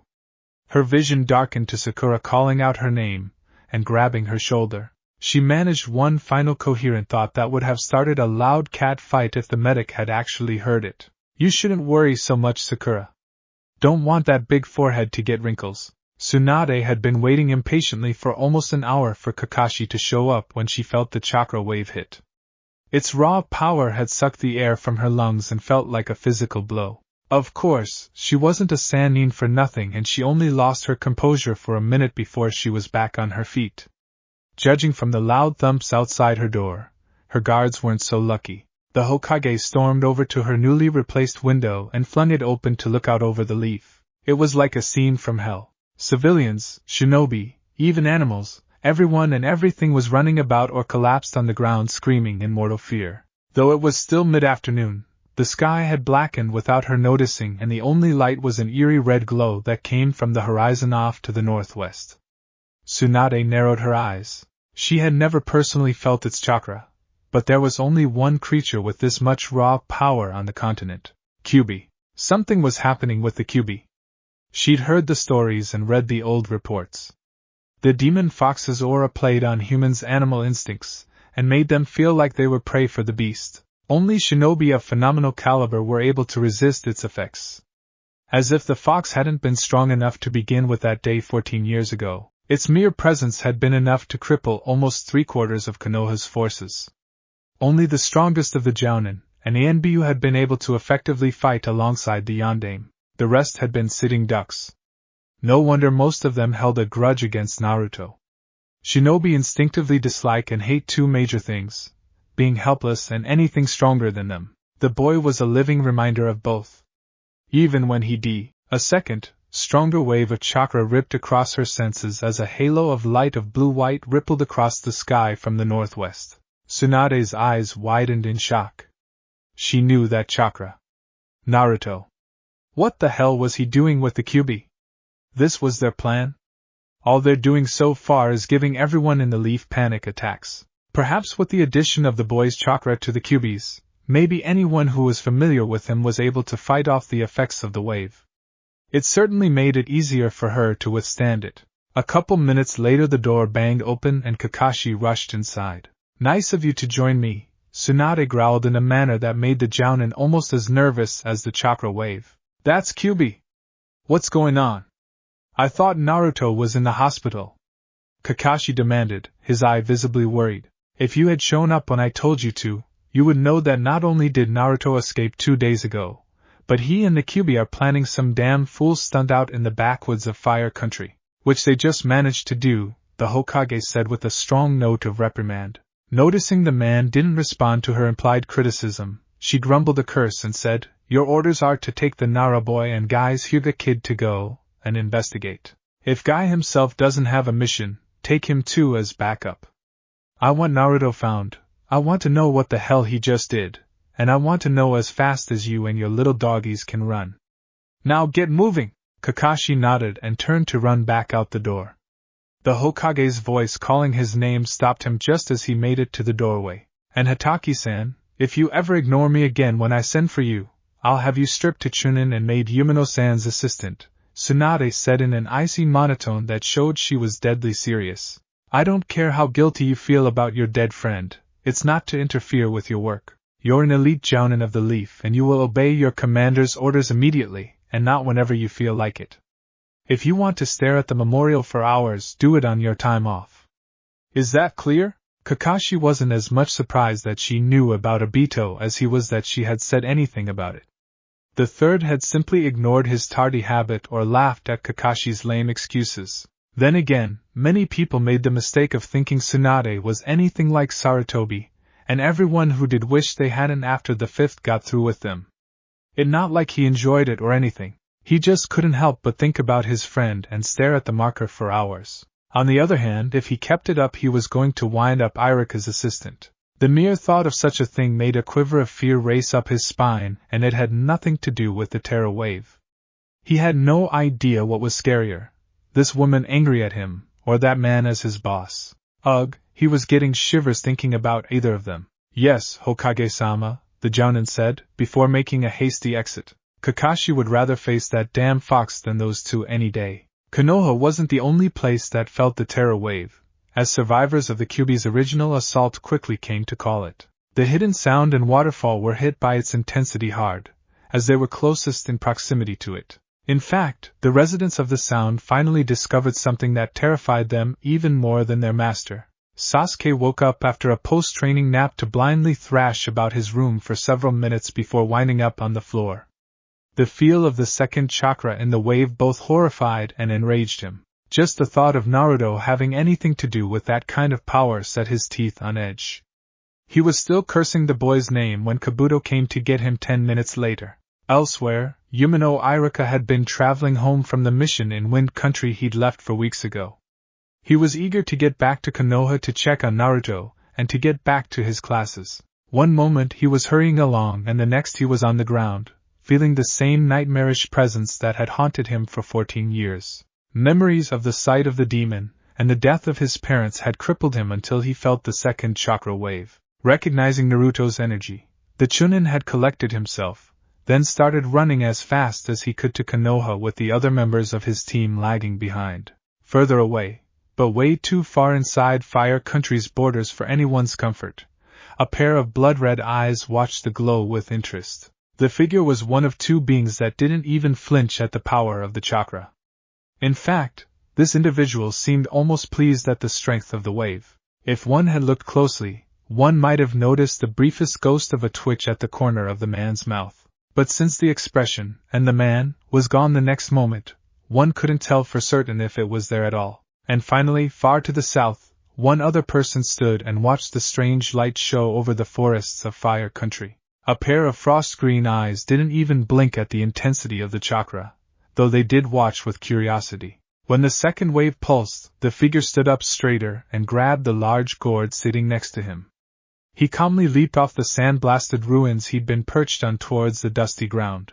As he neared the desert floor, a wave of sand rose up and caught him, then moved off to the north at very high speeds with the figure riding it like a cross between a chariot racer and a surfer. Something was happening to the one who'd pulled him from the darkness, and he didn't appreciate it one bit. He intended to be the first one there to assist the Uzumaki boy if he needed help. After all, it would be fitting for Gaara to return the favor. Chapter 5. Retreat. Run away! Run away! Hatake Kakashi was not in a happy mood. Okay, a more accurate description would be Kakashi's pissed. His eye tracked his summoned Nin dog, an odd pug by the name of Pakin, as the little canine stopped for the 15th or 16th time in the past hour to pick up the trail. Which he had lost again. They had to stop again. Naruto had tricked them again. Yay, Kakashi was pissed. Damn it, lost it again, huh? Naruto Shikamaru grumbled in annoyance, as he landed next to the Kopinin, while they waited for the dog to pick up the scent. When the hell did Naruto of all people learn to cover his tracks? I thought you said Jiraiya-sama was only teaching him combat and mental skills, not evasion tricks good enough to fool hunter Nins. He didn't learn this from Jiraiya, Kakashi replied as he watched Pakin. Behind them, Hyuga Niji and Mato Guy landed on the soft forest floor. He has a partner, for lack of a better word, that probably knows more jutsu than any hidden village. Maybe even 2 hidden villages combined. This is child's play for Naruto's ally. His partner? Niji coolly asked as he walked up next to them. His Byakugan was active and the veins jutting out on his face made him look like he was in danger of a stroke. The fact that he was breathing hard only added to the impression. Who would be working with him? And who is skilled enough to evade the ANBU guards while assisting in his escape from Konoha? His ally is more than skin deep, Kakashi muttered as he thoughtfully eyed the surrounding forest. It is also likely responsible for Naruto's sudden departure. I saw how injured he was, Kakashi-sensei, Niji replied as he finally shut down his blood limit and panted from exertion. Unless this partner was carrying him, there's no way Naruto could have left on his own power. He certainly shouldn't be responsible for that wave we felt. Naruto-kun is far stronger and more resilient than he appears, Niji-kun, Guy answered as he approached his student and offered him a canteen. The Hyuga eyed it for a moment, before taking it and gratefully draining half in one go. He also has a habit of finding resources in unexpected places and performing seemingly impossible feats. You of all people should know that. I still get the impression you aren't telling us something, Shikamaru grumbled as he turned to look back at the 2 shinobi. You and all the other jounin were acting like the devil himself came back to town. We all felt that freaky-ass chakra wave, but you older guys seem to recognize it from somewhere. It'd be smarter and less troublesome in the long run if you just told us now rather than beating around the bush. Guy gave a near inaudible sigh as he watched his rival. Kakashi's shoulders had a stiffness to them that was out of the norm for the laid-back ninja. He knew this was hard on the man. Not only was one of his former students in serious trouble and most likely dead or worse, but the chakra wave was probably dragging up unpleasant memories of the Yandame's death. Kakashi carried large burden of survivor's guilt from that day, though he had dealt with it better than he had Obito's loss. The copy ninja had been tense and irritable from the minute they'd left Konoha, and the frustration caused by trying to track Naruto's well-hidden trail wasn't helping matters. Guy himself was acting far more reserved than he usually did, both from the fresh memory of the chakra wave and his rival's somber mood. It had been almost a full day since they'd left Konoha. The red glow had been still on the northwestern horizon, so they'd quickly headed towards it. Kakashi had summoned a few of his nin dogs and set them out ahead to find the trail, and they'd started off at a good pace, until the dogs came back with the message that there was no trail to follow. While the copy ninja had been debating this turn of events with his summons, Niji had activated his Byakugan and used the telescopic and X-ray abilities to scan the ground over a distance. Gradually, he was able to pick up slight irregularities in the forest that led to the northwest. A bent twig here, several meters later a depression in the mud there, and the occasional disturbed brush slowly made the trail apparent to his vision when he lined them all up over a great distance. When the boy had told Kakashi, the Jounin had promptly ordered him to take the lead and dispelled all his dogs except Pakken. However, even with his blood limit, Niji still had a hell of a time keeping the trail. They had to stop every few minutes for him to line up the path again. Apparently, Naruto wasn't just satisfied with covering his tracks and had apparently run around in all directions like the hyper freak he was, leading them on a wild goose chase for half a day. Unfortunately, they'd been forced to stick to following the trail no matter where it led, as the glow from the horizon had long since faded and northwestern fire country was a lot of ground to cover. Then they'd caught a break. Pakken picked up the scent 5 hours into the trip. Kakashi would have been a lot more pleased had they not been a measly 2 hours out from the village as the crow flies. As it was, with both Pug and Hyuga tracking it, the trail became considerably easier to follow. The farther they got out from Konoha, the easier it became to track Naruto. 7 hours straight out from the village, and it seemed the boy was just getting sloppy. Even Shikamaru was easily following his footprints, and the lazy boy had no advanced training in tracking whatsoever. Pakken was unerringly following the course, and Niji was able to give his eyes a needed break. Half a day of constant Byakugan use and non-stop running were straining his reserves.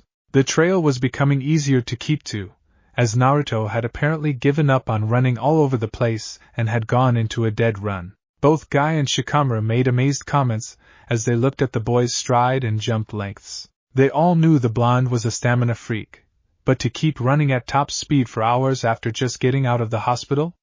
That was just ridiculous. Kakashi kept his opinion on the matter to himself, though he did pick up his own pace. They started making good time, until they hit a snag about 14 hours straight out from the village. The trail was vanishing again.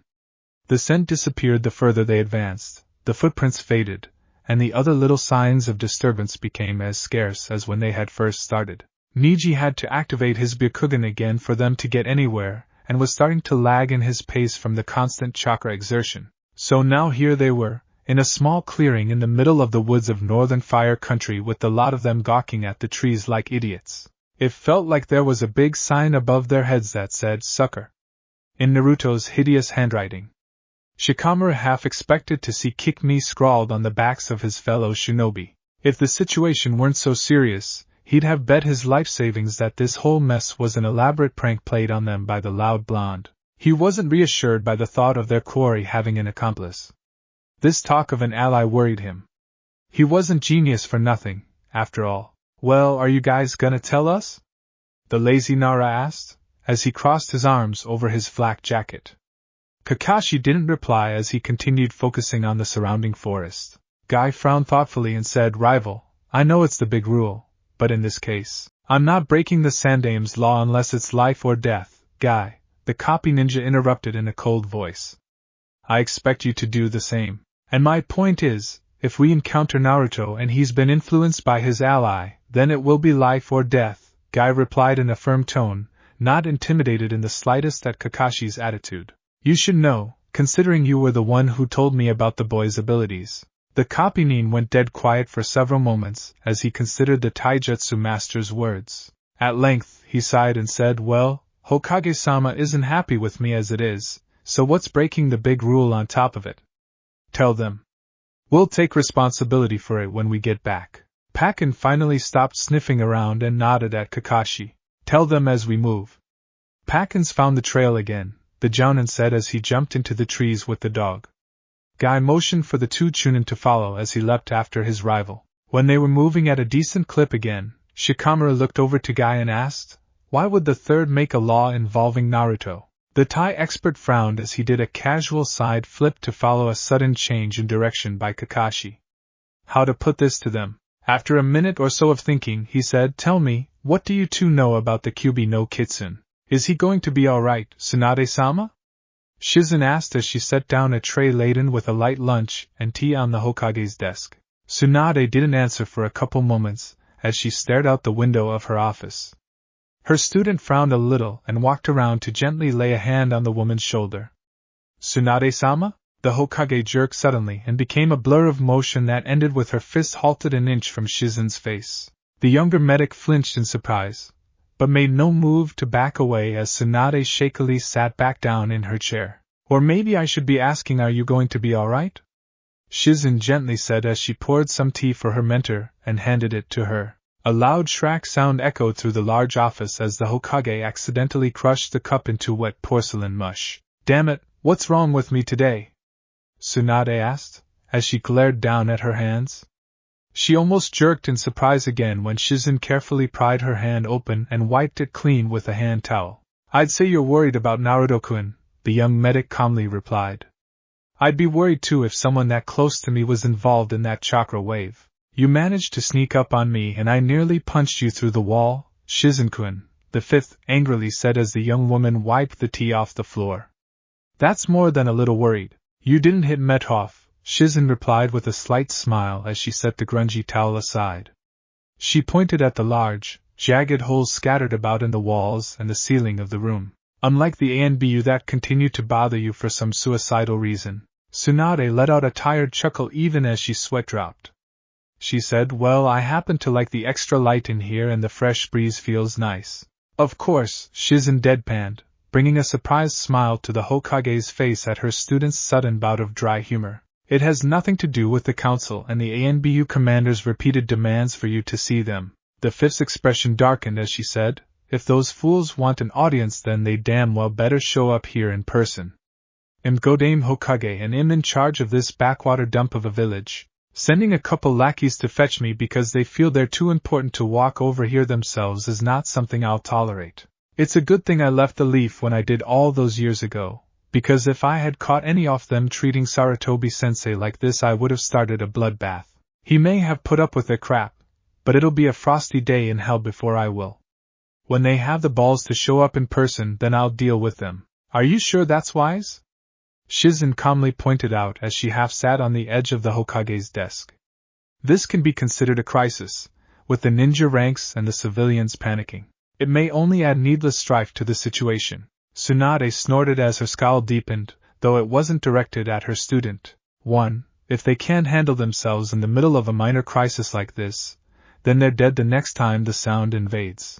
With an idiot for a commander, it's no wonder the ANBU takes such heavy casualties all the time. The council is mostly filled with bureaucratic, simpering old fools. I'm not surprised the stigma regarding Naruto was tolerated. If they kept interfering with Sarutobi-sensei's protective actions, she began as she leaned back and ticked off the points with her fingers. 2. They need to learn to come to me only if a situation is impossible. The Hokage is note an errand call for any official who wants their hand held. 3. If the chain of command isn't clearly established now, then it could get us killed during a real emergency. I don't care if I bruise some egos or bust some heads if it keeps us all alive in the long run. I have more important problems to worry about than spending my time reassuring a bunch of prejudiced idiots. And you don't want to hear what they have to say on this matter, Shizen said as she watched the Hokage. Tsunade stiffened for a moment, before she replied, I can't fool you, can I? No, I don't want to hear what they have to say. I already know what they want. To declare Naruto-kun a missing nin and to have him hunted down. Her student finished for her dark eyes downcast. Not if I can help it, Tsunade growled. He's coming back. He gave his word. He'll be back the 1st of May next year or he'll be dead. For Naruto, it's as simple as that. But if both the council majority and the ANBU commander stand against you on this, you won't have a choice, Shizen countered with a worried tone. That was a law made by the first to avoid being forced to follow poor leadership if the Hokage is acting foolishly or is growing senile, the Godame interrupted. Yes, I know that, but my grandfather also set it up so they can't completely overrule the Hokage. Otherwise, what's the point in having a Kage at all if the supreme leader can be bossed around? Anyways, if Naruto is declared a missing nin, I'll just make sure he isn't high on anyone's priorities and give him a chance to come home without getting killed. So, no hostilities orders and maybe AC rank? The younger of the medics replied, with a resigned yet hopeful tone. Tsunade gritted her teeth and pressed her fingers to her forehead while she said, I don't think I'll be able to pull that off. Naruto has learned both the jutsu from the Forbidden Scroll and a rare A-rank battle technique. Not only that, but he's been a Sanin's personal student for the past year and a half. We unfortunately added all those facts to his official record when he first left after that Uchiha brat's defection. A training trip can be declared an extended mission with my approval so a nin can keep receiving pay. But the standard procedure is to update the shinobi's profile before they leave. It's for security, and it's normally a good thing. But in this case all the commander will have to do is look at Naruto's file to know he's no ordinary genin. And that's before we get into the whole mess with Kyuubi. Wait, does the profile say he knows the force technique? Shizen tensely asked. If it got out that Naruto knew the personal jutsu of the legendary Yondaime. No, I made sure it was put in as a general A-rank jutsu, Tsunade firmly replied, much to her student's relief. Naruto is already known as the Yondaime's legacy. I want to avoid as much connection between the two as possible until the time is right, especially where the council is concerned. Why? Shizen asked curiously. At the Hokage's steady stare, she suddenly realized, your replacement. You want Naruto-kun to take over as Hokage when you retire. Tsunade nodded and said Naruto would make a perfect Rokudaime with a few years of seasoning and heavy training. It's come to my attention that he has an ability that gives him the potential to exceed even the Yondaime. On top of that, he also has the Kyuubi. If he wants it badly enough, Naruto could exceed any human on the continent. A dark, weary expression spread across the Hokage's face as she muttered, the leaf needs somebody with that kind of power. But Tsunade-sama, you're one of the three, Shizen said, a concerned look on her face as she watched her mentor. Even Orochimaru hesitates to attack Konoha with you and Jiraiya-sama here. That's what this whole psychological campaign of his is about, right? Partially, though I think he wants to wear us down in a war of attrition before taking us head-on again, Tsunade replied. She leaned back in her chair, her position unintentionally emphasizing her bountiful assets. Shizen glanced away with a bit of a blush as her mentor continued, Orochimaru hesitates for now, but that's more because he wants to finish us all off all at once in one of his elaborate schemes. He doesn't fear me or Jiraiya anymore. If he were in his old body, I would have about an even chance at beating him and Jiraiya would rip him apart. It would be costly, but we'd almost certainly win. However, with that kinjutsu of his, he has all of his knowledge and skill put into a brand new and fresh body. He doesn't have to hold back in the slightest or worry about the price his body pays for using his jutsu like I do. Jiraiya and I are powerful, but we're getting older. Orochimaru isn't. The two of us together could still beat him, but it'd likely cost us our lives. And that's where Naruto-kun comes into play? Shizen asked as she poured herself a cup of the still warm tea. Yes and no, Tsunade replied as she stared up at the ceiling. Naruto can exceed even the Yondaime. Only 4 or 5 people in the last century can brag that potential. The fourth even kicked the shit out of Orochimaru once for insulting Jiraiya. I spent about 3 hours piecing Orochimaru back together afterwards. Yondaime walked away without a scratch, and if Naruto can exceed even him, then only a suicidal fool would challenge the leaf, her student finished. Shizen stared down at her cup for a moment before she said, and you want him here, where you or Jiraiya can watch over him to teach him how to be the leader we need. Exactly, the Godame said as she leaned forward enough to look at her apprentice. If those idiots on the council had their way, they would have him killed or driven out of the village. probably right into the arms of one of our enemies. They already know Naruto is determined to become Hokage, but if it got out that he has a connection to Yondaime, even if it is only through his techniques, then they'll interfere and I can't have that. This goes beyond my personal feelings for the boy. I refuse to allow a group of simple-minded, short-sighted fools to make our greatest asset into our worst enemy. For good or bad, Naruto is our future and I for one want him on our side. His mind has held up remarkably well considering the life he's led so far, but he'll eventually be pushed over the edge if they keep this shit up. And declaring him a traitor and a missing knee just might cross the line, especially when the council would be more forgiving to someone else, like that Uchiha boy, Shizen said, her head nodding as Tsunade's attitude began to make sense. No wonder you don't want to talk to any of them. Can you blame me? Tsunade grumbled as she leaned forward. She grimaced and rubbed at her shoulder with one hand. No, not really, Shizen replied as she set her cup down. She quickly moved behind the Hokage and grabbed the Sanin's shoulders before the older woman had a chance to react. Channeling a small amount of healing chakra into her fingers, the medic began to gently massage her mentor's muscles. What I can blame you for is working yourself up like this and trying to hide it from me. Or did you think I didn't notice you rattling around in the kitchen at 3 a.m. this morning? Tsunade groaned slightly as some of the tension left her knotted shoulders. Despite her annoyance at her student for catching her off guard in her own office, she couldn't summon up the energy to fight with the younger medic. Instead, the Sannin allowed herself to relax under Shizen's skilled fingers. Damn, that woman would butcher the Masu's market if she ever felt inclined to open her own business. It still didn't shake the dark thoughts plaguing Tsunade's mind. I'm worried about him, she finally admitted after several minutes of silence. A lot. I don't think he's scared me this much since his heart nearly stopped during that fight with Orochimaru and his boy toy. Shizen stayed quiet as she kept rubbing her mentor's shoulders. She sensed that Tsunade wanted to talk rather than get feedback for the moment. Well, she was used to the Sannin not listening to her, so she'd bear with it. Hell, at least with Orochimaru and his flunky I knew what they were going to do, the Hokage continued. This deal with the Kyuubi on the other hand, it's a demon older than our recorded history, and it's been trapped inside Naruto for almost 15 years. I have no idea what games it's playing. It could have 100 different plans in place. It's had a decade and a half to plan everything out, and Naruto isn't the most suspicious person to begin with. Even with his stubborn streak, he'd stand no chance against that demon. And as a medic, I'm scared out of my mind that's he going to reopen all his injuries and bleed to death in the middle of the woods. Or run into Akatsuki again and without Jiraiya's help this time.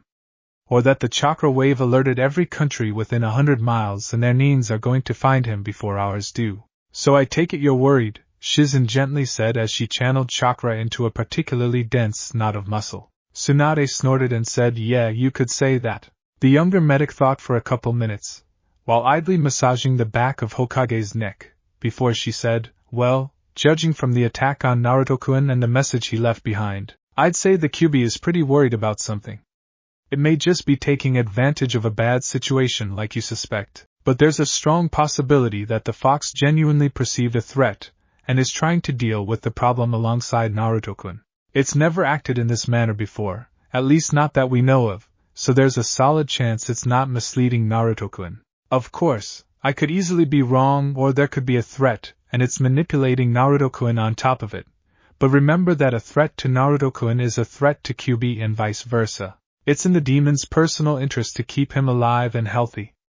And though I hate the thought of it being something so evil, I have to say there's nothing stronger on this continent or perhaps even the world that could be watching out for Naruto-kun. Even if he is being manipulated, the Kyuubi will probably keep him safe, if only for its own designs. Tsunade let out a tired chuckle as she said, Shizen-chan, how is it you can reassure me and scare the crap out of me better than anyone else and all at the same time? Skill, I suppose, Shizen replied with a small smile on her face.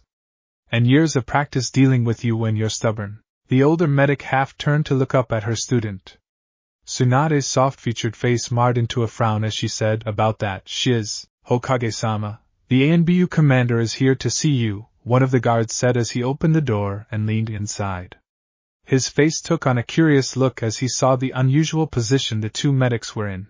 I healed the last of the tears in the ligament fibers of your shoulder, Shizen casually said to Tsunade as she stepped around to the front of the desk and gathered up the tray and its now cold meal. With her back to the other shinobi, she gave a small wink to the Hokage before she continued, "Next time be more careful when you're training with Sakura-chan. I may not be around to patch you up." "Thank you, Shizen-kun," Tsunade calmly replied, though it was easy to tell she was annoyed at being interrupted in their conversation. To the guard she said, "Send the commander in." "Ah, yes, Hokage-sama," the man said, not hiding his confusion very well. He openly stared at Shizen as she walked by, until an angry ahem from the Godame snapped him out of his thoughts. The expression of Tsunade's face made it apparent that he'd better go get the commander. "Now," Tsunade made an annoyed face as the now pale man scurried out of the room. The first moment of relaxation in 2 days, and that blasted commander just hasto ruin it. On top of her worry for Naruto and the whole mess he'd caused, there were all the numerous panicked and injured civilians that had swamped the hospital and left the staff short-handed. That was stressing, as she made it a point to always have available medical personnel to deal with the constant inflow of injured shinobi, which had only increased after Orochimaru's little decree. As the Hokage, she refused to tolerate one of her ninjas dying because some fool fell down a flight of stairs in a blind panic and occupied a doctor's time. And then there was that whole issues with Sakura's blonde friend. The MRI results were odd, and she wanted to spend a bit of time checking the Yamanaka girl over. Time she was unlikely to have with all the complaints and idiots eating up her schedule. Tsunade restrained the urge to send the ANBU commander through a wall as the man burst into her office and started prattling on about the terror wave. "Cammy, the junk people come up with, like a bunch of panicking, retarded sheep." The Godame sighed as she got ready to deal with this annoyance, which would be whenever the commander ran out of steam and let her get a word in. Ugh, why did she ever allow that blasted brat to convince her to come back to this village anyways? Shikamaru shook his head to clear some of the cobwebs in it.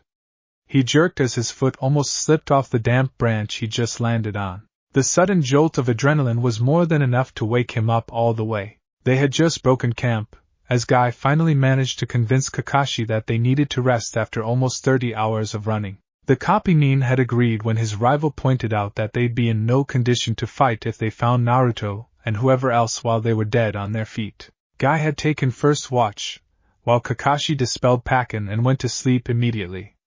Niji hadn't even bothered to set up a bedroll. He just curled up in a somewhat comfortable spot under a tree and was out before his head hit the proverbial pillow, which in this case was his side pouch resting on a tree root. Shikamaru, on the other hand, had lain awake for a couple hours thinking about what Guy had told them earlier. Naruto was the Kyuubi vessel. The adults had lied to them this whole time. The Yondaime hadn't killed the demon. He'd trapped it in a newborn infant. That infant was their friend. The villagers hated him. Most of the Leaf Nines hated him too. He trained under Jiraiya-sama to control the fox. A very deadly group of people was after him. They almost killed him 2 weeks ago. Naruto somehow healed up overnight. He'd easily escaped and evaded detection. He caused that freaky terror somehow. They had to find him. He might be crazy or possessed. Possessed Naruto equals dangerous Naruto. Half of the continent was probably sending Nines to investigate. They'd have to deal with any interlopers they might meet along the way. The dangerous group could already have beaten them there and abducted Naruto. Or the Sound could have. Or any of the other countries that probably had agents inside Konoha's territory. Assuming, of course, Naruto had even survived. When you have an IQ in excess of 200 and you've just learned some disturbing information, you don't tend to get much sleep with your brain chewing over all the details. Shikamaru hadn't slept much, and he hadn't slept well. The only other person more exhausted than him was Niji. Even after sleeping like a rock for 6 hours straight, the Hyuga boy was still beat. He'd never had cause to keep his Byakugan active for so long at one time before, and the constant chakra use and eye strain were getting to him. He was to the point where he left the Byakugan off unless they lost the trail, and then he only opened it for a minute or so at a time. The other Chunin was lagging and his reactions were slowing down. In fact, Shikamaru moved quickly and grabbed the back of Niji's coat as the pale boy almost stepped right of the branch he was standing on. The lazy Chunin pulled him back onto the tree limb, and didn't let go until Niji waved him off. "Thank you," the other Chunin said, showing a gratitude that wouldn't have been present 2 years ago. That would have been most embarrassing. And painful, Shikamaru dryly replied as he leaned his head over the edge and eyed the 60-foot drop to the forest floor. In the trees ahead of them, Kakashi, Guy, and Pakin, who'd been resummoned when they'd broken camp, stopped and glanced back. "You two alright?" Guy hollered, even though he was only 30 feet away.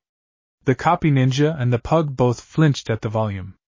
The shout echoed throughout the semi-shadowed forest around them. "We're fine. Just had a little slip-up," the Nara genius called back, at a considerably more reasonable level. He glanced at Niji. "Ready?" At the boy's nod, the group moved again and continued leaping through the trees, though now at a slightly less hectic pace. Shikamaru noticed Niji redoubling his pace to keep up with them. "Hey, don't push yourself too hard," he drawled out, even as he did a front flip over a large branch. "There's a reason you Hyugas only use your eyes for combat and spying, you know." "Yes, I know," Niji said, still managing to sound aloof and annoyed even though he was panting. "When I get back to Konoha, I'll increase my stamina training. I may even practice keeping my Byakugan active for long periods of time. Though my eyes and head hurt, I haven't pushed myself like this for quite some time. Under other circumstances, I could find it invigorating. I'll speak to Hayashi-sama about it when we return." "Sounds like a plan," Shikamaru replied, not showing the slightest bit of envy at the other boy's superior fighting ability. "Just don't kill yourself from chakra exhaustion." "Humph. I have more common sense than that," the Hyuga boy muttered as dove through a gap between several boughs. He smoothly caught a branch on the other side and swung himself onto another limb. Damn, it was annoying traveling in the canopy of the forest. It gave him a better vantage point when using the Byakugan, but the thick foliage still slowed them down, not to mention that all the extra acrobatics weren't helping his stamina levels any. In mid-jump, Niji spared a quick glance at Shikamaru to make sure the other Chunin had cleared the hurdle, and promptly smacked face first into a wall. Shikamaru landed on a branch behind him just in time to catch Niji as he, again, nearly fell into the forest below. The Hyuga looked up, even as he rubbed his stinging face, to see that he had slammed into Guy's back. The Jounin had barely noticed the impact, and was watching something with great interest. Neither Chunin could see what it was as he was blocking their vision. After helping Niji regain his balance, Shikamaru moved up beside the taijutsu master. "What's up?" the lazy Chunin asked. "See for yourself," Guy replied as he nodded in the direction ahead of them. "Kakashi's taking a closer look now." "What are yo holy shit?" Shikamaru said as he looked through the forest. What appeared to be a massive wall blocked their path. Jumping onto a branch several feet ahead, Shikamaru got a better look at the odd structure. It was a massive wall, and it was made entirely out of fallen trees. It looked like pictures he's seen at the Academy of the barricades made in the old eras to protect poor villages, although this was on a scale he'd never heard of. Fallen trees were stacked on top of each other, rising well over 50 or 60 feet high. The barrier reached almost through canopy layer of the forest, and the whole mess leaned on the remaining upright trees for support. Looking off to both sides, Shikamaru noted that the wall moved off out of sight in either direction. The genius was duly impressed. He couldn't have made a better barricade if he had a week and 20 builders to craft it. The question was, what the hell was a large-scale barrier doing out in the middle of nowhere, and who the hell had managed to build it without any leaf neens noticing? "What the hell is this doing here?" Niji asked as he landed next to the Nara boy, not realizing he was echoing the genius's thoughts. "I don't know." "You see anything behind it?" Shikamaru asked, his eyes tracing downwards to the ground where Kakashi was investigating the base of the wall alongside his little pug. "Wait a moment," Niji said, then gritted his teeth as he activated his bloodline. His eyes took on the eerie shine and appearance of the Byakugan as he squinted at the barrier. Almost immediately he muttered, "What in the hell?" "What is it?" Guy asked as he dropped onto a branch behind them. "What do you see?" "Nothing," Niji replied, with a sharp tone of disbelief. "Something wrong with your eyes?" Shikamaru asked, looked at the Hyuga boy. "You have been using the—" "No, I mean there's nothing behind it," the other Chunin interrupted. "Beyond the barrier, there's nothing." "What do you mean?" Guy asked, frowning slightly. "I mean the look, you'll just have to see it for yourself," Niji said as he closed his Byakugan and stepped off the branch. The other two shinobi watched for several moments, as the pale boy rebounded back and forth between two trees as he made his way to the ground, before they followed after him. They caught up to Niji as he stood panting near Kakashi at the shadowy base of the barrier. Shikamaru looked over at the copy ninja and watched as the man leaned down to run his hand along the bark of one of the fallen trees. Shikamaru-kun, do you notice anything odd about these trees? The tall jounin asked without looking back at them. Aside from the fact that they're even here? The genius drawled. Turning a little serious, the boy critically looked over the wall, letting his sharp mind analyze what his eyes were taking in. He suddenly jerked in shock and resisted the urge to smack himself at missing such an obvious feature. This isn't man-made. No, it isn't. At least, it doesn't look like it, Kakashi agreed as he stood upright. He turned and walked towards them, his visible eye crinkled in thought. How do you guys know? What were you looking for? Niji asked, still panting as he dug out his canteen. He nearly choked at Shikamaru's response. They're all uprooted, the Nara boy said as he looked over the barrier. Even the trees at the top of the barrier have been pulled up. None of them were chopped down, and not one of them has the bark stripped. Strange, though. Some of them seem to be burned in spots, though the scorch marks don't look like a forest fire or anything a human would do. Niji let his eyes trace the odd wall. Shikamaru was right. He could see roots sticking out all over the place. Every tree was intact, barring the ones cracked apart by the weight of the others. Each tree had its bark, roots, branches, and even their leaves still in place. And some of them did have odd scorches on their surface, though there seemed to be no pattern or reason to the burns. It almost looked like a giant had hand-woven a massive basket together, but had used trees instead of grass. The trees certainly looked like they'd been pulled up by a giant anyhow. The dirt hadn't even fallen off the roots yet. Wait, dirt? Niji moved over to the wall, and jammed his entire hand into a mass of roots and earth at the base of one of the trees. He tore a large clump free and brought it to his face, then took a big whiff. This is fresh. Hey, Kakashi-sensei. This dirt is fresh. The Hyuga boy called to the jounin, who had wandered off a ways. Kakashi walked up to him and peered down at the clump of soil. I thought as much. It smells fresh all right, the copy-nin muttered thoughtfully. There's still grubs and earthworms in it too, Niji said as he broke the clump up and looked at the little bugs and squirmers moving around on his palm. And all the leaves are green. The broken wood is still damp and the sap still runs, Kakashi continued as he drew a kunai and made a notch in the bark of one of the trees. Niji let the dirt in his hand fall to the ground as he watched the sap ooze from the wound. If it's so fresh, then it probably has something to do with that creepy stunt Naruto pulled, Shikamaru said as he walked up next to them. Kakashi nodded and said there's no other reason for something so unusual to be out here. As soon as Pakken gets speak of the devil-air dog. There he is now. The other three ninjas looked up as the small nin dog jumped over a thick clump of bushes and trotted up to the copy ninja. I found a place to get through. It's this way, the pug said, before it turned and ran back the way it came. The shinobi followed after immediately, not wanting to lose track of the little summon. Pakken led them to a small, washed-out gully near the crest of a hill. The tree barrier went straight across the hole, but not into it. It wasn't large, being only about 10 feet across and 12 feet deep, but it was long and went well under the wall. Kakashi didn't hesitate and dropped down into the eroded gully. He landed in the small creek that ran down the center, and quickly walked upstream and under the barricade. 3 consecutive splashes sounded behind him as the others followed. On the other side of the barrier, the copy-nin focused a little chakra and did a super jump up and out of the wash, alongside Pakken. As he landed, his jaw dropped behind his mask. Rival, why did you stop? Good Kami? Guy trailed off as he jumped up behind Kakashi and got a good look. What are you gawking at, huh? Well, that explains where the trees came from, Shikamaru said as he stared at the odd sight in front of them. As Niji landed beside him, the Chunin said, I assume this is what you meant by nothing? Yes, though I didn't expect it to be this bad, the Hyuga said as he looked across what used to be a large forest. They stood at the edge of a massive, circular plain. It was roughly 3 miles at its widest, by the best estimates of the jounins, and was totally barren. No trees, grass, or any animal life could be found anywhere. Pakken leapt up and ran towards the center of the expanse, with the 4 shinobi following. At top speed, they crossed the distance in about 5 minutes. Immediately, the pug started sniffing around.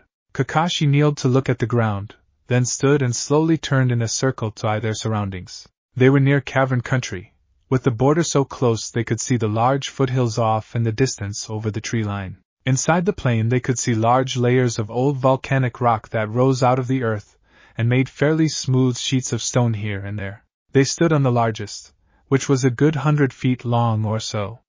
It appeared to be worn smooth by erosion, but upon closer inspection, perhaps something else was the culprit. Underneath their feet, there were 3 large circles composed of strange runes and symbols that had been burned several inches into the face of the rock. The largest of them was about 12 feet across. A slick, shiny material coated the stone for almost 10 meters in every direction. It took Kakashi a moment to realize that it was glass, presumably formed by sand and dirt that had been melted by the same intense heat that had seared the symbols into the rock. Moving outwards in a circle, the earth had been blasted away, exposing more of the stone outcrops to the bright sun. The same force that had peeled the soil from the face of the earth was apparently responsible for tearing every tree within a mile and a half radius out of the ground and hurling them away, where they clumped up and formed the odd barrier. The wall of trees framed the edge of the plain they stood in, with a large layer of dirt packed on top of this side of the mess. Well, that explained where all the topsoil went. This plain was exactly in the same direction they'd seen the red glow emanate from. Logically then, Naruto and the Kyuubi must have caused all this, though they could see no sign of either. What the hell had the boy done to create this field? Start a localized typhoon or a mile-wide tornado. Move out, with each of you to a compass direction. Search for any sign of Naruto. Footprints, clothing, kunai, anything, Kakashi ordered as he pulled a scroll out of his jacket and unrolled it. Pakken, start hunting along the wall for his scent. His trail coming in must have been blasted away, but he had to leave somehow. And all of you, keep your guard up. I doubt we're the only ones who noticed the chakra wave and other forces may be here already. What are you going to do? Shikamaru asked as he curiously eyed the scroll the copynin was now inking seals onto. I'm going to make a copy of these symbols to bring back to the Hokage. Then I'll destroy the originals, Kakashi replied as he continued to make the complicated series of seals to form a scribing scroll. Destroy them? Why? Niji asked as he looked over at the jounin. He almost immediately answered his own question as he said, we don't want the sound duplicating whatever happened here. Exactly? Them or anyone else. Could you imagine the damage this would cause if performed in the center of a village? Kakashi rhetorically asked, as he laid the scroll on the ground to have a better writing surface. Orochimaru is already obsessed enough with seals and jutsu as it is. If he discovered that these existed, he'd hunt Naruto to the ends of the earth. Regardless of whether or not the Kyuubi has corrupted him, I don't want the sound getting to him before we do. He's attracted enough attention to himself as it is. Niji flinched and Shikamaru frowned at the mention of the fox demon. Neither had really been able to process the disturbing information yet, so it was still an unpleasant subject for them. Shikamaru kept puzzling over all the little details he'd missed over the years, and Niji was dealing with an odd mixture of annoyance and relief. Annoyance that Naruto had used the fox's power to beat him at the exams, and relief that the blonde boy had the willpower to keep the demon from killing him. Niji felt a cold shiver of fear crawl up his spine every time he thought of that match. He'd arrogantly taunted and threatened a demon. He had to wonder why he was still alive. The only thing that had saved his life was likely the same bullheaded stubbornness he'd criticized Naruto about so much. If anyone had the balls to stand up to a demon's influence, it was Uzumaki Naruto. Whether it was bravery or stupidity, he neither knew nor cared. If the situation had been reversed, with Niji as the bearer of the Kyuubi and Naruto the arrogant prodigy, then the Hyuga would have let the demon kill the other boy in a heartbeat. That Naruto hadn't finished him off or tried to kill him could be taken either as a sign of great character or as a conceited insult. Since Naruto wouldn't know a calculated insult if it slapped him across the face, Niji doubted it was the latter. To be honest, out of all the members of their crowd, Naruto was probably the best choice to bear the Kyuubi.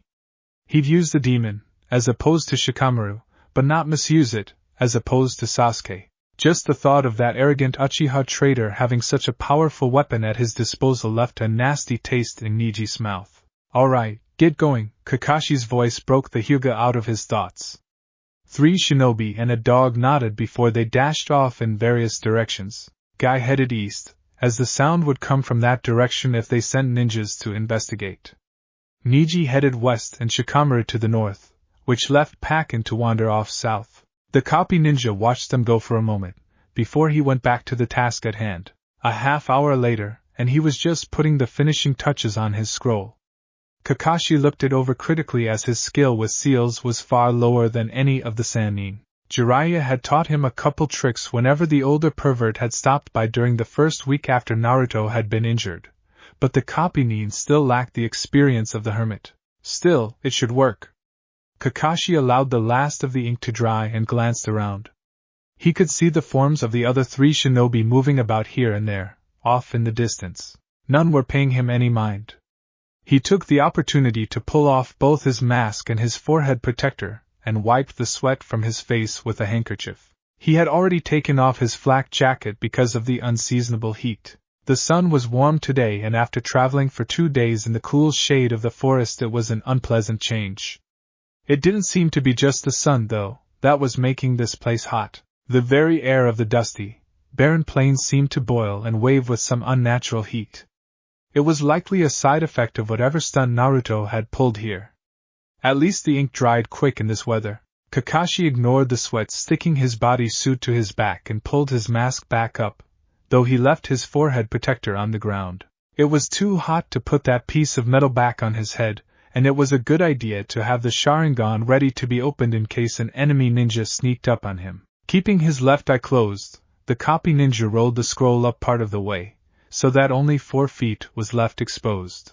There was a large, blank spot in the shape of a rectangle framed by seal script in the middle of the paper. He laid it in the center of the glass-coated rune circles and started inking a faint line of seals outward from the scroll to the edge of the farthest circle. He carefully traced the entire outer ring of alien symbols, before he led a line back into the scroll opposite the first. Fortunately, these were just simple seals to define the boundary of the scroll, so it didn't take long. If all went well, a perfect copy of the rune circles should be recorded onto the scroll. With all the preparations complete, Kakashi gathered chakra into his hands, made a few seals, and slammed his hands into the center of the scroll palm first. Nothing happened. The copy ninja blinked his open eye and stared at the scroll under his hands. What the hell? He'd done it perfectly, or at least good enough. Why wasn't it working? A slight tremor tickled the underside of his lowest hand. A sound like screeching metal tore through the hazy air. Kakashi tried to jump back, but found his hand stuck to the scroll. He opened his left eye to see what was happening. He immediately closed it, feeling nauseous. Chakra was swirling in a sickening, dizzy pattern in the air all around him. He finally knew what the hell the heat waves were. It was leftover chakra, and though it was invisible to the eye, the Sharingan saw it as a dark, evil crimson that could have only come from one source. QB. Even as he tried to pull away from the scroll, the Kakashi could feel the heat growing worse around him. It seemed to bake his skin through his bodysuit, and all the sweat on his body dried in moments. With a sense of horror, he noticed the symbols on the ground ignite, and blood-colored flames seemed to flow inwards towards him. The copy nin chanced opening his Sharingan again, and this time he closed it in fear. A massive sphere of the evil chakra was building around him, and he couldn't do a blasted thing about it. The seals he had written suddenly burst into blue flames that rose several inches off the scroll. The ones on the ground ignited as well and began to rise. Slowly, the blue circle formed a dome around him that was composed of flaming blue kanji script. The fire from original red symbols began spiraling inwards towards his hands. The dome provided some protection from the heat of the chakra, but it was still overwhelming to his senses. The Kyuubi's terror began to build up in him, feeding his panic and making him instinctively want to find a hole to hide in. Sweet Kami, if this was how powerful the traits of the Kyuubi were, how strong was the real thing? Kakashi tried pulling on his hands again, and found to his surprise that his right hand came free, though his left was still stuck to the scroll. Not hesitating, the copy nin withdrew a kunai from his holster and swiped it at his left hand. If cutting his hand off would get him the out of here, then he'd gladly sacrifice it. In the demon-induced panic, Kakashi didn't complete the strike properly, and wound up slashing the back of his hand open just beneath the protective metal plate on his glove. The blood splattered across the scroll and the spiraling red flames. Kakashi immediately wished he hadn't done that. The blue dome collapsed and merged with the red runes on the ground. With a whirlwind of heat and raw energy, the mixture of red and blue fire spiraled straight into the back of Kakashi's left hand. The Kopinin was unable to hold back the scream of pure agony that forced its way out of him. He hadn't felt this kind of pain since that time Itachi used his torture genjutsu on him. No, this was worse than 100 cattle brands searing into him. It felt like it was boiling right through his flesh and into his spirit. The mass of evil chakra pulsed once, then followed the path of the seals and swirled into his hand. For an instant, all was still as all heat from the plains disappeared, leaving only behind a bitter cold that contrasted sharply with the bright sunlight. Then the ground exploded. Kakashi went flying over 20 feet, slammed into the stone outcrop, and skidded another 10. For several long moments, he could only lie there with his hand on his chest, too pained to even move. Chips and splinters of rock rained down on him and the surrounding area. The hazy heat came back as the chakra moved away from the seals and into the air again. The Jounin carefully lifted his left hand and slid it into his right armpit to protect it, before he opened his eyes. He closed the Sharingan when he noticed the nauseating swirls of chakra were back. Wincing, he slowly forced himself into a sitting position and glanced around with his normal eye. The dust was still settling across the runed circles. He noted that his scroll was completely destroyed, with only a few charred paper strips lying scattered about. Voices calling out to him made him look up, seeing Guy and Shikamaru approaching from different directions. He wondered for a moment where Niji and Pakken were, before he held up his right hand to keep Guy from bowling him over. "Rival! Are you alright? What was that horrid sound? And that explosion? Speak to me. Are you hurt? Are you the taijutsu master?" halted when Shikamaru put a hand on his shoulder to calm his frenzy. "Kakashi-san, are you wounded?" the Chunin calmly asked, though the dark-haired boy's concern was evident. "Yes, but I'll live," Kakashi replied in a deeper, raspier tone than normal. "Is the circle still intact?" Shikamaru frowned, but glanced back anyways to check the blasted ground. Looking back at the Kopinin, he said, "The inner circle is mostly destroyed, but the others are still intact." "You know what happened? I tried to use a scroll jutsu that would and record the symbols so Jiraiya-sama and the Hokage could look at them. I guess I set something off instead," the Jounin replied as he sighed and leaned forward a bit. He blinked a little as some blood and sweat ran past his open eye. He probably looked like shit. Well, whatever it did must have hurt like a bitch. "You look like shit," the lazy Nara said, echoing the other man's thoughts. He critically eyed the Jounin, who had nicks and cuts all over his face and a hunk of his mask missing at the chin. His silver hair was gray with dust and was matted to his head with sweat and blood. It didn't escape the genius's notice that the older man was protectively cradling his left hand. "I feel like shit," Kakashi muttered. He tried to get to his feet, only to slump back down. The Kopinin gave a weary sigh at his predicament. "Let me help you, rival," Guy spoke up, his worry for his friend almost overbearing. He stepped around behind the other Jounin and grabbed him to help him up. Unfortunately, he chose to grab him under the armpits. Guy jumped back like he'd been stabbed as Kakashi gave a hoarse bellow of pain from the accidental jostling of his left hand. "Rival! Forgive me. I didn't know you were hurt there. I'm sorry. I'll punish myself, I swear. 500, 1,000 laps around Konoha? On my hands. With a boulder on my feet. I promise, just please, Guy." "Shut up," Kakashi said in a raspy voice. The other man instantly fell silent. "Just come around and grab my hand." "My right hand." The other Jounin complied and carefully hauled the copy ninja to his feet. Guy fidgeted nervously for a few moments, wanting to help his friend, but reluctant to do anything for fear of hurting him. "Guy, why don't you check on Niji? If he didn't come running like you two did, then something might be wrong," Kakashi said, taking pity on his odd friend's plight. The taijutsu expert hesitated for a moment before nodding and dashing off towards the western edge of the circle. Here, you might want this, Shikamaru said, holding out the copy ninja's flak jacket and forehead protector.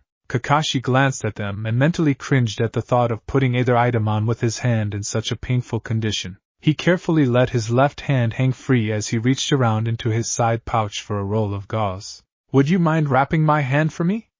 Kakashi asked as he held out the bandages.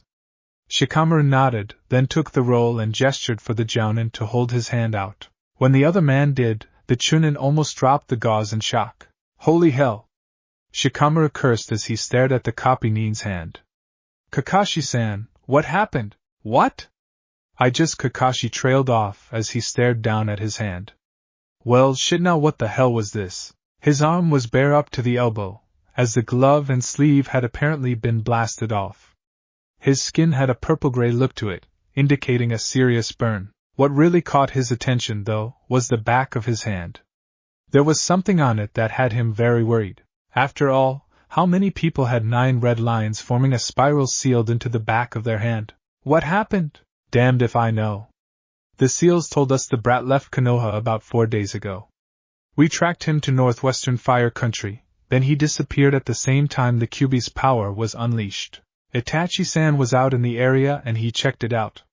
Said he didn't find anything, and if he couldn't scrounge anything up, then I doubt any of us can. This is disturbing news. The seals don't work now? Even with the vessel's blood? Nope, not even a trace. It's like the kid has up and disappeared off the face of the continent. Perhaps he did. We were warned that the seals have limited range. Some sort of powerful teleport jutsu? You think the kid could pull something like that off? No. The Kyuubi, on the other hand. I get your point. If the fox is involved, who knows what'll happen, indeed. If the Kyuubi is guiding or teaching the vessel in some way, then we must be very careful and gather as much information on the two of them as soon as possible. What should we do? Send the word out. All members of our order are to keep a lookout for the vessel, or anyone fitting his description. Start in Fire Country and work your way outwards. Also, have Itachi-kun go and find out if Orochimaru has captured the vessel or not.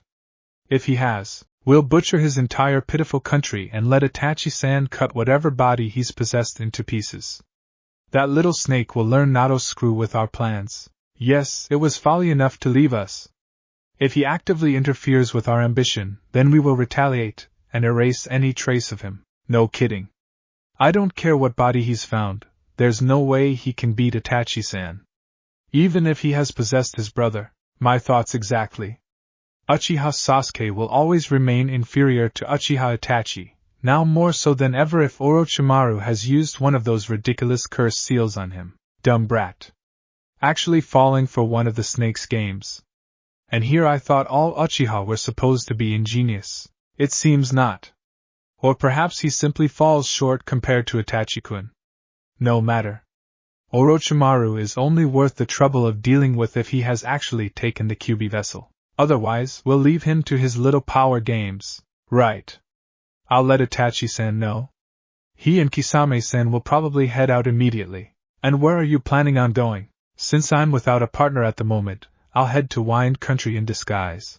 Might as well check on the other target while I'm away, and I certainly shouldn't tempt fate by wandering into Earth or Lightning Country. No, we wouldn't want you to have to butcher a dozen of their hunter neens trying to escape. Be careful near the One-Tail. Shikaku's vessel is very skilled and perceptive, especially for one who never sleeps. He's detected our agents before, though he hasn't learned of our order yet. Assuming I can even find the black-eyed runt. I swear that kid can disappear from the inside of a bathroom and stay gone for weeks. The Kazekage can't control him in the slightest, though he seems to have calmed down some recently. If he's gaining control over the demon, then that only makes our plans that much easier. Heh, right? I'll see if I can find either of the vessels while I'm there. It'll probably take me a while. I'll send a message in a month or so. Alright, we'll call for you if we decide to attack Orochimaru. Yeah, definitely let me know if we're going after him. That's one fight I don't want to miss. Gotta test my new sword out somehow. It would be enjoyable. I'll watch for your message in a month. I'm getting shivers thinking about killing some of those weaklings. Anyways, I'll see you later. Let's hope your venture is profitable, Tsurugi-kun. This is one pain-in-the-ass mission, Shikamaru muttered as he leaned over Kakashi's hand to get a better look at it. Remind me to thank Naruto for the lovely tattoo, the Jounin sighed as he stared at his burned limb. A thought occurred to him, and he turned his hand upside down. Both he and the Chunin jolted when they saw another 9-line spiral on his palm. This one was a mirror image of the first, except it was a strange shade of blue, rather than red. It looked like the seal had been burned straight through the back of his hand. Kakashi sighed again. This was not his day. What the hell is it? Shikamaru asked, squinting at the odd marks. It probably has something to do with the Kyuubi, though I'm scared to even ask what, Kakashi said. Kyuubi? Why would it 9 lines for 9 tails? And the spiral? The genius asked. The spiral may be generic of Konoha shinobi, but I think it was the Kyuubi's symbol long before we began using it. At least, a 9-line spiral is the demon's symbol, the copynin said as he brought his hand up to get a closer look. Wait, didn't he have a cut there? Examining the red spiral showed that he did indeed have a very faint scar that neatly bisected the mark horizontally. It didn't really interfere with the seal's appearance, and it would probably fade completely in time. The spiral, on the other hand, looked very permanent. Its lines were a deep crimson and edged very faintly in black. The only part that wasn't red was a single blue-white dot at the very center of the mark, from which the 9 lines radiated out from. Though he had called it a tattoo, it certainly didn't look like one. Where a tattoo's colors often looked gaudy or unnatural on the skin, this seal's colors were perfectly balanced, and it almost looked like it belonged there. Turning his hand over, Kakashi got the same impression from the blue seal on his palm. From the outer edges working in, the spiral was a bright color that made him think of the tropical seas he'd seen far to the south. The inner half of the mark gradually darkened into a deep blue color that reminded him of cold mountain lakes. It was rather nice looking, though he really hadn't come out here to get a freaky seal of some demon burned onto his hand because its crazy vessel did some insane jutsu that no one knows a thing about. Speaking of demons and their vessels, they still hadn't found any trace of Naruto. We need to keep searching. I'll bandage my hand up as best as I can. Can you make a drawing of the symbols? Kakashi said as he scratched his chin with his good hand. Sure. I used to doodle at the academy whenever I felt like it, Shikamaru replied. He tossed the gauze roll back to the copynin, before he walked over to the circle of runes. Kakashi grimaced and slowly began to unroll the bandages around his arm. He wished they had thought to bring a medic, or at least some extra supplies along, but they'd been in such a rush to leave that they hadn't brought anything beyond the standard stuff in their jackets. Hell, they didn't even have any soldier pills to give to Niji. He'd be sure to avoid repeating that mistake in the future. A sudden breeze made the copy ninja look up. Shikamaru had used a weak wind jutsu to blow the grit and debris off the ground seals. As Kakashi watched, the boy pulled a scroll out and did a few funny seals before unrolling it. The Jounin's eyes widened as the scroll exploded in a puff of smoke and a large sheet of paper about 14 feet long fluttered out of it. Shikamaru grabbed it and set it across the marks that had been seared into the rock. He pulled a piece of brown-colored paraffin from one of the scroll's sleeves in his vest and knelt down to make a rubbing of the seals. The lazy genius glanced up at Kakashi and grinned while saying, "Sure, I could draw them, but why waste the effort when tracing is easier?" The Jounin shook his head, though his eye crinkled into a smile. Looking down at his hand, he turned a bit more serious as he continued to bind it up. He winced as he wrapped the cotton around his palm and the back of his hand. Hopefully Tsunade-sama could do something about the seals. At the very least, she should be able to heal the chakra burn. Kakashi finished binding his forearm with a small metal clip to hold it in place. Now how would he go about putting his jacket back on? Need a hand? Shikamaru asked.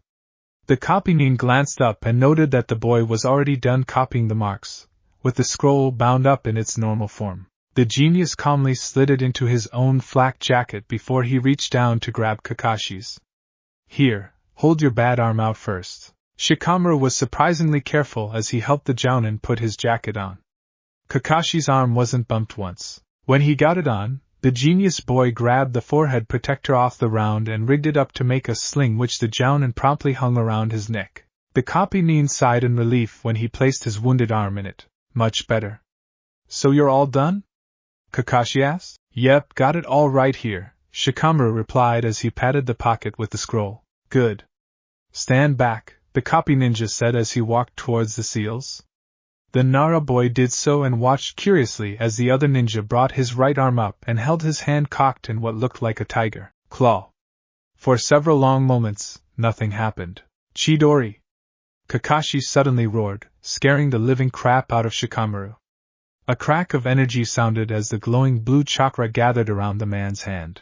As soon as enough was gathered to complete the move, Kakashi slammed his hand into the middle of the circle of runes. The resulting explosion spread outwards and shattered the top foot of rock for several meters in every direction. The copy nin himself disappeared in the cloud of dust that erupted from the ground. Shikamaru waved the grid away from his face as Kakashi walked towards him out of the cloud. The genius grumbled, "How'd you manage that with only one hand and no seals?" "Years of practice," the copy ninja replied, wiping his hand off on his jacket. "Though I won't be doing another one for a while." "Why?" the Chunin asked with a puzzled frown. "When I do it one-handed, it's over twice as inefficient," Kakashi said as he looked back at the hole.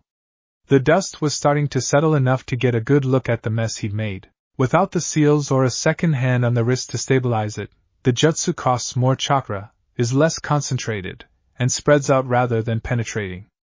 I also can't maintain it for long. In this case, it was perfect for destroying the evidence, but in an actual fight it's almost worthless. Shikamaru walked towards the spot where the runes had lain. The dust had settled enough to reveal a wide, shallow hole that had been blasted into the ground. The rune circles had been totally destroyed. There weren't even any large fragments of the markings. "I see," the Chunin muttered. Glancing over at Kakashi, he continued, "We should probably go and check on Guy and Niji. The last I saw, Niji was working his way south, so he might have met up with your dog. I didn't find any traces to the north, though I'll be surprised if anyone finds anything at all with the ground torn up so badly. He had to leave somehow." "Hopefully it was on foot," the copy nin answered as they started walking to the south. A cool breeze hit the Jounin's sweaty face, making him sigh in relief. "Wait. Cool breeze?" Kakashi snapped his Sharingan open and looked at the air about him. The dark chakra was gone, though there were still a few rapidly fading traces of it. The hazy effect had vanished, and the air had grown noticeably cooler. Without a huge mass of heat rising up into the atmosphere, the northern winds from Cavern Country were starting to blow through the dusty plain. The Kyuubi's residual energy must have been linked to the seals. With them gone, there was no real evidence of what had taken place here. "Interesting," the copy nin thoughtfully said, closing his enhanced eye again. "What is?" Shikamaru asked, jolting the man from his thoughts. "Oh, nothing," Kakashi replied, shrugging the question off. Fortunately, the Chunin was one to let things go, rather than making a temper tantrum about it. They started moving again, only to be nearly bowled over by Guy as he appeared out of nowhere and landed in front of them. "Come with me. You two need to see this," the Thai expert said, then raced off to the south. The two laid-back shinobi glanced at each other and shrugged, before following. Guy led them almost straight south, all the way to the tree barrier. As they approached, Kakashi took notice of a large, shadowy hole that had been made in the wall. They paused at the edge of it, until Guy carefully walked through and gestured for them to follow. "Did you or Niji make this?" Shikamaru asked as he looked upwards. The tree wall was almost 15 feet thick at this point, but the hole looked like it had been torn open with ease. "No. That's one of the things that has me worried," Guy replied in a serious voice. He walked forward and followed a natural path between the trees. "And before you ask, that's not what I wanted to show you. It's up ahead." They walked in silence for several minutes, until Guy pushed his way through a large clump of ferns and bushes. When Kakashi and Shikamaru followed the Jounin, they stopped dead in their tracks. Damn, that was a lot of blood. They stood at the edge of a small, natural clearing. It wasn't even as large as the one Shikamaru had fought those sound genins in during the Forest of Death fiasco. Strewn all about the place were bodies. Well, bodies, body parts, some internal organs, and blood. Lots of blood. The red liquid had been splattered across everything, from the grass to the trees. There was a large pile of corpses in the center of the clearing that seemed to have a spotlight on it, as a large beam of sunlight had broken through the canopy and was shining right on the mass. Flies buzzed about the mess, illuminated by the light.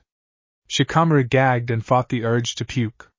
He distracted himself by looking away from the pile. He noticed Niji and Pakin poking around at the southern edge of the clearing, the two of them examining something on the ground. Kakashi stepped forward and lightly kicked what was left of a man's head. As it rolled over, a blood-stained forehead protector came into view. It had a familiar symbol on it. So the sound beat us here after all, the Jounin said as he turned his attention to the central mass of bodies.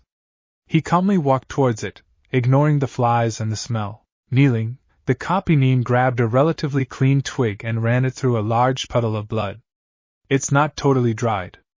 This was recent. Within the last 6 hours or so. So who killed them? Naruto? Shikamaru asked as he stepped a little closer, despite himself. At least until he noticed that one of the twigs he was looking at was actually a severed finger. He had to turn away at that point. Kakashi noticed something at the bottom of the puddle. Leaning closer, he carefully poked the stick through the semi-congealed red liquid and into the material.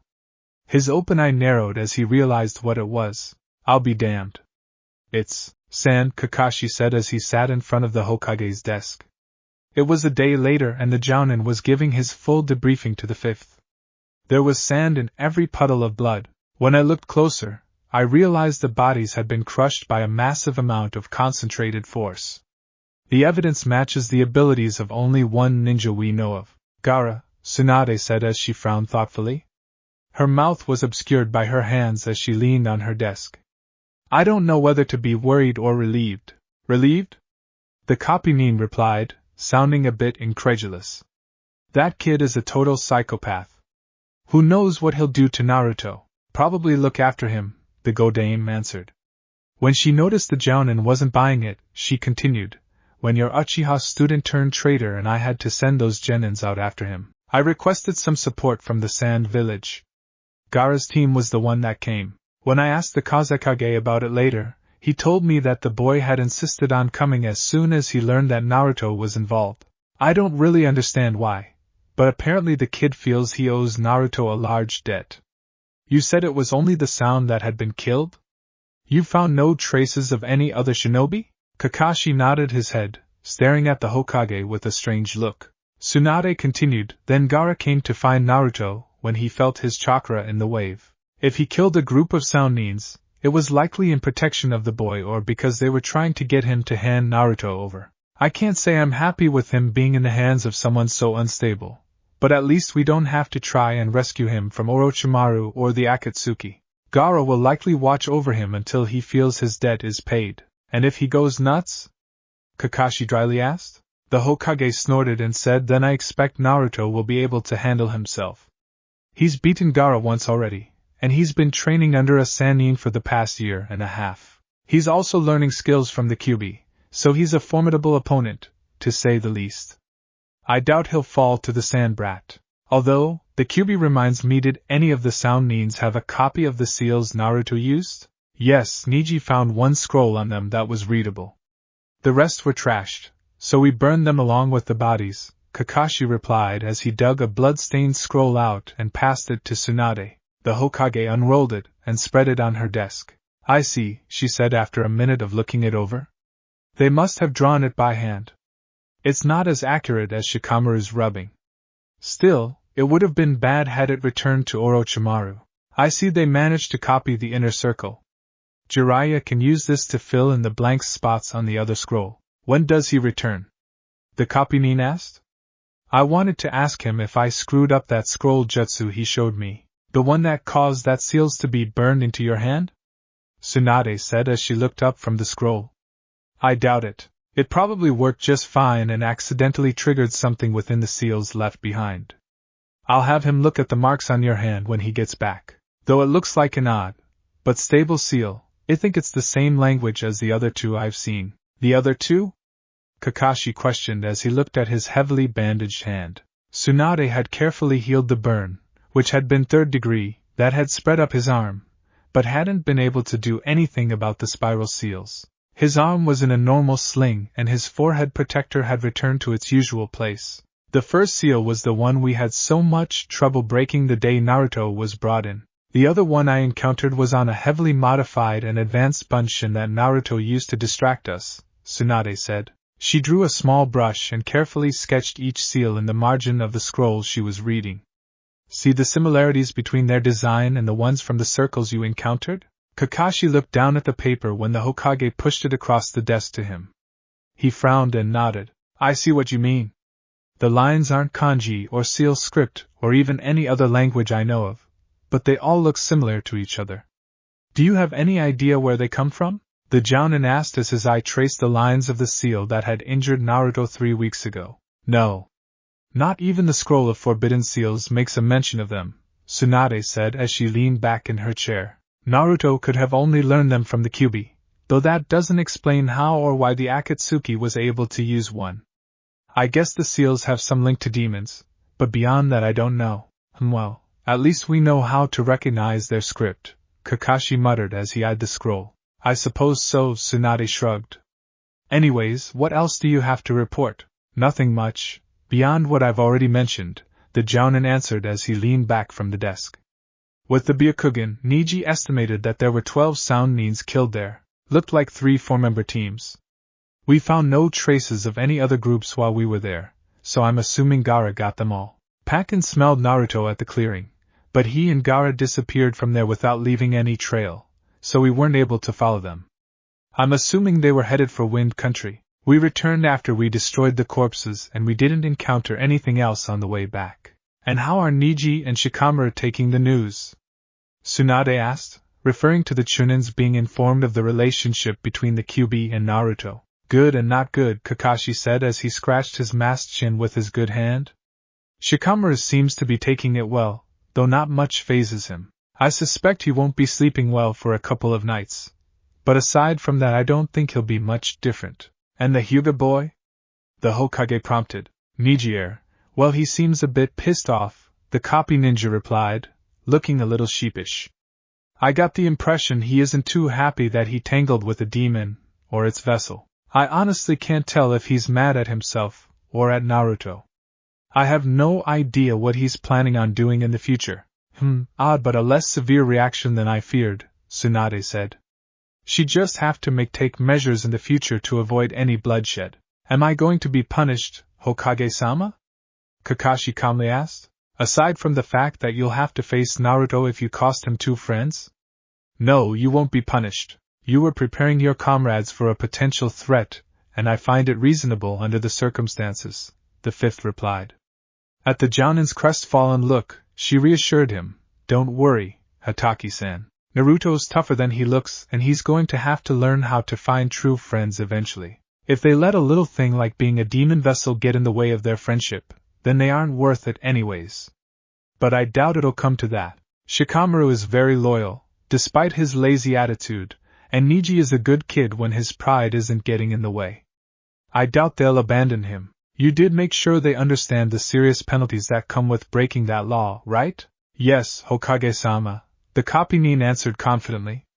They understand how serious the Sandame's rule is and they swore not to break it. Excellent.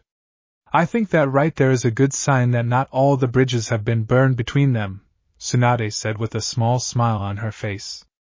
Was there anything else you needed to tell me? Not that I can think of, Hokage-sama. But I'll let you know immediately if something I missed occurs to me, Kakashi replied. In that case, you're free to go. That arm of yours should be totally healed up in a week, Tsunade said as she rolled up the scroll on her desk. Kakashi nodded before he stood to leave. The Hokage suddenly smacked her head and cursed. Shit, I almost forgot. You're friends with the Yamanaka's girl, right? Eno-san? I suppose you could call us that, Kakashi said as he eyed the Godame suspiciously. Did this woman know every part of his life or something? Why? What's wrong? According to Sakura-kun, Eno-san had some sort of fit just as the Kyuubi's chakra wave started, Tsunade said. She suffered some unusual brain trauma as a result. The MRI results were strange, so I took a look for myself. Hundreds of her neural pathways were severed, though I don't know how or why. That caused many of the capillaries in her head to rupture and to fill her cranium with blood. Fortunately, the pressure was relieved out her sinuses and her ear canal, so she avoided permanent brain damage. Oddly, the neural pathways were already reconnecting themselves on their own. All I really did was speed up the process with the healing jutsu. She's stable now, though she's still unconscious. She's in the IC ward a few doors down from Naruto's old room if you want to visit her. I have to warn you though I have no idea what she'll be like when she wakes up. The brain is a mystery even to me. There may be severe changes in her personality, so be careful when you talk to her. Kakashi's mind raced as he heard the news. He nodded at the Hokage and turned to leave, wanting to check on the girl. Tsunade's voice stopped him, in a creepy parody on the last time he'd been in here 3 days ago. Hataki-san, come back. There's something else I forgot to mention, the fifth said, her voice tense. The copy-nin reluctantly moved back to his chair, hoping he wouldn't get chewed out about his habits again. He seriously hoped she wasn't going to make him give up Ika. Didn't these things come in 12-step programs? I had little chat with the council earlier, Tsunade said as she gave the jounin a serious look. There's something they had to say that you need to know. This is about Naruto, isn't it? Kakashi said, as realization set in. He doubted the council was interested in his perverted habits. The jounin sighed when Tsunade nodded. Damn, it sucked when he was right. So, you're finally waking up, huh?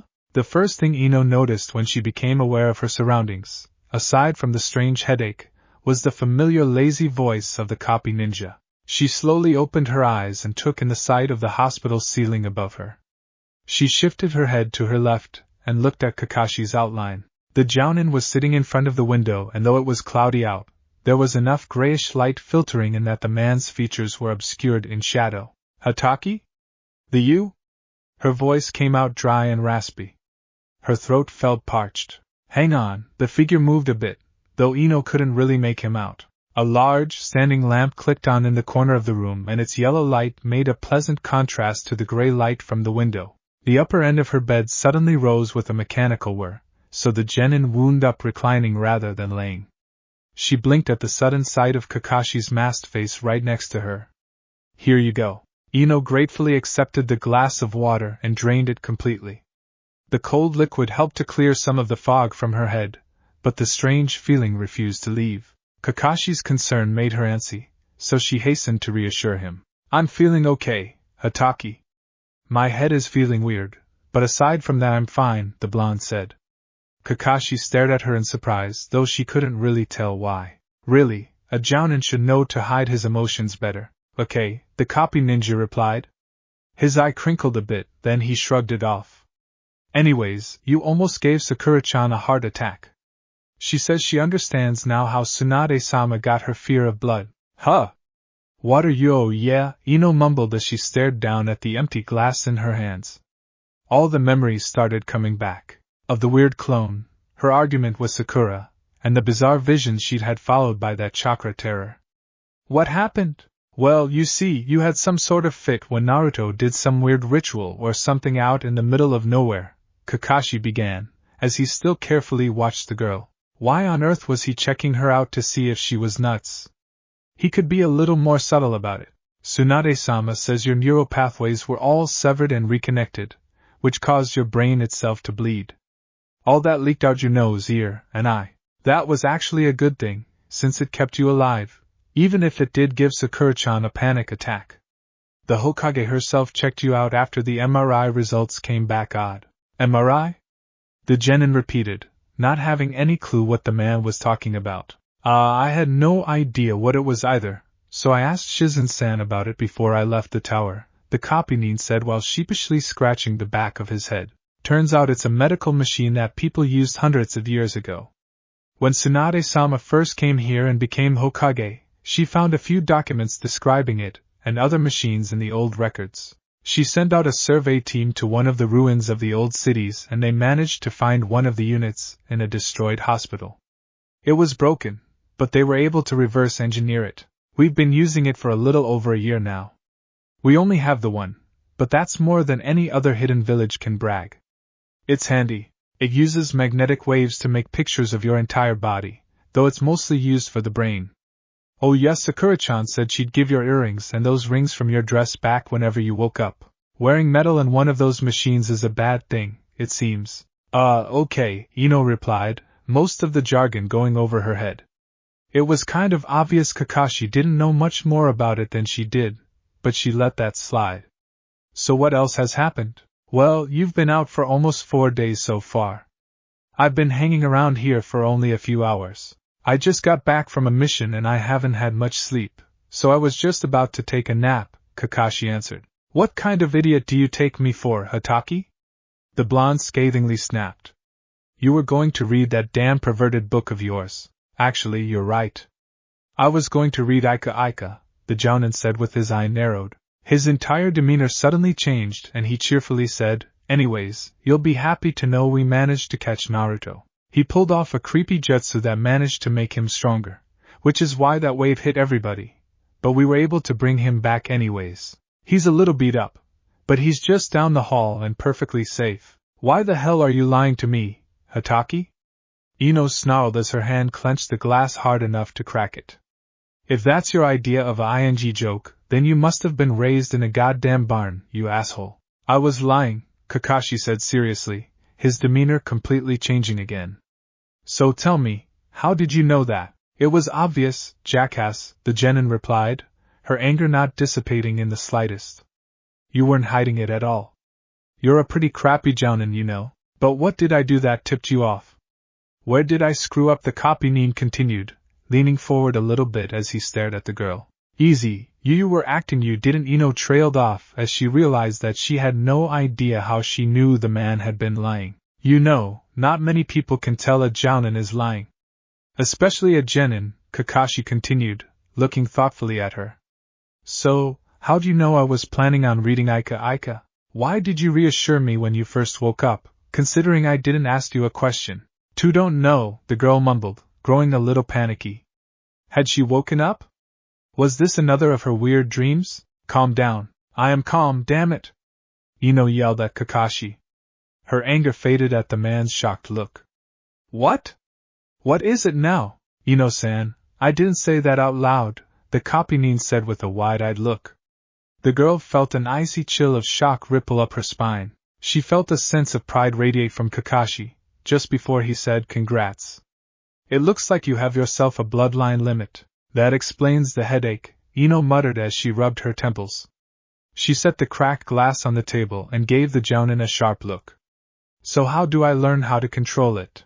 Picking up people's emotions and occasional thoughts isn't very handy. Ah, there's the sharp-tongued girl I'm so fond of, Kakashi replied. He ignored the genin's growl of anger as he said, Tsunade-sama was worried that the rewiring your brain went through would alter your personality. I'm glad to see she was wrong. I told you I feel fine, except for this headache. Which, I might add, had better go away eventually, the blonde grumbled. A sudden wave of tiredness made her slump backwards on the bed. What the hell? Looks like your limit eats up chakra to use and you don't have much to spare right now, Kakashi noted as he stood up and walked towards a set of cabinets on the far side of the room. He rummaged around for a few moments, then came back with a small pill that he passed to Eno. The girl noticed that his left arm was bandaged and in a sling as the man walked back to his chair. Eat up. It's a soldier pill.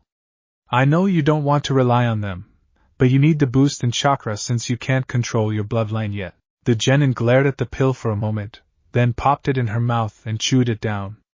A surge in energy revitalized her, and she was able to sit upright again. Okay, so what's really going on? Eno asked, her mind clearing as her headache faded somewhat.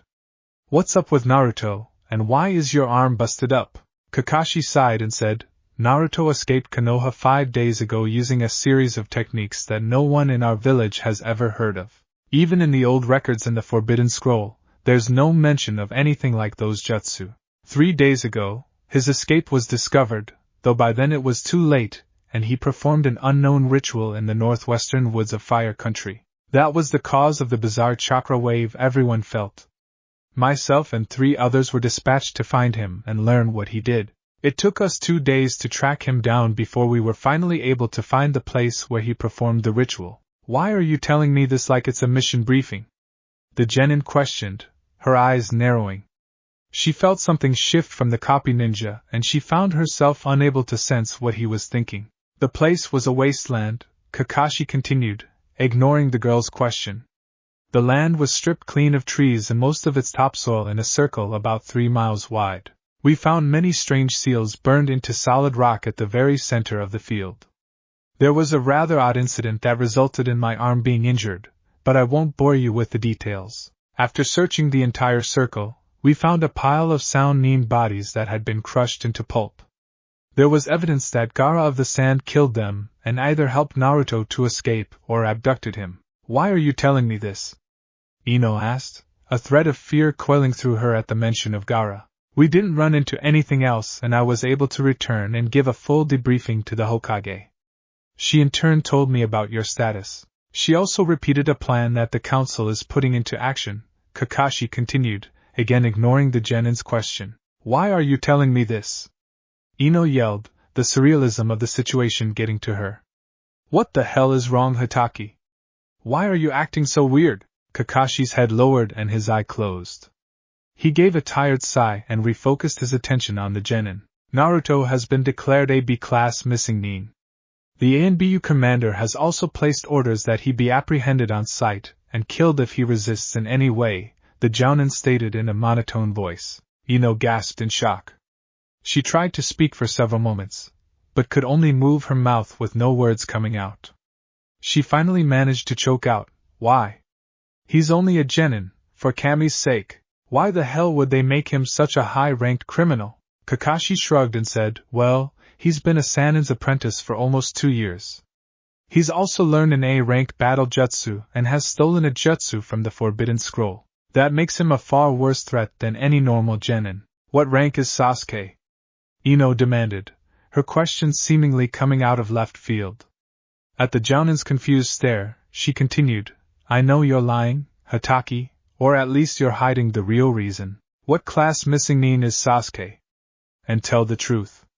I'll know if you're lying anyways. The copy ninja hesitated, then said C-class, with orders to capture alive if at all possible. So why the hell is the dead blast a worse criminal than the Uchiha prodigy? The genin continued, her sharp blue-gray eyes boring into the jounin's.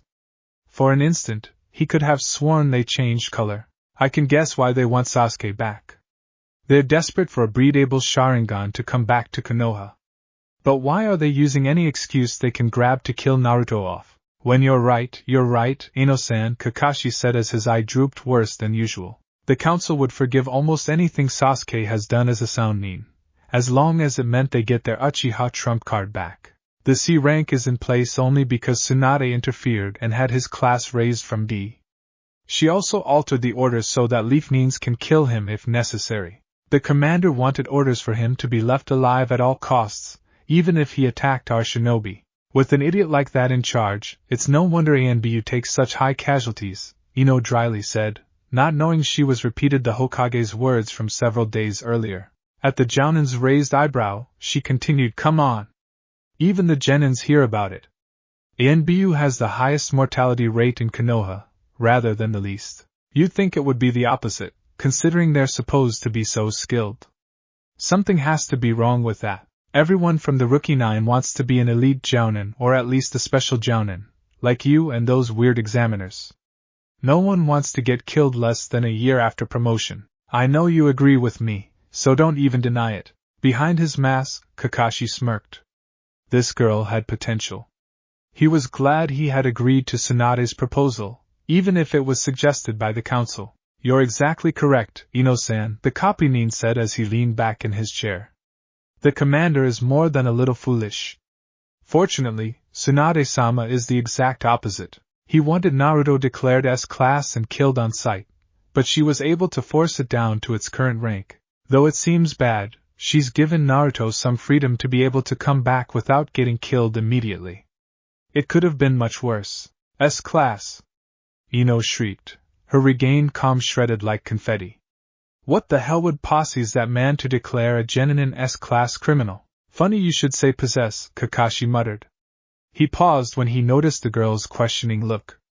He'd made his decision on the way to the hospital. If Eno was going to be a part of the council's plan, then she had the right to know why. He just hoped Tsunade would forgive him again. At least he had an excuse this time, though the Sannin would probably see right through it. Ino-san, focus your attention on me and try to see what I'm showing you, okay? Concentrate on my thoughts as hard as you can. Let them flow into you. My vision becomes your vision. My hearing becomes your hearing. Concentrate. Eno frowned at the Jounin's words, but obeyed. She focused hard on the Kopinin, who had closed his eye in concentration. At first nothing happened. She was just staring like a fool at the Jounin. Then, she suddenly wasn't seeing him anymore. She was seeing a bizarre double image of normal vision and the flows of chakra through objects and people. With one half of her vision, she saw a source of chakra that was so intense it looked like a red sun. She saw a yellow-haired, bleeding man standing atop a massive frog that had an open wound across its left eye. The man stared defiantly at the bright chakra and performed a jutsu that summoned a hazy specter behind him that only her chakra vision could see. A hideous, tattooed hand flowed out from the man's chest and reached out towards Kami-sama. That thing was the Kyubi no Kitsune. A dark and powerful fox demon, so large it exceeded even Gamabunta in size, whom she now recognized. 9 tails that crackled and burned with power swirled overhead, ready to lash out at anything that came too close. The fox apparently didn't consider the hand a threat, and instead swept a paw at a group of shinobi perched in the trees between a couple flattened buildings, killing them all before they had the chance to even scream. It started to move deeper into the shattered village, but was halted suddenly. The hand had grabbed the demon's chest and pulled a monstrous, swirling ball of energy out from the beast. The fox froze and its body suddenly crumbled into dust.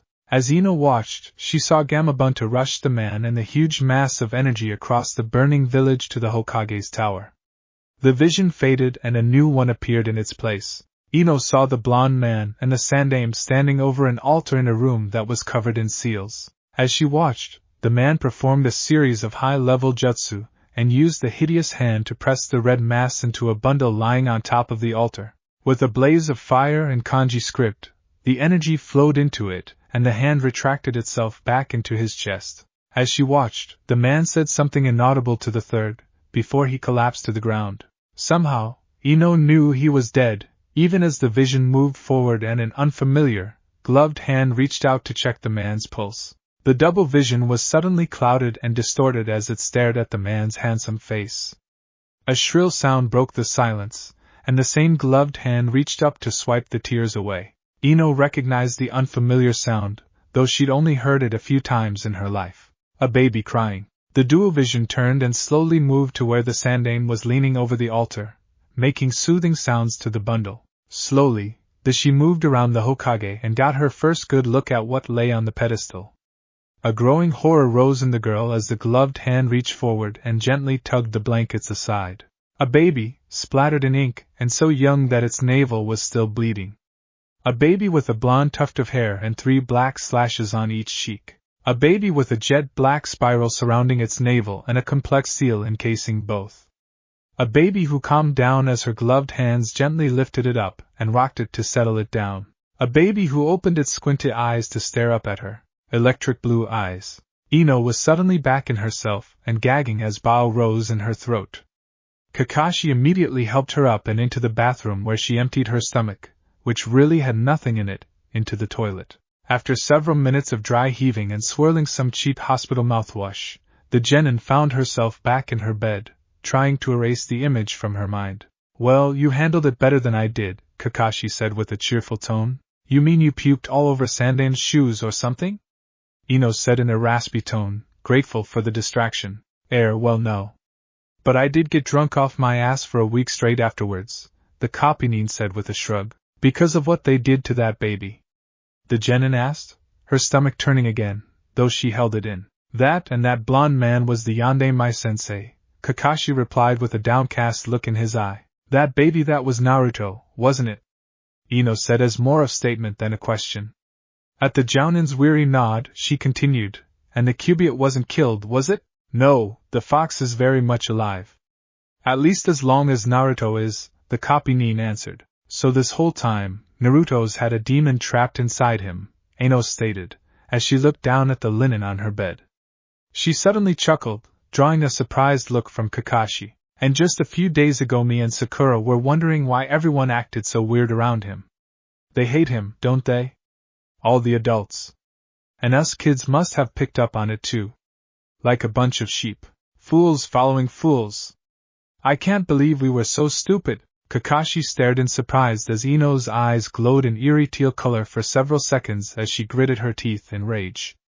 As the color faded back to her natural blue-gray, the genin gave him a fierce look. When did he learn? About the Kyuubi? Did he always know, or did he spend his entire childhood wondering why people hated him? The blonde girl demanded. The copy nin's shoulders slumped, and he replied in a sad voice. Sandaime-sama told me Naruto learned he was a demon vessel the night he graduated from the academy. The third had made a law that prohibited anyone from speaking about the Kyuubi incident. A traitor schoolteacher told Naruto the truth when he tried to kill the boy and Iruka-san. The night he graduated? Eno repeated with an incredulous look on her face. That means 12 years. He spent the first 12 years of his life being a hated outcast, and no one even had the decency to tell him why. It's a feeble excuse, but there is a law in place. The Sandaime dealt harshly with anyone who spoke or did anything harmful to Naruto. He even sent a high-ranking ANBU to the Wind Country Shinobi prison for talking about it in public, Kakashi said. Okay, so Sarutobi had really sent a guy to Wind Prison for punching a 6-year-old Naruto out in the middle of the market sector, but it had also been for screaming demon at the top of his lungs. Same difference. He sighed at the look in the genin's eyes and continued, and even if I had been allowed, I had a hard time even looking at him for years. I never blamed Naruto for the incident, but he was still a reminder of the night my sensei died. Not exactly fair, but I am human after all.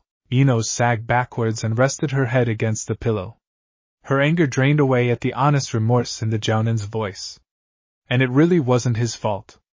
Even if it was, the damage had already been done. Nothing she said or did could change that.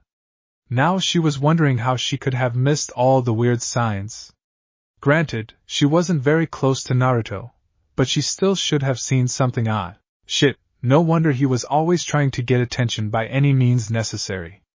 It was almost pathological. Actually, it probably was pathological, considering how Naruto had grown up. So what happens now? Eno dryly asked as she looked over at Kakashi. He's gone, the council wants him dead, and I have a bloodline I can't control. The jounin was silent for several long minutes. He appeared to be seriously considering something over, so Eno allowed him time to think. Her own mind wandered a bit, carefully feeling out the variety of different buzzing sounds that seemed to be coming from all over the place. The girl almost jumped when the jounin's eye focused on her with a serious expression. From now on, you're my official apprentice. It's already been decided and okayed by the Hokage. Okay, she was not expecting him to say that. Excuse me? Eno asked with a bewildered look on her face. I've already cleared it with Asuma-san. With Shikamaru-kun and Shuji-kun already chunin, there isn't much point in having you on his team. He said you're too high maintenance for him anyways, so I guess I should say something official like? Ahem, welcome to Team 7, Eno-san. Though it's only the two of us, Kakashi said with a slight eye smile. Why? The genin asked, sensing that the man wasn't telling her something. I mean, I'm grateful, but there's a big difference between looking over my training on the weekends and having me as your personal student. Why the sudden change? Kakashi's eye darkened as he said, first official lesson of Team 7, Eno-san. Read underneath the underneath. Your hint is the council. And try not to use your bloodline. Eno broke eye contact with the man to avoid focusing her thoughts on his. The council? Why the hell would they give a shit if Kakashi trained her? Accelerated training was great and all, but she didn't want to have anything to do with people who acted so hypocritically. With the way they handled the situations with Sasuke and Naruto, there was no way she'd trust them to. Oh shit. This had to be a ing joke. Naruto, Eno stated firmly as she looked up at the jounin. She didn't have to feel Kakashi's mind to know she was right. Let me guess. All the other members of the Rookie 9 and Guy's team are receiving heightened training as well. The Kopinin nodded. They want his friends to be strong enough to kill him when he gets back. They're setting up an ambush for whenever he returns to Konoha, and they're trying to use the only people that have ever cared about him to do the dirty deed. Am I right? Eno said in a low, dangerous voice. Got it in one shot, Kakashi said, leaning back in his chair. His tone had a hard edge to it as he said, the ANBU commander and the council have forced the Hokage into a bad position. One of the things they bargained for was, like you said, accelerated training for each of you from your crowd. The idea, of course, being that if the QB has taken over Naruto or he's become too dangerous, he may let his guard down near one of you long enough to be assassinated. I find it disgusting to try to turn comrades against comrades. If they make a habit of such a practice, then we'll eventually have a repeat of the Hidden Mist massacre. I won't kill him, you know. Not because some old fool tells me to, Eno stated firmly when the Jounin's dialogue dropped off. I won't murder a friend, even if I don't know him very well. I hate to say it, Eno-san, but we may not have a choice. If the QB is in control, then Naruto will have to be put down. I think the council is going overboard with trying to hunt him down and kill him without learning anything of the situation, but we still need to be prepared just in case. I might have to do the deed myself, the copy ninja stated with a tired tone to his voice. The girl's face fell as she stared down at her lap. Damn. This sucks. Hey, don't look so downtrodden, Kakashi said with a cheer that was only slightly forced. Don't think about what might happen with Naruto for now. Just take this as an opportunity to grow, just like you wanted, and cheer up a bit. You have a chance to catch up to Sakura-chan and the rest now. Eno looked up at him for a long moment, before a smile broke across her face. You're right. I'll show everyone who's the best. The genin declared with a confident half-grin. Then her face turned a little sheepish as she said, we are going to work on controlling my bloodline, right? First thing I was planning on training you on, Kakashi stated with a firm nod. We still have to figure out all the things it can do. Good, Eno cheerfully said. Then her expression turned dark as she glared at the Jounin. Because if I catch you thinking any kinky thoughts about me, I'll invent a castration jutsu just for you.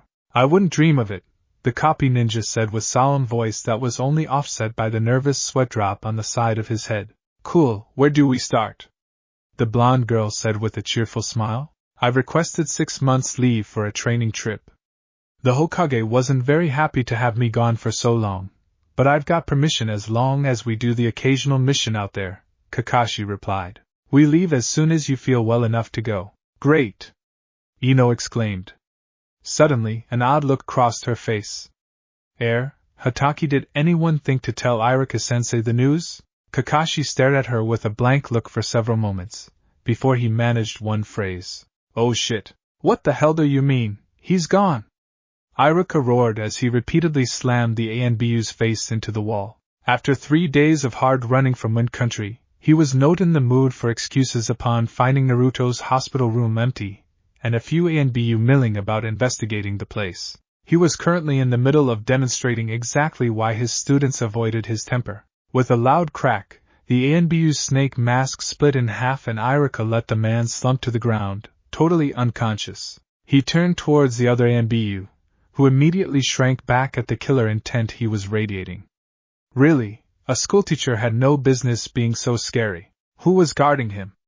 Iruka hissed as an aura of malevolent shadows seemed to crawl around him. As one, all the ANBU pointed at the man in the cat mask, who was still having trouble sitting down. The elite shinobi gulped as the Chunin stalked towards him. Oh shit. Son of a bitch. I hate clones. Kakashi idly watched Eno work herself up in a rage as she fought 4 of his Kage Bunshins. He had to admit, it probably wasn't very fair of him, but the high levels of training were showing great improvement in his student already. He stretched a bit and relaxed a little more against the boulder he was leaning on. Maybe he should encourage her a little? It would be the right thing to do, as her teacher and all. You're doing great, Eno-chan. Pretty soon you might be able to beat one of them. Off, Hatake, the Jounin chuckled at his student's foul remark. In the 4 months that they'd been a team, he'd gotten used to her violent mood swings. At least she didn't keep it all bottled inside like Sakura and Sasuke did. And she tended to think things through more than Naruto had.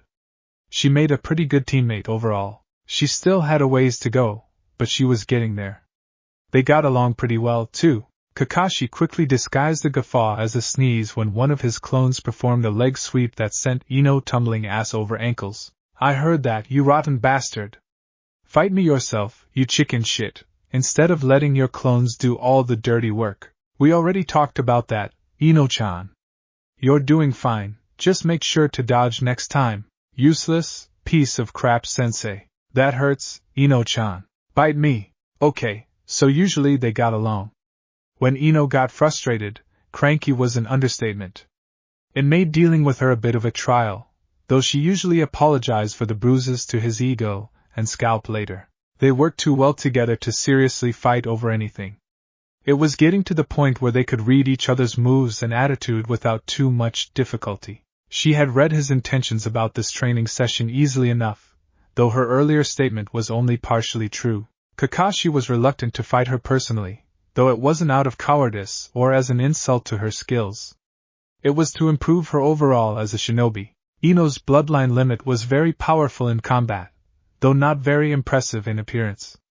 When she concentrated on an opponent, she could read their surface thoughts and anticipate their moves. This put her on even footing with shinobi twice as strong as her. In terms of anticipating an enemy's intentions, her limit exceeded even Kakashi's Sharingan. With her skills growing rapidly, Eno was a tricky opponent for even the Copynin to beat, even if he outclassed her completely. She still hadn't beaten him even without the Sharingan, but she'd managed to land some pretty serious blows here and there. Unfortunately, she was getting way too used to his thinking patterns, so he had her duel with clones instead. Without a real brain to think with, Akage Bunshin proved to be a much harder opponent than the real thing for Eno. It forced her to build her taijutsu and ninjutsu rapidly, which she was grateful for, even if she got her ass kicked every time. It was painfully obvious she still had much room for improvement, which was why they were out here in the middle of Western Fire Country, a day's travel from any village. This close to Wind County, the trees were spread further apart, and the area was much drier than what they were used to in Konoha. The hills gently rolled out here and there were plenty of wide open fields to practice in. Enough shade to relax in and enough room to work. Perfect for a martial artist. Kakashi's boulder was in the shade of a few small evergreen trees and he was currently enjoying the lazy summer afternoon, even if Eno wasn't. A slight shudder in the chakra within his left hand reminded the copy ninja of the odd seal he'd been wearing for several months. Thanks to Tsunade's medical expertise, his left arm had healed up to perfect fighting condition in a week. The seal remained, however. Neither the Hokage nor Jiraiya-sama could remove either spiral mark, no matter how much chakra they poured into it. Hell, Jiraiya couldn't even alter it, or make a blocking seal around it. Whatever the hell it was on a whole different level than the seal used by the Akatsuki on Naruto. On the plus side, it wasn't harmful to Kakashi in any real way. Occasionally he felt ripples in the chakra of his left hand that would make it hard to maintain a jutsu, but aside from that, neither spiral mark had done anything to him. At least it wasn't another blasted cursed seal. The only truly harmful thing that had happened was an incident when Kakashi had gone off by himself for a while to practice alone. He had powered up a chidori in his left hand and rushed up the side of a rock outcrop. Part of the way there, a ripple passed through the seals and his chidori had blazed out of control. The jutsu grew 3 times larger in seconds and threatened to burn his entire hand off. Kakashi had little choice but to continue his path and slam his hand into the cliffside. The hole it had made was much larger than usual, though not as deep. He had no idea why his chakra had burned out of control like that, and he wasn't exactly sure he wanted to know. From then on 2 things changed. 1. He swore not to use his best jutsu with his left hand until he could figure out what the hell was going on. Actually, he hadn't even done a chidori period since then. And 2. Eno never let him train alone again. The copynin wasn't sure if that was a good or a bad thing. Eno had just grumbled something about her sensei getting himself killed before he made himself useful. Another scathing curse ripped through the air as the genin fell prey to a double team the clones had pulled on her. Kakashi sighed a bit. Really, where had that girl learned such language? She could peel steel off a frying pan with that sharp tongue of hers. The jounin immediately forced himself to avoid following that mental image into a more perverted line of thinking. Eno's threat from the hospital room was occasionally reminded with a couple of mock swipes of a kunai whenever he got lax in his alternative fantasies. Oh well, at least she hadn't tried to take Ika from him. That would have resulted in battle, no 2 ways about it. The copynin sighed as he watched his student go flying through the air again. Despite her seemingly poor progress, Eno really was improving a great deal. She was constantly learning new tricks to her bloodline limit, her chakra reserves and control were getting higher, and her skill in ninjutsu and taijutsu were growing very well. The hard work also showed in her appearance, as she'd lost the rail-thin look she'd previously had and she'd put on a decent amount of needed weight and muscle. She was still slender, though nothing short of steroids or a kinjutsu would change that, but she'd gotten a lean, defined look that was very attractive. Kakashi had noticed the way some of the rookie 9 and other shinobi her age, and not looked at her the few times they'd been back to Konoha. She blew off any offers though, saying she had more important things to worry about. The Jounin didn't pry, but he was curious about who she wanted to show off her good looks to. Eno's hair and dress were a different style now, though she still wore all those bandages. Her hair was a short, simple cut that ended at her neckline. In one of their sparring matches, Kakashi had demonstrated how long hair could be a disadvantage when he'd grabbed his student by her long, blonde ponytail and flung her 20 feet across the training grounds. The Jounin had gotten kneed in the crotch for his stunt, but he'd managed to drive the point home. Unless you're really strong, don't let things hang off you that an opponent can grab onto.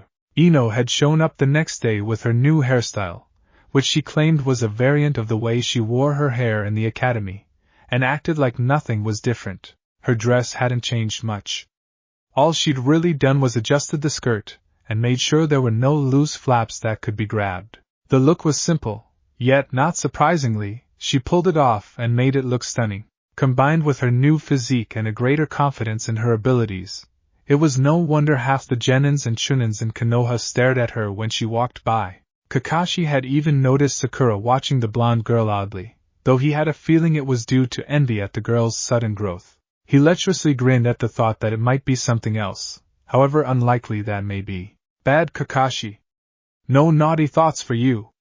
A voice that sounded like Rin's and Obito's combined said in his head. He couldn't restrain the grin at the thought of what his fallen teammates would do to him if they caught him being so perverted. His face fell a little when he reminded himself that he'd never hear their voices again in this lifetime. Beyond maybe, but not while he was here on this earth. A scream of fury tore through the Jounin's melancholy thoughts. Glancing up, Kakashi noticed Eno try her katan technique to give herself some breathing room. The clones had been half expecting such a move and they all leapt over the fire plume. The genin displayed her improvement, as she chalked the move briefly and swiveled her head upwards and let out an even larger burst of fire.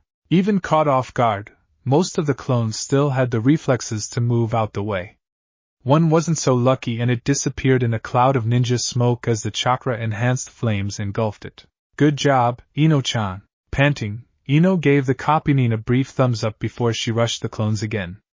Kakashi smiled proudly behind his mask. He was impressed, both with her improvement and his ability to teach. After the original Team 7 turned out to be a disaster due largely to his own actions, his confidence in his teaching prowess had been shaken badly, even if he didn't show it. Training Eno one-on-one had proven his fears wrong. He'd screwed up royal with his first students, but he was doing something right by teaching the blonde girl. Perhaps he just made a better teacher for a single student than he did for a team. Oh well, it wasn't like he could test that anytime soon. The other teams were doing their own heightened training and the only other students he was interested in anyways would be Lee or Niji.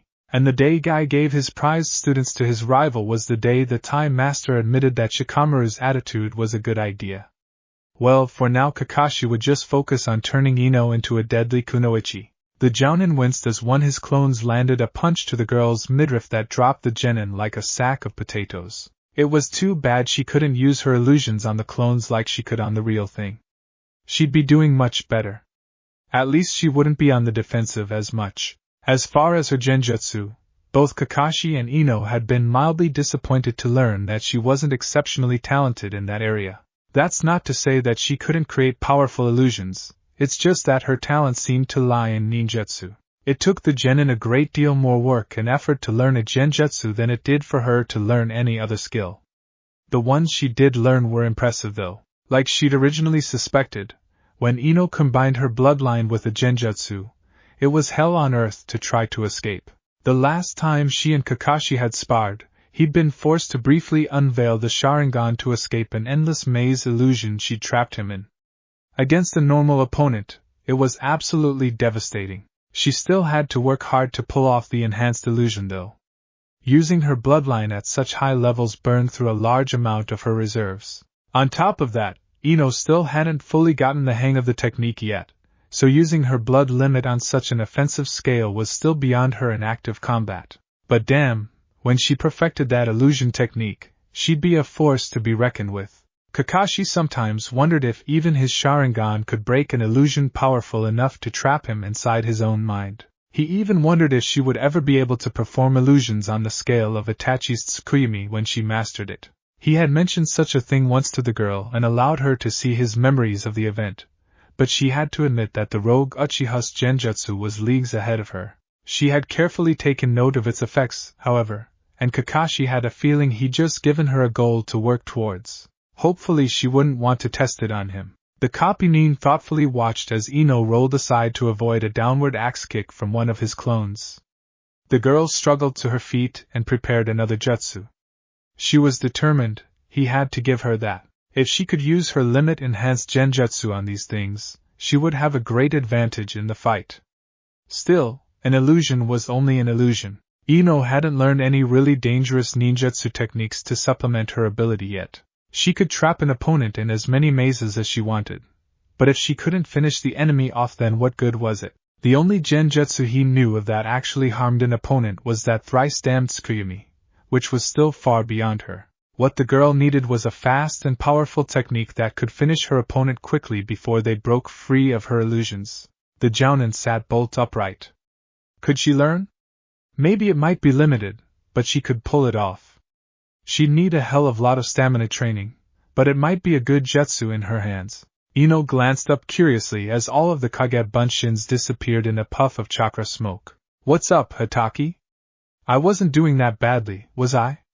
The genin asked as she rested her hands on her knees to catch her breath.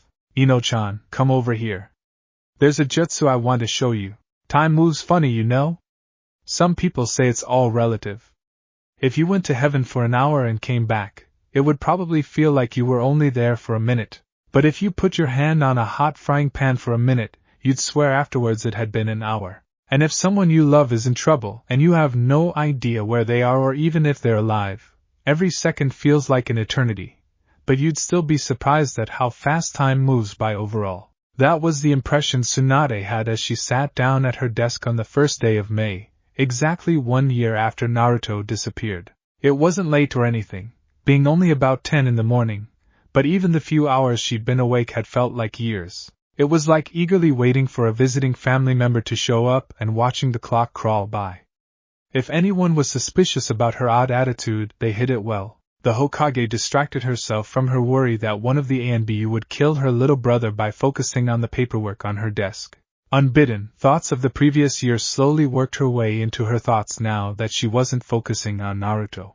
After the council started up their scheme, the 4 teams of the rookie 9+ guy had started training in earnest, though the only non-jounins that knew the full truth were Eno, Shikamaru, and Niji. Tsunade had hidden the truth from Sakura, even as she redoubled the girls' training. Each team had grown tremendously. Team 8 was doing well, as Kurenai had finally gotten Hinata a little more confident, and Kiba a little less. They weren't a spectacular team, but they had yet to fail a mission and were very dependable. Team 10 was doing alright. Shikamaru had taken an interest in exercising his already formidable brain, and Chuji was taking his training more seriously. Unfortunately, the team felt incomplete minus a 4th member, and none of the members were gung-ho about high levels of effort. Still, they were doing okay. Guy's team was the spectacular one. Lee's taijutsu was only surpassed by his mentor/guardian. Niji had tripled the intensity of his training after the failed mission to find Naruto, and was now only surpassed in the Hyuga family style by Hayashi and a handful of the branch members. Tenten was nothing to sneeze at either, as she'd started learning a wider variety of skills after her failure to defeat Temari in the Chunin exams. Despite Lee still being a genin, the team refused to handle any missions lower than B rank. They had rarely failed any assignment they were handed, no matter how difficult it was. They put the fear of Gear, God into the sound whenever they went outside Fire Country. And Team 7 was incredible.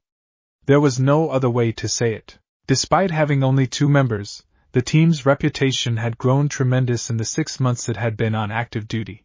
After taking Eno on as his official student, Kakashi had requested a solid half-year to train her and get her up to speed, since she was lagging so far behind her peers. Tsunade had reluctantly agreed, seeing the copy-nin's logic, but still not wanting to lose one of her most skilled shinobi for half 6 months when they were hurting so badly for experienced leaf nins. The investment had paid off though, and when they returned from the long training trip, both shinobi had grown in power and skill. Kakashi had improved from having a challenging sparring partner, and Eno, well, she was just plain impressive. Her bloodline limit was a perfect complement to Kakashi's, allowing her to catch the few things that his Sharingan missed. Her ability to sense lies from even experienced Jounin and ANBU level ninja was invaluable on spying missions. Her hellishly powerful illusions made interrogation or assassinations a snap. Several other Jounins had asked Kakashi to borrow her on tricky missions, though the copy-nin only agreed if he thought it would be good experience for his student. Even Ibiki occasionally asked for the genin's assistance on particularly tricky interrogations. The girl had looked disturbingly pleased after coming back from one of those sessions.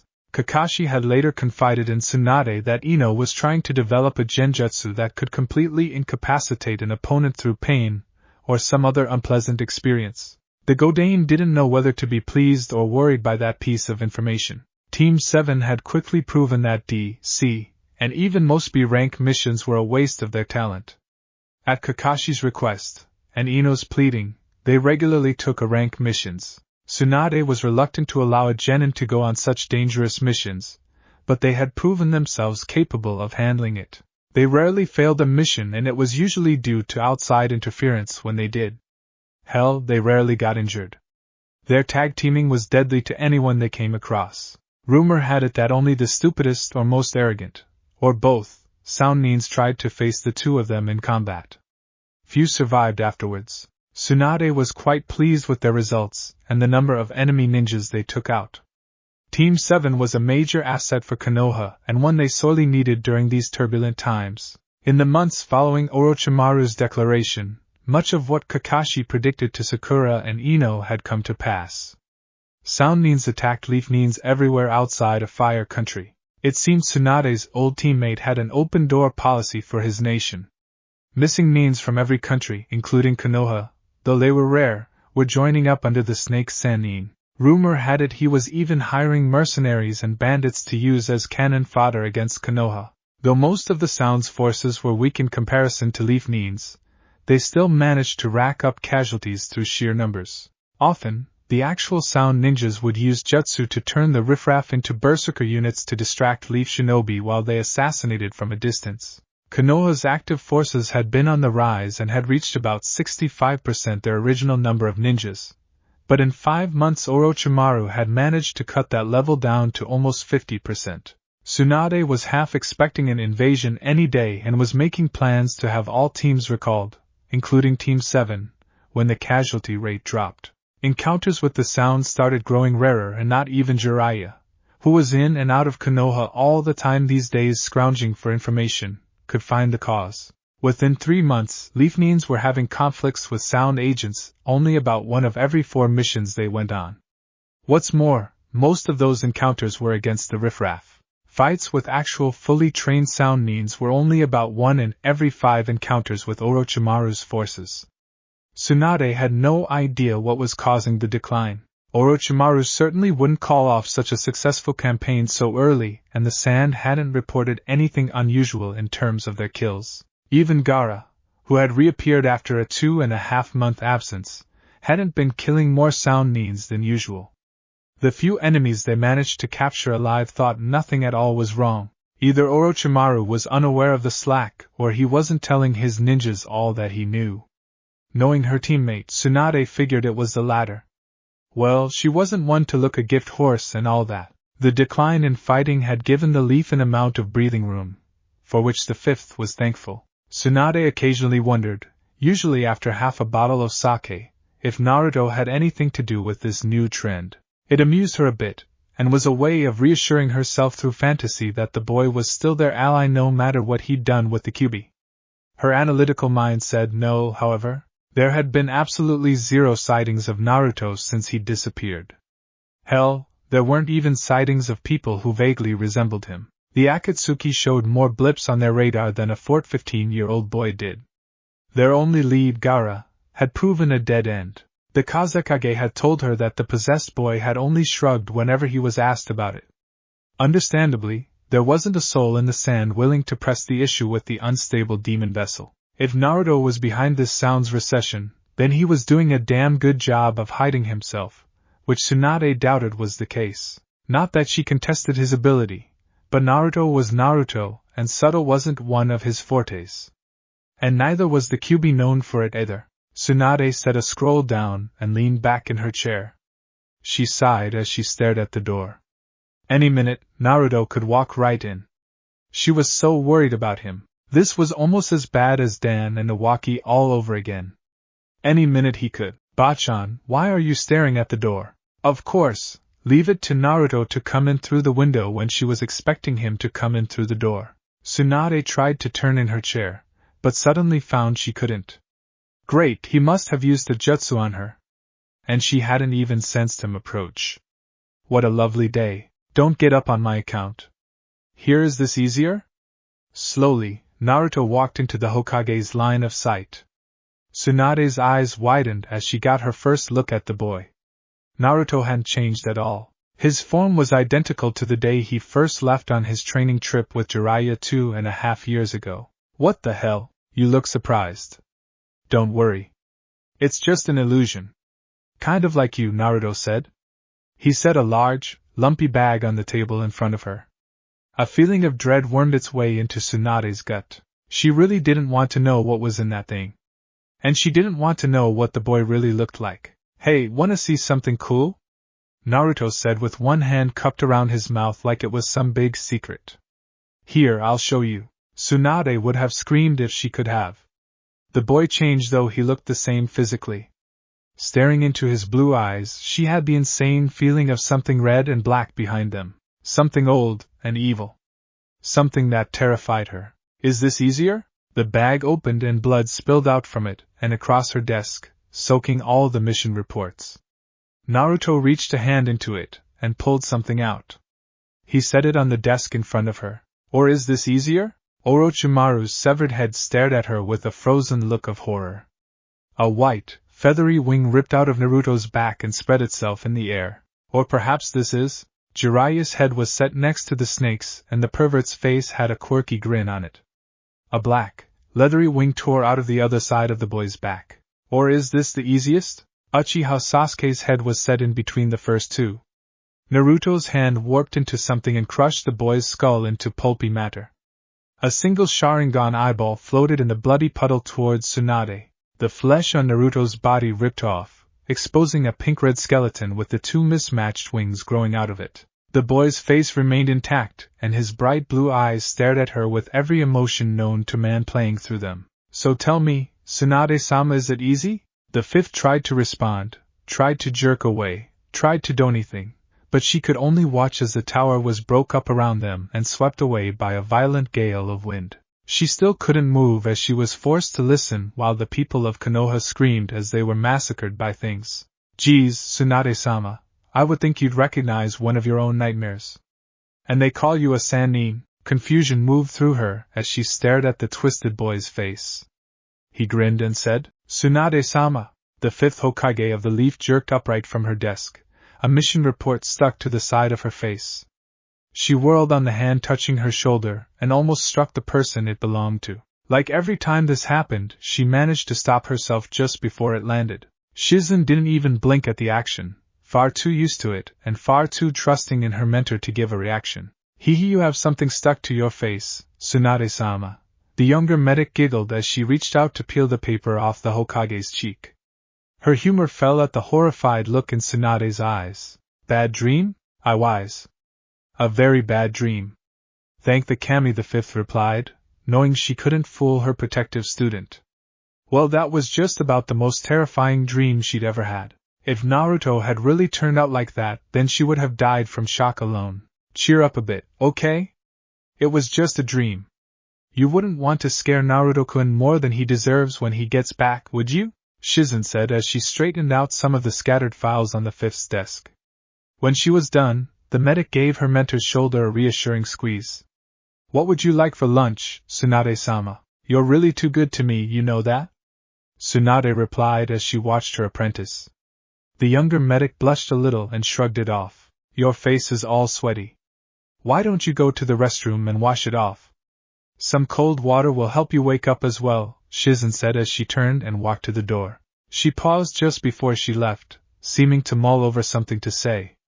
After a moment, she glanced back with a smile and said, You may not believe it, Tsunade-sama, but you're worth being good to. Tsunade stared at the door long after her student left, mulling over the young woman's words. She finally shook it off and got up to visit the washroom. Shizen was right. The cold water shocked all the weariness right out of her and helped break up some of the leftover images from her dream. The fifth shuddered at the memory of the vile creature from her nightmare. Cammy, she'd be glad when this day was over.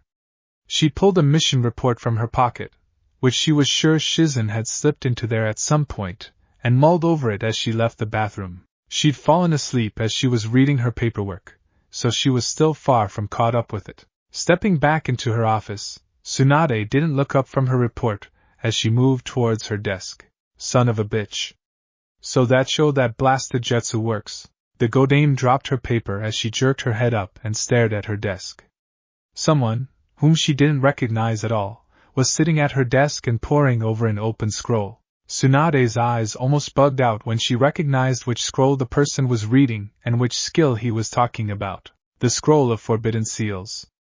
The Shiki Fujin technique. Holy shit. Tsunade dropped into a fighting stance, though she didn't know why she bothered.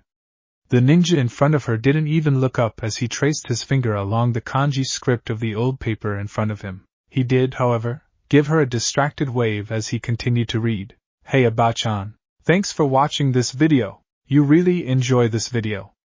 Like, subscribe, and comment down below, and turn on that bell notification. Don't forget to support and follow Kraken's Ghost for writing that awesome fanfic, and also make sure to comment on this story link in the description. See you in the next video. Goodbye.